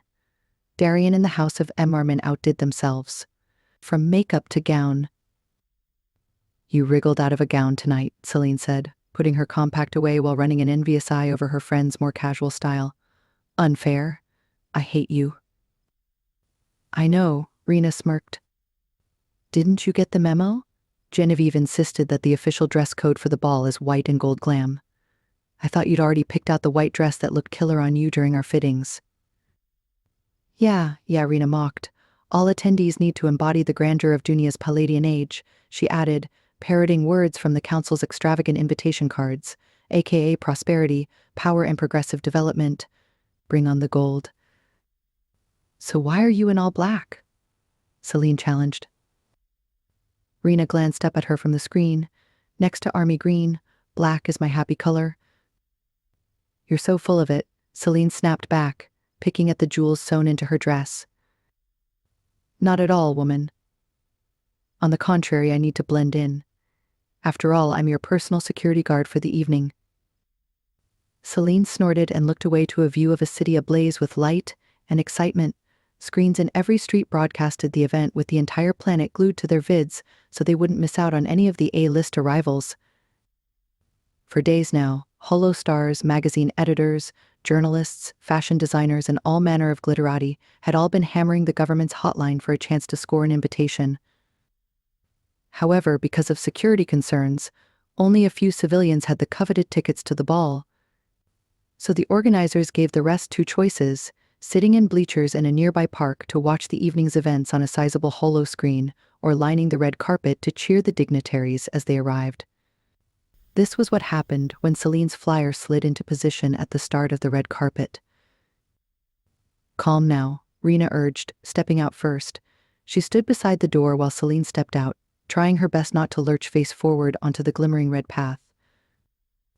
Given the wave of jubilation thundering from the crowds behind her and the red carpet, she must have managed it with aplomb. She lifted a gold-gloved hand and walked forward, smiling, waving and mouthing her thanks to the crowds and the media drones that hovered like giant flies above the melee. Rena hovered close behind her, keeping a close watch on the crowds. Celine noticed a series of tall, threatening guards standing at intervals along the promenade, and she felt a rush of gratitude. The Edenites had gone above and beyond in their generosity, even refusing payment for the deployment of the extra patrols they'd left on the planet after Freedom Day, who were now on duty protecting the ball's attendees. Celine caught sight of Paloma Mori, the foreign minister and official organizer of the evening, rushing down the red carpet towards her. "Excellency, you look divine," gushed the dark-haired woman, her face wreathed in smiles. "As do you, Minister," Celine replied with a smile. "How are we looking?" Paloma fell into step with her leader, flapping her hands about. "Everyone is here. Kings, queens, senators, generals, mayors, dignitaries across Pegasi. It's beyond exciting that they've all made it." "I guess the planets needed an excuse to celebrate," Celine said, smiling. She reached out her hands to greet a few individuals she'd recognized standing beside the barriers. Paloma waited until she was done to continue. "Don't underestimate the appreciation they have towards you, Prime. You helped get rid of our worst enemies from the system, and for that they'll be eternally grateful." Celine considered her words. She wasn't as confident that the technocracy was done with Dunia or Pegasi. Just then, a drone floated above her, and a fluid display unfurled to reveal the ravishing digital visage of the AI known as Yulia, one of Pegasi's most famed fashion journalists. "Excellency, you look scrumptious in gold. That extravagant, cascading train is to die for," the AI simpered. "What are you wearing?" Celine smiled, aware that the AI was broadcasting live to hundreds of millions across Pegasi who followed her every post. The House of Emarmin was gracious enough to lend me a gown from their latest couture collection. The sculptural bustier is inspired by New Melindi's intricate architecture and pays homage to this venue, Parliament House, and its soaring Palladian-inspired columns. The train features stars from the constellations above Dunia. Last but not least, the 3-in-1 purple ruby pendant symbolizes the 3 major continents of Dunia and its people, most of whom fought so bravely for our freedom. The crowd roared in approval at her response, and Celine curtsied before hurrying forward. To her relief, the red carpet soon ended as Paloma ushered her into the grand entrance of Parliament House. The interior echoed the ornate elegance of ancient Palladian temples. From the soaring tempered glass vaulted roof, the jeweled rafters, the walls covered in ancient art, and the sculpted columns that stood like giant sentries in the lofty, airy chamber. Floral fabrics created by the great Dunia design house Martelli hung from the roof, and the ancient artworks and tapestries added to the grandeur. An honor guard of Dunia's finest soldiers stood at attention, forming a corridor. As Celine approached to walk between them, the principal orchestra of the New Melindi Philharmonic struck up a triumphant tune. "Here comes your grand entrance," Rena whispered from behind, a smile in her voice. Celine held her head up and sailed past the honor guard to the entry of the vast and curved grand staircase. The music welled up, filling the cavernous space with a soaring symphony composed by one of Dunia's own Alina Munzel, a violinist and composer of at least 21 of the planet's most loved concertantes. She glanced below to the spectacular and impressive ballroom, a venue unmatched in history, elegance and grandeur with high ceilings, bespoke light fittings and original chandeliers, to where a glittering bevy of guests from all corners of Pegasi waited, looking up at her. There were hushed gasps as the guests took in her flowing dress and the train. She smiled, taking great care to broadcast it across the entire room. For a moment she thought she spied a tall, hulking man at the back of the room. But she looked away, knowing that if she indulged herself, she'd end up tripping down the grand stairs. She took her time on the descent, giving her utmost to the moment, battling to tamp down the emotions swelling up inside her. When she stepped onto the ballroom floor, the orchestra ended the symphony with a flourish, replaced by the deafening handclaps of the gathered assembly. She stepped forward to greet the dignitaries. First in line, ironically, were King Aubin VI and Queen Sanjana of Rhesus. The handsome royal bowed, and Celine sank to the floor per tradition. "Looks like you triumphed after our last conversation. Congratulations to you." "Thank you, Your Highness," Celine said with a smile. He held on to her hand, his face clouded with a severe expression. "I may soon be the one calling you for assistance, Prime. Just promise me that when I do call, you will answer." Celine looked into his eyes and noted the open honesty and a touch of worry. She squeezed his hand. "Of course, Your Highness. I'll send you my private comm code so you can reach me anytime." The relief on his face was palpable. All was not well with Risha, Celine thought. She nodded to Rena, who was standing behind her. Rena handed Celine her comm tab, who worked it quickly, and the trio soon heard the low sound of a vibration emitted by a slim device tucked into the royal's jacket pocket. He smiled in gracious acknowledgement. Celine turned to face his wife. "Good to see you again, Prime," said the elegant woman in an incredible white and gold lace gown. "Last time you curtsied to me, and now I curtsy to you. Let's hope you catch me if I fall." They exchanged a laugh before Celine was whisked away to the next waiting dignitary. The next hour was a whirlwind as Celine shook hands with the royalty in the room, conversed with prime ministers and emperors, and paused to listen to renowned singers from across Dunia entertain the guests. Celine felt heated eyes on her throughout the hour, watching her with intense heat, but she ignored their delicious pull, focusing instead on her diplomacy. The cocktail hour atmosphere was spectacular. Servers danced around the room handing glasses of rare champagne donated by none other than the royal court of Rhesus. Trays of delicious nibbles circulated amongst the festive soiree. On the high-gloss hardwood dance floor, couples and groups whirled to music that vacillated between symphonic harmonies to the latest pop hits from New Melindy's streets. When she was speaking to the Chancellor of New Melindy's University, the crowd parted for a moment, and she caught sight of the man she'd not seen in weeks. She felt her heart slam in her chest. She'd never seen Kanan in anything but an armored metasuit, casual jumpsuits or nothing at all. Now there he was in all of his suited magnificence. Oh my. He'd been poured into a white custom-fit tuxedo that accentuated his powerful musculature. His dark locks flowed over a sapphire and gold-stitched high collar in an intricate Edenite pattern. The same gold stitching snaked along the long line of the angled coat-tail jacket that cut off at his powerful thighs, the tails designed to fall to one side. He wore dark navy pants that sculpted his long legs and dress boots so polished they reflected light from the chandelier crystals above their heads. His wildfire eyes met hers, and she almost swayed. She reached for the Chancellor's arm to steady herself. Still, Kanan held her gaze, and she returned it.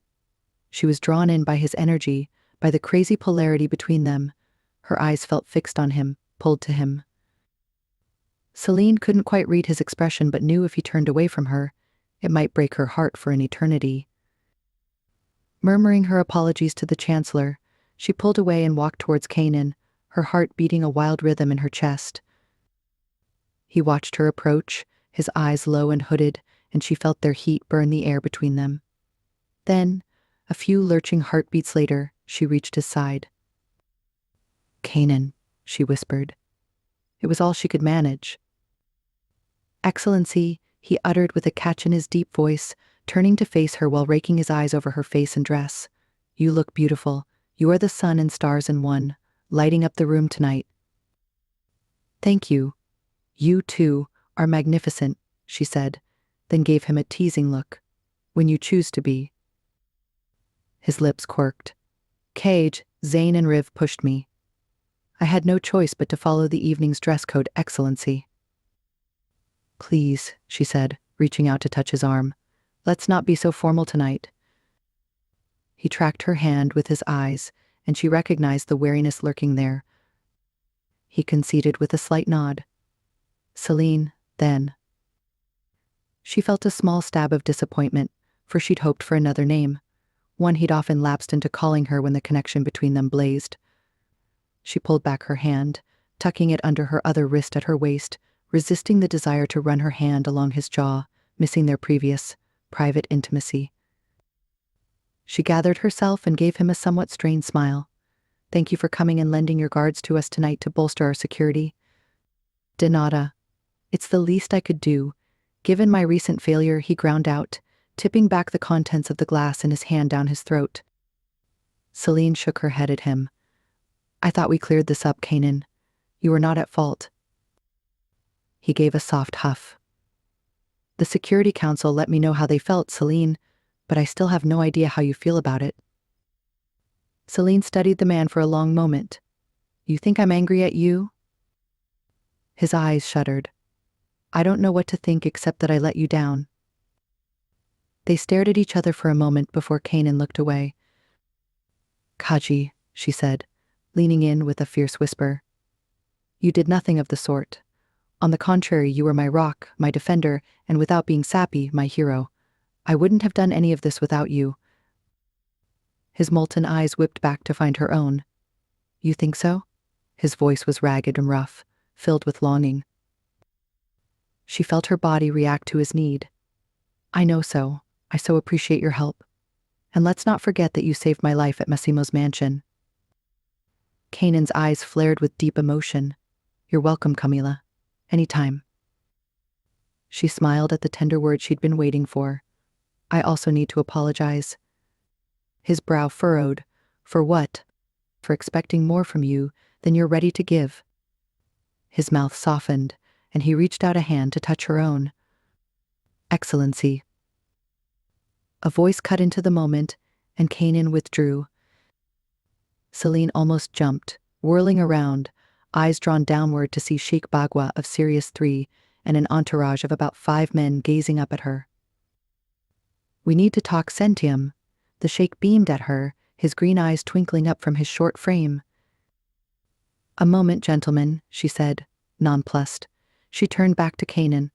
"I have to." "Go, Excellency," he urged. "You have your formal duties to carry out." He gave her a short, formal bow and turned as if to walk away, pausing when she called out after him. "I won't be long. Please wait for me so that we can finish." "I'll wait for you as long as you need," he said quietly. Then he bowed once more and walked away, leaving her to the mercy of the sheikh and his gaggle of ministers.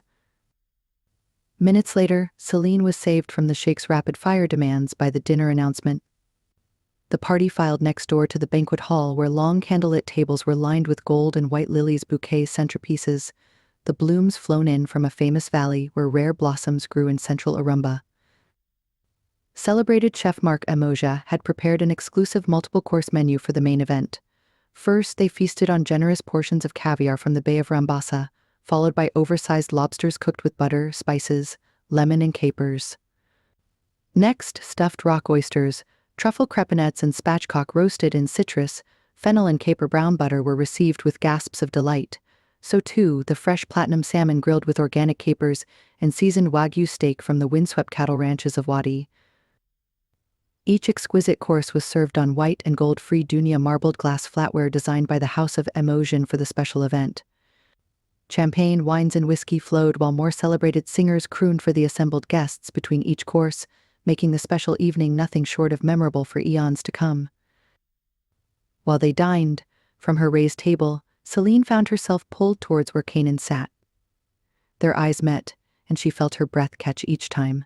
She'd look away when their shared gaze bordered on inappropriate or when Rena dug an elbow into her side. But when she did, she felt his hot eyes linger on her face. A tendril of hope rose inside her. Then she felt another short jab to her side from the woman seated beside her. "Stop mooning at the Edenite and give your speech," Rena hissed in her ear. "I'm not." "You so are.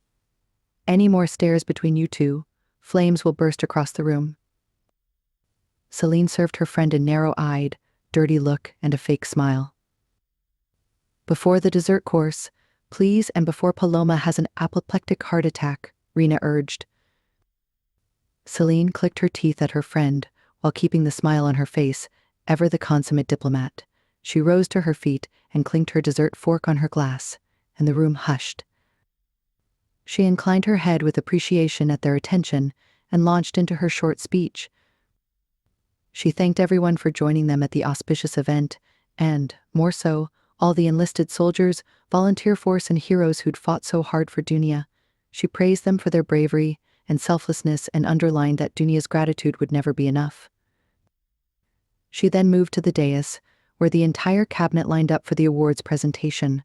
One by one, the award recipients filed to the front of the room, receiving a generous bouquet and their medals. Celine greeted them with a smile, placed the sculpted laurels on their chest, and thanked them. "I'm grateful for all you've given in the service of Dunia," she told each one.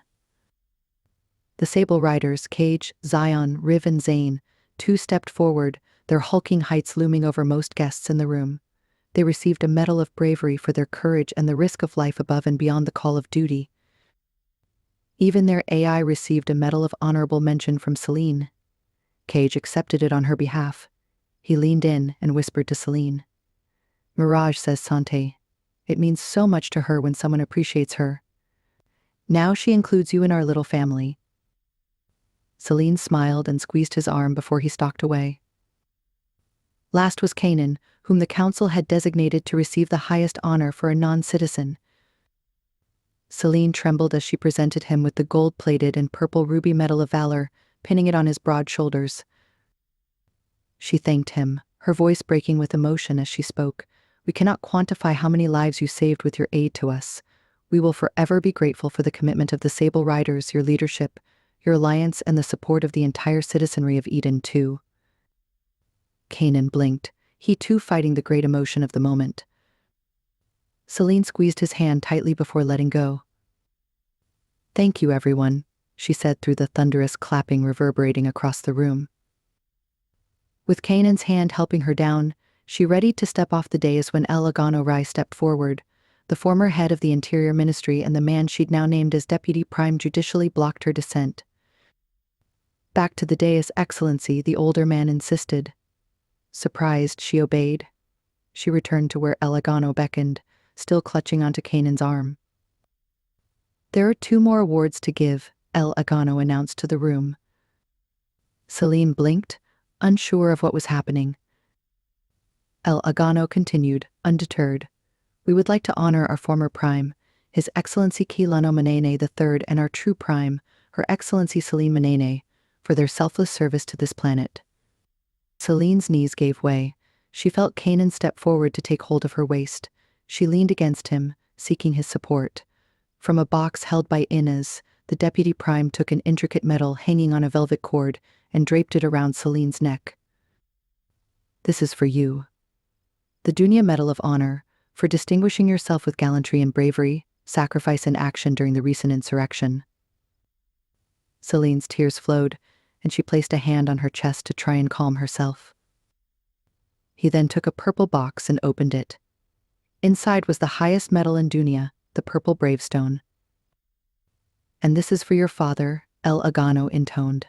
"Today, his memory lives on in the lives he served, in the legend of his sacrifice and the hearts of his family that he left behind. We know that no award could ever make up for the loss of your father and for not having him here today. Still, I hope today you take some pride and comfort in knowing his bravery, sacrifice, and service are receiving the full recognition they deserve."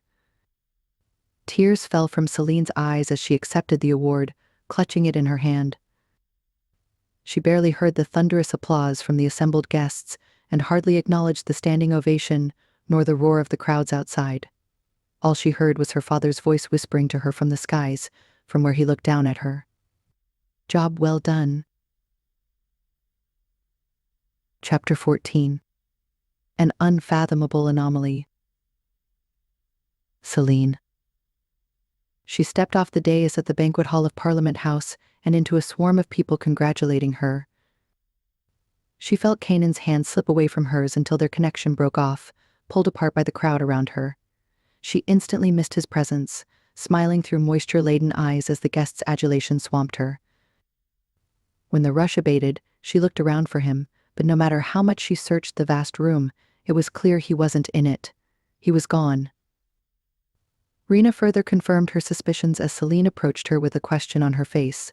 The Sable Riders left soon after the awards ceremony, she told her friend, watching her keenly. "Are they still on Dunia?" Rena shrugged. "I don't have eyes on them, but my sec team tells me they saw their corvettes launch and head for orbit minutes ago." Celine's heart fell. "He said he'd wait," she whispered. Rena's touched her friend's sleeve. "Oh, honey." Celine took a sharp breath. "That's fine. He has more important things to do." Rena gave her friend a sad smile. "You okay?" Celine plastered a smile on her face. "I'll be fine. I always am." Despite the deep disappointment, Celine continued with the evening. She had no choice. Her role as Prime meant she had to sacrifice her personal need for the good of her people. After the dessert course, the glittering crowd decamped back to the ballroom for more cocktails and dancing, a fitting end to one of the most glamorous celebrations in Dunia's history. Celine tried to enjoy herself, but between the harrowing awards ceremony and the ache in her heart, she found her energy and resolve flagging. "I need to leave," she whispered to Rena during President Cora Usiria's opinionated monologue on the economic outlook and growth projections for the Pegasi system. "About time," her friend whispered back. Using the excuse of needing to secure her father's medal in a safe place, Celine bade her guests good night, leaving them in the capable hands of Paloma, her foreign minister, who was twisting and shaking her hips to the sound of Polaris Nebulae, one of the most popular and enduring bands in all of Pegasi. Celine fled up the grand staircase, out of the large soaring doors to Parliament House and into her flyer, its door held open by her official driver. Rena scrambled in after her. "Home?" Rena asked. "Home. Home." They flew past the still heaving streets full of victory-drunk citizens towards the east of New Malindi, where the Prime's residence sat by a private bay. Rena darted a few concerned looks at her friend's stony face, but she bit her tongue. The flyer slipped past the electronic gates, where 2 soldiers stood guard, and whispered its way to the courtyard of the sprawling residence. The pair exited the vehicle, and Rena walked Celine to the front door. "Do you need me to stay?" Rena murmured. Celine shook her head. "No, I just need to be alone for a while." "Call me, please," Rena pleaded, watching her friend walk wearily through the black onyx entrance. The door closed behind Celine with a soft thud. She kicked off her shoes and slid her bag on the floor. She'd cradled both medals she'd received in her hands since leaving the ballroom, and she headed with them into the study that was once her father's and now was her own. Walking behind the beautiful ebony wood desk, she knelt before a panel in the wall and waved her wrist comb in front of it. A small door swung open with a click to reveal a secure safe inside. She slid open a shelf and placed both boxes on it. She then locked the safe and rose to her feet. Her head throbbed at the movement, and she groaned. Suddenly she felt constricted and in desperate need of fresh air. Her skirt swished behind her as she hurried through the house towards the lounge overlooking the large garden outside. Her arms swept open the sliding doors, and she stepped out, sucking in the fresh, sea salt-tinged air. She welcomed the sight of the residential garden sloping off towards a generous beachhead where the water lapped against the sand. It reflected the city's lights beyond the bay across where the house stood. The Prime's residence belonged to the people of Dunia and had been constructed hundreds of years ago to house the first Prime, Silas Manene. The parcel of land is sat on, and the beach beyond was generous to ensure the utmost privacy. She'd often taken walks on the sands with her father as they hammered out strategies and discussed policy. She now looked out to the beach, feeling the intense loneliness of the moment. Who would she share the anecdotes from an evening such as this one? With whom would she discuss the future of government? Who would she debate the pros and cons of taxing the uber-wealthy to help eradicate poverty in a changing system? Who would listen to her views on migration, sustainability, and mining? Who would indulge her, challenge her, cherish her?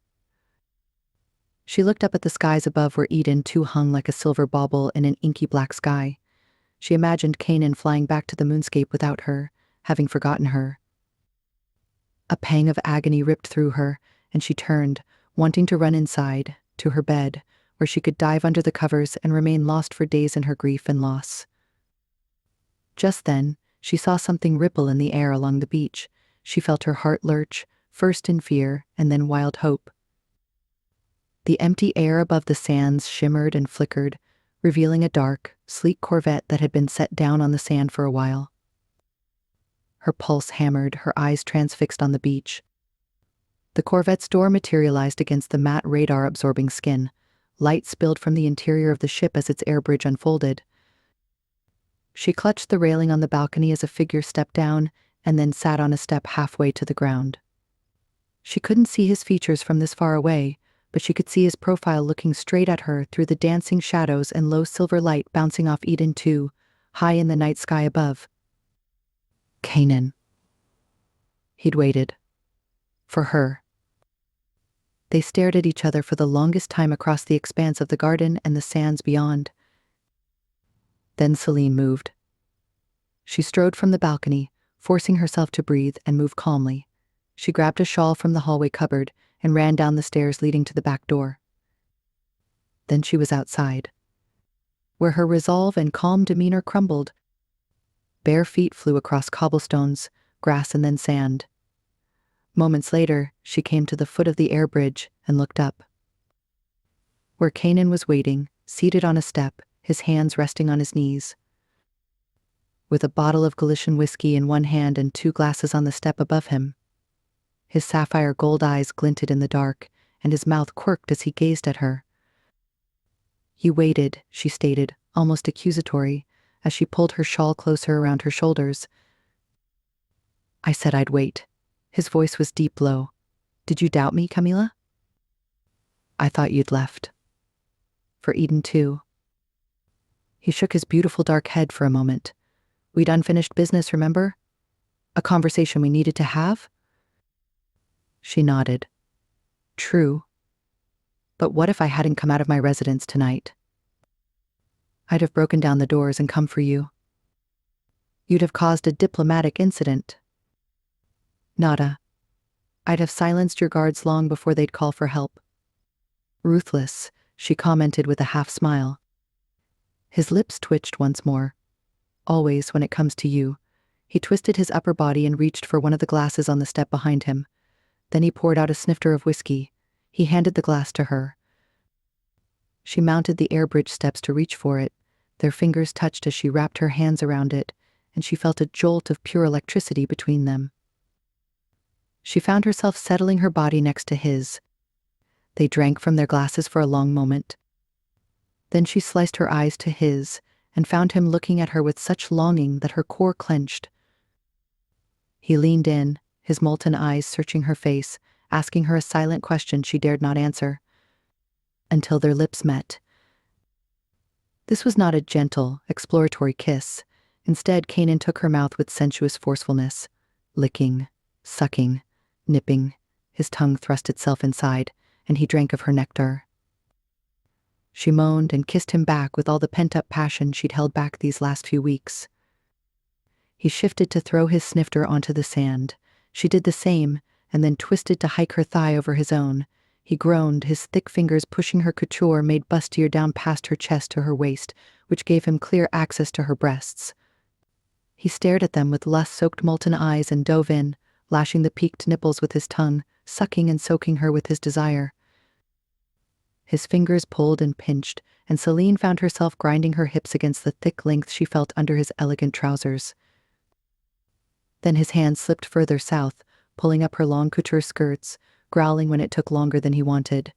With some quick flicks, he found purchase, his fingers roughly pulling aside her underwear and sinking into her wetness. She gave a little scream as he worked his thick fingers into her wet, weeping slit, his thumb whipping across her clit. She leaned forward, trying to get past his lips, still assaulting her nipples, until she found what she was after. She wriggled until she could stroke his thick, hot length, still hidden in his trousers.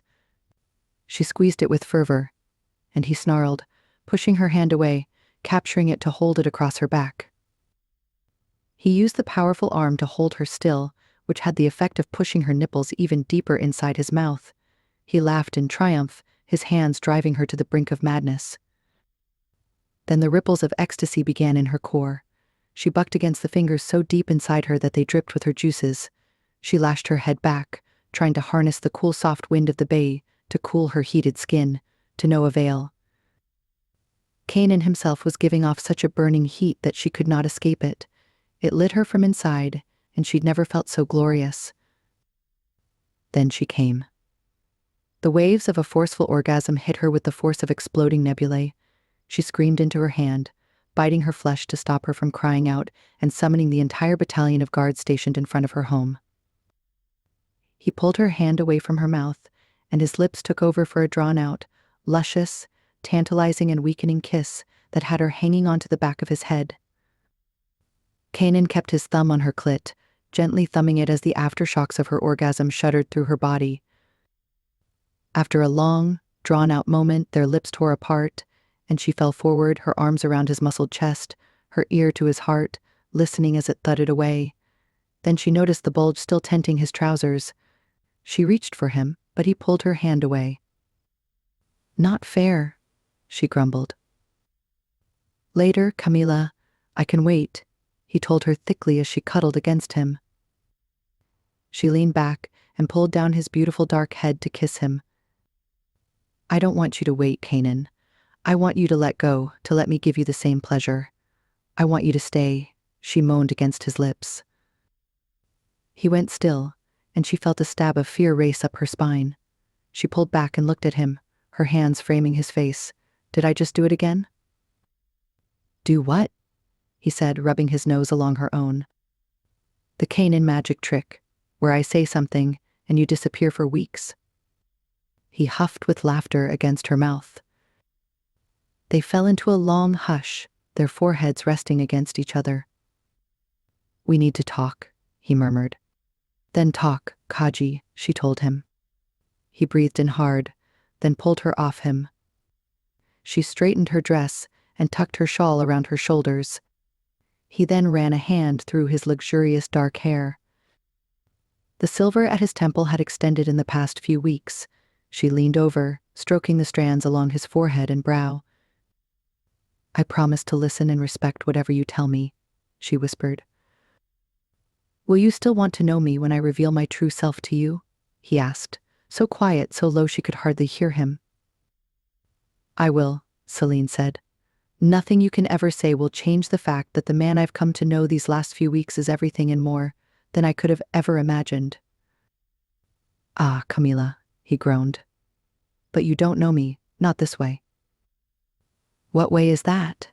she urged, fear creeping into her voice. He stared at her for a long moment. "What I'm about to show you, what you're about to see, remains between us. Also, no one else can see us because I instructed Mirage to hack into your security and recycle earlier footage of the beach and garden. So all your guards can see right now is the same old view they're used to. After you arrived, she extended the ship's stealth tech to the beach and garden beyond. No eyes can penetrate that shield."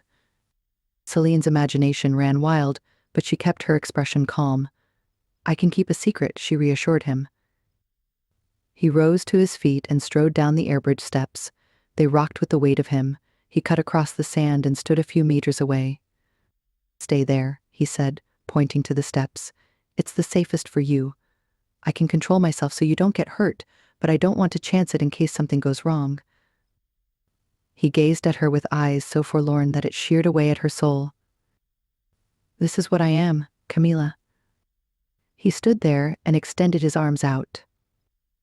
She saw tendrils of white, red, gold, sapphire, and silver coalesce inside his body and under his skin. It was like watching a piece of coal burn from within. First, the white-hot, red and sapphire heat spread across his body. Then it leaked onto his hair and fingers and toes. His clothes burnt up and fell off his body in ashes. His molten eyes blazed with flames, then his entire body combusted. She recoiled, falling back against the step she was seated on. It was him? This was the same being she'd seen on Enia at Prince Akaro's birthday party. On the night the region royal had gone up in flames. She gaped as a whirlwind began to form under and around the resulting flame columns and blazing tongues of energy. Intense rising heat scorched her skin, so she scrambled backwards up the highest step of the air bridge. A turbulent wind kicked up, forming whirling eddies of air that turned into a tornado-like vortex that sucked in sand and air from the vicinity. She began to choke, and that's when the whirling force of the blaze slowed. Kanan's body reformed, and the vortex ceased. Celine forced herself to watch as his body reappeared. The tendrils of fire retracted, cooling, curling back under his skin. He slumped onto the sand on one knee, naked. She felt conflicted, torn. Yet she refused to judge him until she knew the whole story. She made up her mind. She flung herself down the stairs and across the sand. He watched her come to him, his eyes wide with confusion. "But I'm this anomaly," he whispered. Celine ignored him, kneeling before him, gingerly touching his body. It was hot but nothing she couldn't handle. She leaned forward, wrapping her hands around him. "Camila," he groaned. "You're not an anomaly, but you will need to explain that trick to me in detail." "Fuck," he rasped. "That little trick took over 5 years of pain and agony to come up with. Doesn't it scare you?" She sat back on her heels and took one of his hands. "A tad bit, but it's not new to me. I've seen it. I've seen you in this form before." He pulled back from her arms, nailing her with a narrowed look. "Celine, what are you talking about? Have you used this power before?" "Nam," he stated, "but purely in defense and to meet justice." "Camila," Kanan said. "The first time was when slavers tried to steal a couple of orphans from Eden, too. The kids were friends of mine. I had to do something. It's where the whispers and rumors of my chimera ability started. Some orphans saw me transform when I confronted their captors in a tunnel underneath the city. The next time was when a horde of pirates decided they wanted to take over Eden too and make it their home. I obliterated all their ships. They've also been a few wayward royalty scums and a crime lord or two I've had to deal with, plus the Krats when they attacked the Osirian. Only those who've crossed the Sable group and refused to take no for an answer." "Like Prince Akaro?" "Of Risha?" she exclaimed. Kanan's eyes sliced to her own. "Nam," he rasped. "How do you know about him?" "Because I was there that night. I was outside the door of the prince's office. I saw you in there, in this form you just showed me." Kanan's eyes shut in deep distress. "Fuck, you saw that?" "I did." "Don't you remember?" Kanan cocked his head, trying to recall. "You were the woman outside in the corridor," he said, searching for words as his memory of the night came back to him. "When I'm in my chimeric form, I tend to focus on the task because it takes so much energy from me. Other details can be hazy, but I've never harmed an innocent person. It goes against my nature, which is why you were safe that night. You'll always be safe with me." She searched his eyes until she was satisfied with his response. "I believe you, but why did you do it?" she probed. "I received some high-level intel afterwards on him, but no confirmation of who got rid of him or why." "He crossed the wrong people, love. The king of Rishia, for one, whose son the prince tried to murder." "Did the king hire you?" "He approached me, Nam." "His own brother?"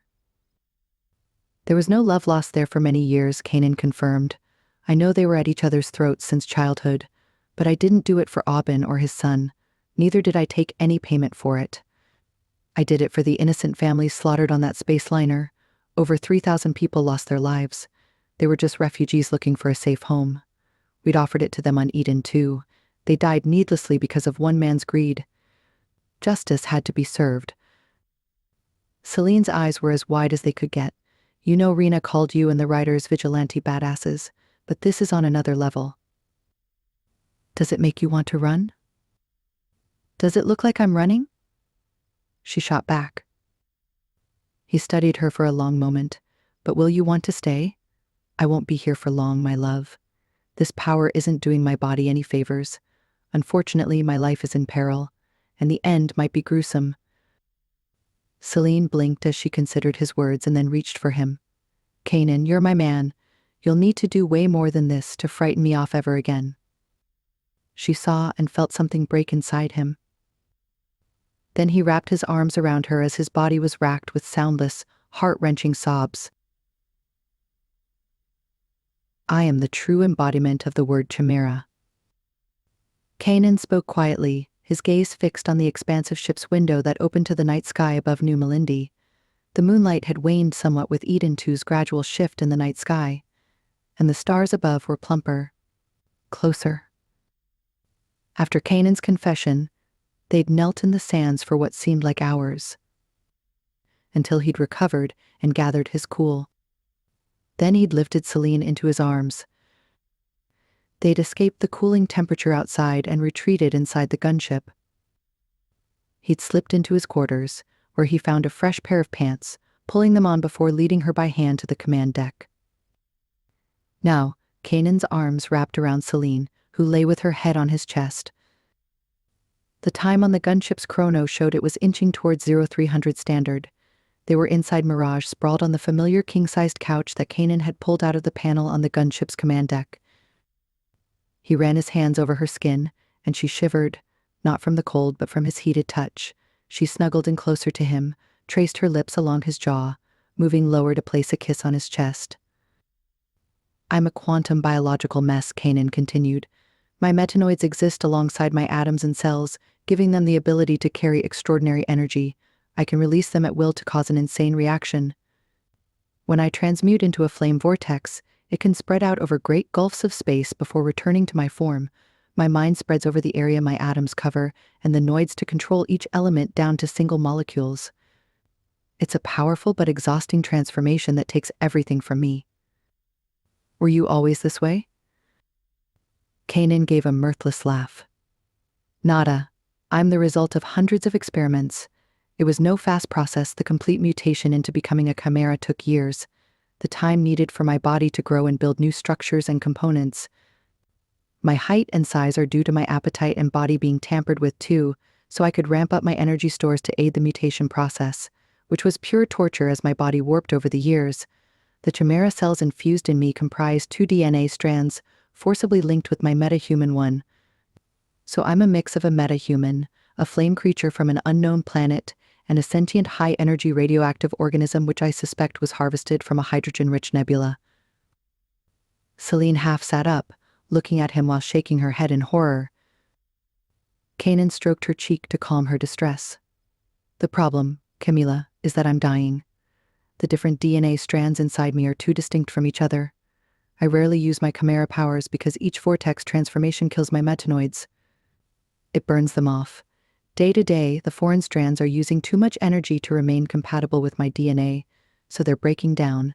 They can't regenerate fast enough, and those that remain are dying, leading to thousands of incompatible and simultaneous impacts on my body.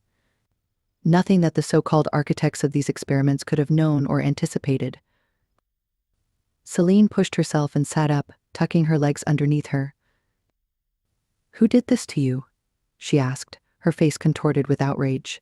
Who are these monsters? Kanan flicked his eyes to the stars. The technocracy, he muttered. Fuck, she hissed. How? When? Years ago. Remember I told you when we first met on Eden 2 that we were Kubai warriors, the Quavi's most elite soldiers? Eden City needed to expand. We were getting overpopulated due to taking in so many refugees from planet Earth. We had to find a new satellite home for our people and secure passage, so we were sent out to scan for security weaknesses before our science ships and generation arcs could launch. We, the Riders as you know them, we were all under 25 with different years of experience, most of it together. Most of us were orphans. As I shared before, I was one too. My mother died in childbirth on the streets of Eden too. I was born premature, drug-dependent, and underweight. The Quavi elders had an orphanage. They nursed me to health, took me in, and put me through school, where I first met Cage, Riv and Zane, and later Zion, Ki Remy, Kisan and Sax. The elders enrolled us all in their military academy when we were 7. We were in the same warrior training class in Eden City. We did the hard yards and became the best of the Eden Guards, which is why they entrusted us with the mission. Kanan paused, gathering his thoughts and memories with a sigh. Our small platoon of 8 was sent from Eden City to Pegasi on patrol, in a small corvette, conducting recon in this system. I was a pilot and first lieutenant leading the platoon. I was assisted by Cage, acting as a platoon sergeant and tech specialist. Riv was our sniper and marksman. Ki Remy, whom you've yet to meet, was our medic. Zion, our gunner. Zane, our logistics officer and deputy squad leader. We also had Kisan, our alien languages interpreter, and Sax, our science officer. 50 days after we left Eden City and a few days past the galaxy borders, we were caught in a massive asteroid storm. It hit our patrol boat real bad. We lost engines and our shielding was toast. Kisan was seriously wounded when he fell from his crash couch during the turbulence. He broke his back, and our med bay was destroyed, so we couldn't help him. We drifted for days off course. We were isolated, so we had no other option but to broadcast for help. Unfortunately for us, the technocracy had planted surveillance satellites throughout the galaxy. One of them picked up our signal. We were quick to capture because we didn't have it in us to offer any resistance. They had, at the time, more lethal weapons, more crazy tech, more superior Krat soldiers. They took us to one of their dreadnoughts, called the posteriori, meaning what comes before and after. It was a giant floating experiment lab. They were elated that they now had meta-human test subjects to work with, but so far, their efforts to breach the Milky Way and Earth were thwarted by the Exithrians living on the farthest edge of Pegasi, where the 3 galaxies meet. The ship itself was massive, over 30 decks. Our deck in the med lab had enough room for 10 subjects, 45 guards, and 20 Krat medical staff. There were food storage, testing, workshop, and zones. The food supply came from raiding uninhabited planets across Pegasi. The Krats were able to recycle and purify water, and after experimenting with a few options for synthesizing long-life food, they could generate 1 ton for each of us every year. There was an operating and observation room to gather tissue samples and expose us to whatever hell they imagined for us. Because they were also keen to understand how we lived as metahumans, they kept us together. We slept in one open dormitory. The rest of the ship held the command deck, propulsion systems, fuel and water desalination, and a water recycling plant. It was a ship design we'd never seen before. The ship prowled the edge of Pegasi close to the border with the Omega IAZL system. It would fly into nebulas, scooping up gases and elements using large lasers. They'd then run it through a fusion reaction to make heavier elements, providing power and thrust. This allowed them to stay out there for years, unseen, during which we suffered years of torture and experimentation. First, they took our blood, spliced our DNA, and played around with our metanoids. They also played with our physiology. They reinforced our bones with carbon metanoids and infused our skin and body cell walls with a latticework of liquid noids to withstand punches, blows, ballistics, and zero-G spaceflight better than most. Our pain receptors were also tweaked to auto-compensate in the event of injury. Also, they hardwired a neural computer chip with metalloid lattice protection into our brains. Next, they linked all our nodes so we could interact neurally. Then, they downloaded into them a wealth of information and knowledge bases from all over the known universe. They wanted to observe how we interacted with the new data, and also how we took it in through the nodes distributed network that algorithmically updates itself when our hardwired knowledge is outdated or when something new is learned. They used ankle bracelets with tech that prevented our metanoids from activating without their auth. When we refused to wear them, they beat us with no holds barred. Our science officer Sax was vocal in questioning their treatment of us, so they took him away. We never saw him again. Due to his earlier injuries, Kisan didn't survive the experiments. He died 3 years into captivity. Celine ran a hand over Kanan's face. How tragic. I'm so sorry, Kaji. Kanan continued, his voice low and quiet. We weren't even able to mourn him. They took his body away, for more experiments most likely. He was subdued, his eyes bleak and focused far into the past. He sucked in air before continuing. Over time, their security became lax, so we began to plan our escape. Cage put his tech skills to work. He managed to get hold of one of their drones and hack it. It helped us to get to their ship's AI, determine where the mind control had its epicenter and manipulate it. Their AI, curious about us and longing for a connection with carbon-based lifeforms, became our friend. Mirage? Celine guessed. Kanan gave a slight nod. Mirage. We built a relationship with her. She learned what it meant to care for others, and we emulated it back to her because that's how AI understand the human condition, by experience. We then persuaded her to use deep machine learning to recognize and distinguish the Krats from ourselves. We also asked her to take over the ship's AI-controlled drones, and when we were ready, unleash a precise ship-wide attack. Our escape came 5 years after being captured, almost to the day. Mirage first deactivated our ankle and nodal controls, releasing a virus hack attack. It knocked out most of the base Krats. Mirage also locked out the higher-functioning command Krats in the higher decks. The ship's power fluctuated, leading to certain decks shutting down, which aided our escape. We reached the hangar when I used my chimera metanoids to burn through the emergency blast doors. We all managed to get into one of their gunships. Cage transferred Mirage's hard drive onto our escape ship, and I got my men out. Celine sucked her teeth in commiseration. How did you get to Eden too? Mirage again. She was our saving grace. She used her technocracy maps to get us to Pegassi's safer, more populated regions. She cruised straight into Eden 2's bare-bones refueling station, which was all it was then. We traded the few supplies on the gunship for safe harbor, and there we stayed.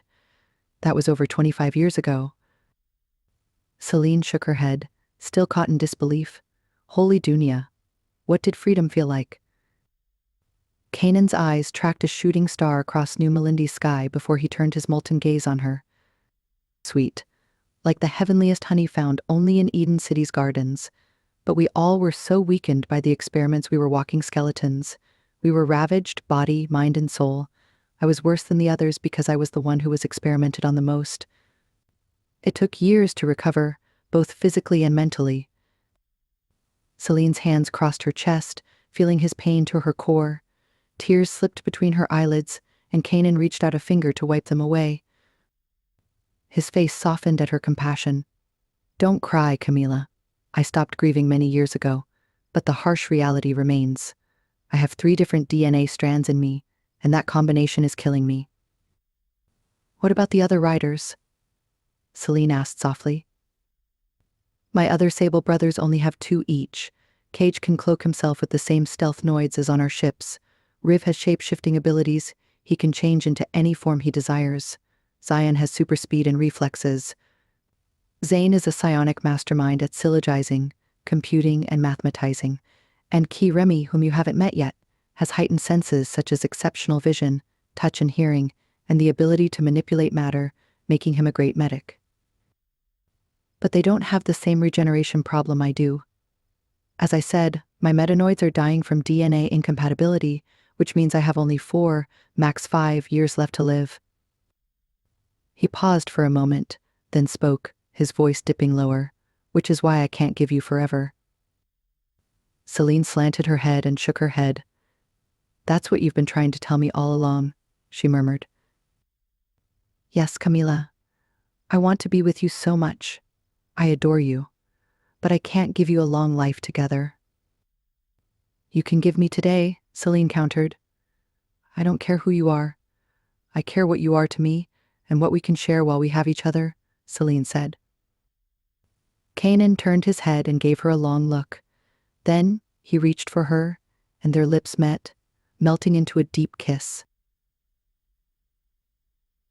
Is there no cure whatsoever? Celine asked with a sad smile a few minutes later. Kanan closed his eyes for a moment and shook his head. A few years after we'd escaped the Kratts, when we'd begun to find our equilibrium here on Eden 2 once more, Key Remy, our medic, began to test all of us to see how we'd been affected. He found the metanoid DNA anomalies and regeneration issues in my body, which worsened immediately after using my chimeric vortex. He tried everything he knew. Nothing worked. "I'll search high and low to find a cure," she said fiercely. "You think you'll do better than Key Remy?" He searched the entire system for a cure. We traveled most of Pegasi, from Galicia, Rhesus, and even as far as Exithria. We found nothing. Celine shook her head. "He didn't look hard enough." "He did. I did." Celine swatted his shoulder. "I can't believe how calm you are. Aren't you angry about all of this?" 6 stages of grief, my love. I've been through it all. Now I'm at acceptance. I've been here a long time and resigned to fate. I've cheated death many times and am lucky to have survived this long. I now live in the present, in the now, trying to enjoy what I have for the little time I have left. It's still agony, but agony that I now have tools to deal with. Key Remy took a different tack, Kanan went on. The failure to find a cure for me hit him pretty hard. He couldn't face losing me, not after he'd lost Kizan. So he left Eden 2 on a cruiser we outfitted for him as a medical clinic, ironically with the same self-reliant fuel and food systems as the Posteriori. He now cruises Pegasi's far reaches, searching for other victims of the technocracy's experiments. He'd heard there were others out there, so he finds them and offers them free medical care before sending them on their way. Celine shut her eyes for a moment. It was almost too hard to bear. She thought of him, living with this burden for years, and she got over herself. She opened one eye. "Can nothing be done whatsoever?" "Nothing, as far as I know." He gave her a wry smile that told her he needed a break from the heavy emotion of their discussion. "And that's all I can say about it, Camila. Are we done now?" Celine gazed at the man she loved, for loved him she did. Leaning over him, she stroked her lips over his. "We'll never be done. I won't give up on you or on looking for a cure. But for now, let's live in the moment, Kaji. I meant it when I said I'll take 2 years by your side versus a lifetime of never loving you." "Camila," he groaned, reaching for her.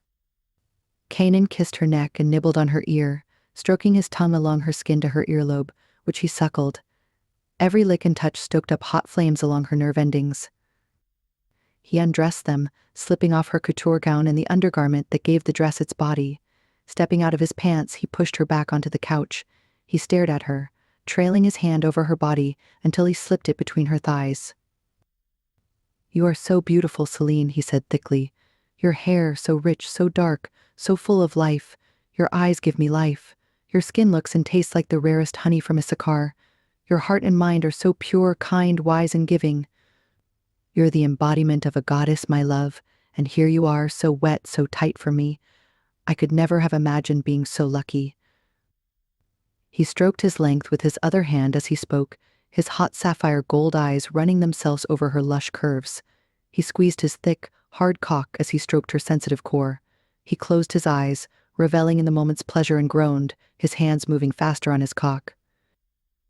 Celine blushed at his seductive words, her eyes fixated on what he was doing to himself. "Do you trust me, Camila?" he asked, opening his eyes to look down at her with molten need.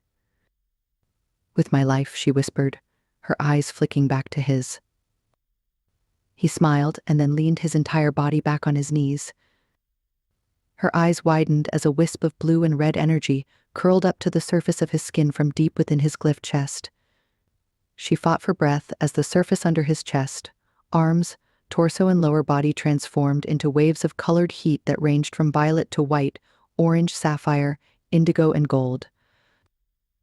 The effect was a glowing halo of fast-changing hues under his skin, from deep blue and reds that coalesced into purple, which emitted a high heat, to cooler reds and yellow and white hot flashes.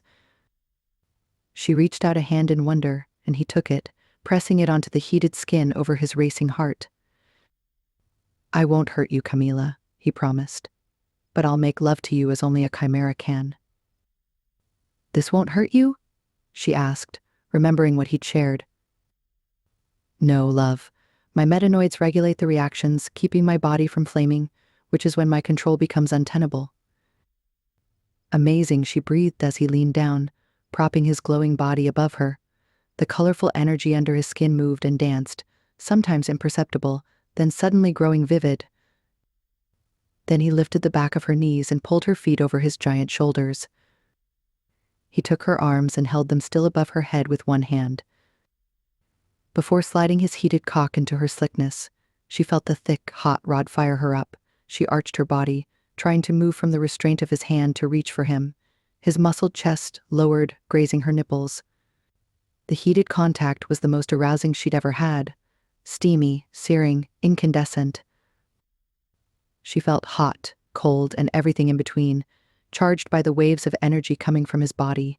His wired ardor rubbed off on her, inflaming her as she'd never felt like she was receiving zaps of pure electric pleasure from head to toe. He was in complete control of his chimeric energy as he moved, stroking in and out of her, using the fast-moving energy bands to inflict pleasure at an atomic level. Then he shifted, slipping out of her to flip her onto her stomach. He pulled her up from the waist, and she shivered, lifting her backside to him. He found her wetness again, and then, leaning over her, sank again into her depths. She bucked up against his thrusts as he stroked her full tits, pulled at her hard nipples, and nibbled at her neck and shoulders. Then he whispered into her ear, "I love you, Celine. I love you so much," he groaned, lips searching for hers. She twisted her head to the side, kissing him back. "And I love you, Kanan, entirely, overwhelmingly," she breathed against his hot mouth. He groaned at the pleasure heating up between them. He used a glowing hand to band across her chest, pulling her back as his thrusts became more frantic, more frenetic. His other hand reached the apex of her body, where they joined together. He thrust a finger into a creaming slit, tugging on her swollen, heated clit. She screamed, unable to hold her passion in any longer. She fell forward, jerking and thrusting into his impossible heat as she felt her orgasm crash over her in scalding waves of ecstasy. He growled and grabbed her hips, slamming even faster into her.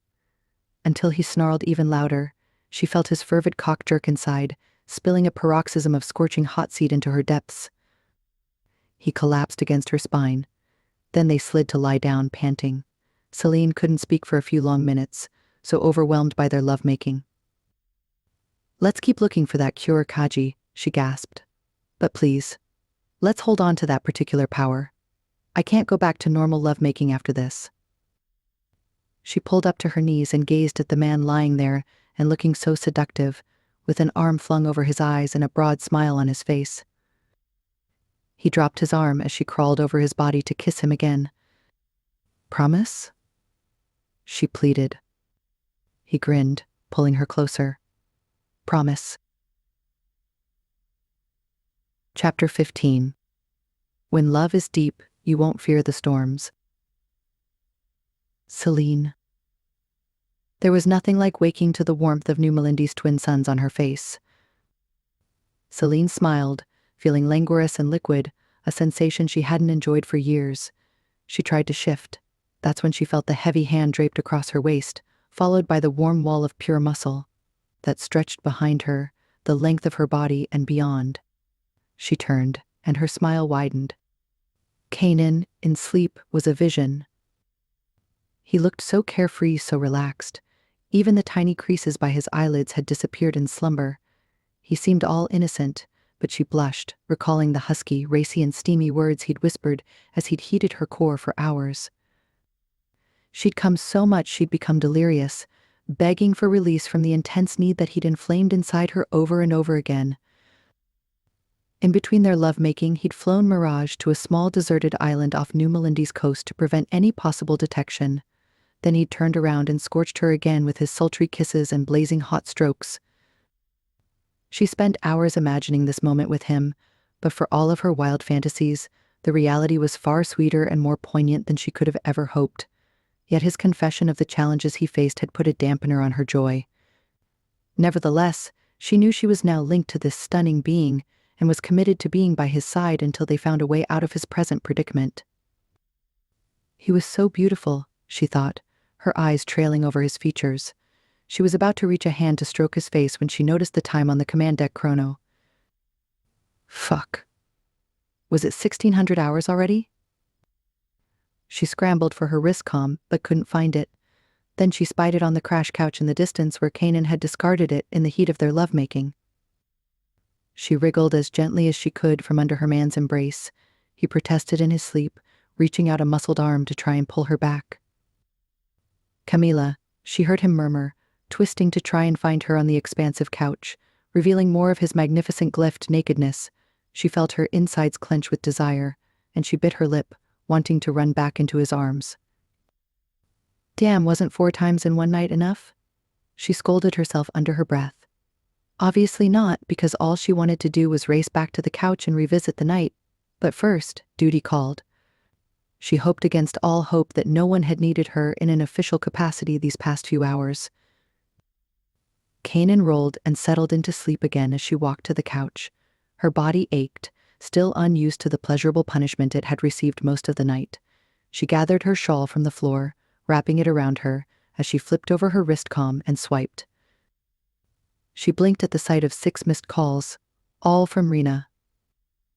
Curious and concerned, she returned to the king-size couch where her lover lay and tapped the screen to return the last call. Its visuals flickered on, to reveal the face of an enraged woman.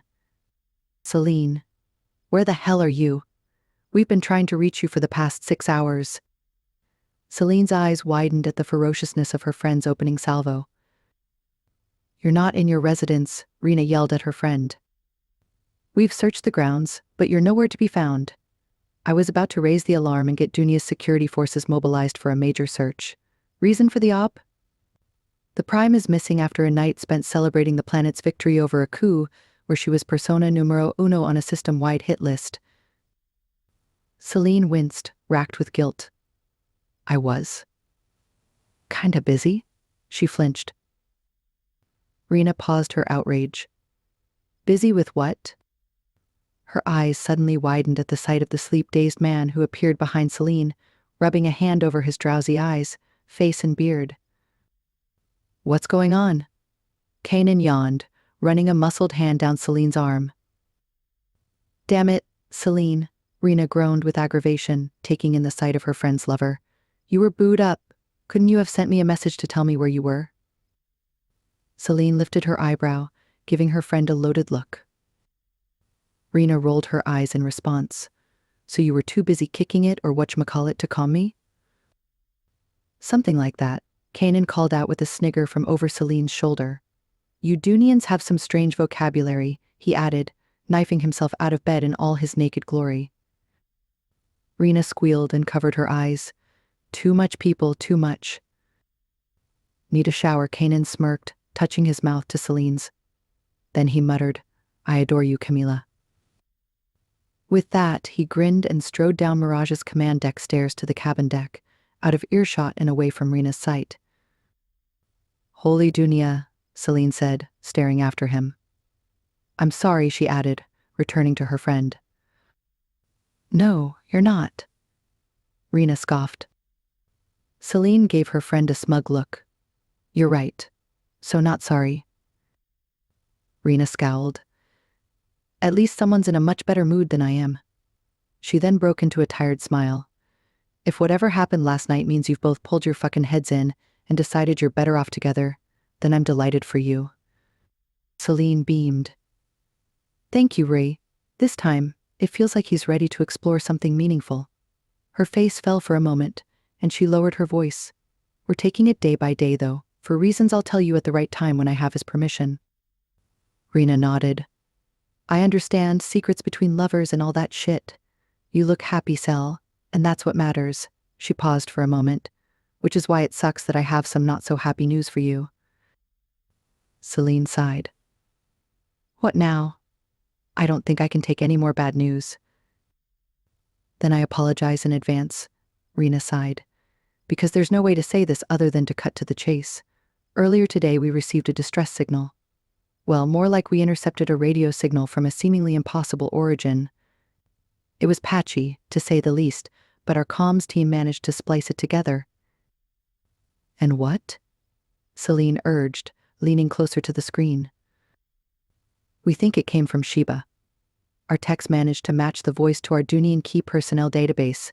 We keep voice data records of all our government civil servants and their families. Celine felt her stomach sink. Are you sure? There's no doubt. What did it say? The exact words? Rena looked down at a display on her end of the call for reference. It said, "This is Sheba Manene of the Haven Mercy ship. This message needs to be relayed to the Prime of Dunia.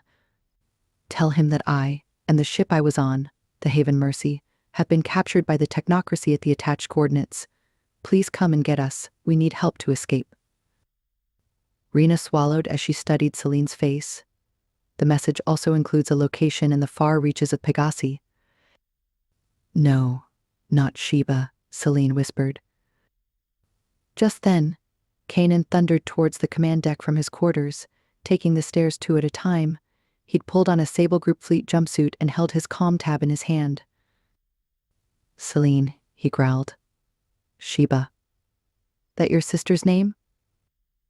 She whirled around, her heart racing. "Yes, what have you heard?" A distress signal was sent on wideband and to the Sable Group's comm nodes. I'd turned off mine since last night, so I missed it. Cage also sent me a few messages that I also missed. The call came direct to our nodes, which means a rider is involved. Celine rose to her feet. That's what Rena was just briefing me about. Her techs also got wind of it. So what do we do? Let's call the rest of the riders, Kanan commanded. He strode to the pilot controls and flicked on Mirage's wake switch. Mirage, raise Cage and whoever else in the core Sable group you can find. Get them on screen for a con call now, please.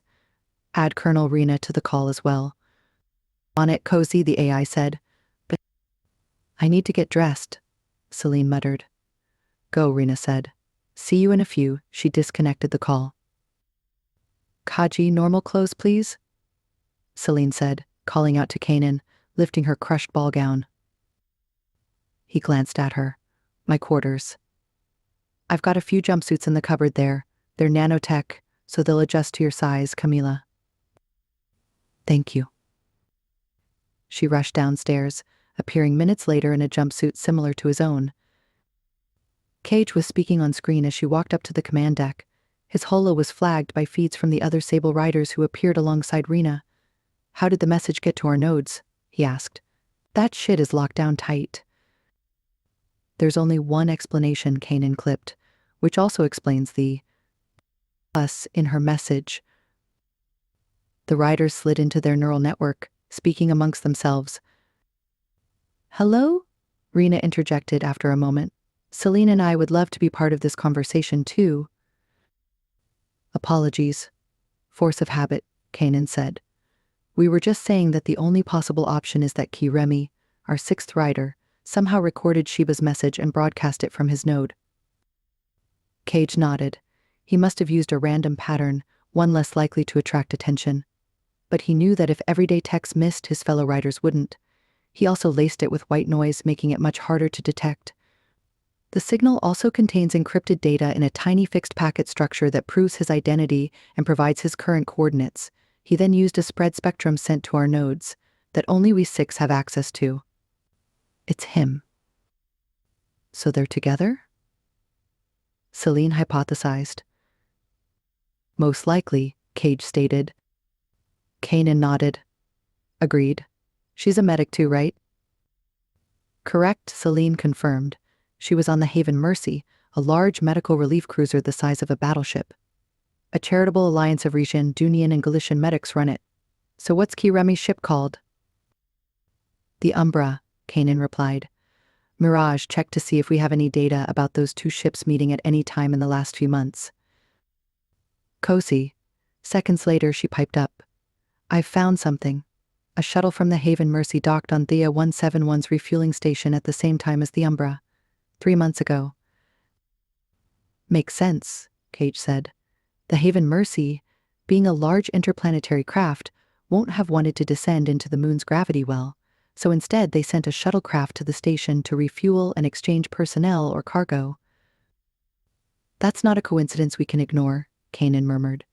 It's also likely that the Haven Mercy's crew somehow crossed paths with Key Remy and maybe even recruited him to join their mission. I can see him doing that. That would explain why he'd have been on the same ship as Sheba when she was captured. Damn, Celine said. How do we tackle this? Rena asked the group. Simple. We rescue her, Zion said, leaning back in his chair. It's a big rescue job, Zane called out. Who's going to pony up the shills? Kanan crossed his hands over his chest. We are, the Sable group. Zane scowled. Brother, not advisable. We've got the coffers but also have a strict budget. We have to. Key Remy is out there too, remember? Said his leader. We've also got a valid reason to get deep on this one. The riders again fell into their sub-vocal conversation while Celine and Rena exchanged worried looks. After a time, Kanan spoke out loud. Have we agreed it's our best chance? 'Tis the time, a silver-haired Riv added, his eyes lit with a rare white glow. What time? Celine interjected. What are you talking about? The moment the riders had been waiting for, Riv told her. A strike back at the technocracy. Celine's head whipped so fast around to face Kanan that her curls bounced. You're saying you want to use my sister's rescue to exact your revenge? He raised his hands in surrender. Hear me out, Celine. We can't get your sister out of the Krat's clutches without bringing in the big guns. Otherwise, no one will come out of this alive. We also can't leave the technocracy standing. They'll just keep coming back. And we've been planning a hit on the Krat's for years. It just so happens that we're at a juncture where we're ready, and they're accessible. We have the teeth now to bite and inflict as much damage as possible. So why not combine our two goals for the good of us all? Celine took a deep breath. She tilted her head back and closed her eyes, taking a moment to think, then opened them after a beat to look at the faces of the gathered group. Fine. I don't want to be unreasonable. If this is the best way that the biggest badasses of this system think they can get my sister back and meet their goals, then so be it. Rena still needed clarification. Look, riders, Celine and I appreciate everything you're offering to do, but I still don't understand what you're proposing. Kanan shot her a glance. I'll save you the misery. Please light up the coordinates from the radio message, Mirage. The screens flickered to show an interstellar map of the Pegasi system. In addition, a red location beacon showed up on screen. Kanan pointed the rider's plan out on the map. Phantasm's hyperspace engine will get us to the radio coordinates in less than a day. We'll ensure their position by sending a drone ahead of us. We'll jump out of hyperspace as close to the Krat's ship as possible. Then we'll use our cannons to bombast the sucker with a metanoid cloud. The metanoids will paint themselves on their ship's hull, and then the fun begins. Fun? Celine asked, arching an eyebrow. The metanoids are our true weapon, our payload. One we've been developing for years. Cage, please take over, as this is your baby. The gruff, bearded man nodded. With pleasure, Cozy. The metanoids are laced with a lethal kill code and designed just for the Krat's. It'll take milliseconds for the metanoids to find their way into the ship through every available nook, cranny, port, hole, chink in the armor, and even via their external cameras. We're taking advantage of the fact that the technocracy's machines, bots, grids, and even their AI all have high-speed subconscious encoders built into their visual sensors that allows them to decode and encode data within their physical and neural network. After our time with the technocracy, we tapped into Mirage's knowledge, searching for a vulnerability in the Krat's decoding software. We found an arbitrary code that could unleash a convoluted attack that would exploit the auto-execution functions of these droids' encoders. This will direct each droid, AI, or bot on that ship to download a malicious file embedded in the metanoids. Once in the network, this file will spread like wildfire, instructing the machines to brand themselves with the malicious code or paste it onto their other systems. The virus should self-propagate at a terrifying speed.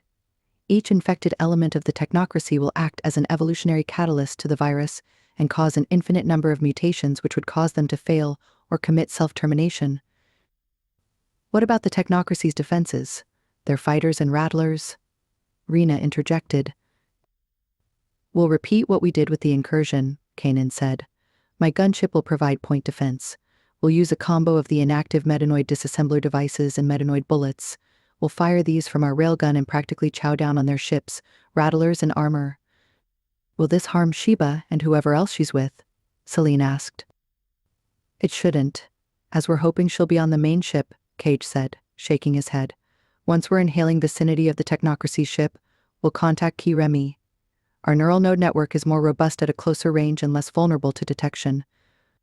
We'll ensure he gets the same nanovirus instructions to begin moving to safety, place her in protection, and get her out of there as fast as possible. That should keep your sister safe, Kanan told Celine. The plan sounds good on paper, but have you tested it? She asked the riders. Kanan turned to his brothers. Cage, Mirage, how did the most recent analysis go? Cage gave him a chin up.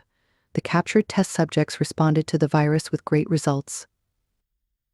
The captured who? Rena asked, flabbergasted.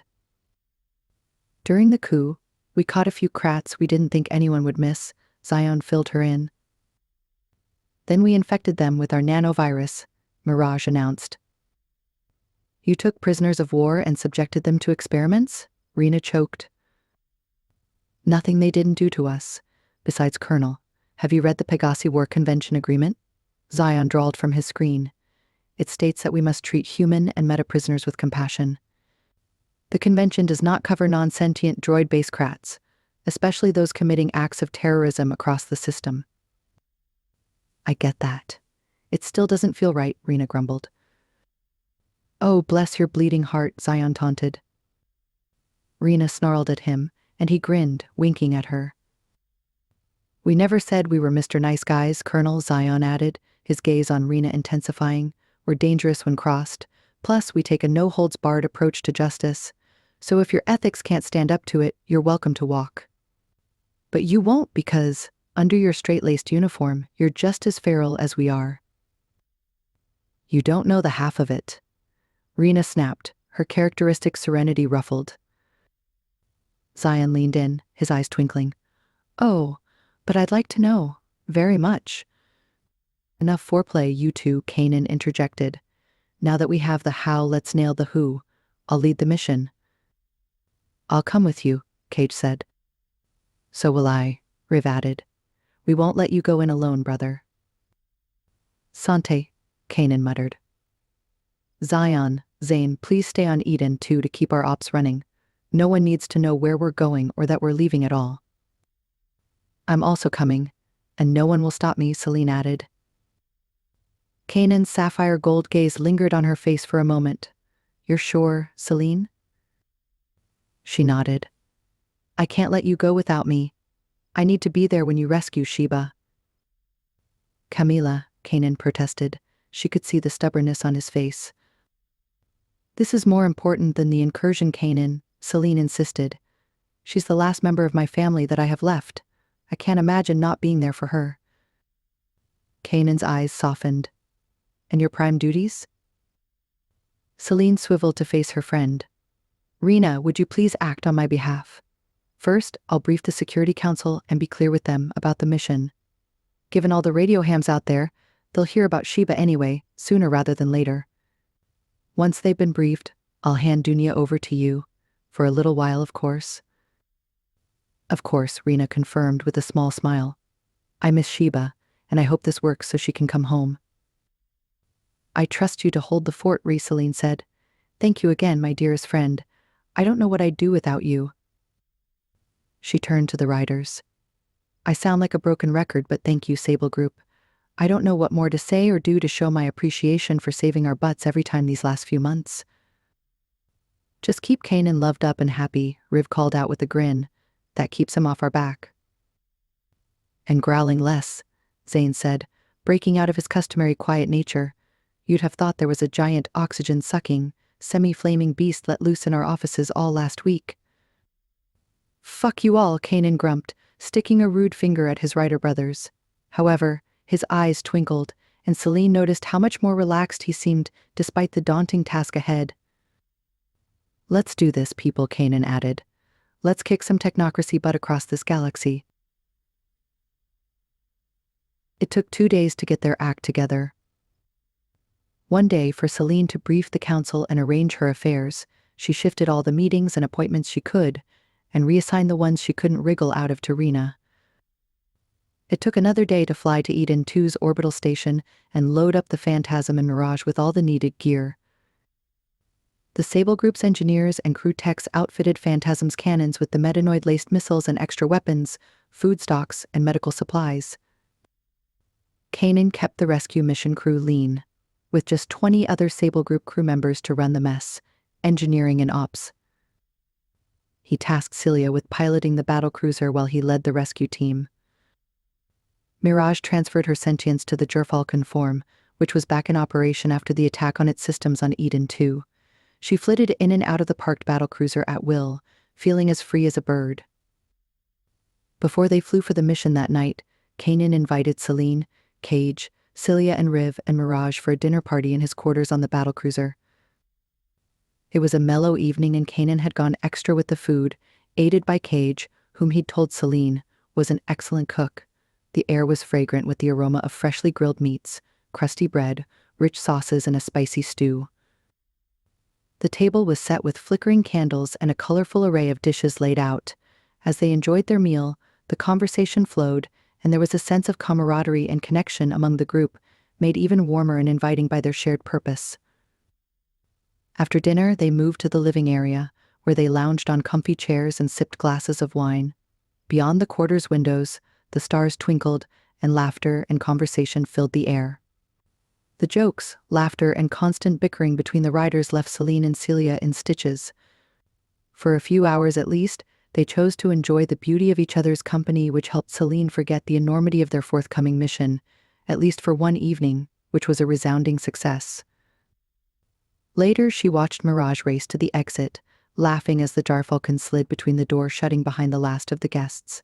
She began to put away dishes and straighten out the lounge area when Kanan called out to her. "Come here, Camila," he drawled.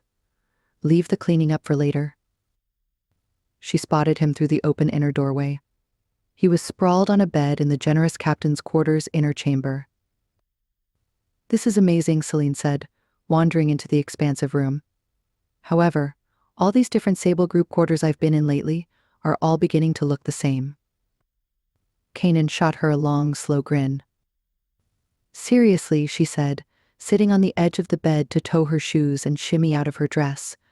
"I've changed beds so many times in the last few weeks I feel like I'm on a never-ending trip away from my home on Dunia.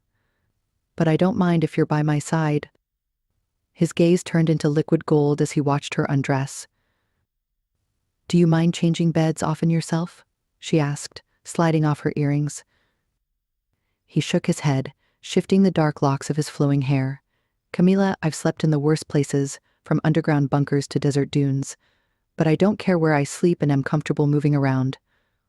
I often bed down on my ship when I'm away working, which is about 10 months of the 11 months year. The rest of the time, I'm in my real bed, in my real home on Jorg-Mihor."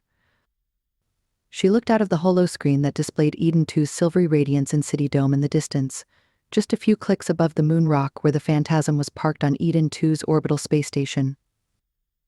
For a moment she wondered what life might look like when everything, and she hoped everything, had settled down.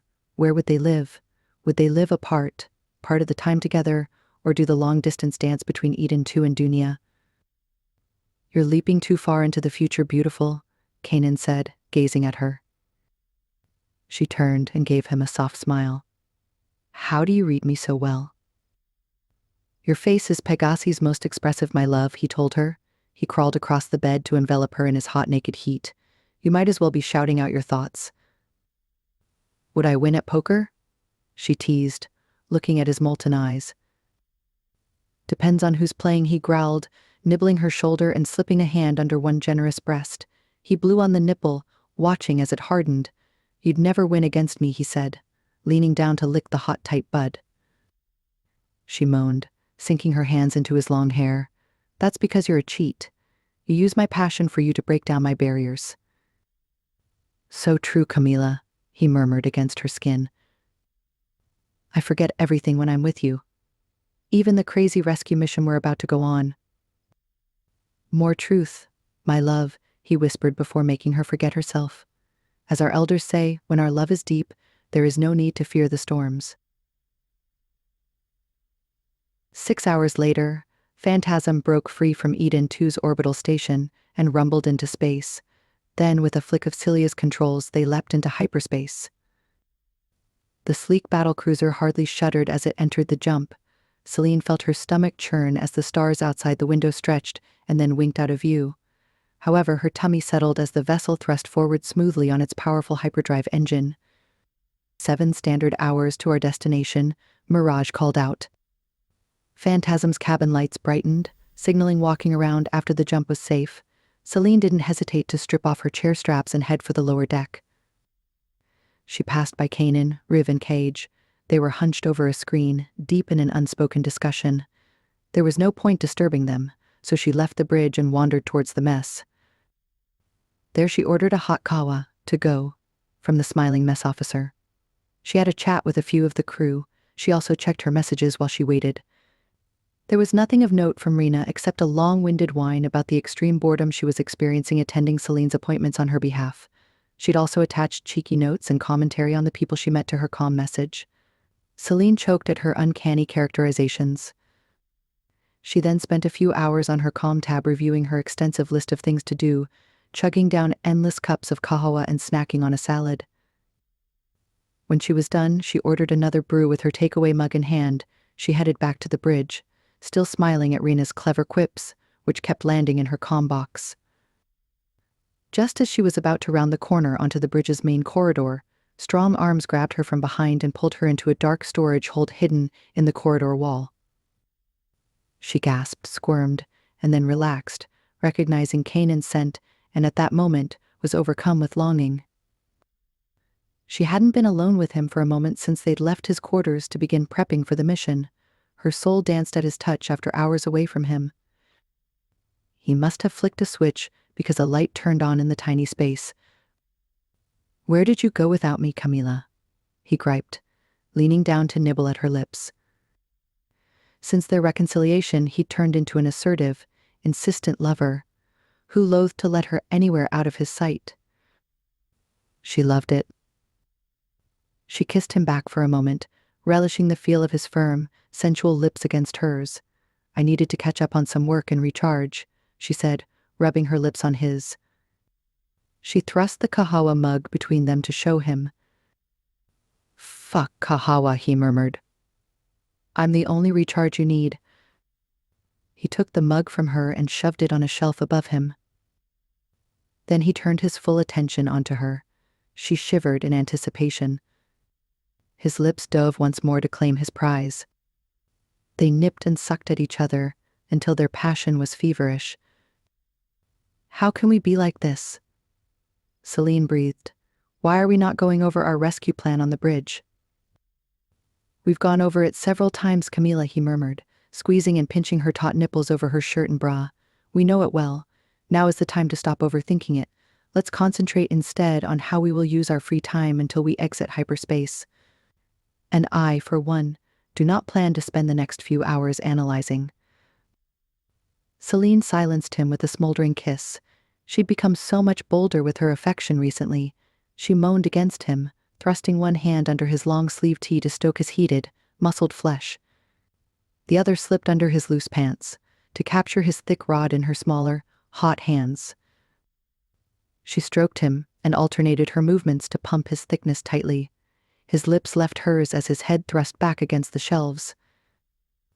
"Are you going to finish this, Camila?" he groaned, looking down at her briefly, his sapphire gold eyes shining. "Watch me." She slid down the band of his pants to slip him out into the cool air of the storage room. She then lowered her mouth, ignoring the strangled protest from his parted lips.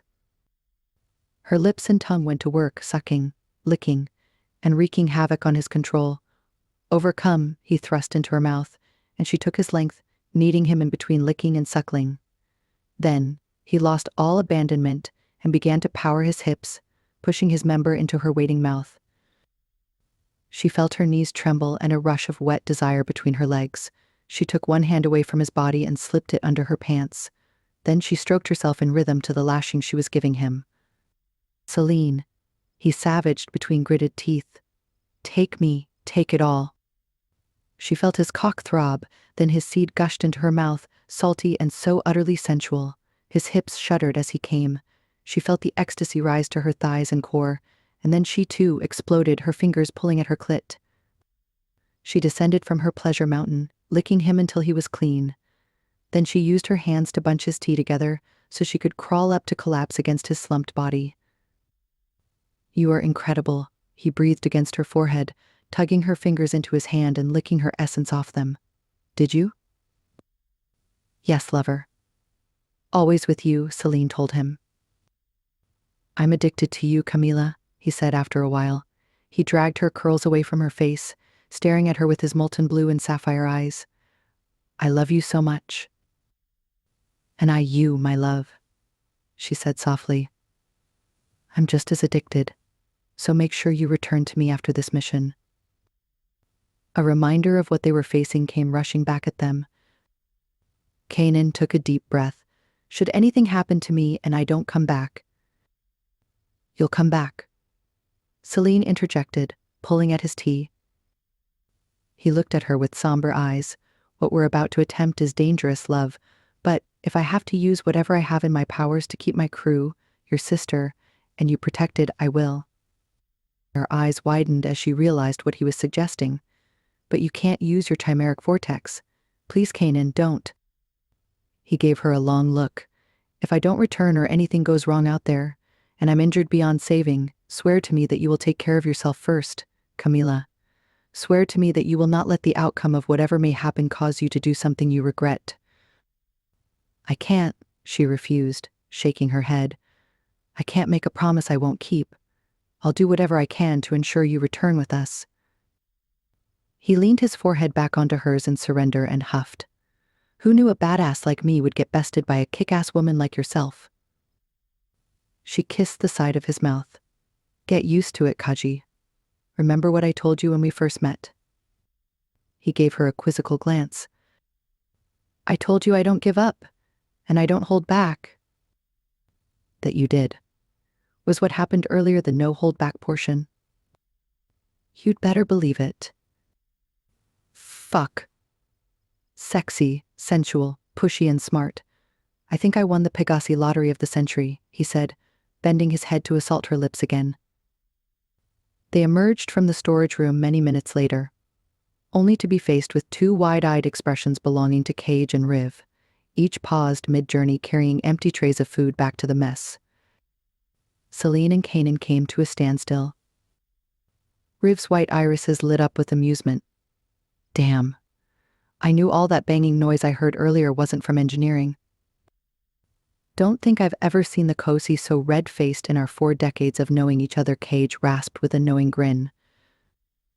He's not red-faced. He's het up by love, Riv sniggered. Hey Kay, you may need a scarf. Kanan gave his friend an irked and puzzled look. To cover that bright red love bite on your neck.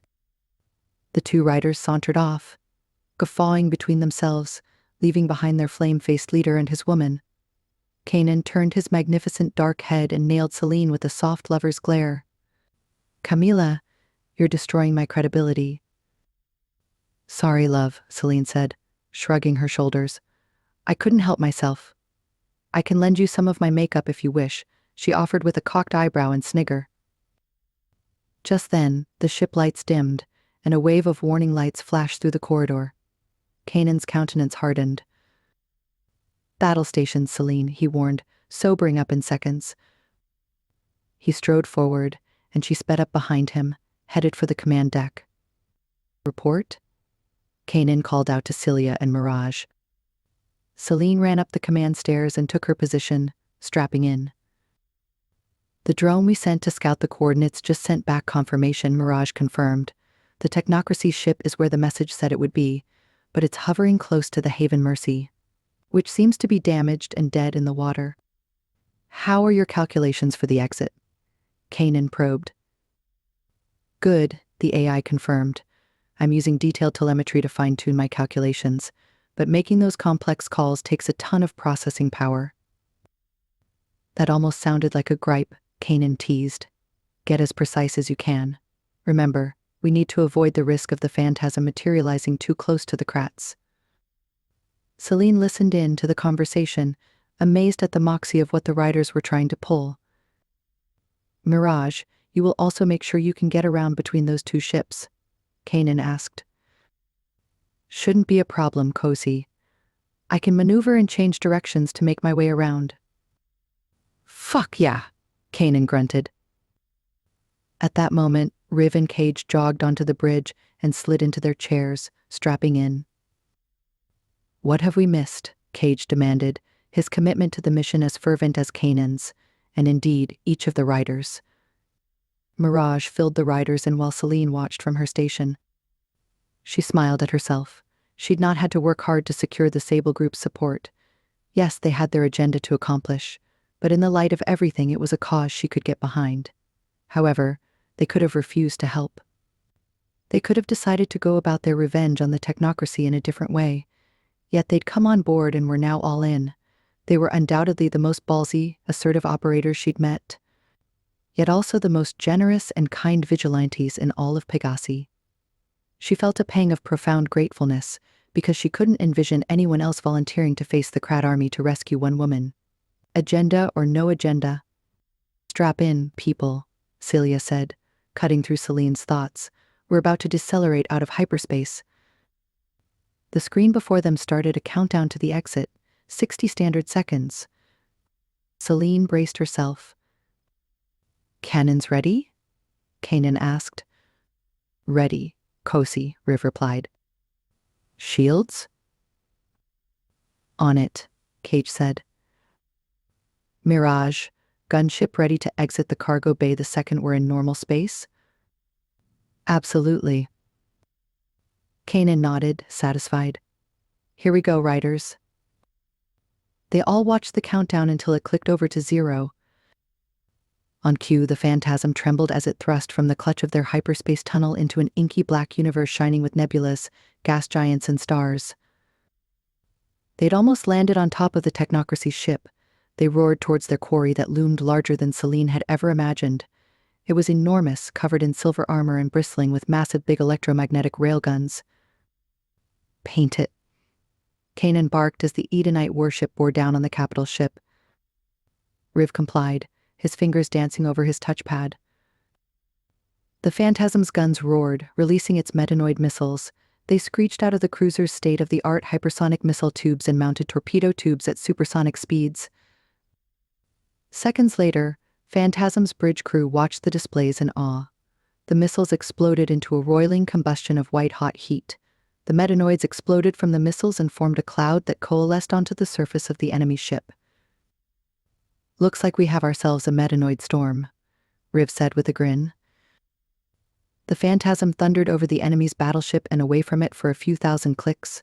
Celia guided the battlecruiser into a semicircle formation, turning so that its bridge again faced the Kratts. They saw the capital ship's dock area gape open to deploy rattlers. They winged through the air in search of their attackers. Instead, Mirage greeted them with a shower of railgun projectiles and painted them with metanoid-laced bullets. Payload, Cage reported. Now let's give these little suckers time to work their way into each ship. Their encoders are downloading my files as we speak. It'll take a few more seconds for the file to spread and cause the mutations, leading to eventual failure or self-termination. So watch out for the fireworks. Cage leaned in with eagerness, keen to see whether the tech he and Mirage had worked on for years would succeed. He wasn't disappointed. Suddenly, the rattlers shrieking towards Mirage and the phantasm seemed to falter mid-air. Seeing over 50 rattlers and interceptors oscillating to a sudden stop and wheeling through space was incredible. The capital ship's rail guns that had taken a few potshots at Mirage and the phantasm flailed about and collapsed on themselves. Lights all over the battleship flashed off and on. Small explosions bloomed all over the surface of the ship. Status, Kanan called out. I'm reading multiple system failures throughout the ship, Mirage replied. Their shields are obliterated, thrusters are gone, and station keeping is now inactive. As a result, they can't dodge any debris, nor can they maintain their orbit for much longer. A few hours at the most. And that, people, is how you take out a dreadnought and an entire fleet, Cage crowed. The Phantasm's crew whooped in celebration. Celine, however, had her mind elsewhere. What about Sheba? Cage whirled his chair to look up at her on the higher deck. Celine, remember the scout drone we sent ahead? She nodded. Well, we used it to bounce a stealth-cloaked neural node signal towards the ship, with a message interlaced in the signal band. Mirage, how's that going? The AI piped up. I just got confirmation the message was received. I can't tell by whom because the recipient has cloaked their signature, but that's probably just the common sense caution by Key Remy if he is indeed the one who sent the original message. He now has the same nanovirus instructions. Here's hoping he's on it, securing Sheba and himself so they can leave the ship. We'll keep broadcasting to him so he knows where we're at. He'll need to move fast, before any CO2 buildup chokes them, because air is likely not circulating past the scrubbers, Cage added. If systems have failed, then any breathable atmosphere in that ship is toast. Kanan nodded. Then we'd better leg it. Mirage, send the gunship back to our cargo bay. Boarding party, let's go. Kanan rose from his chair. Cage, Riv and Celine followed. They moved swiftly to Phantasm's command deck lift. Once inside, Celine moved to one corner, leaned against the railing, and bit a lip. Kanan proceeded to wrap Celine in his muscled arms. He bent down to kiss her forehead. It's going to be all right, Camila. I'm here with you. So too are the riders. Thank you, she whispered, lifting her face to his to press her mouth against his lips. For everything, Kaji. Kanan's fellow riders looked away while the couple shared what was to be their final kiss before the mission. Chapter 16. Auric Eyes. Celine. The lift doors opened to Phantasm's expansive cargo bay. It was a hubbub of activity as bots and a slim but efficient crew team swarmed over Mirage, moving fast, fixing any damage she'd sustained in her brief encounter with the technocracy's guns. The boarding party jogged into the Corvette where the three Sable Riders slipped into their metasuits. Accustomed to a quick change, they left the storage deck to give Celine some privacy. She was soon done, and at her signal, the riders filed back, checking weapons and suits in readiness for the fight ahead. Shortly, Mirage lifted from the grapples of the cargo hold and used thrusters to push towards the emptiness of space. After weaving through the flotilla of the dead, floating in rolling rattlers, the quick flight was soon over. Mirage set the gunship a click above the surface of the capital ship's dock area. Anything, Mirage. Kanan said into everyone's earpiece. Kosi, not a krat is stirring. Not even a bot. Everyone, on me. I'll take the lead, Kanan stated. Celine, you're behind me. Riv, you follow. Mirage, you help us map the interior of that ship and Cage. You know what to do. To Celine's amazement, Cage's body and suit flickered and disappeared. Did that just happen? She asked with a small voice. I'm still here, she heard Cage say in her helmet speaker. I've just activated my metamaterials. My body's meta-nanostructure can trap light in a fractal-shaped pattern producing a very dark black. It also reflects light along a specific path. It interlocks with my suit's metanoids, making me appear transparent when viewed from all angles, up or down. You riders never cease to amaze me, she said in awe. You haven't seen the half of it, Riv grinned. Our suits all have stealth features but chew too much battery, so we rarely use our cloaking tech. On the other hand, Cage has inbuilt biometa in his blood, so he uses that magic trick whenever he wants to, lucky bastard. Enough banter, people, Kanan cautioned the group. We're stepping out. Weapons ready. Stick to the shadows. Move with care. Avoid detection. Wait for Mirage or me to let you know if an area is clear of any krat elements before moving forward. Somehow Celine knew he'd listed the parameters just for her. The rest of the riders were consummate warriors who needed no instructions for an op that resembled hundreds of others they'd been on. Kanan stepped out of the airlock with his helmet seated against his lethal-looking rifle. Celine followed, gripping her handgun in both hands, her weapon at eye level with the sights. Riv followed, his rifle held in a point-shoot stance. Cage flitted somewhere behind them, unseen. Their suits activated and lowered them to the ship using their mini jetpacks, micro thrusters, and gentle maneuvers guided by Mirage. They floated down, their anti-grav boots auto-powering as they touched the Krat's deck floor in 0G. The hangar-like deck was devoid of movement. It was also dark and imposing. Kanan used 2 fingers to beckon the group forward. They raced to the edges of the open hangar door.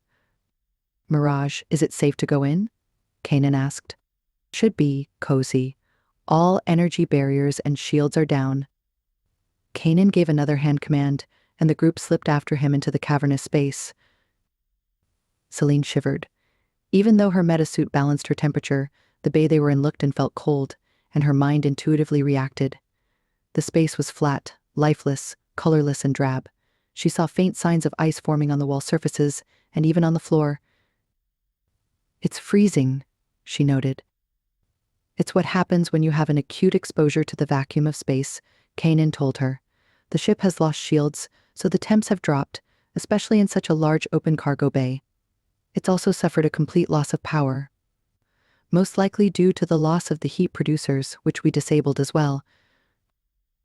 Most of the capital ship's rattlers and interceptors had been deployed to defend against the Sable Riders' sudden attack.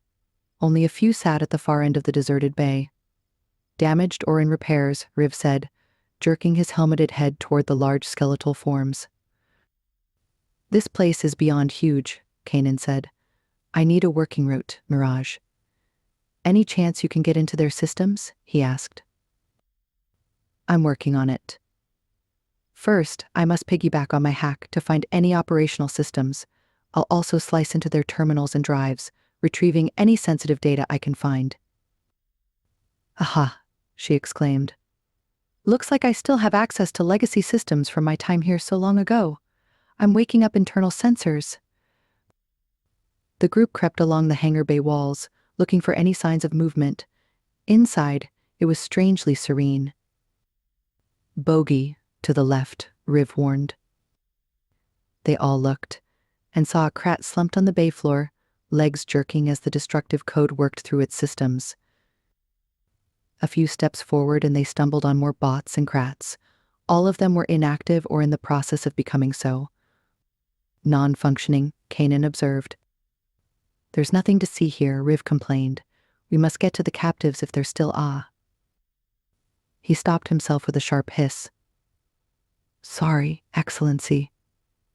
I didn't think. Celine dismissed his apology with a quick gesture. Riv, call me Celine, and please don't censor yourself on my behalf. I get it. Cozy, Mirage called out. She sounded excited. I've managed to access the CO2 and heat sensors, and I found a huge concentration of signatures on the third deck of the ship, where the bridge is, if I remember well. So all indications, with that level of heat and gas, is that we might have human activity in that section. How do we get there? Kanan rasped. I'll guide you. I think I have an old map of a similar ship that we can use as a guide. I'll also use the sensors as a guide. Let's go, Kanan urged. Cozy, it's going to be a long-ass walk to the bridge at this rate, Cage said from behind them. May I suggest an alternative? Absolutely. Anything to make this mission move along faster. Listen up, Cage said. They must have some major ventilation. And on a ship this big, it'll be a huge sucker of a fucking shaft. Brother, Riv winced. There's a lady present. What? Cage snapped back. It's the only way I know how to express myself. Gentlemen, I've heard worse, Celine commented. Cage, please continue. Sante milady, the cloaked man said. Back to what I was saying. Despite the technocracy being machines, etc., they still need air to cool a large ship like this from the lower decks to the bridge. They'd need a fuck ton of it to maintain optimal temperatures in the number of machines in this place. So what we're looking for is wide and long. It should be accessible by a panel somewhere in here. We should fit in it, and using our suits, fly up to the deck 3 equivalent exit and voila. Kanan nodded. Mirage, can you help? I'm searching. There was a short pause. There, to your right. The wide man-sized ventilation panel. It opens right into the larger ship-wide shaft. Kanan jogged to the wall of the immense bay to a metallic panel, which he wrenched from the wall in a single move. There it is, the upward vent by which so many ships flame out, Cage quipped. Kanan gestured towards his general location. You go in first. Secure it. They paused as they imagined Cage jogging to the wall. There was a slight creak as he eased himself through the large panel. Moments later, his voice came through their HUDs. All clear. Riv went in next, followed by Kanan, who reached a hand out to Celine. He helped pull her through and touched a button on her chest to activate her suit thrusters. She floated into the cavernous space and joined the rest of the riders, catching a fleeting shimmer of light which she guessed was Cage. Up and away, Kanan said. The cylindrical space was vast, and they moved up it fast. They saw evidence of shield generators designed to stop invasions through the ventilator, but those were dead and inoperative, thanks to the riders' machine-lethal metanoids. Almost there, Mirage told the boarding party after they'd swept past several decks. You're coming out to the shaft exit on deck 3. The group decelerated while Kanan led them to a similar-looking panel within the shaft as the one they'd entered below. He pulled out the panel cover, and it floated away. They exited the shaft and found themselves in a large open corridor. Where next, Mirage? Kanan murmured. Those signatures I detected earlier are to your left. I'm sending you a rough map. The air is breathable too, but I'd keep your helmets on for obvious reasons. Of course, Cage said. Kosi, I'm also picking up a small amount of power nearby. Kanan's voice dipped in surprise. I thought the metanoids deactivated the ship's power grid. This isn't coming from the power grid. It's from a source that I can't work out. Also, Kosi, this part of the ship has somehow been shielded from our attack. It's in complete lockdown, except for the shaft, which our metanoids didn't get at since they can't fly. So watch out. There could be Kratts close by still alive and kicking. Noted, Mirage. Sante. You're welcome, Kosi. The group crept forward, sweeping corridor after corridor, room after room. I'll repeat it. This place is a planet in itself, Riv groused after more long minutes of careful advancing. They rounded where a large doorway led to a massive room beyond. They walked towards it, and through the open blast doors, lights flashed intermittently, illuminating instrument panels, loose wires, and yet more Kratts slumped over on the floor. The bridge? One large hollow screen, a captain's console, various stations, and multiple displays. This is it. Ugly as fuck though, Kanan observed. You'd think they'd have updated their interior design since the last time we were on board one of these ships from hell. They walked down the top balcony of the deck, stepping onto the lower part of the bridge. It was just as colorless and drab as the rest of the Kratt boat. It's been designed as an armored capsule surrounded by the bulk of the spaceship structure, and reaction mass tanks deliver a great deal of radiation protection without requiring large amounts of extra shielding, Cage said, geeking out. Suddenly they heard a cough at the entrance to the bridge, followed by the spit of a weapon, a warning shot over their heads. Down, people, we've got company, Kanan hissed. Celine fell to the floor as Cage and Riv sent a barrage of laser fire and bullets across the room.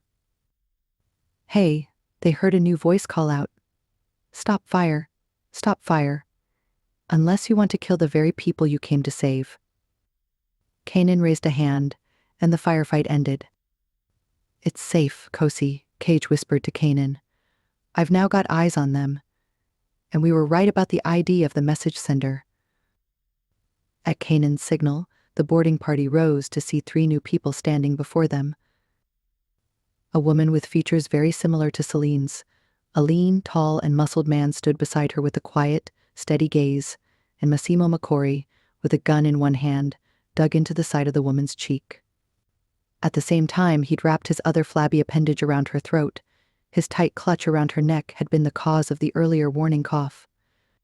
Brother. Kanan growled into the private channel of their HUD speakers. Sheba. Celine whispered. She took a half step forward, but Kanan's wrist shot out, pulling her back. Celine almost fought him, but logic won, and she eased back. The Sable Group, I presume, Massimo said oilily. Damn, Riv murmured into his HUD. I thought we got rid of this fucker for good. He just took off like the loser he is, and this is where he fled to, Celine snapped, rage flowing through her body as she ran her eyes over her sister. Sheba had bags under her weary eyes, her hair was mussed, and she had a bloody scratch across her forehead. Yet she stood there defiant, judging by the narrowed set of her gaze. Who speaks on your behalf? Dunia's ex-defense minister said. I need to see their face, so I know who I'm negotiating with. Celine made another half movement, and Kanan shook his head imperceptibly. He muttered into his HUD. If he sees you, Celine, he'll do whatever it takes to get at you. You're his ultimate bounty. We can't risk that. We can't risk my sister either, she warned. Then leave it with me. I don't want to have to negotiate 3 prisoner handovers instead of 2. Makes sense, she said after a beat, but please help her. Of course, Camila. But whatever you do, don't reveal yourself to her until we're safely off this ship. Otherwise, she may ID you, and we lose our negotiating edge. The conversation, low, whispered, and masked by their helmets, was out of Massimo's earshot. The large man grew impatient, and he gripped Sheba even tighter. Someone, please talk to me now, otherwise she dies. Kanan signaled that Celine stay back while he moved forward and tugged off his helmet. He faced Massimo, nailing the treacherous man, somewhat diminished in size by his recent ordeals, with a cold glare. Massimo responded by pressing his gun harder against Sheba's neck, and Celine saw her sister grit her teeth. Celine took a harsh breath while Ki-Remi, inert at Sheba's side, clenched his jaw and fists. Who are you? I'm a nobody, Kanan shot back. But we've already met. In your study. Before you legged it like a coward out of Dunia. Massimo flushed. I don't recall you. I also don't care where we met or whoever you are in the Sable Group's hierarchy. All I know is that you've spoilt my plans. Kanan quirked an eyebrow. Which were what exactly? From what I've seen, any plan you've tried to enact has turned into a fuck ton of manure. Now let the woman go, Massimo. Whatever game you're playing, the technocracy is done. We've prevailed against them. All I need is Celine Manene, and her ability to speak to Dunia. I won't let this woman go until her sister shows up. Why? What have you planned for her? Massimo sneered. The plan is to entice her here, so I get face to face to persuade her to communicate with Dunia's sentience and pass on a critical message. The contempt fell off his face, replaced with a cold, calculating glare. After which I'll get rid of her. Just so we're clear, get rid of Celine. The prime of Dunia, Kanan said, his voice clipped with rage. Yes, keep up, man. After she shares her planet's powers, she's no use to me alive. Neither are any of the Dunians who supported the shit show we just experienced. All because the former prime and his unremarkable daughter had no vision for the planet's best future. On that note, why are you here? I didn't send for you. I hadn't enacted my plan yet. I was waiting for the rest of the technocracy fleet to get here so we could advance to Dunia and use my little prize as leverage. Kanan arched an eyebrow, and Massimo scrambled to fill in the silence. Maybe one of my dynasty members was loaned some shills and hired you to find me, the desperate man said.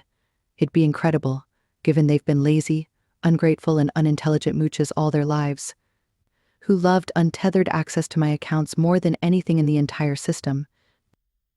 Kanan's jaw tightened. Fuck all this talking, Massimo.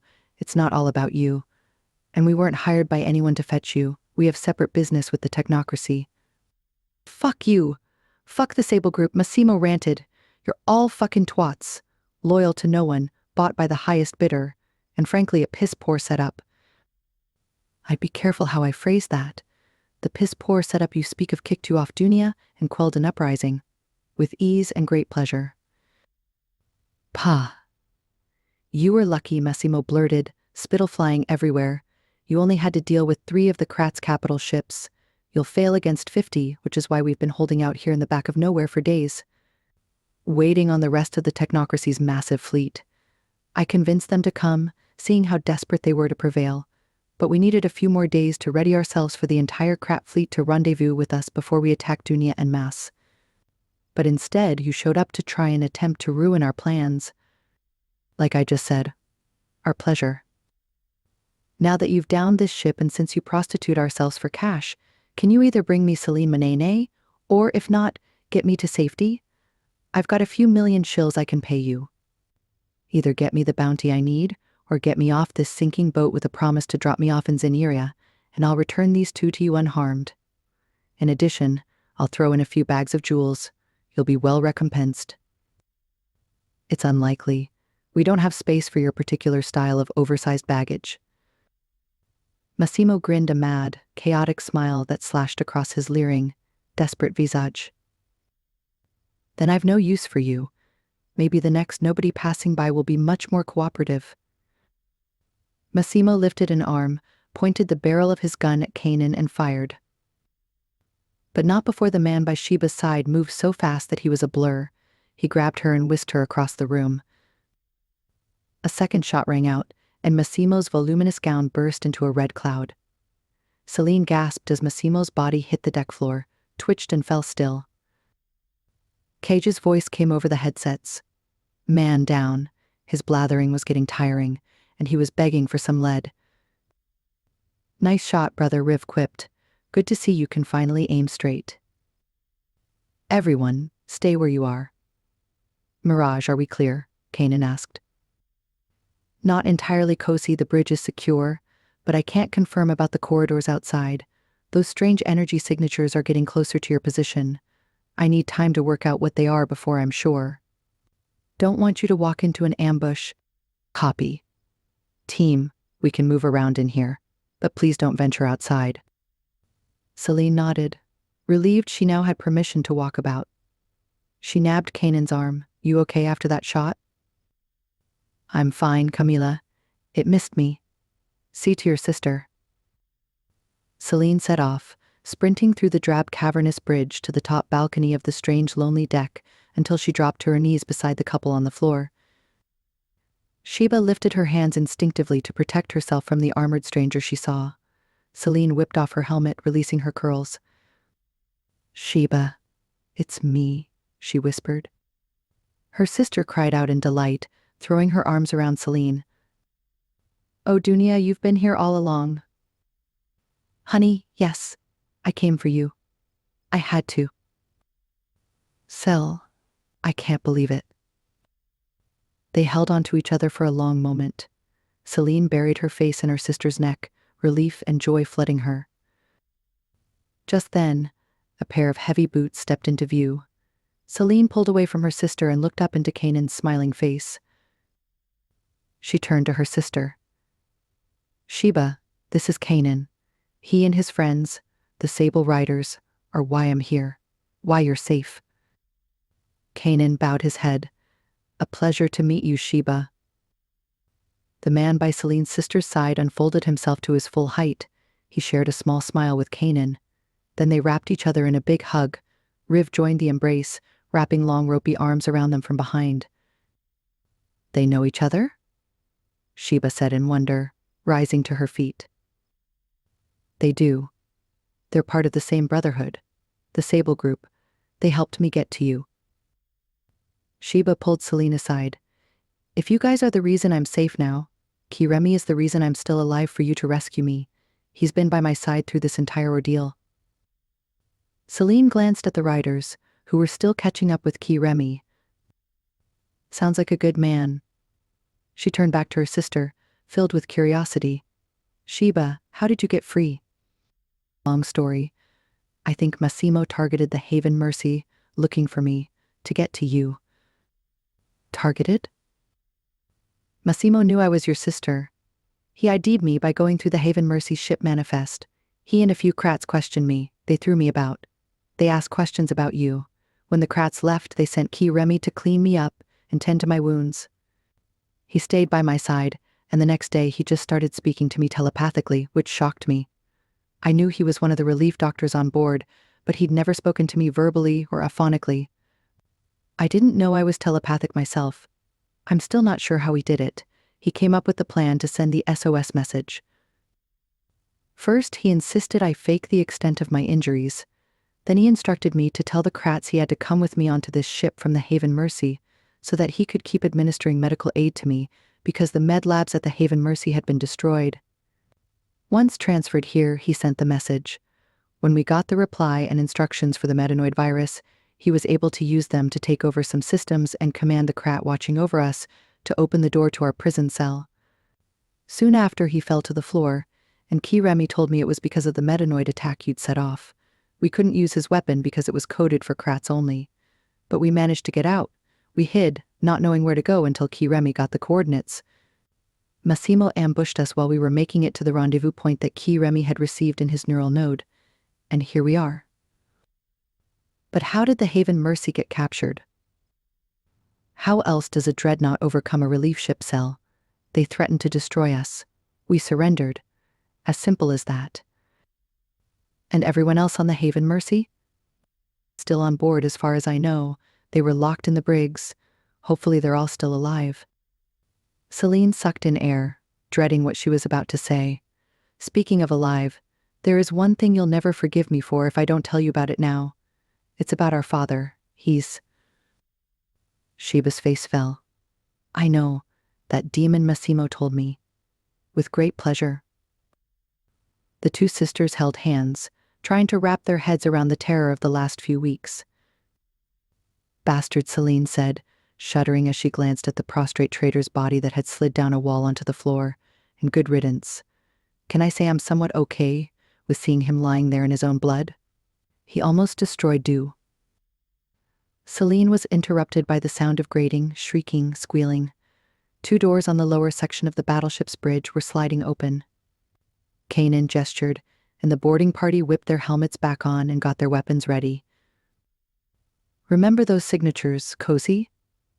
Mirage said into their headsets. They're now at your position. The Sable Riders, Celine and Sheba, stared as 36 Kratts stalked into the strange bridge. The 6 leading the group sported the gold cloaks of the high Kratts, while the rest were mid-level guard Kratts in silver cloaks, each brandishing raised weapons. A voice rose from amongst them, metallic and uncomfortable. Our esteemed guests, welcome. What a surprise.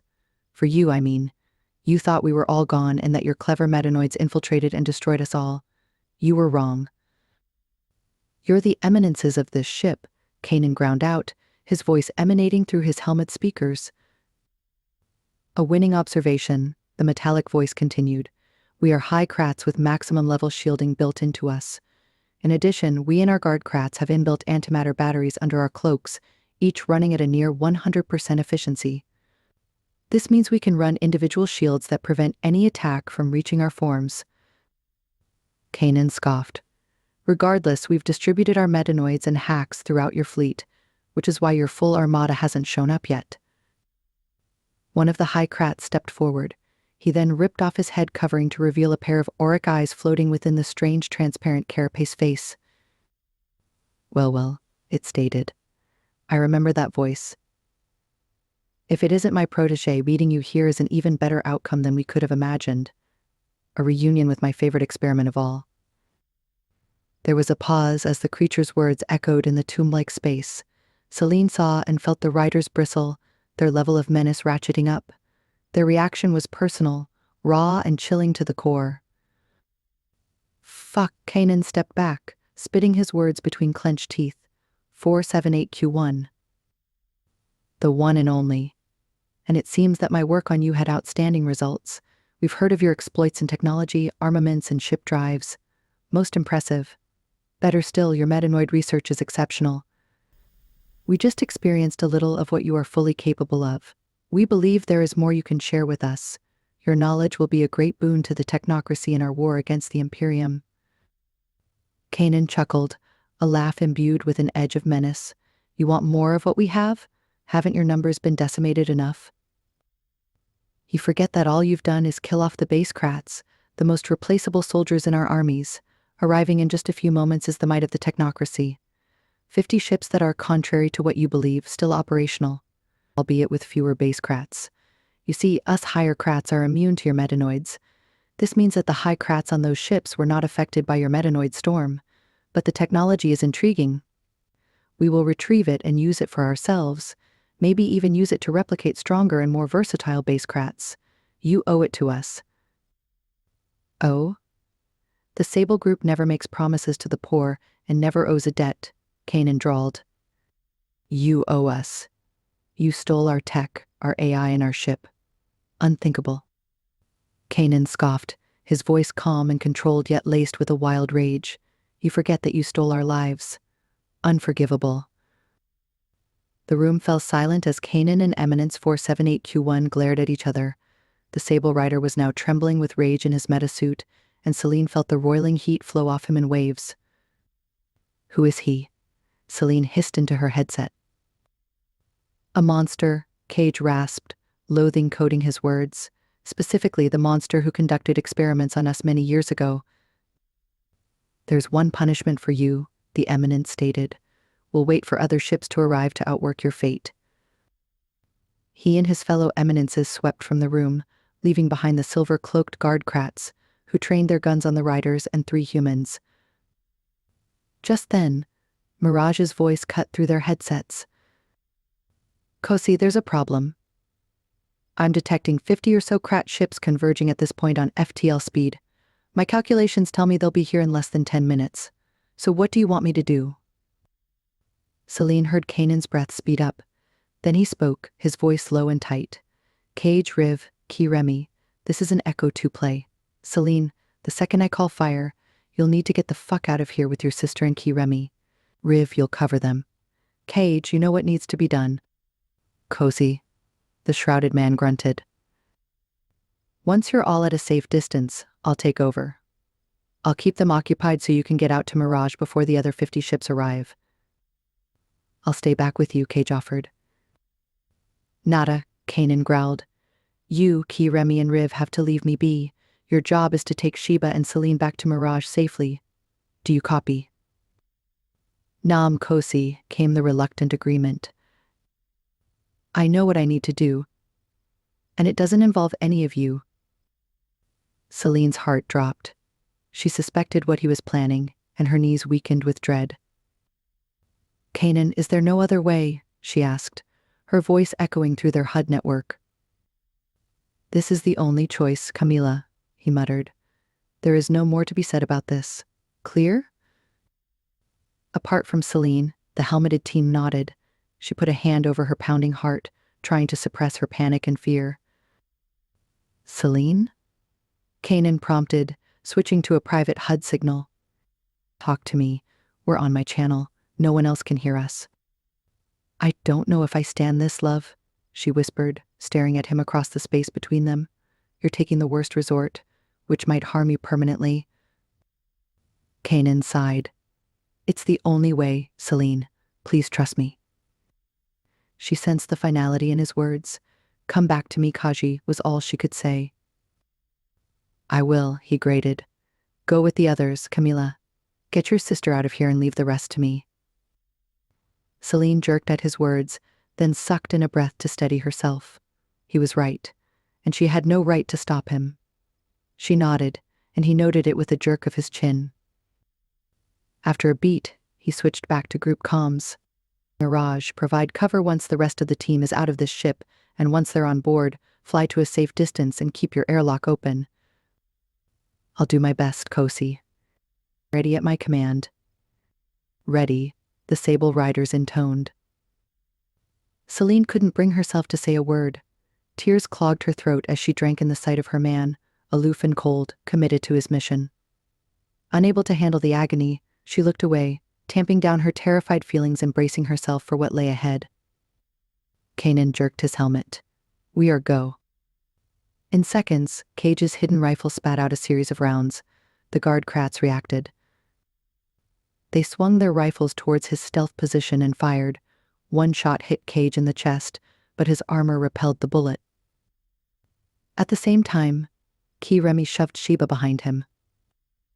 Celine ran towards the pair, and they fled the bridge room, ducking fire as they moved as fast as possible. Celine fired a few shots, providing cover for the unarmed pair, coming between them and the action. Seeing the fleeing group of humans, the crats fired at them from the bridge level below them. Riv pumped lead, and a barrage of gunfire blazed in the space. Irvin, Celine, and Sheba and Kiremi took cover where they could. Cage picked off the Kratts one at a time, holding them off as best he could. Then Kanan began his diversion. He fired from his position on the lower level. The Kratts responded and swung away from the crouching group. "Move," Riv shouted, sensing their break. The group ran outside the large doors and into the long corridor. One plucky droid followed, trying to cut them off as they advanced down the corridor. Cage took him out. The group barreled forward through the long lone halls, heading towards their marker, the same panel they'd slipped through onto the command deck. Still cloaked, Cage provided cover from behind and put down a few Kratts who dared to try and ambush them. Shortly they reached the man-sized ventilation panel. They stopped just outside it when Celine had a thought. "We don't have suits for Kiremi and Sheba, so how are we going to do this?" she panted, staring at Riv. "Cage will take Kiremi, and Riv will carry your sister," the Edenite responded. Cage rematerialized before them. "I've got 3 or 4 bogies behind me. Our weapons fire has slowed them down, but they're still blasting.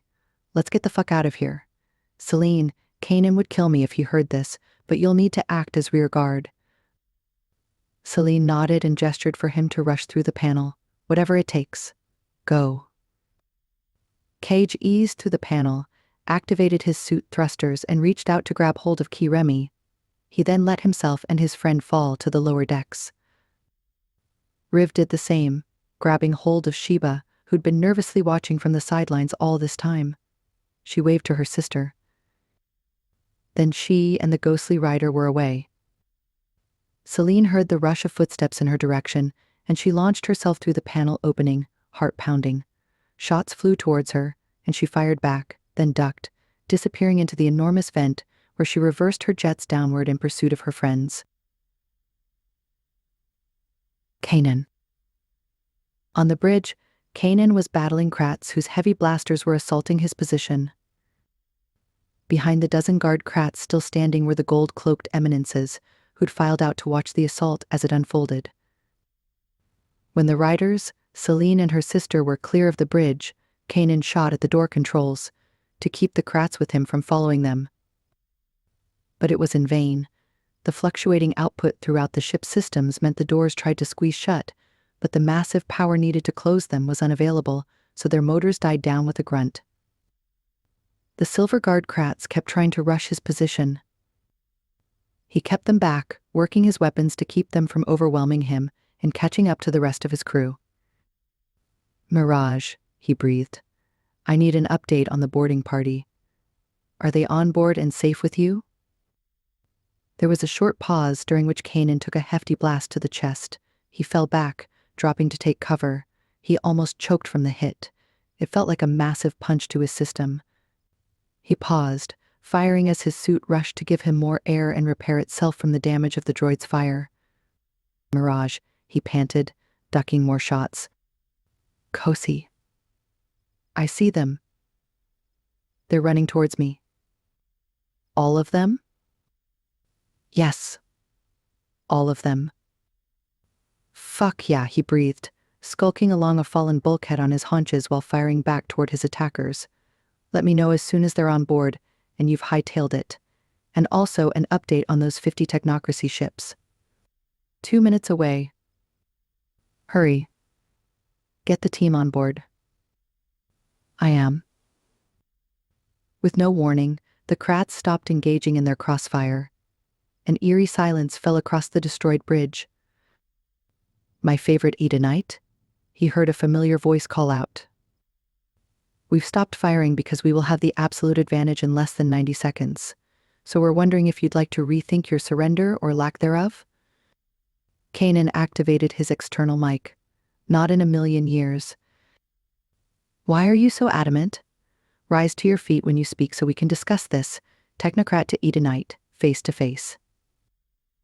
Kanan took a deep breath, then rose.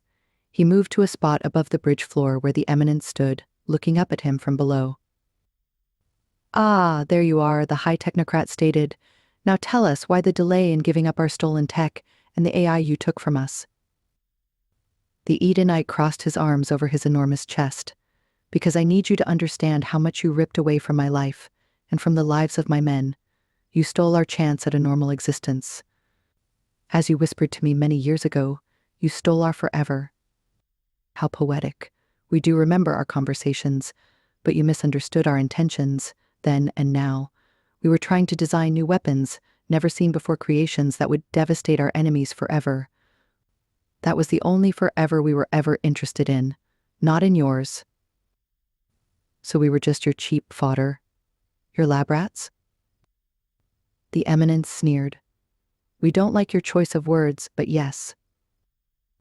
No longer, Kanan promised, his voice laced with steel. I never thought I'd ever see you again, so to have you join us is a surprise, but also a major plus because now I get to show you what I've been waiting years to share. You'd better hurry then, Edenite. Our other ships will be here soon, and we'll take what we want just like we've always done. Now and forever. Just then, the Eminence jerked his droid head away, his attention arrested by an unseen distraction. At the same time, Mirage's voice filled Kanan's headset. Update, Kosi. The Technocracy fleet has arrived. They've surrounded the vessel you're in. The good news is that I have the team safe and sound. We've also flown several thousand clicks away. I managed to pull the Haven Mercy with me in a tractor beam as I sensed life signs in the ship. You're good to go. Stay there. Keep your cargo deck open. As instructed. Kanan stood still, waiting. Moments passed before the Eminence swiveled his transparent carapace skull, and the strange gold orbs fell on Kanan in an unflinching stare. The time has come, protégé, to teach you the ultimate lesson. No one steals from the Technocracy, and no one denies us anything. We are here to retake what's ours. You don't say, Kanan shot back. He pulled off his helmet and then unzipped his metasuit. He stepped out of it carefully. What are you doing? The Eminence called out, pointing a gold arm to the man undressing before him. The Edenite ignored the demand, removing every article of clothing until he stood before the bemused Kratz in his shorts and nothing else. He tossed his metasuit and helmet to the level below. They fell at the Eminence's feet. Have at it, Kanan drawled. All our secrets, technology, and all the fuck we've been up to for the last 20-odd years. It's all in there. In the metanoids, the chips, and the neural network. You'll find it all. The Eminence jerked its skull in a triumphant cackle. At last, you've realized they were ours all along. It gestured, and two of its fellow Kratz grabbed hold of the suit and helmet. The group turned as if to walk away, pausing mid-step when Kanan spoke again. But wait, I'm not done, he said. There's one more thing I wish to share with you, the ultimate prize, what your experiments turned me into, the technology you poked and prodded me for, that you tortured and twisted my body for, causing me years of unbearable pain and misery. You could never have known how much of what you pumped into me would mutate and produce new immeasurably powerful structures in my DNA. It's all right here. Inside me. It's this gift that I want to share with you. The Eminence's gold orbs lit up with eagerness and greedy joy. Excellent, protégé. We will take it all. Show it to us. With pleasure, Kanan said softly. He extended his arms out. Tendrils of white, red, gold, sapphire, and silver stirred under his skin. The white-hot, red and sapphire heat spread across his entire body. Then it leaked onto his hair and fingers and feet. His molten eyes blazed just before his entire body combusted. The extreme temperature sucked the oxygen from the room, searing the air. What are you doing? The Eminence shouted, panicking at the sight of the unexpected transformation. Stop this now. We've seen enough. A whisper came from the whirlwind of fire that was Kanan. I cannot be stopped. In case you forgot, you denied me, my continued existence, and my choice of what forever would look like, so I'm going to deny you yours. A whirlwind began to form under and around the resulting form of flame and blazing tongues of energy. The Kratz crouched to escape the intense rising heat that scorched their carapaces. The pair who'd clutched his metasuit and helmet combusted when their nuclear batteries heated to over 2,000 degrees. The sudden increase in temperature caused a radioactive explosion that consumed them in an instant. The rest of the Krats swiveled their gold and transparent skulls in horror at witnessing the obliteration of their fellow beings. They tried to escape, but a turbulent wind kicked up, forming whirling eddies of air that turned into a tornado-like vortex that sucked them to it, an energy so powerful they couldn't escape it. The vortex began to move across the bridge like a fire tornado. Howling, the Krats were sucked into the whirling, burning core and rotating flames. Bulkheads were uprooted, stations sucked in and spawned into blazing spouts of energy. The Eminence tried to hold on to a handrail, but it melted in his hands. He screamed before he was caught up in the mesocyclone-like updraft rotation of the plume, disintegrating into it. The super blaze spread with speed to the rest of the ship. It ignited the temporary nuclear batteries the Krats had been utilizing to shield themselves on Deck 3. They exploded, adding to the high heat. It burnt entire decks to a crisp, traveling swiftly down the gigantic air draft. Before long, it reached engineering. When it touched the antimatter drive, it melted. Seconds later, the ship's engine imploded on itself. The core of the pyrocumulonimbi on Deck 3 flamed against the bridge's view screen, melting the thick sheet of alloy glass. This pushed the flaming supercell into space, where 50 technocracy capital ships hovered. They fired at the fiery nebula rushing toward them, but to no avail. The pyroclastic storm tore through space, taking out ship after ship. They ruptured, blew apart, and exploded like fireworks against the dark void of space, reducing into microscopic energy atoms. For a moment, it seemed space contracted due to the massive energy being parsed through it. The atmosphere flamed until, after a time, its vacuum contained the furnace, which roiled down into a smaller cloud of flames, which hovered mid-firmament between a sea of ashes, churning debris and a deep, almost reverent stillness. Chapter 17. Now you can have your forever. Celine. On Mirage, the entire party on board watched the fireworks with wide, horrified eyes through the giant holoscreen. Cage, Kiremi, and Riv shared long, worried looks. Sheba held Celine as she wept, staring at the glowing, roiling, pyroclastic form. Then it was all over. All 51 of the technocracy ships were gone. Disappeared, scorched into oblivion, as if they'd never existed. All was dark except the cloud of flames still floating in space. Then it moved towards them. "He's coming," whispered Celine through a ragged, hurting throat. The 3 Sable Riders on board rushed down to the cargo deck doors. Celine, too, followed by Sheba. They crowded at the view window of the blast doors outside the cargo hold, waiting. A bright light encompassed the cargo hold, sparking with flames and embers. They all stepped back, holding their arms over their eyes to shield them from the brilliant cluster of heat and luminance. The light fell, and they heard a thump. "Mirage, doors," Cage ordered. The external cargo hold entry closed, and the internal doors slid open as soon as their seams were joined. There he was. He stood inside Mirage's airlock, merged back into his metahuman form, covered in many hideous burns and bruises. Kanan swayed, and Celine leapt forward, catching him as he slumped onto the floor. The journey back to Eden 2 was a somber affair. Cage and Riv sat on the command deck, guiding the phantasm back home. A deck below, Celine sat by Kanan's bed where he'd lain since being carried in by his brothers after falling unconscious on Mirage's storage deck.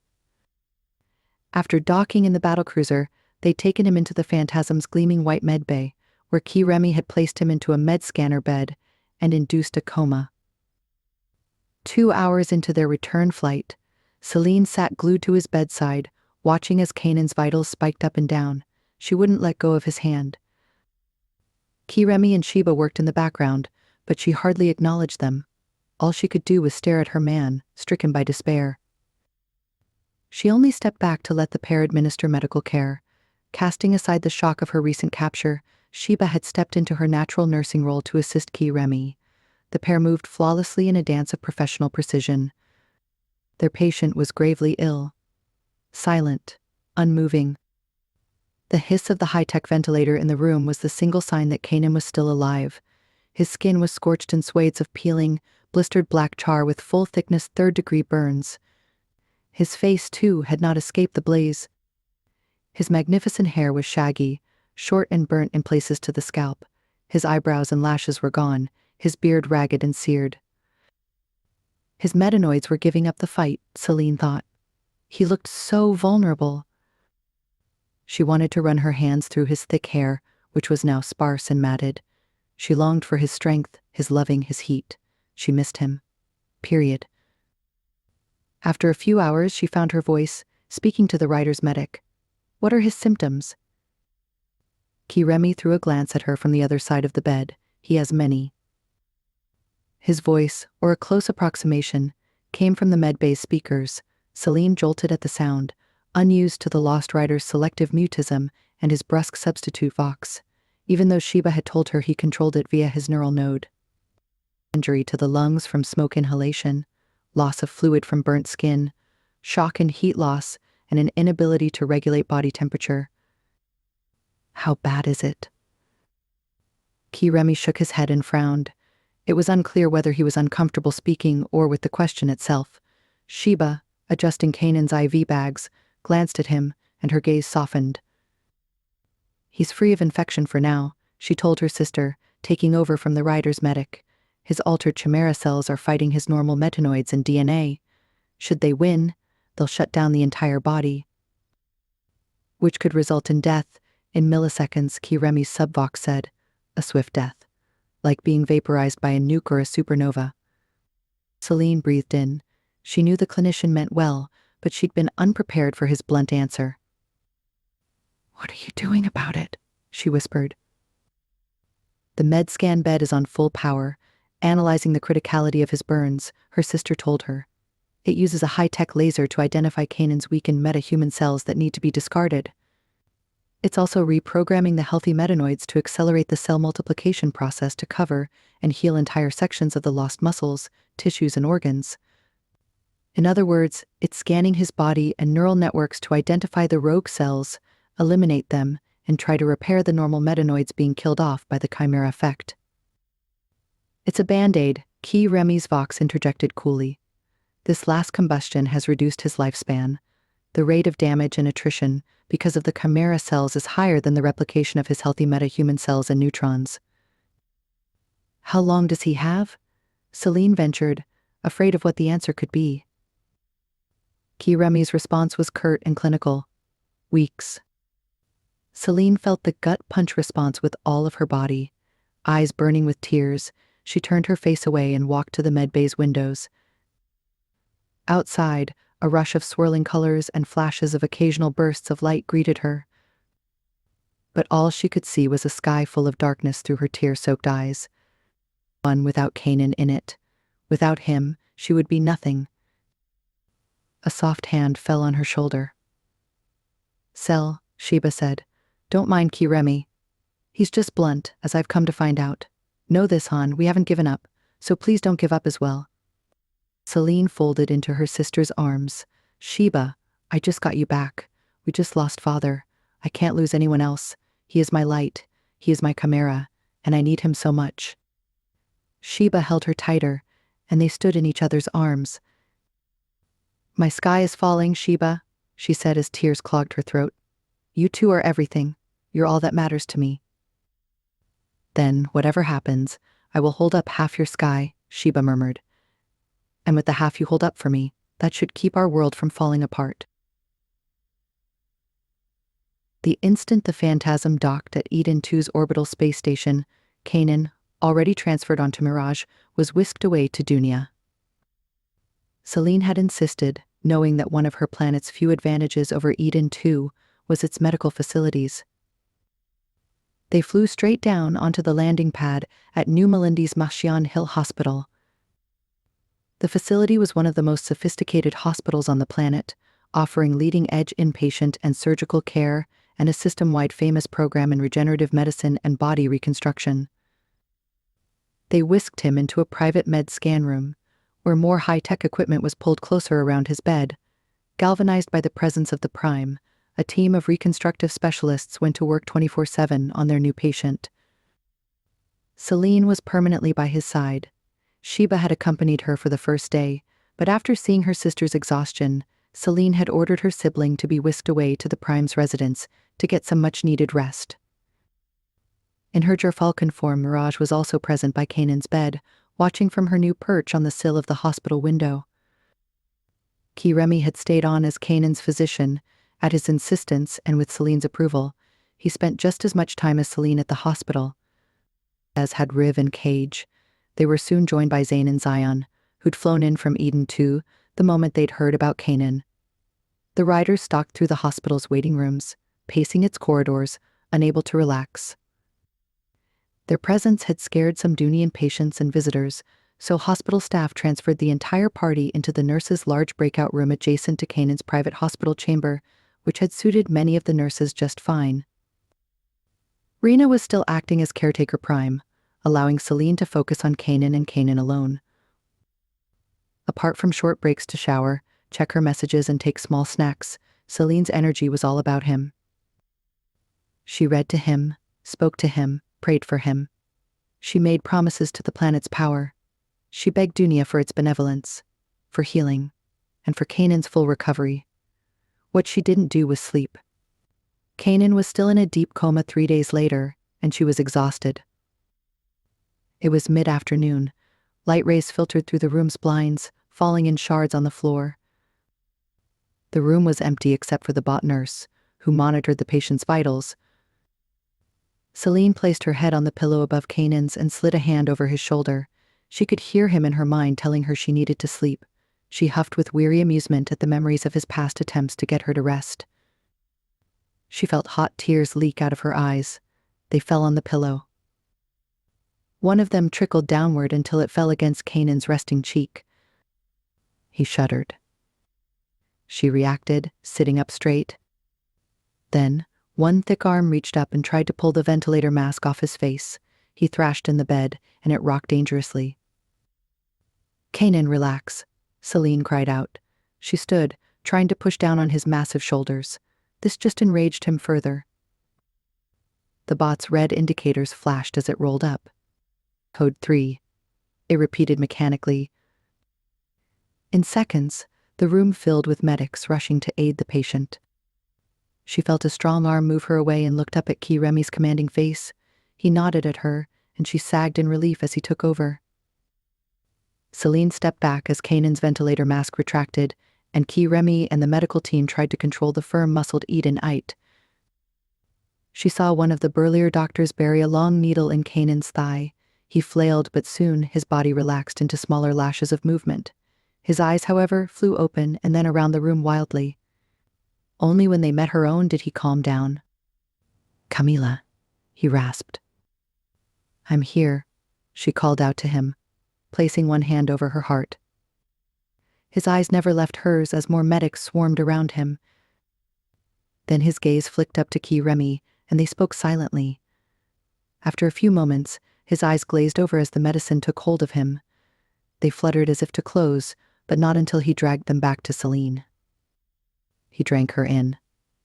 Then they shut as he fell asleep once more. It took another 2 days for Kanan to wake again, this time under his own steam and breathing for himself. It was a gentler waking than the last, and he opened his eyes as Celine read from a book in her Comtab's library. "Camila," he whispered roughly in his deep voice. She looked up, joy spreading across her face, throwing down her reading device.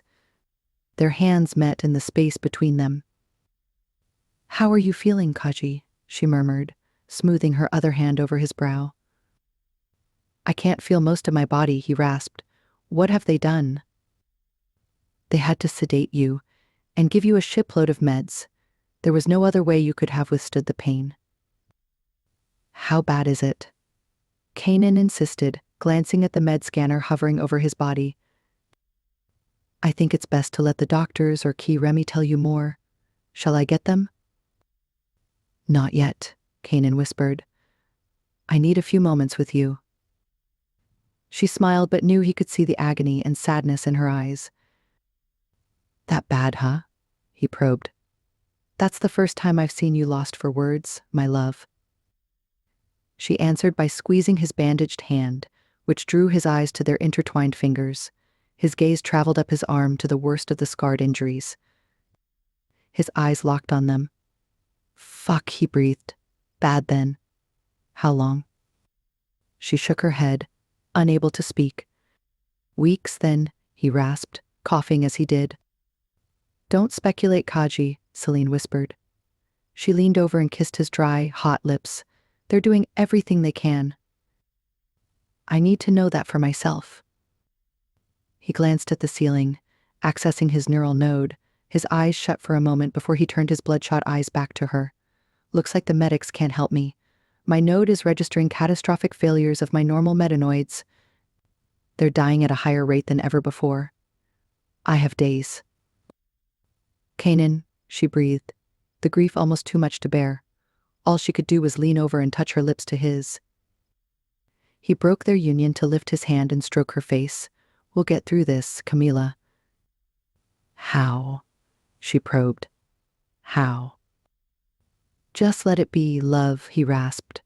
At least I put an end to the Kratts and their torment across the system. For that I feel relieved, almost healed from all the pain and anguish their existence wrought on me. For this alone, Camila, let us be grateful. He wrapped his arm around her and squeezed, pulling her close. She placed her head on his chest and cried for a long time before the heaving emotion lashing her body quietened. Where are we? He growled. On Dunia. At a local hospital, one of the best, Celine said, sitting up, still wiping tears away from her ravaged face. She turned to scramble inside her bag for tissues. Dunia? Kanan repeated slowly. Yes, we brought you here after. She turned back to see Kanan attempt to rise from the med-scan bed. What are you doing? Get me out of here, he barked. What? I said, get me out of this hospital room. She panicked. And take you where? Zulu 1, he breathed, to the grotto. But why? Because that is where I fucking need to be. She blinked, staring at him, trying to make sense of his words. Still seeing her confusion, he tried to clarify further. Remember when we last visited the grotto? During the incursion? He said roughly. She nodded, confused. You left me there. Somehow I found myself pulled to the waters. I got inside, and it did that thing it does. It spoke to me. It told me to return when I was ready for healing. It what? Celine croaked. He rolled towards her, his molten eyes enlarged against his ravaged face, pleading. Please, Camila, take me there. I don't know how long I have left. I have to try everything in my power to get well. She shook her head to clear her racing thoughts. You're sure those are the words it said? It spoke to you? It did.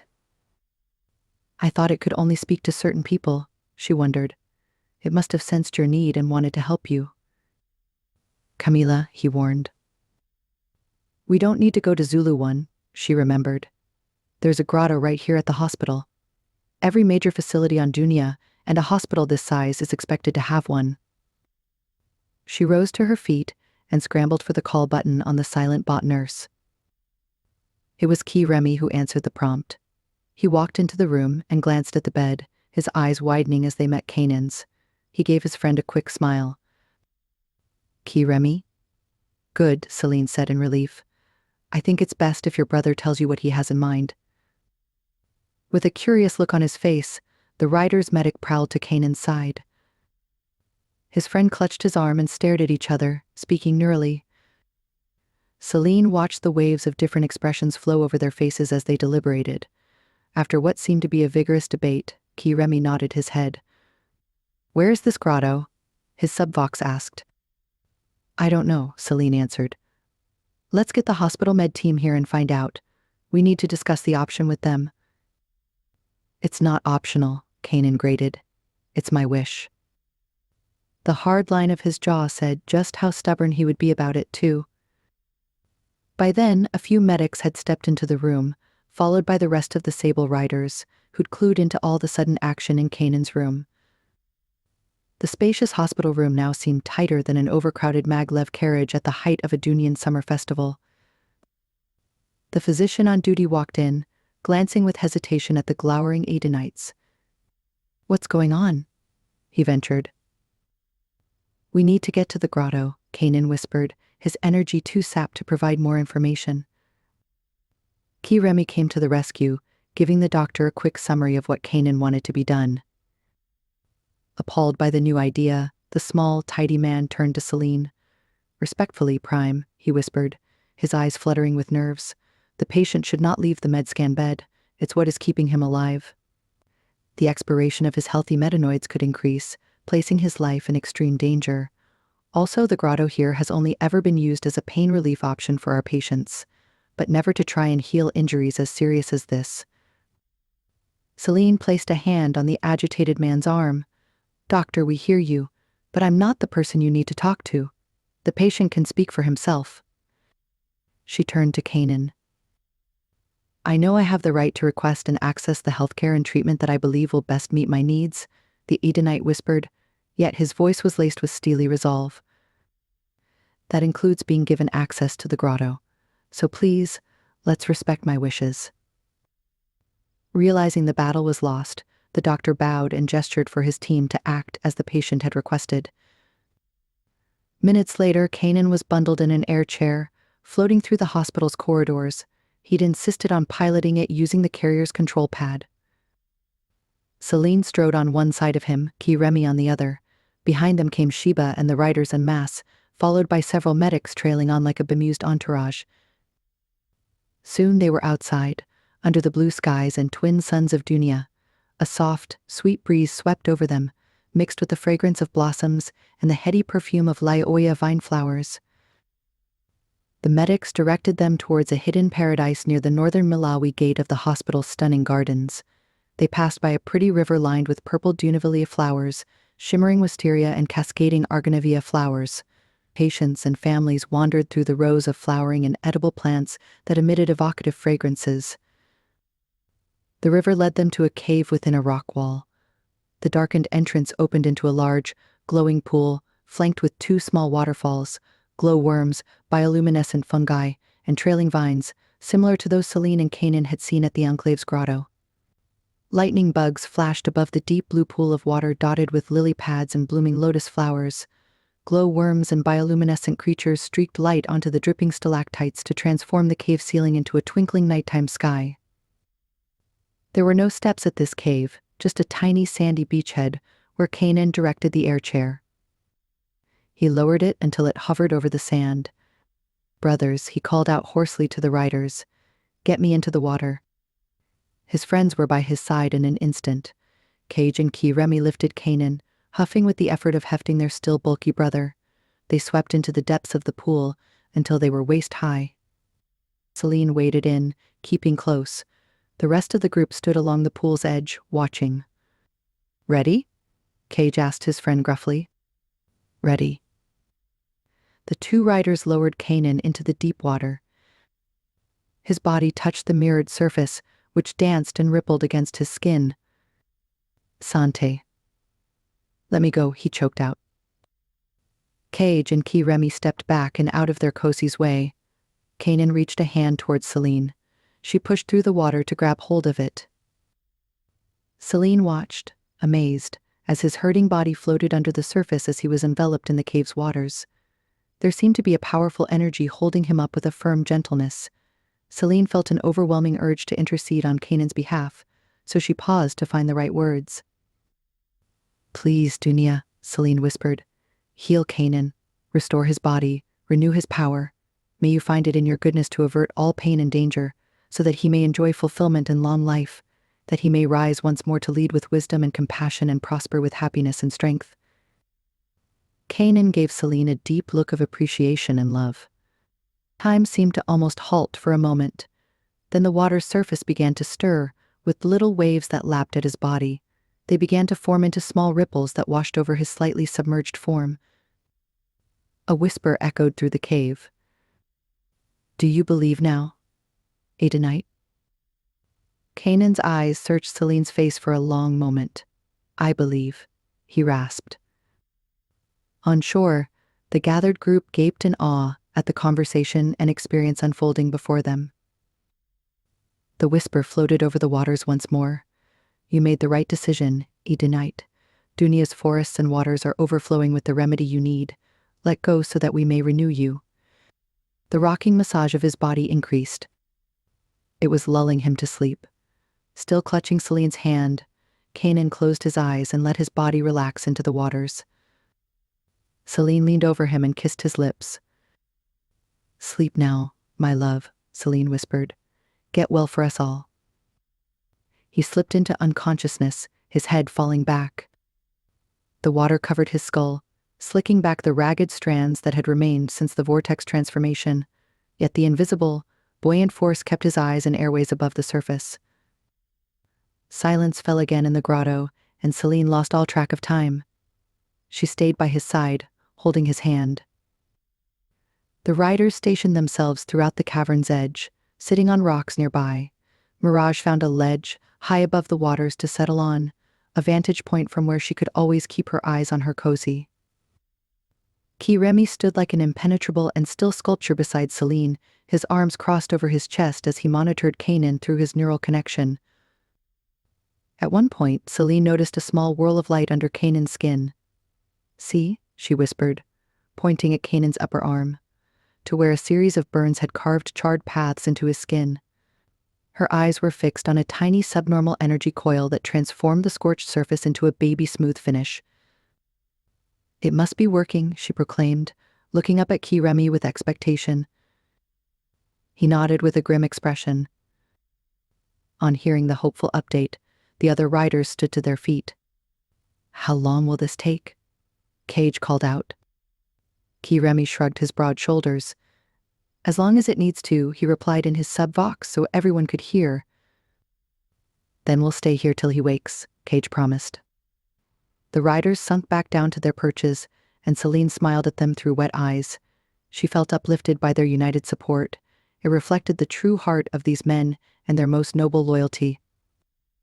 She squeezed Kanan's hand. He needed to heal, not just for her but for them. Hours later, Kanan still floated in the darkened waters, deeply asleep. Celine had just left his side. She sat on a rock at the water's edge, wrapped in a robe her best friend had placed around her. Rena now sat holding Celine's hand. She'd offered the tired woman some food. Celine had demurred, nibbling on just a cracker, her stomach still unable to handle any rich sustenance. All she could manage was a small sip of water as she welcomed the warmth of the soft kimono around her. Sheba sat next to the pair, tabbing through a comm screen where Kiremi had patched a neural feed from Kanan's vitals from his neural node. The riders sprawled on the water's edge, each grim-faced and unrelenting in their commitment to remain in the cavern until their brother woke. The pool's waters began to ripple with a small surge. They spiraled around Kanan, changing the water's surface into a swirling, writhing mass. The group rose to their feet as Celine inhaled in panic and tried to take a step forward. But Sheba pulled her back. Cell, wait, she insisted. Something's happening with his vitals. She gestured to the comm tab. Celine dived for the screen. What does it say? She demanded, flicking her eyes between the screen and the pool where Kanan lay, unaware of the turmoil in the waters that held him. The replication of healthy metanoids is increasing fast. Indeed, Mirage called out from the ledge above. They're powering down his rogue chimera atoms. They're being neutralized. His other systems are also healing fast. So fast, Sheba breathed. The 5 Sable Riders exchanged glances on the other side of the cavern. Then, as one, they waded into the water, fighting its powerful waves to stand in a circle around their still sleeping brother. What's happening? Celine said. Sheba lifted a hand to pause her sister's worried outburst. Kiremi is speaking with me. He says he's almost sure he knows what's happening. This is the final stage of the healing process. We need to let it happen. He also says the riders will protect Kanan should anything unexpected happen, which is why they're surrounding him. Celine took a shaky breath. Then she scrabbled for Rena and Sheba's hands, and the women held on to each other. Around them, the cavern seemed to have come alive. Sparks from swarms of agitated bioluminescent bugs zipped above the water. A wild wind flew into the cave, whipping at their clothes and hair. A column of whirling air and mist formed over the water's surface, agitated by an unseen energy. While they all watched, the column formed a vortex. It whirled with such intensity the three women almost fell back. A powerful funnel formed over the rocking body, rising higher and higher towards the cave roof. The tail of the water spout then bent until it touched Kanan's body, and they saw it glow as it sucked up a wild luminescence from his body. The liquid vortex expanded before suddenly holding form midair. The column fell back to the surface with a loud splash before dying away. A hush fell over the cavern. It was broken moments later by Kanan, thrashing in the water. The riders surged to hold him steady, but he pushed off their efforts. He rose out of the pool, swaying as he opened his eyes to the astonished expressions of the group surrounding him. "What are you all staring at?" he grumbled. "At you, Cozy." "Damn," Cage blurted. "You've risen from the dead looking 10 years younger. Damn, I need some of this healing water too." Kanan glanced down at his reflection on the wet surface and drew a sharp breath. The man he saw there was indeed a reborn version of himself. "Fuck me," he breathed. Seconds later, he almost fell back into the pool as Celine launched herself at him. He wrapped his arms around her, shaking his head as if to clear out a nightmare. "Is this real?" he rasped. "It's real," Sheba called out, brandishing the comm tab with Key Remy by her side. Key Remy confirms what the comm tab is saying. "All indications are that your metanoids are now regenerating at a healthy pace, and there's no sign of the rogue DNA assaulting them." The gathered group sagged in deep relief. The Sable Riders clapped hands around each other while Rena and Sheba fell into a hug. Even Mirage lost her cool, flying around the cavern in midair dips and rolls. Still standing in the grotto pool, Celine looked up at Kanan with wonder. She traced her hands over his brow, his cheek and chin. She touched the new, smooth skin and the pulsing kaleidoscope of nebula tattoos on his shoulders. Moments later, she returned to his face, pressing her fingers against his cooled lips. Even his hair had regenerated, falling back to his shoulders once again. "You've never looked healthier, stronger, and more handsome, Kaji," she murmured. He stared down at her, the familiar sapphire gold gaze lighting her on fire like always.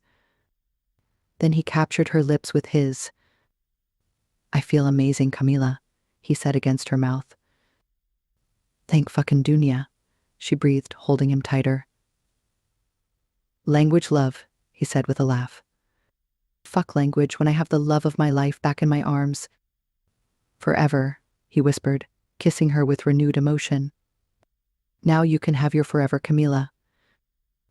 And as long as our souls fly together, never apart ever again, we shall love forever," she said with a small smile. He held her for a long moment, then he turned, his eyes searching for his riders, his brothers, his family. "They never stopped believing in you," Celine said, stepping aside as the 5 men moved forward to embrace their brother. Cage reached out to him first and Kanan folded into his arms in a close hug. "We fucking love you, big guy," Cage murmured, clapping Kanan's back. "Appreciate it, Kay." "Love you too," his leader said, burying his face in his friend's shoulder. "So good to have you back," Riv said, his usually calm voice breaking with emotion. "You've always had our back," Kay Zane added, throwing his long arms around Kanan. "You burnt the stars for us and we could never repay you the sacrifice, not even in this lifetime." Key Remy dipped his head, his solemn face wreathed in a smile. "I did it for you all, and I'd do it again," Kanan said, in a heartbeat. The 6 riders wrapped arms around each other until Kanan looked up and extended an arm to Celine, Sheba, and Rena, who stood by, watching, with tears running down their faces. They joined the men and stood interlinked together for a long while as the bioluminescence of the underwater lagoon around them pulsed with an incredible cerulean glow that lit them all up from within. Epilogue. Celine. While we are gathered in grief, we are also in celebration of a great man, a great leader, and a caring father. Keelano Moneni III is remembered today as a visionary man who led the planet of Dunia from strength to strength. The words of the Dunian cleric soared above the crashing waves below. He was used to raising his voice against the maelstrom of waves far below his feet, having conducted many ceremonies at this very same spot. Celine felt Kanan squeeze her hand. She squeezed it back. Her other arm was wrapped around Sheba's shoulders. They stood on a bridge that spanned a narrow strait between the islands of Carpe and Evora, off New Melindy's wild southern coast. Below the bridge, a frenzied eddy surged. The whirlpool created waves up to 12 meters high, and the roar of the churning waters could be heard miles away. A cool breeze flapped jackets and threatened scarves. The bridge swayed in the wind, yet the three stood steadfast, rock solid in their support of each other during their collective grief. In the skies above, birds wheeled against a bank of gray clouds that threatened rain, yet the storms held off with an almost sentient reverence for the ceremony below. The Dunian cleric continued the short eulogy. Secured between the trio and himself was a simple coffin.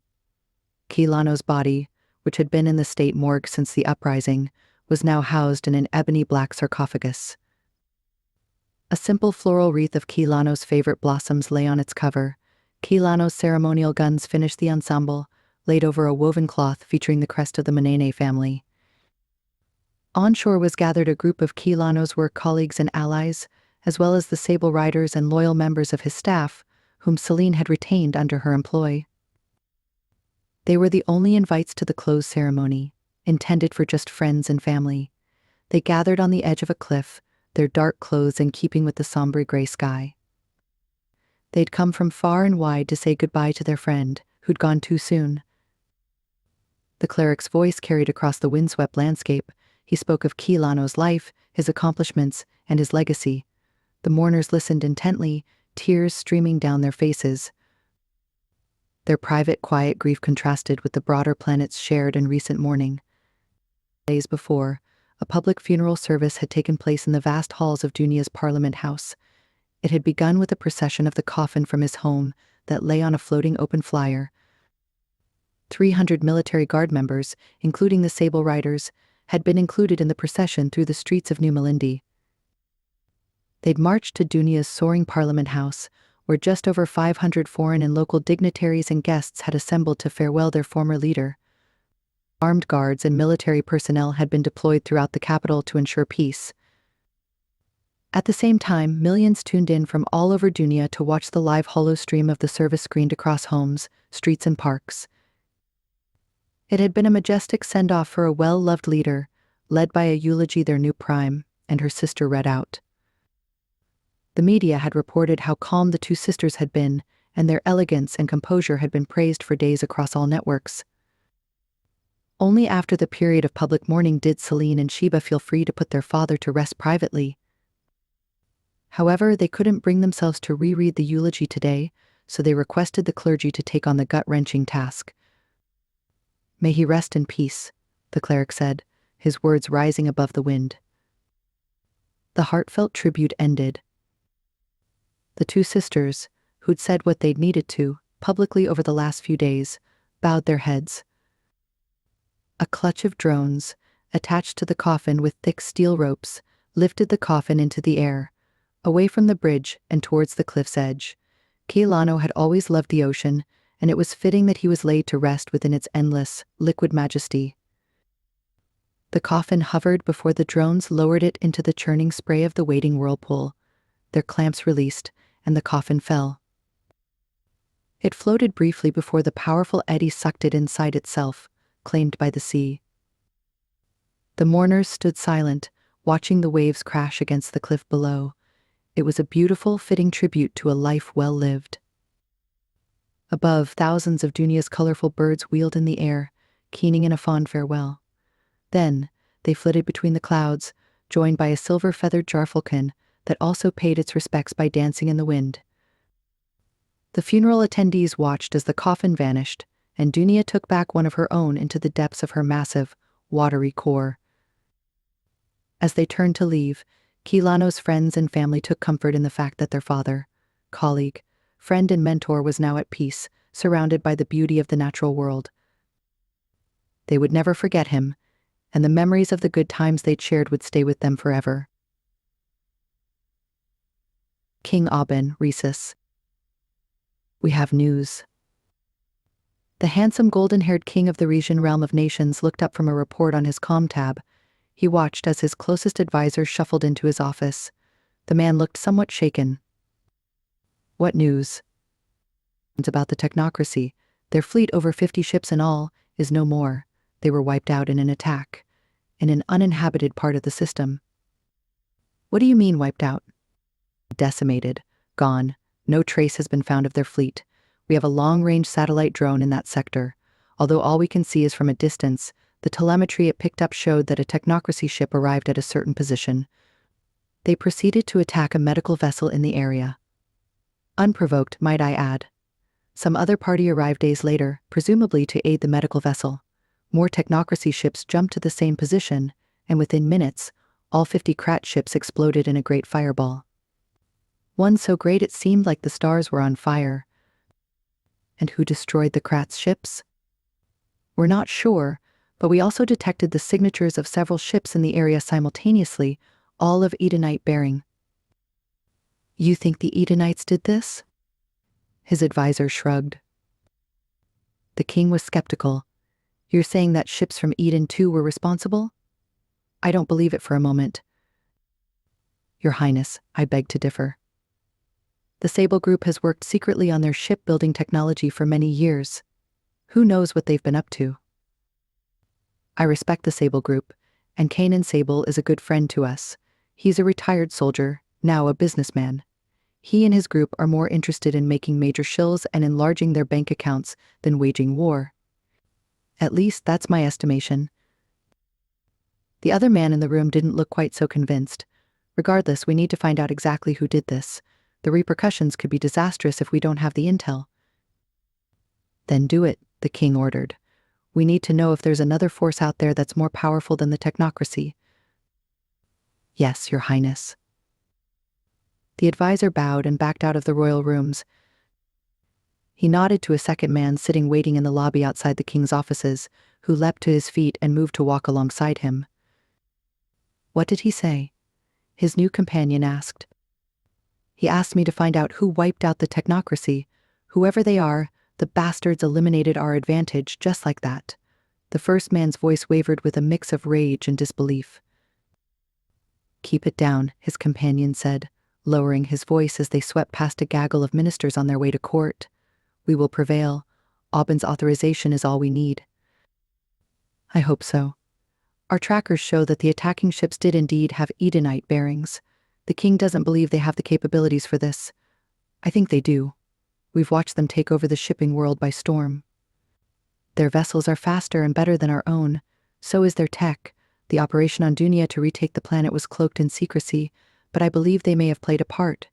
Perhaps in exchange for Zentium, the very same thing we seek. This is probably why we couldn't increase our stake in it, no matter how much we tried to twist the arm of their new prime. The Edenites must somehow be involved in Dunia's sudden revival, given that planet's sudden confidence on the negotiating table. And if the Sable Group is indeed beginning to stand in the way of our progress, we must cut them off at the knees. Agreed. I'll put the Rinnex brothers on it straight away. But how about the Zentium we need? We can't get the amount we require without force. Worse, we don't have the resources to fight for it. So let's enact Plan B, my friend. It's time to find out if what Massimo Macori claimed, that there's new tech being developed that could upset the Zentium equation, is already in play. Getting our hands on it could help rewrite the imbalance of power. Sounds feasible. What will the Klatch say about this delay when they find out? They've invested Chileans into this endeavor. Pa, scoffed the king's advisor. They've no choice but to invest in us, otherwise they'll become obsolete. They're desperate for Zentium because our depleting Orhyle stores already impact their manufacturing output. They're also facing crises because their factories are shutting down due to power failures, leading to unemployment and mass strikes at their collective manufacturing plants.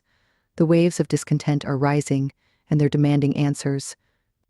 They need us to exert our political influence to access sentium while protecting their monopolized power and manufacturing output. They hoped Dunia would be a shoo-in, and they'd have access to untapped sentium by now. But Celine Manene has proven to be quite the adversary and a strong leader. With overwhelming support from all of Pegasi's governments, especially after Dunia's victory over the Krats, I'm unwilling to push her to the brink or anger our neighbors by going anywhere near her again. And neither should the Klatch. So we'll need to find another way to gain what we want. You still haven't told me what we should say to them. We'll play the Klatch as much as they're playing us. We'll tell them we had no idea who these new rogues on the playing field were.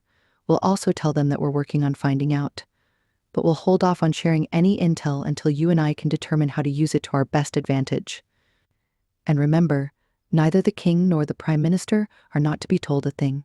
We'll tell Aubin when I think he's ready to hear from us. As you wish, the second man said. Always as you wish. To the triumph. True and sure. Celine sat at her desk in the prime residence in New Malindi, the evening after her father's funeral. It had been a long day, from the private funeral to the small wake after. Keilano had never been one to make a fuss, so they'd kept the ceremonies simple, including the wake, which they'd hosted here at the formal residence. It had ended up being a tear-felt afternoon of laughter and memories as those closest to him shared anecdotes from his long and wonderful life. Celine and Sheba knew their father's life had been tragically cut short, no matter what anyone said. He would never see them flourish in their chosen careers, smile with them when they partnered in love, hold their babies, his grandbabies, in his hands. The consolation she took was that his passing had freed his soul to join the love of his life and Celine's mother, Astria. As the Dunia's twin sons cast a beautiful dusky light, Celine gingerly touched the beautiful ebony wood desk in the expansive library, a place that she'd avoided since his passing. Apart from storing away his medals a few weeks ago, she'd not stepped into the room since. Strangely enough, it was only after saying her final farewell to him earlier today that she felt comfortable in his most personal space. She settled back into the worn leather chair and breathed in. She was flooded by the lingering scent of her father's cigars that had announced him, before and after he left a room, followed by the menthol-like balm of the ever-mint sprigs he'd chewed to mask his secretive love for the skinny cheroots. She smiled, remembering how he'd tried to hide his bad habit from her for years, and how he'd failed each time, finding refuge in his library and office where he'd withdrawn to find peace and inspiration for his work and calling. This was the place he'd often invited Celine in to discuss the curliest of questions that had faced them while governing Dunia. This was where they'd read together or play a game of cards, with Sheba, with friends, but most times just the two of them these past few years. Seated in his chair, she knew she'd miss him terribly, and her eyes misted over with emotion. She whispered the words she'd waited all these long weeks to say, in the most private and intimate place her father had inhabited. Thank you, Papa, for the shared laughter, the wisdom, and the unfettered love. Thank you for your guidance and wise words when I was lost, and for loving forgiveness when I made my mistakes. And they were many. You taught Sheba and me how to love unconditionally, the greatest gift of all. The silver lining of this tragedy is that I've now met my life's love. He's a good man, a man you knew and a man you cared for like your son. He respects you too, which gives me so much joy. He is wise and kind and strong. He fights for what he believes in and supports me as the next prime of Dunia. I know he'll be a great father to our children if we choose to have them. Farewell. Don't worry about us. I think Sheba will be okay. I'll be okay most days. But other days I may miss you so much it'll hurt. I promise to keep your work and legacy alive. I promise to love and live as you did. I promise to keep making you proud. It was all she could manage. She turned her chair to view the expansive gardens and twilight ocean beyond and wept into her hands. The storm of grief passed after a few minutes, and she used the cuff of her sleeve to wipe the moisture away. When she finally felt back in control, she half-turned the chair again. Her eyes caught a movement and saw Kanan's silhouette in the lounge room across the corridor. He was pacing to and fro, deep in a silent conversation she assumed was with one of the riders. She smiled at seeing him, feeling a lift in her spirits. She didn't know how she'd have survived these past weeks if it had not been for his support. He'd been such a fantastic help, flipping the duty of care in their relationship from her hands to his. Because since his miraculous grotto experience and rapid recovery, she hadn't had a moment to breathe. The minute Kanan left the hospital, both Sheba and herself had been thrust into preparing the official state funeral service for her father. Kanan had offered to stay on Dunia, by her side, as she, her sister, and Rena worked with the council and relevant authorities to oversee the events. She'd had to alternate between being a grieving daughter and the planet's leading diplomat for the ensuing weeks, which had drained her immensely.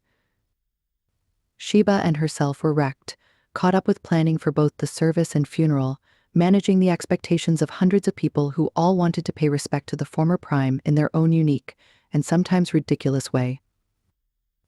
Kanan and Kiremi had stepped in, nourishing both sisters with food, rest, listening ears, and for Celine, tender kisses and sensible advice from her man.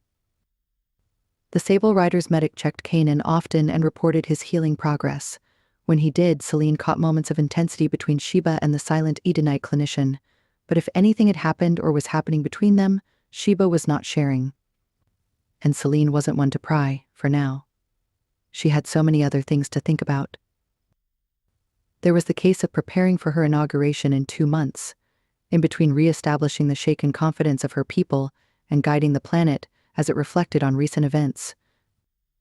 She was determined not to let any Dunian citizen slip into disillusion, cynicism, or despair, especially when the celebration of the patriotic frenzy died off. To do so, she needed to lead the charge in evolving any long-held assumptions and presumptions that had led to the coup in the first place, which began by renewing their planet's internal and external defense capabilities. She was committed to establishing Dunia's security and increasing its bargaining and strategic power in the system. To do that, she needed a defense head to take full responsibility. She'd approached Kanan and asked his thoughts with the view of persuading him to step into the role and work with General Mackenzie to design a credible deterrent strategy. He'd mulled over it, and they'd negotiated a temporary agreement, one where he would travel between Eden 2 and Dunia as required. He'd still head the Sable Group, and if the arrangement worked for everyone, he was willing to look at balancing both roles long-term. He'd also given her invaluable insights on how to go about rebuilding Dunia's cities battered by the recent violence. Speaking of violence, her thoughts strayed to Massimo Makori and his shattered legacy. The One Dunia Alliance had been disbanded, its leaders caught and sentenced to long prison terms. Massimo's wife and fellow traitors were now secured in Genelive 3's maximum holding facility. His adult children had scattered, having fled Dunia for parts unknown. Except, of course, Mirage, now back with the rest of the riders on Eden 2, had tracked them down and found them hiding out on the pleasure planet of Zeneria. Celine chose to hold off from pursuing them further. The shame they'd experienced was punishment enough. For now, she hoped. The government sold Massimo's lands, properties, and holdings to compensate his victims. At Celine's request, and after a High Court Secure Council-endorsed order, the Makori extended dynasty, friends, and families had lost all of their shares in the mining industry, especially the Zentium fields. Zentium production, however, was back in full swing. One of Celine's dearest friends, Harlow, was on the cusp of a breakthrough technology that would harness the most potential from Dunia's most precious resource. Celine hoped the commercial profits from the new technology could fund Dunia's rebuilding efforts, at the same time ensuring its future by investing in its people, creating social safety net programs, and providing security for each Dunian on and off the planet. The technocracy, for whom Zentium had been such a boon, had been decimated for the most part. The Sable Riders' nanovirus payload had reportedly even reached their exploration and mining ships on the edges of the galaxy, causing them to fail. Their armadas were wiped out, and their dominance of the system diminished. However, a few days ago, a curious message had been intercepted from a far-flung corner of the Omegaverse. It stated how the technocracy would rise once more. It also vowed that they'd return to destroy Eden 2, Dunia, and the entire Pegasi system in vengeance once they did. Celine sighed. "That's the sound of a woman with the weight of a planet on her shoulders," she heard a deep voice say, one that would always send shivers down her spine. She swiveled her father's chair forward and smiled at the sight of her man. He stood leaning a muscled shoulder against the office door jamb. "Hi," she said, taking all of his magnificence in. Barefoot. Chest bare from his broad, cleft shoulders to his thick arms and the whirl of hair below his belly button. His long, new locks fell to his shoulders, giving her the urge to run her fingers through its silken lengths. He wore loose, soft pants that hung low on his narrow hips. She squeezed her fists tight, longing to tear them off him. Instead, all she could do at this moment was savor his beauty. "Hey," he drawled. "You okay? Better now that I've seen you." "How much more do you want to see?" he said, hoarse and low, his voice cascading over her body with heat. "Everything." "I've missed you so much," she breathed, the air between them electrified. Missing him was an understatement. She yearned, thirsted, and was slaked for his touch. She longed for his lips on hers, his chest against hers, his heavy thighs pressing down on hers, his thickness moving deep inside her. Yet yearning was all she was allowed. They hadn't made love ever since he'd left the hospital for a few reasons. One was her busy schedule. The other was Remi's strict order that Kanan remain under observation for a few weeks in case his recovery stalled. According to the medic, sex was out of the question, given its ability to intensify his metanoid activity. So they'd remained impatiently celibate, reduced to sleeping in each other's arms in Celine's bed, aching for more. He'd tried to get her off, and she'd forbidden it, telling him that if he couldn't get off, neither could she. They'd since resorted to drawn-out makeouts and even longer, colder showers. "I have news," Kanan announced, a smile dancing around his lips. She felt the air spark even more between them. Damn, they were so ionically aligned. "Tell me," Celine said, rising from the chair and rounding the desk towards him. "Remi just gave me the all-clear," he said, raising an eyebrow. Celine's body reacted with heated anticipation at their endless attraction and explosive polarity. "Is that right?" Kanan launched himself away from the doorway and stalked towards Celine. "Where's Sheba?" he asked, stopping before his woman. Celine looked up at him, bracing herself for the onslaught of molten passion in his eyes. "She went out for dinner with old friends. She said she won't return until tomorrow. I think she thinks we want some alone time." "She is a brilliant woman." With that, Kanan bent over. He nabbed her around the thighs and into his arms, launching her over his shoulders. She laughed aloud, a sound that fast became a moan as he worked his free hand under her skirt, ripped her panties down to her thighs and began stroking her oversensitive mound. She held on to his shoulders as she melted. "Kanan." "Should I stop?" he teased. "Holy Dunya, don't you ever stop." "As you wish, my love," he ground out, charging out of the room. He took to the residence's stairs, one pair at a time. While he did, his fingers stroked her clit that was so deliciously accessible to him. He kicked in her door and strode in, throwing her to the bed. They tore their clothes off with abandon. Naked, Celine scrambled back to the headboard as she watched Kanan move to the windows and shut the blinds. He strode back, and that's when she noticed the strobing flashes of wildly hued energy under his skin. "Should we? Can we?" she panicked, sitting halfway, pointing one finger at his body. He glanced down and gave her a soft smile. "All clear. It turns out I still have some of my chimeric potency. However, the new balance in my body means I now control their power and replication, rather than them being out of control after I transform. I'm still me, Camila, but a much more contained version." Celine fell back to the bed in relief but also in anticipation. "You're sure?" she continued, wanting to be safe. He paused with a slicked raised eyebrow. "Fuck, woman. Shall I give you a detailed breakdown of my medical prognosis? Or shall we get back to where we were?" She parted her legs provocatively in response. He shot her an appreciative smirk and crawled to her, pausing between her thighs, dragging his sapphire gold eyes over her lush curves. "You're so beautiful, woman. Maybe you were the one killing me all along." It goes both ways, lover.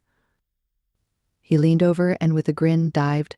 He took possession of her core with his lips, tongue, and power to draw deep into her center. Her clit fired and she bucked, trying to jack herself against his mouth. He pushed her hips back and continued his lashing. She blew, jerking so hard she felt her back crack with the energy and passion coursing through it. He continued his assault until she came again, flooding his mouth with her essence. He lapped it up as she mewled and thrashed across the bed, soaking in her sweat. Sated, Kanan rose and crept over her, dragging his thick cock over her skin. She reached for it and stroked him long and slow. He moaned, his lips finding hers in a deep, sensual exchange. Kaji, she invited, sliding the tip of his cock across her clit and into her slit, flushed and heated for him. He lifted himself off her, flipped her over and caressed her saddened cheeks, sinking long fingers into wet readiness. She cried out, "Please, Kanan. I need you." It was all the encouragement he needed. He positioned himself, then sunk into her, first slow and achingly tantalizing, before driving into her. She bucked with passion as he rode and made electrifying love to her. The chimeric colors of his body flashed against the bedroom wall, in cadence with his impaling power.